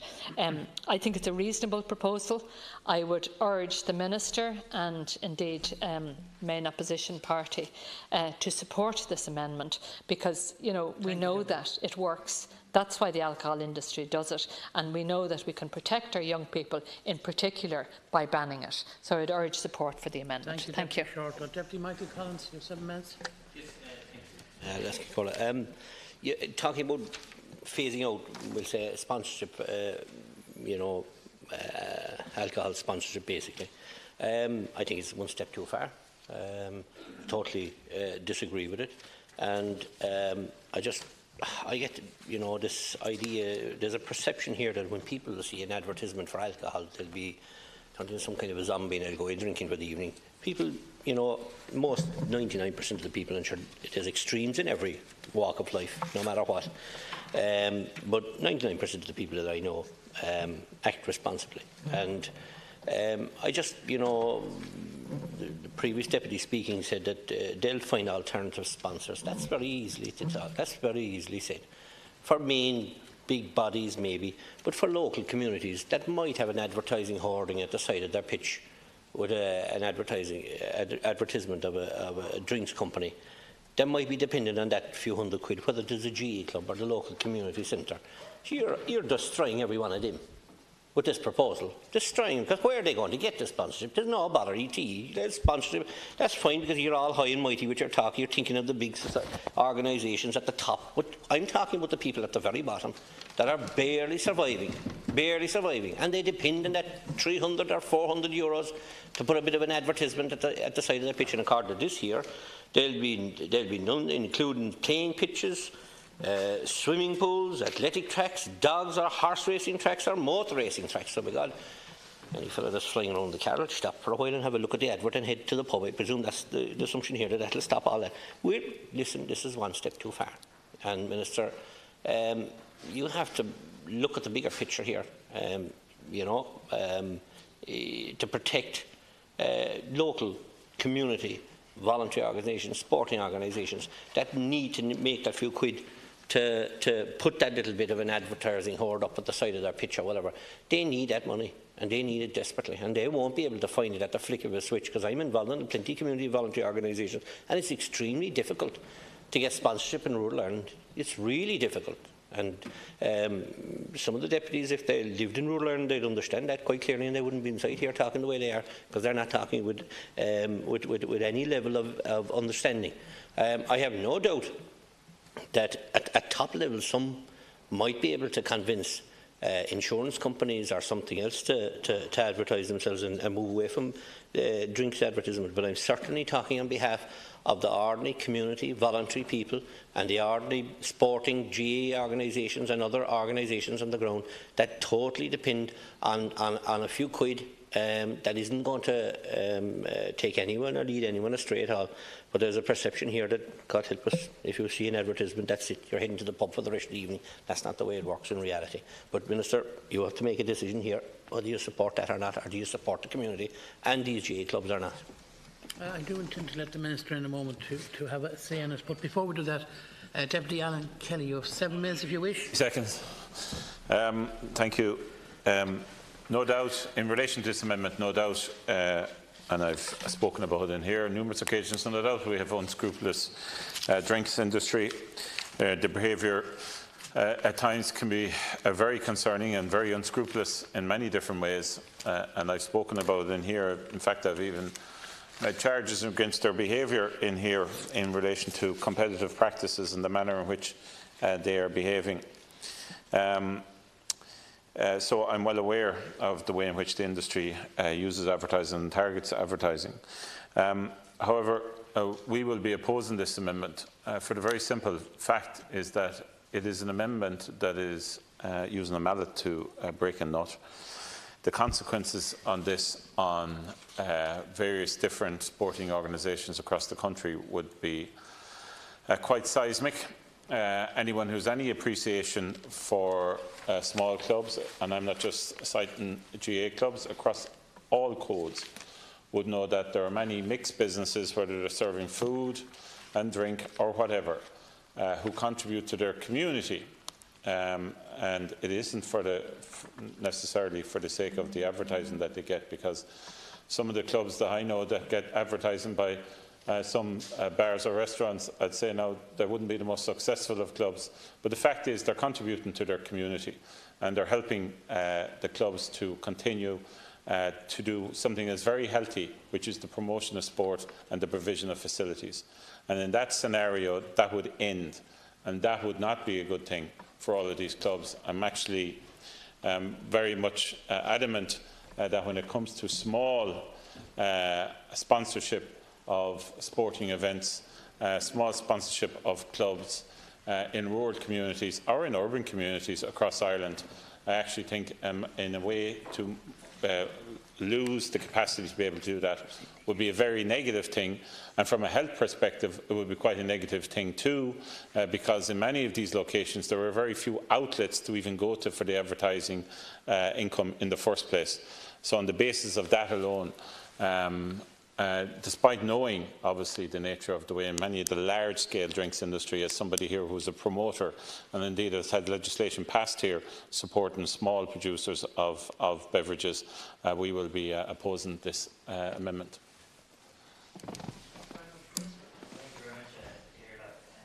I just want to say to Deputy Collins, advertising does work. Nobody's suggesting zombies or any of these things, but as Deputy Shortall has very eloquently outlined, you know, the drinks industry take out advertising because they believe it'll make us drink more alcohol and drink more of their brand of alcohol. They wouldn't be spending many millions of euro of their commercial operation if they didn't believe that advertising works. So they're not advertising, pardon the pun, for the good of their health, and they're certainly advertising to the detriment of our people's health. So let's be very clear just in relation to that. There is also instinctively in me something that is wrong with the idea of something that, as Deputy Kelly so rightly articulates, sport is good, it's good for our health, it's part of our Healthy Ireland agenda. The idea that, you know, that arena and that space would be contaminated by advertising things that are clearly bad for our health is something that doesn't sit well with me as the Minister for Health, and I don't think it's something that should sit well with any of us. This idea about rural Ireland and the bill being rural, we often hear that on lots of different health matters in this thing, as though some of these health issues are only issues that affect people living in the greater Dublin area. You know, there's a serious problem with alcohol in all parts of this country, urban and rural, and there's a need and a duty that I have as Minister to introduce public health legislation that protects all of our people in all parts of this country. So I don't believe we should try to divide our country into parts. This is a national health issue that is affecting every community in our country. I also don't accept instinctively that there are not alternative ways of sport being funded. So I do accept that. Deputy Shortall gave examples of where that has happened. So I don't think we should see this as a holy grail that never could the link between the two be decoupled, because I think it can, I think it should, I think it's desirable. What I'm proposing in this bill is that we make a start. I'm proposing that we make a start in the provisions that we've outlined that protect children in sport, and I'm proposing that we would then, with the built-in review to this legislation within 3 years of commencement, return, and that sports sponsorship could be looked at as part of that review. So in this bill as it currently stands, Section 15 of the bill will prohibit the advertising of alcohol in or on a sports area during a sporting event, at events aimed at children, or at events in which the majority of participants or competitors are children. In addition, Section 16 of the bill will prohibit the sponsorship of events in which the majority of participants or competitors are children, events aimed particularly at children, and events involving driving or racing motor vehicles. So obviously it's very important we very clearly break the link between driving and alcohol. So sponsorship is defined as a contribution which is intended to promote an alcohol product or brand, or to promote alcohol consumption. So we are starting, we are making a start in this bill. I'm pleased we are making a start. I would like to see us go further in the future. The bill provides at Section 21, as I've said, that there must be a review of all of the advertising provisions within 3 years of the commencement of that section. And the issue of sports sponsorship will be revisited as part of that review, and for these reasons on this occasion I do not propose to accept these amendments. Thank you very much, Minister. Now, members who have contributed are entitled to another 2 minutes if they wish. Deputy O'Reilly, you were first. It's your amendment, so if you wish to make a short contribution. Thank you, Cathaoirleach, and I note the Minister's comments, and I welcome his commitment to dealing with this at a later date.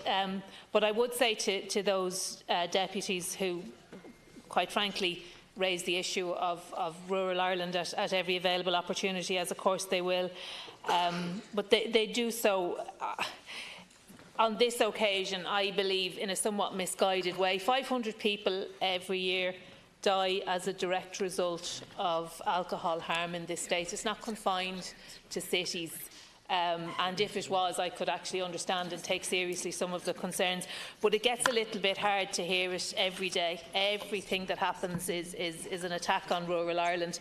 Actually, this is a health bill, and it's about the health of the entire nation, of course.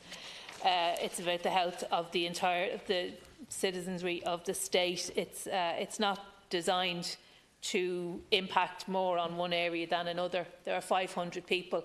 If any person in this chamber could stand up and say that that was a Dublin-only issue, I could indeed take seriously some of the stuff that they were saying. But, you know, it's regrettable that the government are not supporting this, but I do welcome the Minister's commitment to, at a later stage, deal with this issue, because I personally believe, and it's not just my own opinion or the opinion of my party, it is shared by the steering group on the National Substance Abuse Strategy, that we need to phase out sponsorship regardless of the age or the code, and we need to do that, and we need to set a date for that, and I'm happy to engage with the Minister after this process so that we can put that timeline in place. Thank you very much. Deputy Michael Healy-Rae. Thank you. I'll be very brief, but just again to reiterate, I can't agree with the amendment. I don't agree with what the Minister is proposing to do in the future.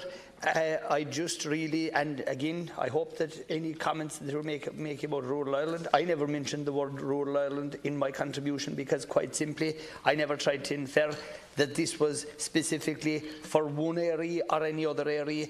I'm against it and what's being proposed for the whole country, because I quite simply don't agree with it. If people are here in Dublin and if they win a game and if they want to go to a public house and celebrate, I can see nothing wrong with that. If they're living in rural Ireland and if they want to do the same thing, I see nothing wrong with that. And again, it's political correctness gone mad. And that is what is happening in this country at present.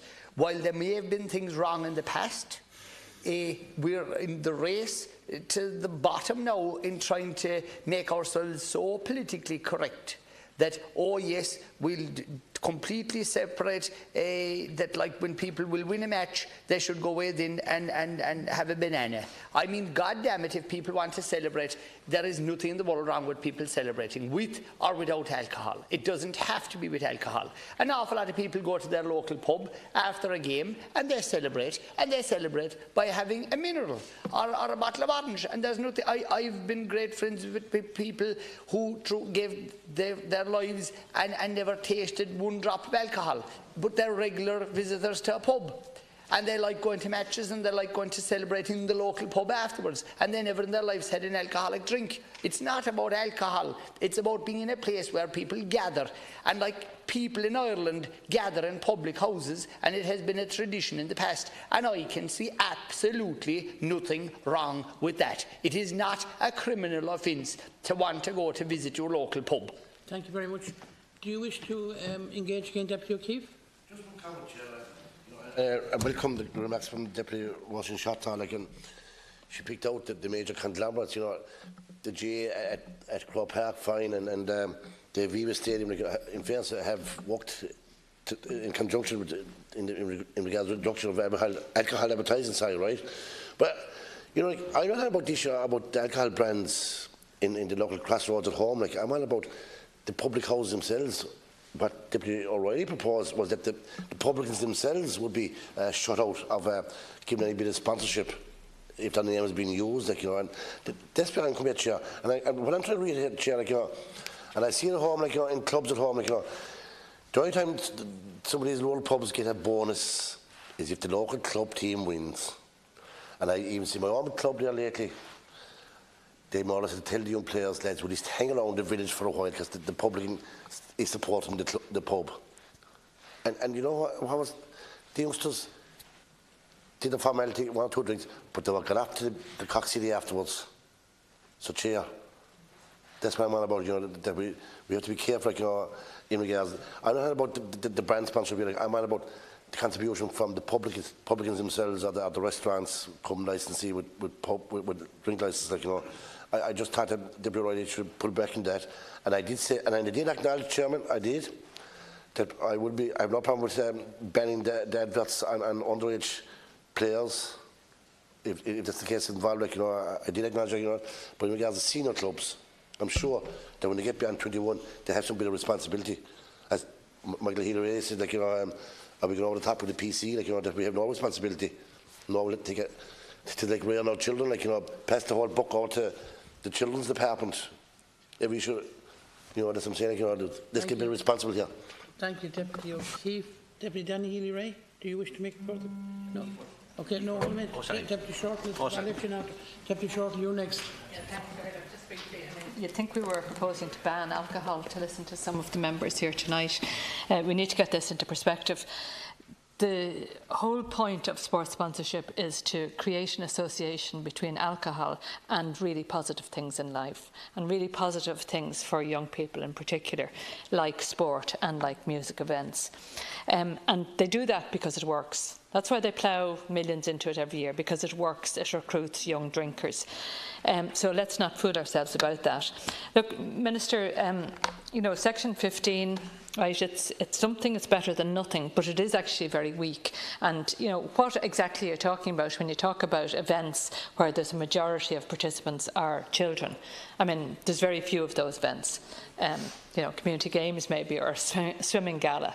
But, the main sports that kids are really, caught up in, interested in and enjoy are the ones that have heavy sponsorship in the main. And as I say, there's a reason for that. I note what you say about the review in 3 years' time. That's fine. The difficulty is that, of course, this whole process started 9 years ago when the steering group was set up. So, are we going to go through another big, long rigmarole on this again for a review? And all that is committed to is in 3 years' time that a review will be established. So, it is kicking it down the road quite a bit. I just wonder, would you be prepared to go a bit further, Minister, tonight and commit to setting up a group to look at this in the short term, so that with a view to having the analysis done and the research done in time for 3 years' time, when there's a commitment in statute to review the situation? Thank you very much, Deputy Shorter. Now, Deputy Collins, you have 2 minutes if you wish. I'm glad, Minister, that you're on our side this time and opposing this amendment.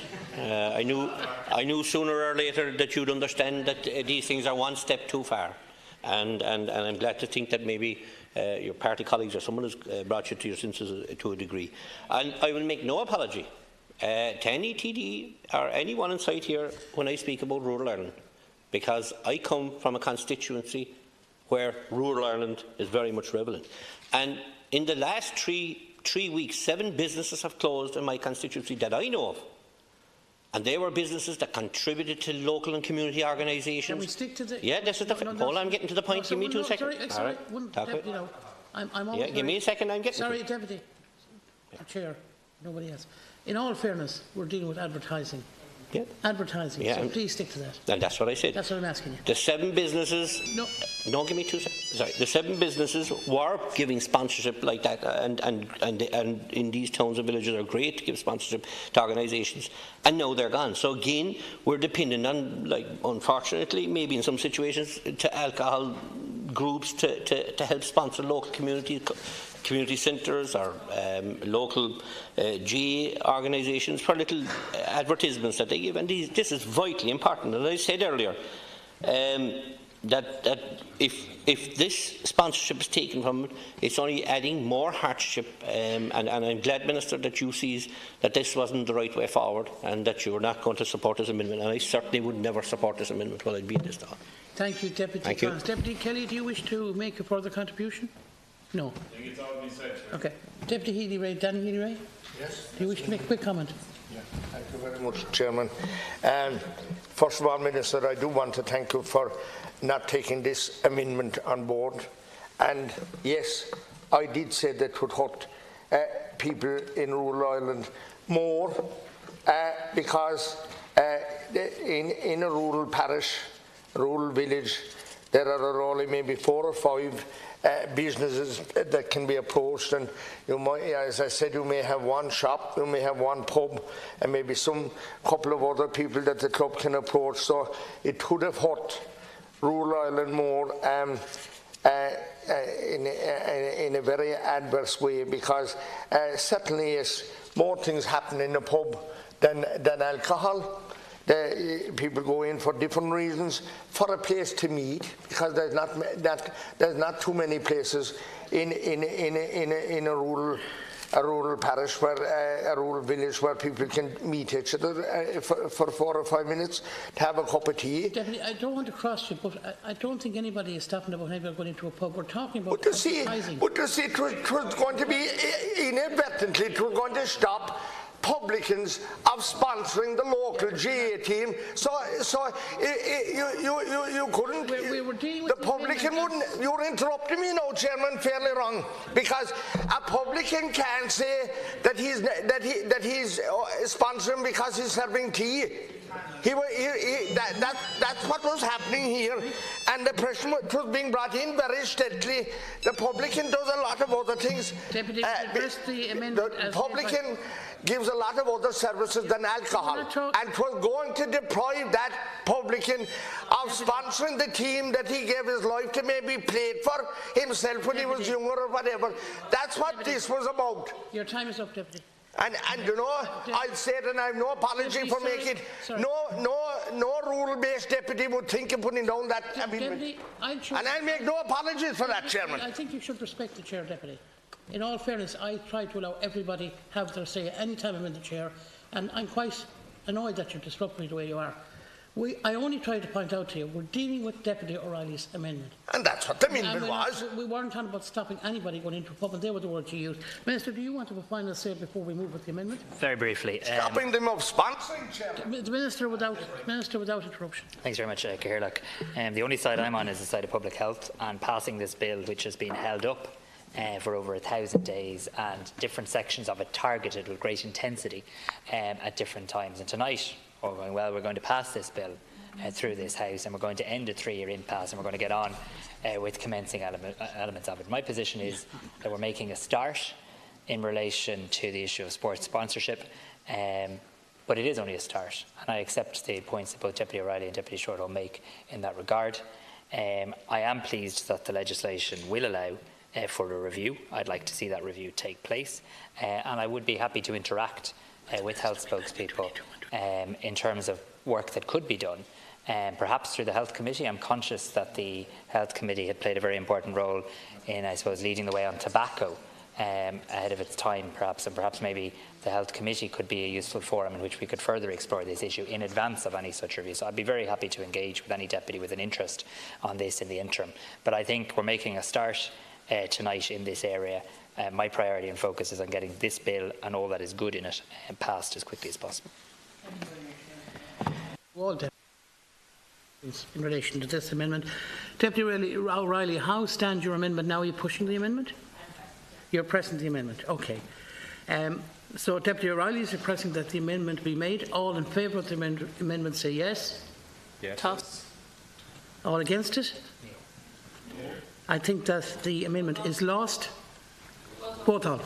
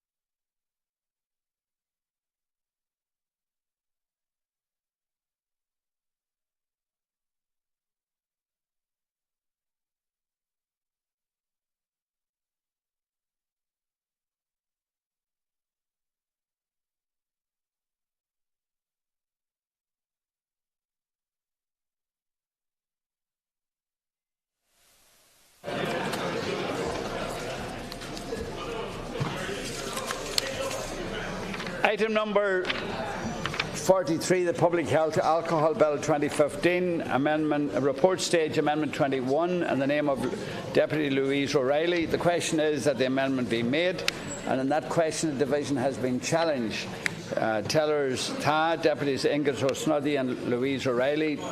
Neil, Deputies Joe McHugh and Tony McLaughlin.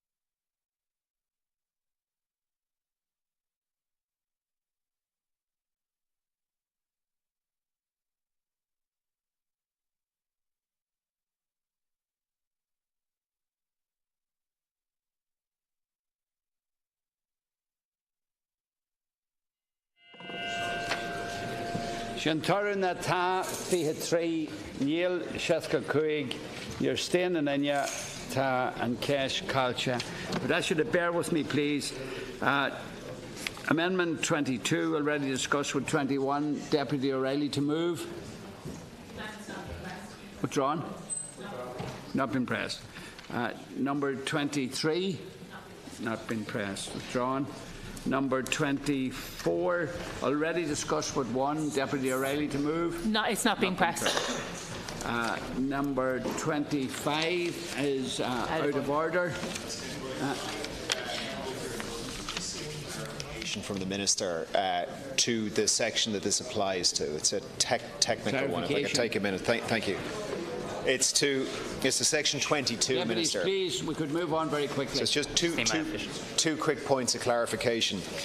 One is an issue has been raised around wheelchair access. So it's not looking to do anything to any heights to the barriers. They are what they are. A health and safety issue has been raised. Some of the retailers have stated that for wheelchair access there must be some visibility through a moving barrier. The section as it is says no visibility. It's just an ask, Minister, that when this has to be implemented by the retailers, that you will liaise with the relevant health and safety group to make sure that they can comply with the legislation and with the relevant health and safety legislation for wheelchair access. And then just the second one is another minor just clarification. Again, in section 22, it says that if a shop, if its sales are wholly or mainly alcohol, then the provisions around physical separation don't apply. So I just want to check with you. There's a concern raised that if in a particular shop the revenue from alcohol were to tip over, say, 50%, that the very good protections that are being put in place through the bill would no longer apply, creating a perverse incentive. So really, Minister, it's just a view as to when the legislation says the alcohol sales or revenue are wholly or mainly, or the sales revenue are wholly or mainly from alcohol, would the intent of the bill be that that would be well in excess of 50%? Really, quick clarification, Minister. Well, I think that there are two important issues Deputy Donnelly raises. Yes, I think from a practical point of view, in terms of engaging with retailers to be prepared for the structural separation that we have in place in this bill, absolutely will take place. I'm pleased to give that commitment in the House this evening. There's obviously a lead-in time of 2 years, which will allow, obviously, for practical discussions on how people can comply with the legislation. I think it would be important that we provide that information and facilitate that information. And secondly, yes, I mean, this is very much about the difference between a shop that sells effectively purely or almost all alcohol, i.e. an off-licence, rather than any sort of hybrid effort. And again, I think there'll be direction and clarity given to our environmental health officers in terms of how they enforce it. Now that we've disposed with the amendments, we now proceed to order for the fifth stage. Minister, when is proposed to take the fifth stage? Minister, to move. I move. That the bill do now pass. I move. The question is that the bill do now pass. Now, just funny that. You haven't been asked yet. If the bill do now pass, it should have done a waber abadis ta. It should have done a gunya abadis neil. Shelam gun cash richa. The question is carried. Can we go, Noreen?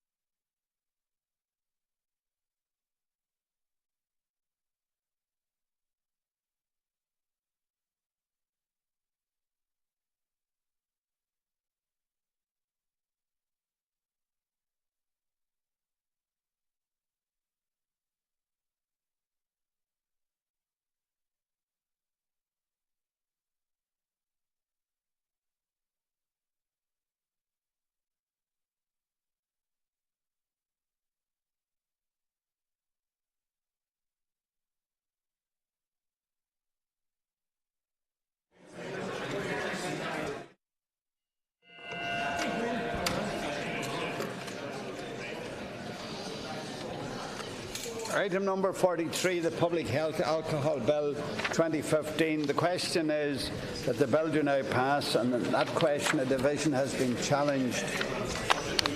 Deputies, please. Will the deputies dissenting who are claiming a division please rise in their places?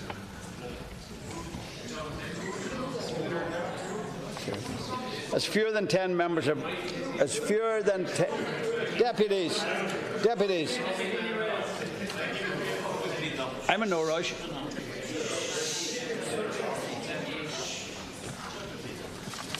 As fewer than 10 members have risen in their places, I declare the question is defeated. The question is carried. No wonder I'm confused. The names of the deputies who claimed a division will be recorded in the Journal of Proceedings. Now, please bear with me.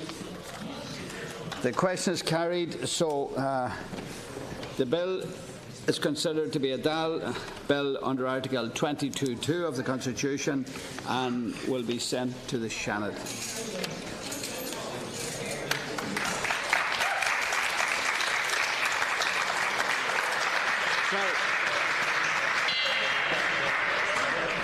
Minister Harris, before we move on, please, deputies. I just wish to thank all the deputies who contributed to the debate on this bill as it was passed through the House. I know this is a bill that has had very lengthy consideration in Dáil Éireann and indeed in Shannon, and I want to pay particular thanks to my officials who've worked so hard on this bill over a sustained period of time, to Dr Tony Houlihan, our Chief Medical Officer, to Claire Gordon, to Denise Keogh and to Siobhan McNamara. Their dedication to this is very long journey to get to this point. Is something I really want to thank them for, the leadership they've shown within the Department of Health in the passage of the bill. This is the first time in the history of our state we have endeavoured to use public health legislation to address issues in relation to alcohol. It is therefore a groundbreaking measure. For the very first time in our history, we are legislating for alcohol as it affects our health, and it's right and proper that we do that. We know that we have a relationship with alcohol in this country that is not good, that damages our health, harms our communities and harms many families. The measures in this bill will make a real difference to change the culture of drinking in Ireland over a period of time. And I want to acknowledge the many people who worked in this Oireachtas to make this a reality. I want to congratulate and commend Deputy Marcella Corkin-Kennedy for her huge leadership on this bill. I want to commend former Minister Deputy Roisin Shortall for the leadership she showed in the Department of Health in relation to this. I'm very pleased that we're joined by Senator Francis Black, who has shown huge leadership in relation to this issue in Shannon and Oireachtas Society. And all of the health spokespeople, Deputy O'Reilly, Deputy Kelly, Deputy Donnelly, Deputy Harty, and others who have been so dedicated to this bill as it's worked its way through. And I want to thank the people in the gallery and the people watching this at home who make up Alcohol Action Ireland and the Public Health Lobby. The alcohol lobby often gets a really loud hearing. You guys showed your resilience in making sure that the Public Health Lobby got a hearing as well, and we're here today because of your work and dedication. Thank you, Minister.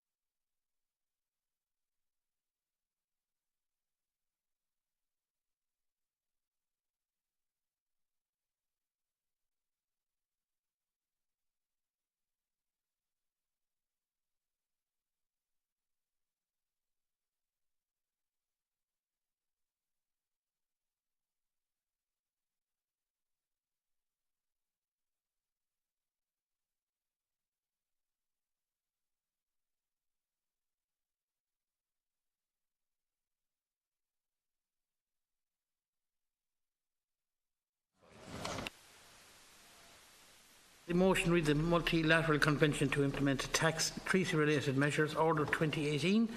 I call on the Minister to move the motion, and you've got 5 minutes, Minister. I move the motion. Today I am seeking approval for a motion as part of the process of ratifying a particularly important international tax agreement. The Multilateral Convention to implement tax treaty-related measures seeks to modify the application of existing double taxation agreements to ensure that they are robust and in line with new OECD BEPS best practice. This is one of 2 motions on tax agreements we will discuss tonight. This debate will be followed by a separate debate on a new double tax agreement with the Republic of Ghana. The Multilateral Convention is a key part of the OECD BEPS project, and its ratification is crucial to ensuring Ireland continues to play its role in the international efforts to address aggressive tax planning. So far, 84 countries have signed up to the Multilateral Convention, and 15 countries have now ratified the agreement. Passing this motion will enable Ireland to complete the ratification of the Convention in the upcoming Finance Bill. The Multilateral Convention offers a mechanism to include agreed BEPS measures into double taxation agreements simultaneously. Although there are a small number of countries with whom we are updating treaties bilaterally, the Multilateral Convention will modify the majority of Ireland's tax agreements when it comes into force. 57 of Ireland's 74 tax treaty partners have signed up to the Multilateral Convention, and we have written to the remainder to encourage them to sign up as soon as possible. If any of our treaty partners fail to sign up, we will look to update those treaties bilaterally. In adopting the Multilateral Convention, countries have choices as to which BEPS measures to adopt. It is proposed that Ireland would adopt the vast majority of the choices contained in the Multilateral Convention. The small number of articles which Ireland are not opting into will be kept under review, as it would be open to Ireland to opt into them at a later date. The key provision in the Convention is for countries to include a general anti-avoidance clause into their tax treaties. All countries, including Ireland, will be introducing a principal purposes test, which requires activity to be in a country for a legitimate purpose in order to access the benefits of the country's tax treaties. This will be a very important change to treaties, which will give significant powers to tax authorities to prevent tax avoidance. I would like to draw particular attention to Articles 12 to 15, which cover permanent establishment rules. Ireland has opted to include Articles 13, 14 and 15, but is reserving our position on Article 12. Article 12 creates a new test for permanent establishment when a company is operating in a country through an agent. We believe there is not yet sufficient certainty as to how the new rules in Article 12 would be interpreted and applied, and are cautionally shared by almost 60% of the countries who have signed the Multilateral Convention. I am committed, however, to keeping this issue under review, and it is possible for Ireland to adopt Article 12 at a later date once there is greater clarity about how it will operate in practice. I should also mention inaccurate reports published last week that claim Article 12 is relevant to the aggressive tax planning structure known as the single malt. This is simply not the case. There is no connection. Article 4 of the Convention is, however, relevant to reduce the possibility of this type of structure being used, and Ireland is opting into Article 4. While US tax reform should eliminate or substantially reduce the tax benefits of operating this type of structure, we are committing to evaluating if any further action is needed. To this end, discussions have been ongoing with the Maltese authorities to identify any bilateral actions that can be taken to remove any remaining concerns. I am optimistic that a bilateral approach can be agreed on this issue. This Multilateral Convention and the entire BEPS process is a very positive and successful example of how countries cooperating together to address tax avoidance. Ratifying the Convention will be an important step in Ireland's ongoing engagement with international tax reform. I commend this motion to the House. Thank you very much, Minister. Deputy Michael McGrath, 5 minutes. Yeah, thank you very much, Cahir, and I'm glad to have an opportunity of contributing to this debate. I wasn't involved at committee stage. Deputy Cohen substituted for me there, but I have been briefed on the discussions that occurred at committee stage, particularly on the Ghanaian double taxation treaty. I want to signal our party's support for ongoing engagement with the BEPS process. We believe it is critically important that Ireland continues to play its role in international tax reform, and the whole issue of base erosion, profit shifting, particularly around transfer pricing, royalty payments, the shifting of IP, the onshoring, and we saw the very dramatic impact that that had on Ireland back in 2015. It is very important that we are leading in relation to these issues.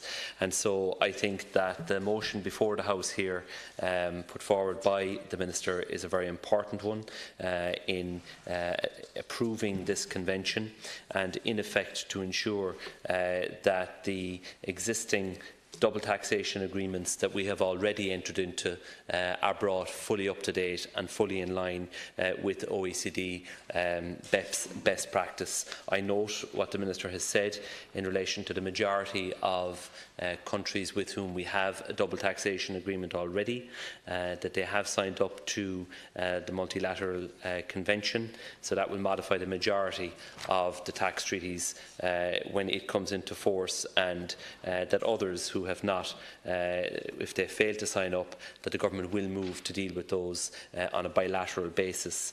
I am also briefed on the concerns that Christian Aid have raised, Minister.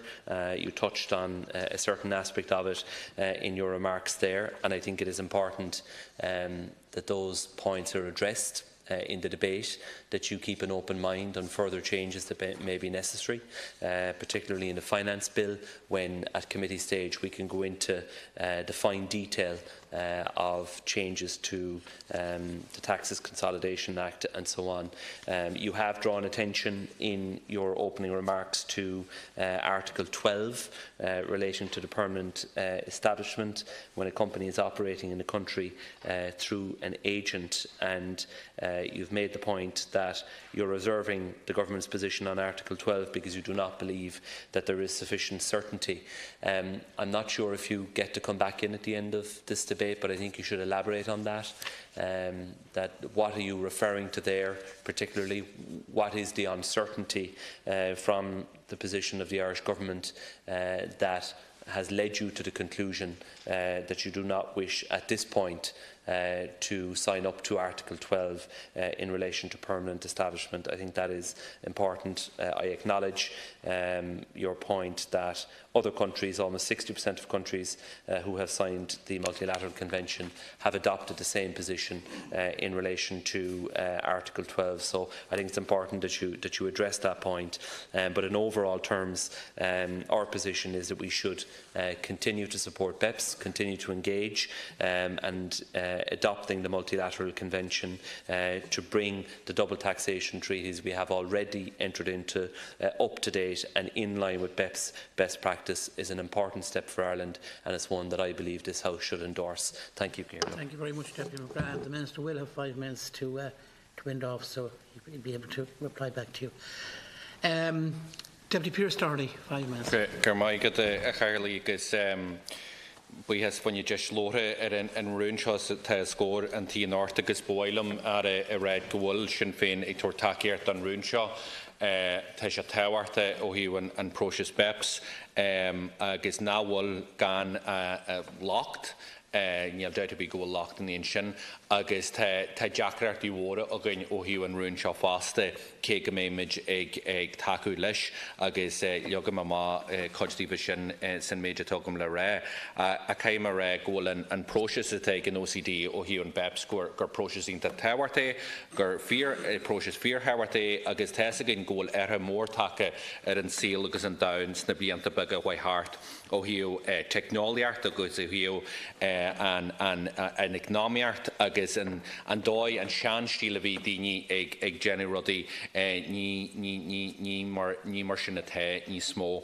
Agus cé go bhfuil BEPS go bhfuil logeachtaí sin time or kindan the five in the more on chin which goal islu dan status the tag beps na goal kulu yenu are a major v reche sich dulci. So while I do welcome this motion, I have my reservations in relation to it, which I'll outline, but I must say that the OECD BEPS process is hugely important, and it's important for all of the reasons in terms of where we're at, how the world has changed, how technology and the economic impact and the old ways of doing things simply don't apply anymore. And BEPS is far from perfect, and our concerns is obviously the initial aim has been watered down significantly. However, it is the best game in town at this point in time, as in what is in front of us at this point in time.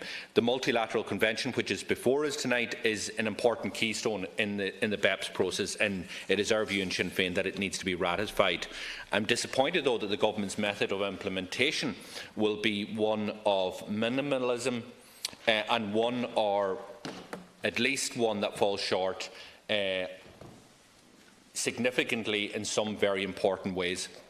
The opting out, as you mentioned in your opening speech, of Article 12 is the most serious reservation that I have in relation to the motion before us. The article specifically takes aim at companies. This article, Article 12, takes aim at companies artificially avoiding permanent establishment status through double taxation treaties, and it is terribly disappointing that your government has taken a decision to opt out from this article. Let me remind you that when we signed the convention, Michael Noonan said, and I'll quote him, "If you make widgets in Dublin, the tax liability on profits from the widgets is an Irish tax liability. It will be illegal to transfer tax liability to other jurisdictions to avoid taxes." Yet now we fast forward to the implementation and we see that the state is actually opting out of this article, which actually prevented what he was talking about. What you're choosing to do here is leave another door open for a similar double Irish scheme to develop, and it is a deliberate decision, without a shadow of a doubt, being made by the government, and you have to wonder, after all we've learnt, or maybe not learnt, why Ireland's reputation is in the gutter in relation to aggressive tax avoidance. Likewise, if we look at Article 13, and the choice that has been taken by the government here is in choosing option B, will also allow for the continued artificial avoidance of permanent establishment status through applying a weaker test in specific activity exemptions listed in the double tax treaties. I accept, and you are right when you say that the majority of countries applying the instrument have done the same in relation to Article 12 and Article 13, but they don't have the same reputation that we have. And we don't need to just look at what other countries are doing. We need to do what is right and what is best for us and for other countries, particularly developing countries. I also wish to know why the government is invoking reservation in relation to Part 4, which is about arbitration. I believe we could have done better in how we choose to implement Article 7, and the default option in the instrument and the option of most EU countries is to adopt a principal purpose of transactions (PPT) provision instead of a limitation of benefits provision. The limitation of benefit provision applies a series of objective tests that must be complied with by the person claiming the benefits of a tax treaty. The other process, the limitation of benefits, is often the preferable one for developing countries, and it is understandable why the government wants the PPT process to apply, and similar rules are in EU directives, as we know in the past. But we could have chosen an asymmetrical option where the treaty partner can apply the LOB rule and Ireland could apply the PPT rule. But again, the government, I must acknowledge, is correct in saying that the vast majority of instrument countries are choosing the PPT with no asymmetrical application. However, I think that process should have been considered and should have been included in how we implement this. The Minister, it would appear, seems to be looking for congratulations today in relation to this proposal, and I don't think it's warranted, because the state has huge issues in our tax, and I'll finish on this, both in reputation and in real terms. Were it not for the OECD moves and the work of many activists, the Irish government would happily be kicking this can down the road. So, Minister, you're not here because you passionately believe in tackling aggressive tax avoidance. Indeed, you're here because the state's reputation is in the mud, and you're taking a very weak way of implementing this. Thank you very much, Deputy Cardi. Deputy Richard Boyd Barrett, you have 5 minutes. Well, the issue of global multinational corporations avoiding tax by shifting profits across jurisdictions from where those profits are actually generated to other jurisdictions where they can, through complex means, avoid paying tax, is arguably the major contributory factor to staggering, obscene levels of inequality on a global level that are galloping away in their obscenity. Year after year, the gap between the wealth of a tiny minority and the need and often intense poverty of the many, of huge numbers of people, just grows and grows and grows. And it sort of says everything, I suppose, about that process, that these debates where the nuts and bolts of all this are discussed, are watched by nobody, listened to by nobody, covered by no media outlet, are too obscure and complex for most people to get their heads around. And yet, in that obscure, late-night detail is the real devil. The real devil that is actually responsible for obscene and staggering levels of inequality and ultimately poverty and deprivation, particularly in the developing world. So, yes, this multilateral treaty is, on the face of it, a good thing.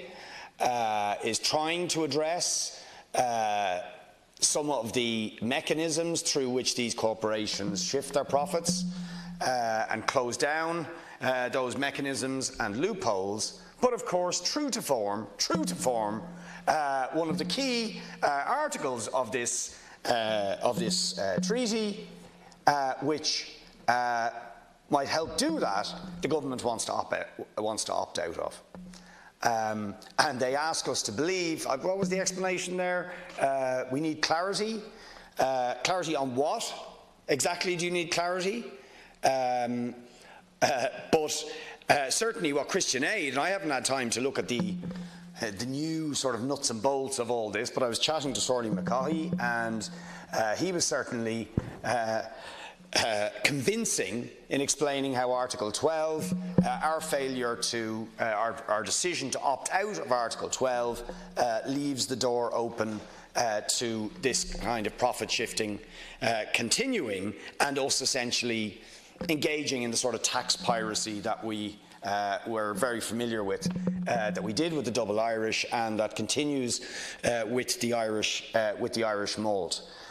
This is an effort to close it down, and we decide to opt out of that article. And you ask us to believe that we are going to seriously look into it, and we'll consider it and maybe ratify it down the road. I'm sorry, this government has no credibility on the issue of tackling corporate tax evasion. You were forced under pressure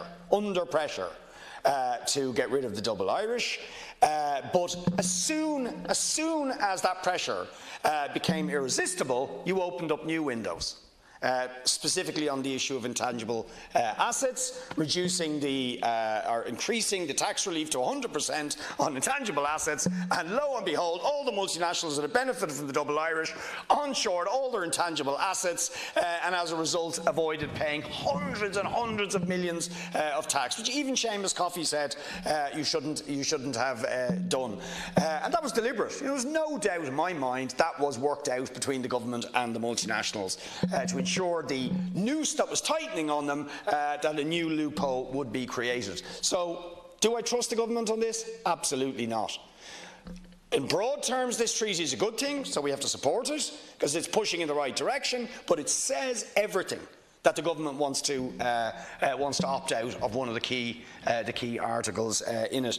And I may not have time to stick around for the debate on Ghana, but again, on Ghana it's the same thing. See, a double taxation treaty, in theory should be a good thing to make sure that there's not double taxation, but it also has to make sure there's not double non-taxation, and in particular that we aren't implicated in robbing tax revenue from countries like Ghana, very poor countries where there's 4 million children living in poverty, where significant portions of the population suffer extreme deprivation, and where the collection of tax is a real problem precisely because of multinationals filtering profits out and not having them taxed in that regime. And again, we are not in that treaty putting in the provisions that would ensure that that cannot be done in the taxation treaty with Ghana. So, tax haven Ireland sails on.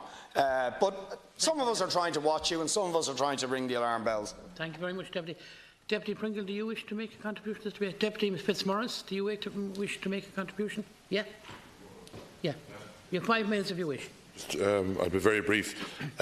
Just to make sure, Minister, that the loopholes that have been seen with other, say for certain companies, and look at we're dealing with the day in, day out, especially with the like of vultures and companies being set up abroad that can get away with paying tax. I think that we need to make sure that in any agreements that's being signed, that we need to make sure that we're not leaving loopholes again. That's all I have to say. No, that's fine. Deputy Eamon Ryan. Thank you very much indeed. You wish to move an amendment? If I can, I move an amendment. I have an amendment which is on the amendment number 1, I think it is, which is on this specific issue of the concerns that have been heard across the House here in the government opting out of Article 12 of the convention, which again has been said by everyone here who spoke to date, is one we agree with, but the amendment is to express that concern in that the opting out of that article, we are leaving a loophole, we are leaving loopholes. And the amendment is structured in a way not to stop the signing or ratification of the convention by Ireland, but to ask the Department of Finance to report back to Dáil Éireann, which I think is a perfectly reasonable, rational check against some of the concerns that we have.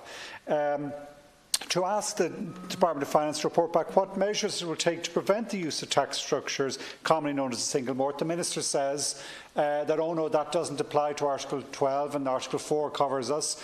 We read in the newspapers, and again people have cited here the very excellent work that Christian Aid have done, of specific example of US companies based here, or effectively not based here, but between here and Malta able to do that trick that's been done over many years now, particularly with large profits from intellectual property, where the profits flow to the area where it's effectively not taxed, and the end point is the company ends up paying low single-figure digit tax returns, and that has to stop. We have to close those loopholes. So the concerns we have, echoing those of the likes of Christian Aid, are very welcome, and we need to hear from the department what measures it has in place to stop it. Also, to hear back from the department what measures, as this convention evolves and as it's implemented, to avoid the case where they establish in jurisdictions where their agents book the sale or make the sales, but then the resulting sales income is categorised or accounted for as an income to an Irish company. For the government to outline and to continue to review what steps it's taking bilaterally in double taxation conventions with states that have declined to Article 4. The Minister himself cited that as a concern. Well, I think we need within this signing, within this motion, to put in mechanisms where we hear back specifically what the government is tending to do to avoid such loopholes being continuing to exist, to make sure that Irish tax resident Irish companies are not able to use such loopholes to avoid tax being paid in any jurisdiction. Again, for ask the Minister to report back exactly which areas of the application of Article 12 he regards as continuing to be uncertain. There isn't clarity on that here, and there isn't clear specific reasons why we're opting out of it. And finally, with regards to the application of Article 12, what measures to implement in the implementation what other measures that the government intends to take to the multilateral convention to implement the tax treaty measures order. So I'm sorry that's complicated, but the amendment is specifically designed with the view not to blocking and not to stopping, not to hinder, but to inform and to improve and to provide the transparency we need. And we need it because this country is being damaged. Our reputation has been seriously damaged within our European Union and further abroad because we have allowed and facilitated and seen the sort of aggressive tax avoidance measures which are driving political anger and public distrust and an undermining of public services, and it simply has to stop. We have to be seen to lead. And I fear in that the failure to apply Article 12 within this motion is a retrograde step, and I would look to see the motion is designed to give the government a chance to restore our reputation in that regard, to provide much greater certainty and clarity in terms of how we're implementing this treaty. So I'll be looking for support for that amendment when we present it or press it later on. Cathaoirleach. Thank you very much, Deputy. Now, Minister, you have 5 minutes to conclude. I recognise that some have different views in relation to one or two of the choices the government is proposing in ratifying this convention. However, it is important to acknowledge that this is a very powerful weapon in the fight against aggressive tax planning. The small number of articles which Ireland is not adopting into will be kept under review, as it would be open for Ireland to opt into them at a later date. It is important to highlight the significant changes Ireland is opting into that will be introduced by this convention if it is ratified by Dáil Éireann. The following new anti-avoidance rules will be entered into Ireland's tax treaties by the multilateral convention. Anti-avoidance rules targeting hybrid entities, new residency rules to prevent mismatches arising due to companies being dual resident, an overall general anti-avoidance test that is expected to be a game changer in stopping treaty abuse, stronger anti-avoidance rules regarding the taxation of dividends and of capital gains, anti-avoidance rules to prevent the artificial avoidance of having a taxable presence. In addition, new and improved dispute resolution mechanisms will be introduced to facilitate cross-border trade and investment by ensuring tax disputes cannot go on indefinitely.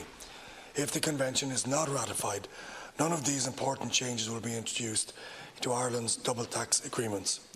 I cannot support the amendment proposed by Deputy Ryan and Deputy Martin, but I would like to address the questions posed by the amendment. As I mentioned in my opening address, Ireland is opting into the articles in the multilateral convention that may be relevant to structures like the single malt. Article 12 is simply not relevant to these structures, as it has no impact on the resident status of a company. In reference to the single malt, I have noted that bilateral discussions with Malta are ongoing, and we are confident of finding a solution. We believe that US tax reform will already have eliminated or substantially reduced any tax benefits of operating such a structure, but we are committed to working with Malta to examining what further actions may be needed. The majority of countries, nearly 60% who have signed the convention, have not opted into Article 12. Ireland's position is therefore consistent with the majority of countries.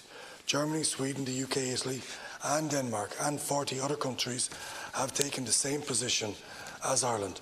We are, however, signing up to 3 articles in the Convention, 3 other articles, Articles 13, 14 and 15, which prevent companies artificially avoiding having a permanent establishment. While initial guidance has been agreed at the OECD as to how Article 12 should be interpreted, the guidance covers a very limited number of scenarios. There remains significant concern and uncertainty about how the new rules would ultimately be applied in practice. This uncertainty is reflected by the large number of countries who have opted out of Article 12. We are committed to keeping the position under review, as it would be open to Ireland to opt into Article 12 at a later date. It would also be open to Ireland to include Article 12 bilaterally in any tax treaty should the treaty partner make a sufficient case for us to do so. It is important to note that Ireland is signing up to the majority of options within the Convention. The Convention is truly an international initiative, with 84 countries having signed up to date. It is important that Ireland ratifies this Convention to show we are serious about BEPS implementation. Ratifying the Convention will demonstrate Ireland's commitment to international tax reform. Failure to do so would be a serious blow to our international reputation and the efforts we have made in recent years to ensure that Ireland is seen to be at the forefront of international tax reform.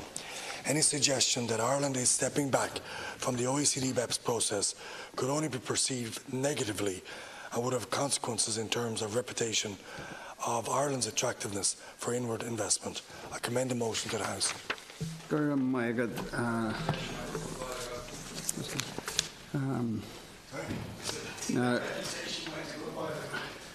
Is Deputy Ryan? Deputy Ryan, has Amendment 1 been pressed? Yes, it has been pressed. I mean, the Minister has almost said the same thing. He wants to review, and that's what the amendment allows, so I will press it. So Amendment 1, it should have wara but this ta. It should have gunya but this neil. Sheelan goal and cash culture. Vote ta. So voting, the division is postponed till the weekly division time on tomorrow Thursday in accordance with Standing Order 70 of 2. Now we move on to the next item, and that is the motion to read double taxation relief taxes and income and capital gains, Republic of Ghana, Order 2018. I call on Minister Darcy to move the motion. Minister, you have 5 minutes. This motion seeks Dáil Éireann's approval for an order as part of the ratification of a double taxation agreement with Ghana. In 2012, officials from the Republic of Ghana raised with the Department of Foreign Affairs and Trade the possibility of negotiating a double tax agreement with Ireland. Ghana had earlier been identified by the Department of Foreign Affairs and Trade as one of 4 strategic partners for a tax treaty to advance Ireland's prosperity by promoting our economic links internationally. Negotiations on the agreement started in 2014 and were successfully concluded in early 2016. The agreement was then signed by both Ireland and Ghana on the 7th of February 18. Ghana requested Ireland enter into negotiations for this agreement. The Ghanaian authorities have decided that double tax agreements are good for their economic development, and this is the 17th treaty that they have signed. This treaty was negotiated by both countries in good faith and on an equal footing. The final agreement also includes a number of provisions that Ghana requested that are not typical of Ireland's tax treaties. This includes a number of clauses from the UN Model Convention that developing countries like Ghana sometimes but not always seek to include. For example, Ireland agreed to the inclusion of the imposition of withholding tax on technical fees at the request of Ghana. In addition to encourage the development of education in Ghana, there is a 2-year tax exemption for teachers and researchers who work in a higher education establishment in Ghana. I believe it is very important to consider the impact of domestic and global tax rules on developing countries. Ireland is one of only 2 developed countries to carry out a comprehensive spillover analysis on the impact of our tax system on developing countries' economies. This research project was commissioned by the Department of Finance, and the methodology was designed and carried out by the independent and highly respected International Bureau of Fiscal Documentation. It concluded there were no negative spillovers from the Irish tax regime or Ireland's modern tax treaties on the economies of developing countries. In the past, 2 old tax agreements with developing countries were found to not be sufficiently beneficial to those developing countries. Those agreements with Zambia and Pakistan dated back to the 1970s, and they were replaced by new agreements. There is simply no comparison between those agreements from over 40 years ago and the agreement being debated today. I would like to respond directly to some of the questions raised at the committee discussions on this last week. I was asked why the agreement does not include the BEPS measures that are included in the multilateral convention, which we have just discussed. As I said at the committee hearing, negotiations on the treaty with Ghana concluded in early 2016. At that time, the drafting of the multilateral convention was still a work in progress, and consequently neither Ireland nor Ghana was in a position to discuss the provisions. The text on how to translate the BEPS measures into property treaty provisions was not yet agreed. Ireland's position on the multilateral convention makes clear that this agreement will be automatically updated as soon as both Ireland and Ghana ratify the convention. As Ghana has not signed up to the convention to date, Ireland has contacted Ghana's tax authorities proposing a bilateral protocol to the treaty if that is what Ghana's preferred way to implement the anti-BEPS measures. In July 2016, Ghana's authorities replied saying they are considering the best way forward for Ghana on this matter. Comments were also made at the committee that this agreement is somehow a bad deal for Ghana. With respect, I do not agree, and I believe it represents an appropriate agreement similar to other agreements entered into by both countries. The Ghanaian authorities have not raised any concerns with us regarding the agreement. I commend this agreement to the House, this motion to the House.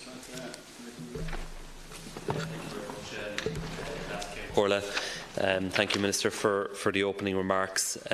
As a party, we support the expansion of double taxation agreements that we enter into as a country. I note, as you have said here, Minister, the initial request here came from the Ghanaian authorities back in 2012.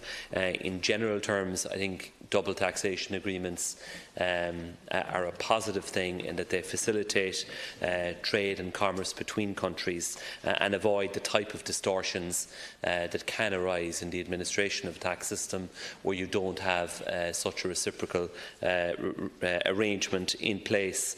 Now, you have said, and it's in the information note that the Department of Finance provided, that this agreement includes provisions and drafting which feature in both the OECD and the UN model conventions, which you said are there to address harmful tax practices and is the international gold standard. Now, again, both at the committee hearing and directly from Christian Aid, we have heard some very significant concerns, Minister, in relation to particular provisions around withholding taxes, the most favoured nation mechanism, permanent establishment provisions and certain taxing rights on the gains from the sale of assets. Now, I understand the point you make that the Ghanaian authorities haven't raised concerns directly.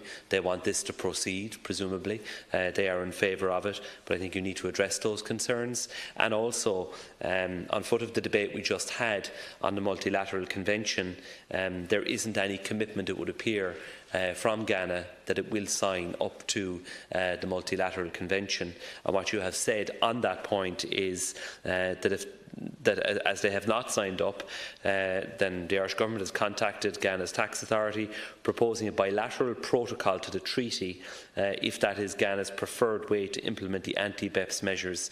They have replied saying they are considering the best way forward for Ghana on this matter. But the what-if question, I think, has to be asked and answered.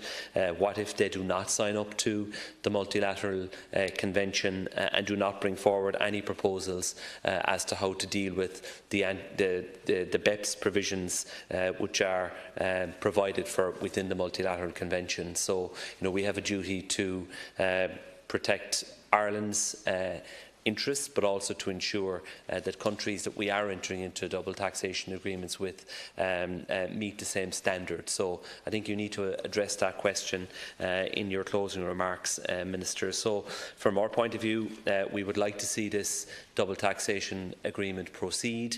I think in general terms, having such agreements in place is a positive thing for developing countries, and it is worth remarking that the initiative has come from the Ghanaian side. They want this to proceed. They clearly believe that this is in their national interest for this agreement to be put into force. But having said that, the fact that they have not yet signed up to the multilateral convention does raise questions, and then we have the provisions in this agreement that are particular to this particular one, that are particular rather to the agreement we have with Ghana that you're proposing to enter into, as opposed to the common features of agreements we have with other countries, and I think those issues need to be addressed as well.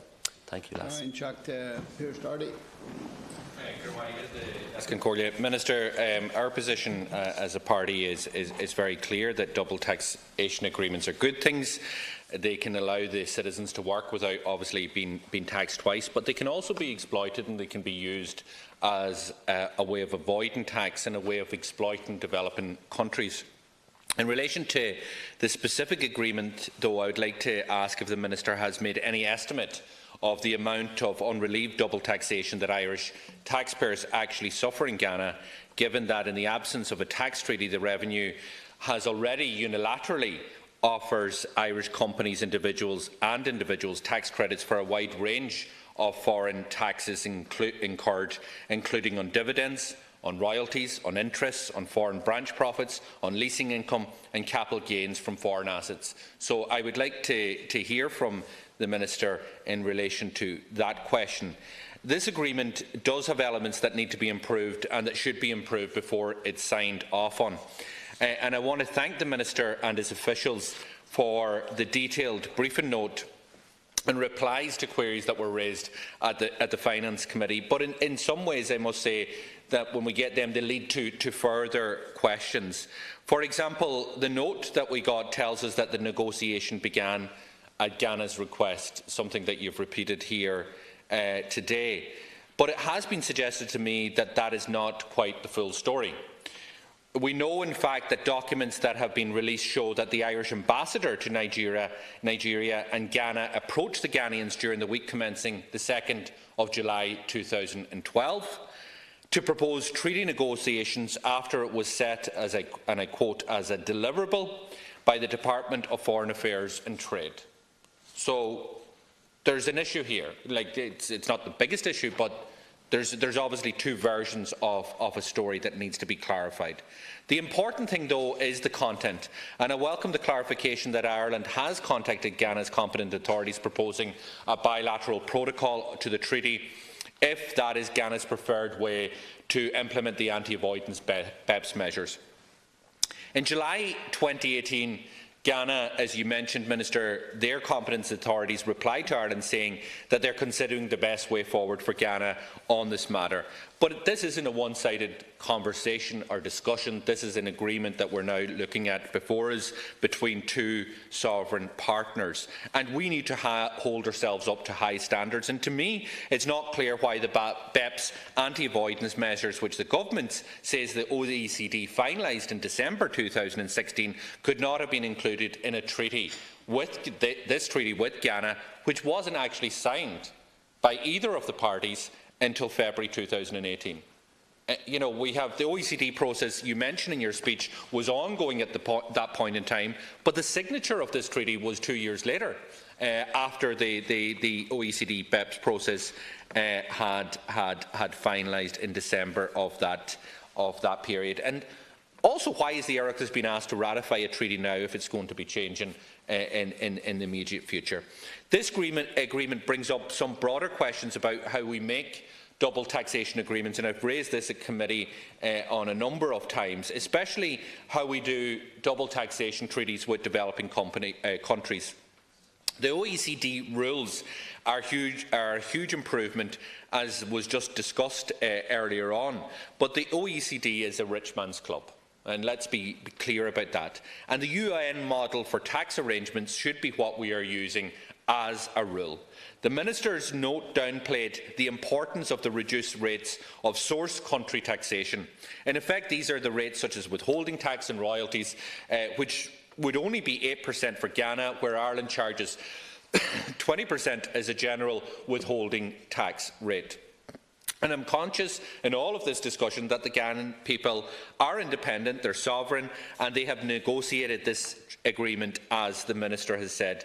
But my hope is that by the time this agreement is ratified in full in the Finance Bill, that all sides will have implemented the most up-to-date anti-abuse rules, and they should have been included before this was signed off by the state. Can I ask the Minister finally to clarify the scope that will be there in the Finance Bill to deal with any of either this treaty or the previous motion that we discussed tonight. Thank you. Thomas Pringle. Maureen O'Sullivan. Agreed. Minister, this is a very interesting proposal when you actually look at the details of it, and I have to say that the only reason I looked at it was that Maureen O'Sullivan wasn't going to be about last week when this was supposed to come up, and so I was standing in for her to discuss it, and had a look at it and read through it and read up on to see what I could actually find in relation to it. And I think it's very interesting because if you look at what we say and the impression that we present to the world about how Ireland takes our responsibilities very seriously and looking at a developing world from the Department of Foreign Affairs says one thing, and then when you look at what's actually been done through the Department of Finance and through these treaties, it actually raises a lot of questions actually what we are actually doing. And this Ghana double taxation order, I think, is a perfect example. The Department has said that they did not initiate the agreement, but then papers were released from the Department which show clearly that it was the Department that initiated the negotiation. So what is actually happening, we don't know. And then we see that since 2012, Ireland has become Ghana's biggest source of foreign direct investment. And no doubt the government will argue that this is the reason that they are pushing for this agreement, but it's because Ghana is becoming more important. But we see then that the agreement will limit Ghana's rights over income, profits and economic activity. And one has to wonder why that has been pushed through now, if that's the case. And I'd just like to read just in relation to Christian Aid's document in relation to withholding taxes. I think it incorporates the whole thing. It says that the Ireland-Ghana Treaty halves Ghana's taxing rights over income paid from Ghana to Ireland as royalties and technical services fees. It therefore reduces Ghana's key defence against profit shifting via such payments, for which Ireland remains Europe's leading conduit.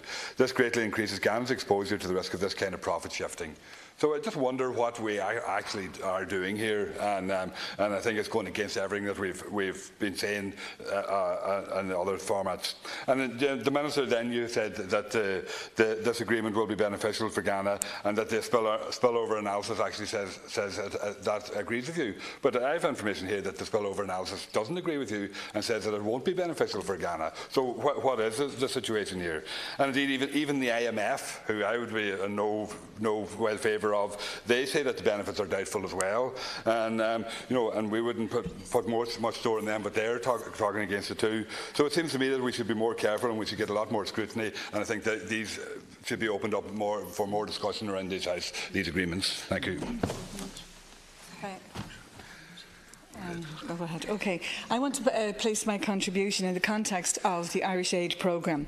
And last night I was at the launch of the 2017 Irish Aid report, which Minister Coveney launched in Epic Centre in Dublin Central. Irish Aid is rightly recognised as one of the best of such programmes. It's untied, it's targeted, it's focused on poverty reduction. We have our partner countries, but we also support quite a number of other countries in the global south and the developing world. And the support is to groups to take people out of poverty, get them into education, look at food production or health, etc. And whether it's through the missionaries, the NGOs or embassies, it's work with local people to empower them. So Irish Aid is effective and Irish Aid is making a difference. And really, to continue making that difference, Irish Aid has to do itself out of a job. And one of the ways to do that is by empowering people in these countries to be able to trade ethically and to trade in a fair way, and also through raising and collecting taxes through tax treaties. So that brings us into the principle of tax justice. Now, there are concerns in ratifying this particular treaty because there's the potential there to unfairly deprive developing countries of those taxing rights that are very vital in order to reduce aid dependency, which is part of Irish Aid strategy, as I mentioned earlier. The potential is also there to open opportunities for profit shifting and tax avoidance. And while Ghana is progressing into a middle-income company, it is vulnerable in social issues and poverty. Ghana wants to do business with Ireland because Ghana trusts Ireland. Our FDI is very important to them, and they trust us because of that untied aid and our aid programme. So are we repaying that trust in this particular particular debate that we're having tonight. And we know that Christian Aid are one of the organisations who are bringing these concerns to us. So the question is, why is the treaty being ratified before it's amended to provide the basic anti-abuse protections? And the serious concerns are that the treaty lacks the minimum level of protection against treaty abuse. But yet, and it was you who said, and I quote you, Ireland is committed to ensuring that all of our tax treaties meet minimum standards agreed in the BEPS process. One particular example from Ghana on withholding taxes and royalties. For Ghana it's 8%, for Ireland it's 20%. So just to conclude, I know you said about having written to Ghana to propose adding the BEPS anti-abuse provisions in a protocol to the treaty in the future, but why not delay the treaty signing until we have that? And then finally, we are talking about policy coherence, that the tax treaties that our country is involved in complement our Irish aid programme. We're all signed up to the Sustainable Development Goals. The slogan, the motto there is leave no one behind. So are you sure, you say this, you don't want to see this as a bad deal for Ghana, are we sure that it is the best deal for Ghana? Indeed. And again, we speak in favour of the double taxation agreement with Ghana. I move the amendment if I can. But to raise concerns, and a lot of them have been outlined by the deputies who have spoken before me, as to why we are not, in a sense, applying what we've just said in our earlier debate in terms of highest standards now in this agreement, which should and could have been written taking into account the convention that we are joining. And I suppose it's important because Ghana as a country, as we've just heard, is an important country. I mean, thankfully, as it rises, as several African countries are doing, our aid budget there as a percentage of our overall aid programme and so on is reducing. And also it's a country where there's very significant for them influence of foreign direct investment for Ireland. So it's important. This is not an insignificant treaty agreement. It was important to get it right.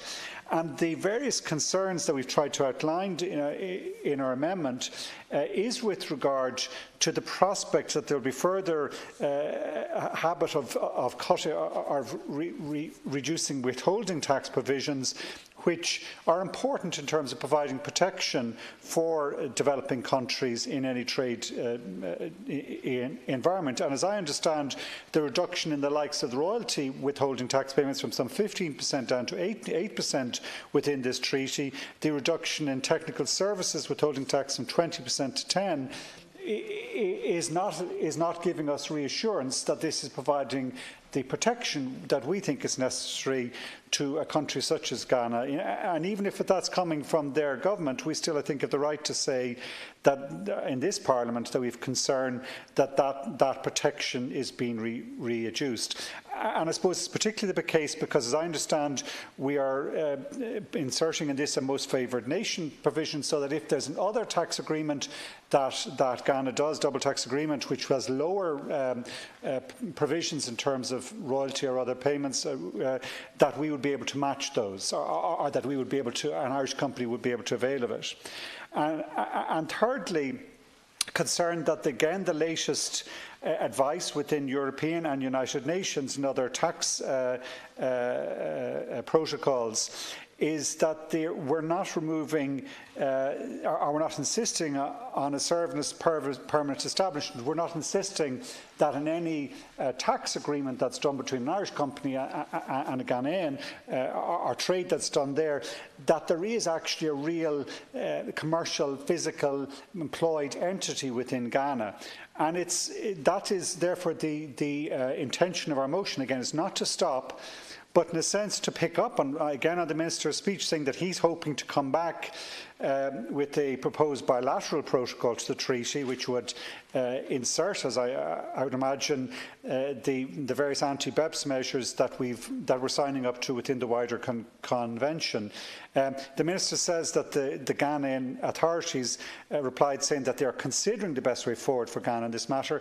Well, I believe that the amendment that we are presenting gives a very useful stimulus in that regard. So, because it asks the Department to come back within 3 months to report to the Dáil on what that correspondence is. You know, that we don't just let this forget about it and don't actually bring it back. Because I think, as was it Deputy Boyd Barrett said earlier, the difficulty with these complex international tax arrangements is that they're so complex that they don't attract attention.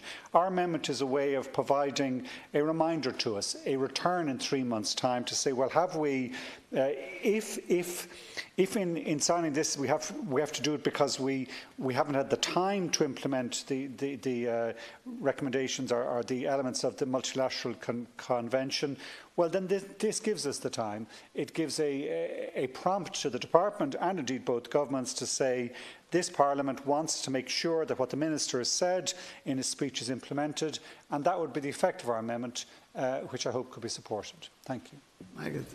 The Minister. Questions were raised around whether tax treaties are beneficial to developing countries. Dublin tax agreements provide tax certainty for taxpayers and tax administration and reduce tax barriers to cross-border trade and investment. This ensures that the best possible conditions as respect to eliminating double tax are created to enable trade and investment to occur. Documents were mentioned noting that the academic literature in 2012 was inconclusive in relation to the actual outcomes from this facilitation of trade and investment. Since then, Ireland has commissioned and published our own independent spillover analysis, which made clear that there are no negative spillovers on developing countries from Ireland's modern tax treaties. What is also very clear is that Ghana strongly believe that tax treaties benefit their economy. Ghana also has double tax agreements with 16 other countries, including Belgium, Denmark, France, Germany, Italy, the Netherlands, South Africa, Switzerland and the United Kingdom. I was asked whether Ireland had carried out any spillover analysis on this specific treaty. A specific spillover analysis was not carried out before entering negotiations with Ghana. However, the results of the broad spillover exercise carried out in 2015, which I mentioned earlier, do not find evidence of negative spillover effects from Ireland's modern tax treaties, and we would expect the same result would apply to a treaty with Ghana.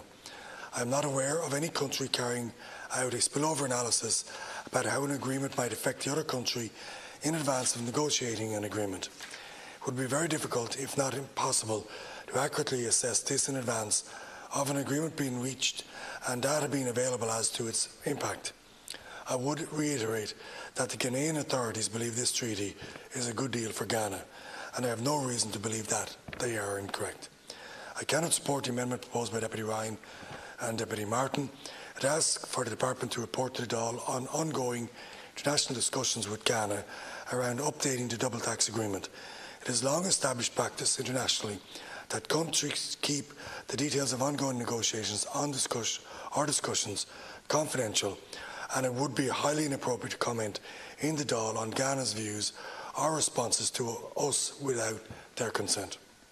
It would damage Ireland's credibility as a negotiating part for any international tax agreement. As I mentioned in my opening address, we have written to Ghana previously as to how they prefer to update the treaty to include the BEPS measure, and we will continue to follow up. Secondly, the amendment proposes that Ireland insists that the treaty is amended to include clauses or changes which the deputies believe to be in Ghana's interest. However, the Ghanaian tax authorities did not seek these clauses or changes during negotiations. The treaty does include those UN model provisions which Ghana sought during negotiations. It is totally inaccurate to assume that all developing countries want all UN model provisions to be included in all treaties. Indeed, the Ghana negotiating team was led by a member of the Select UN Committee for Experts on International Cooperation in Tax Matters, which is responsible for the design of the UN model provisions, and were well placed to determine what is or is not in their interests. It would be very unusual and inappropriate for Ireland to insist that Ghana accept clauses that they do not want based on a presumption that Ireland knows what is best in their interest. In closing, I would highlight that this is a bilateral agreement reached over between Ireland and Ghana.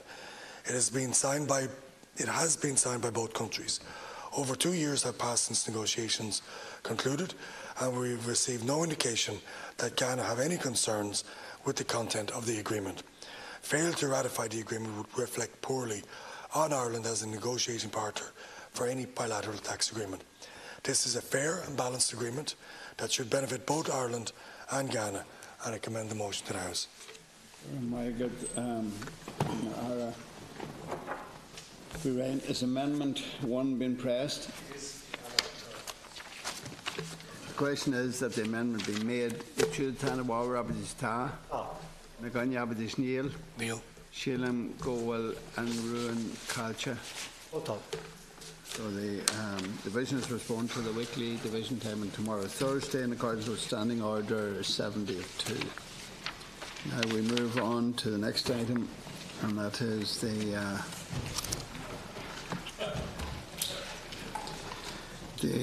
Criminal Law Sexual Offences Amendment Bill 2018, second stage resumed. Members offering.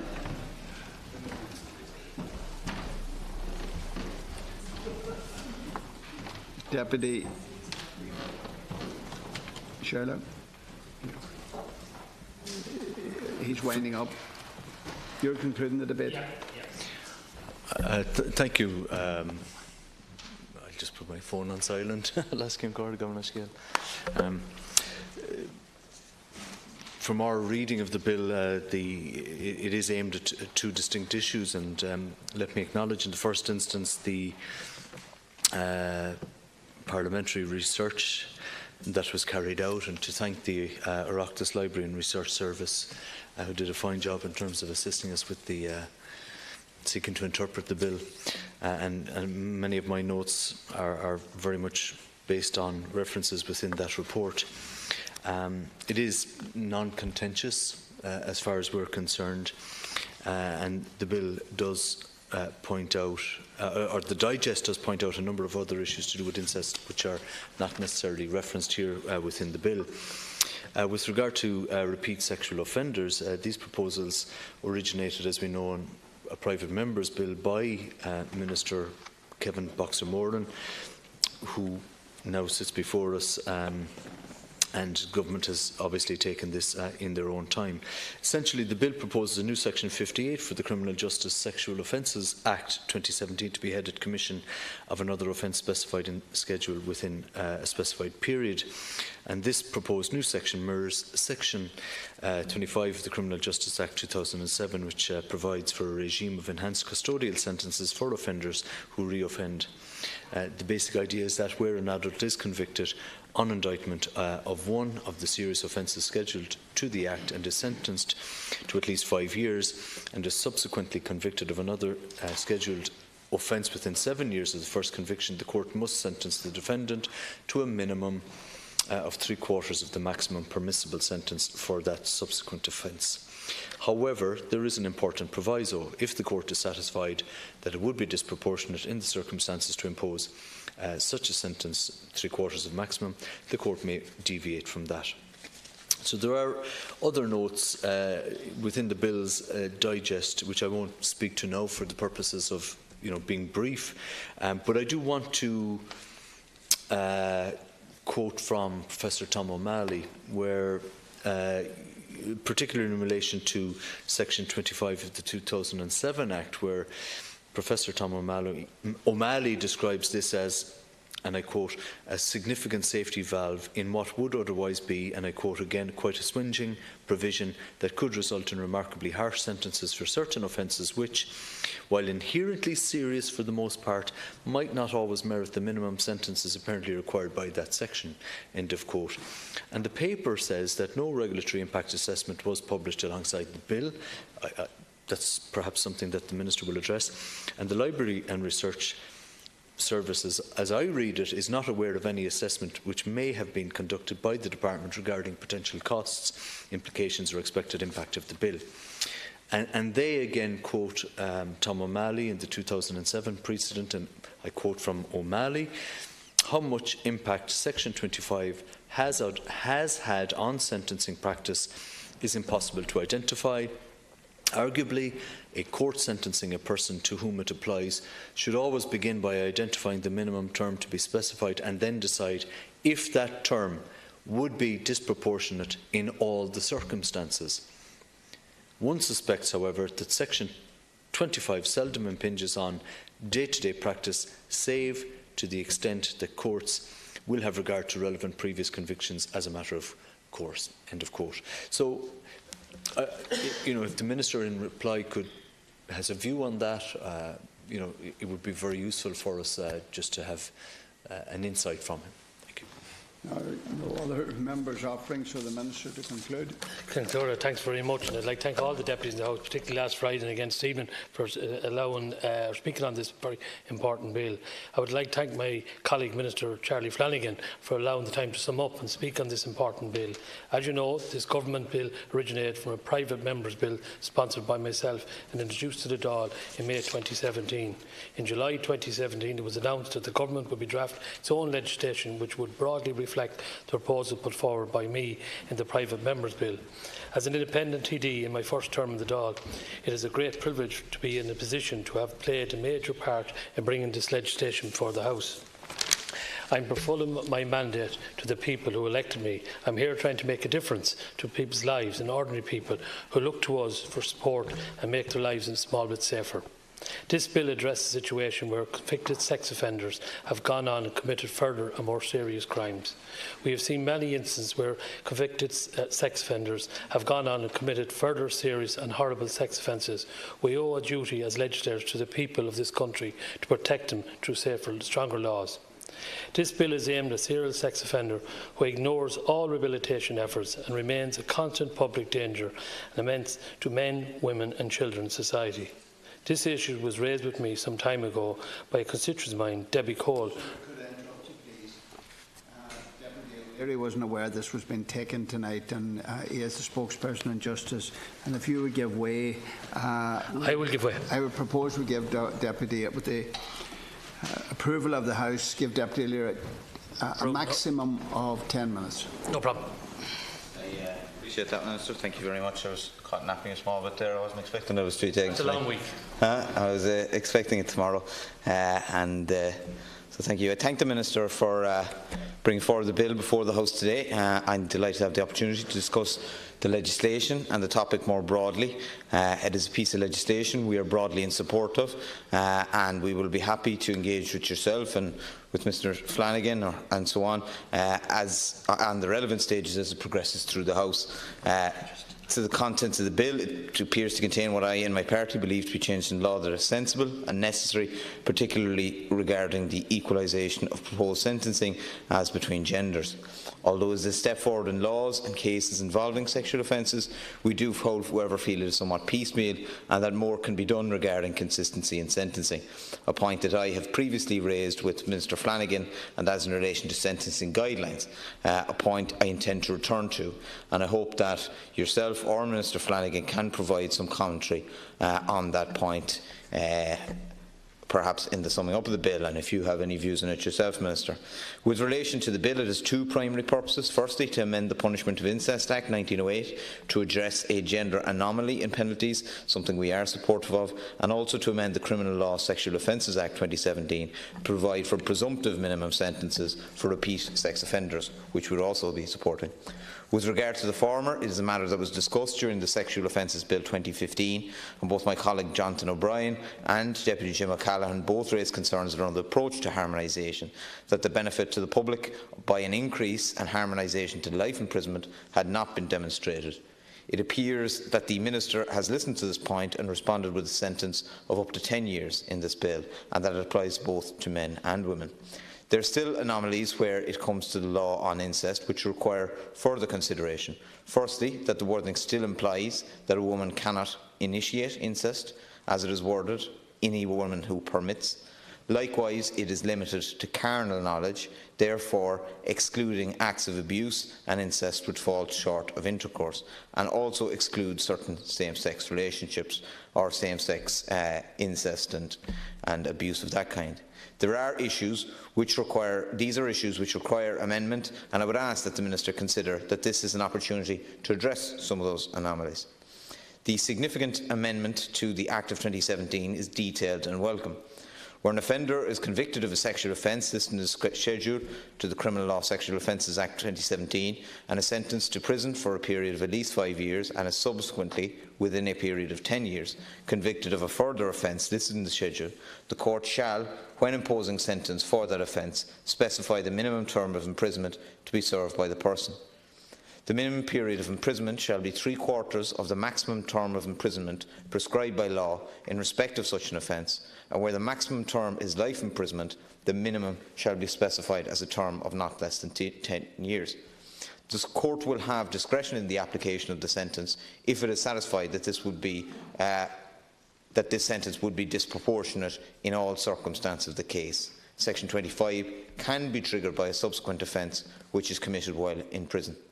Now, I think you will agree, Minister, although I suppose as somebody who proposed this legislation you'll understand it better than most, but I think for many of us it takes 2 or 3 readings of the specific proposal to entirely understand it. Essentially, though, it means that a person who has committed a serious sexual offence, that the calculation of the sentence of a further relevant sexual offence, the length of the sentence handed down for that second offence will be minimum 3/4 of that first sentence. This is very similar to the Criminal Justice Act 2007. And like in that bill, it also includes scope for deviation from the minimum sentence where it would be disproportionate. Hence, it is a presumptive minimum as opposed to a mandatory minimum.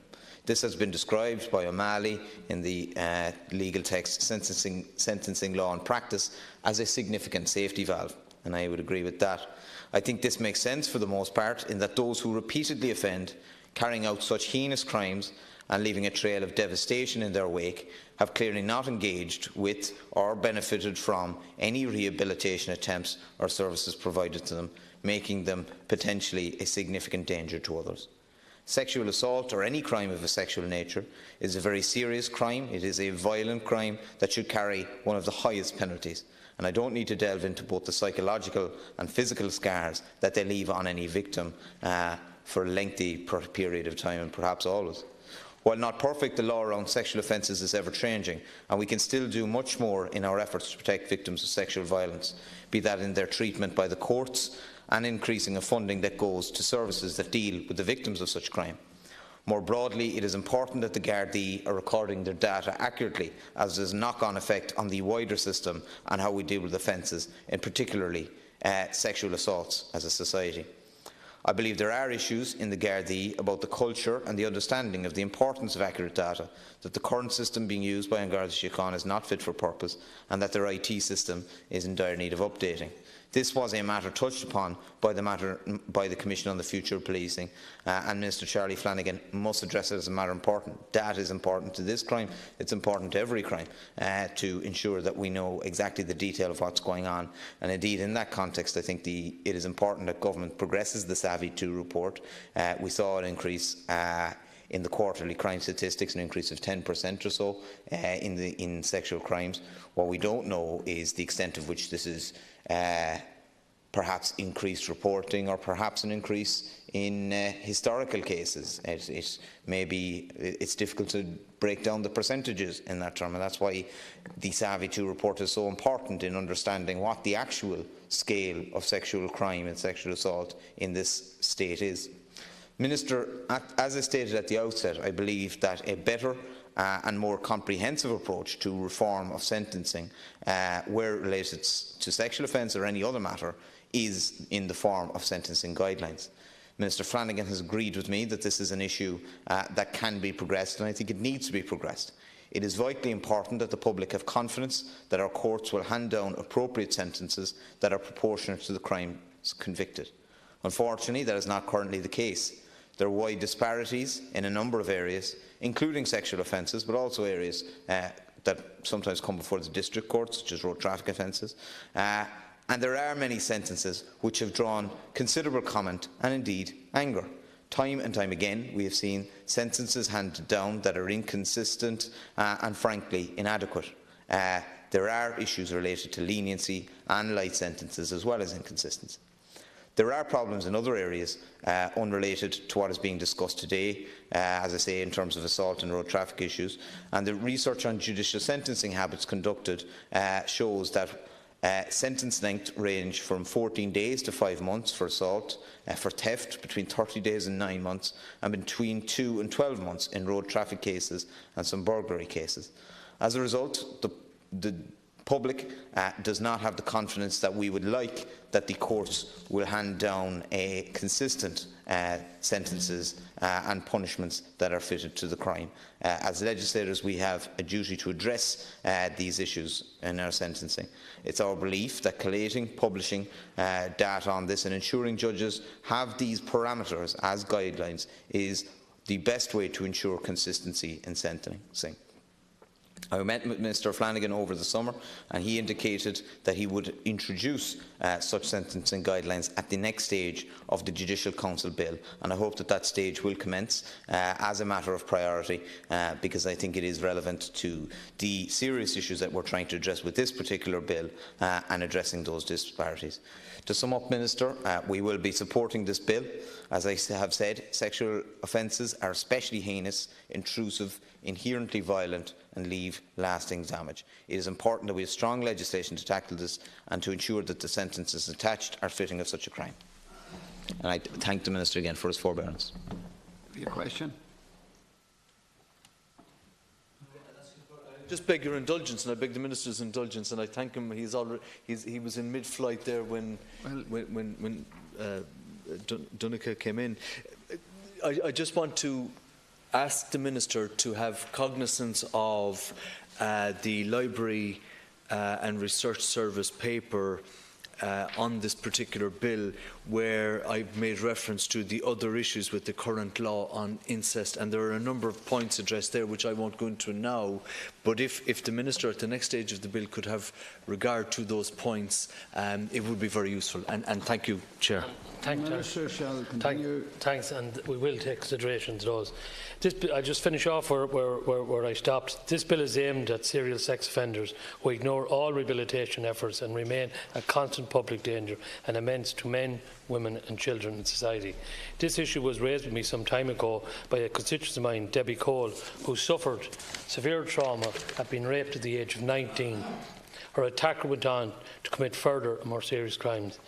Debbie asked me if I could change the law in this area. I said I would try. Today I'm fulfilling that promise to her and to many other victims of sex attacks. There are also other well-known cases of serial sex offenders committing repeat offences in this country where the offenders have made no effort to change their ways. Indeed, the media has highlighted some of these cases recently. The efforts of rape and other serious sex offences on the community and on victims are well documented. Serial sexual crimes are not only imposing emotional and physical trauma upon victims, but such offences also attack community and stability of society as a whole. It tears away the protection society offers all its citizens, and we as politicians must carefully not let this happen.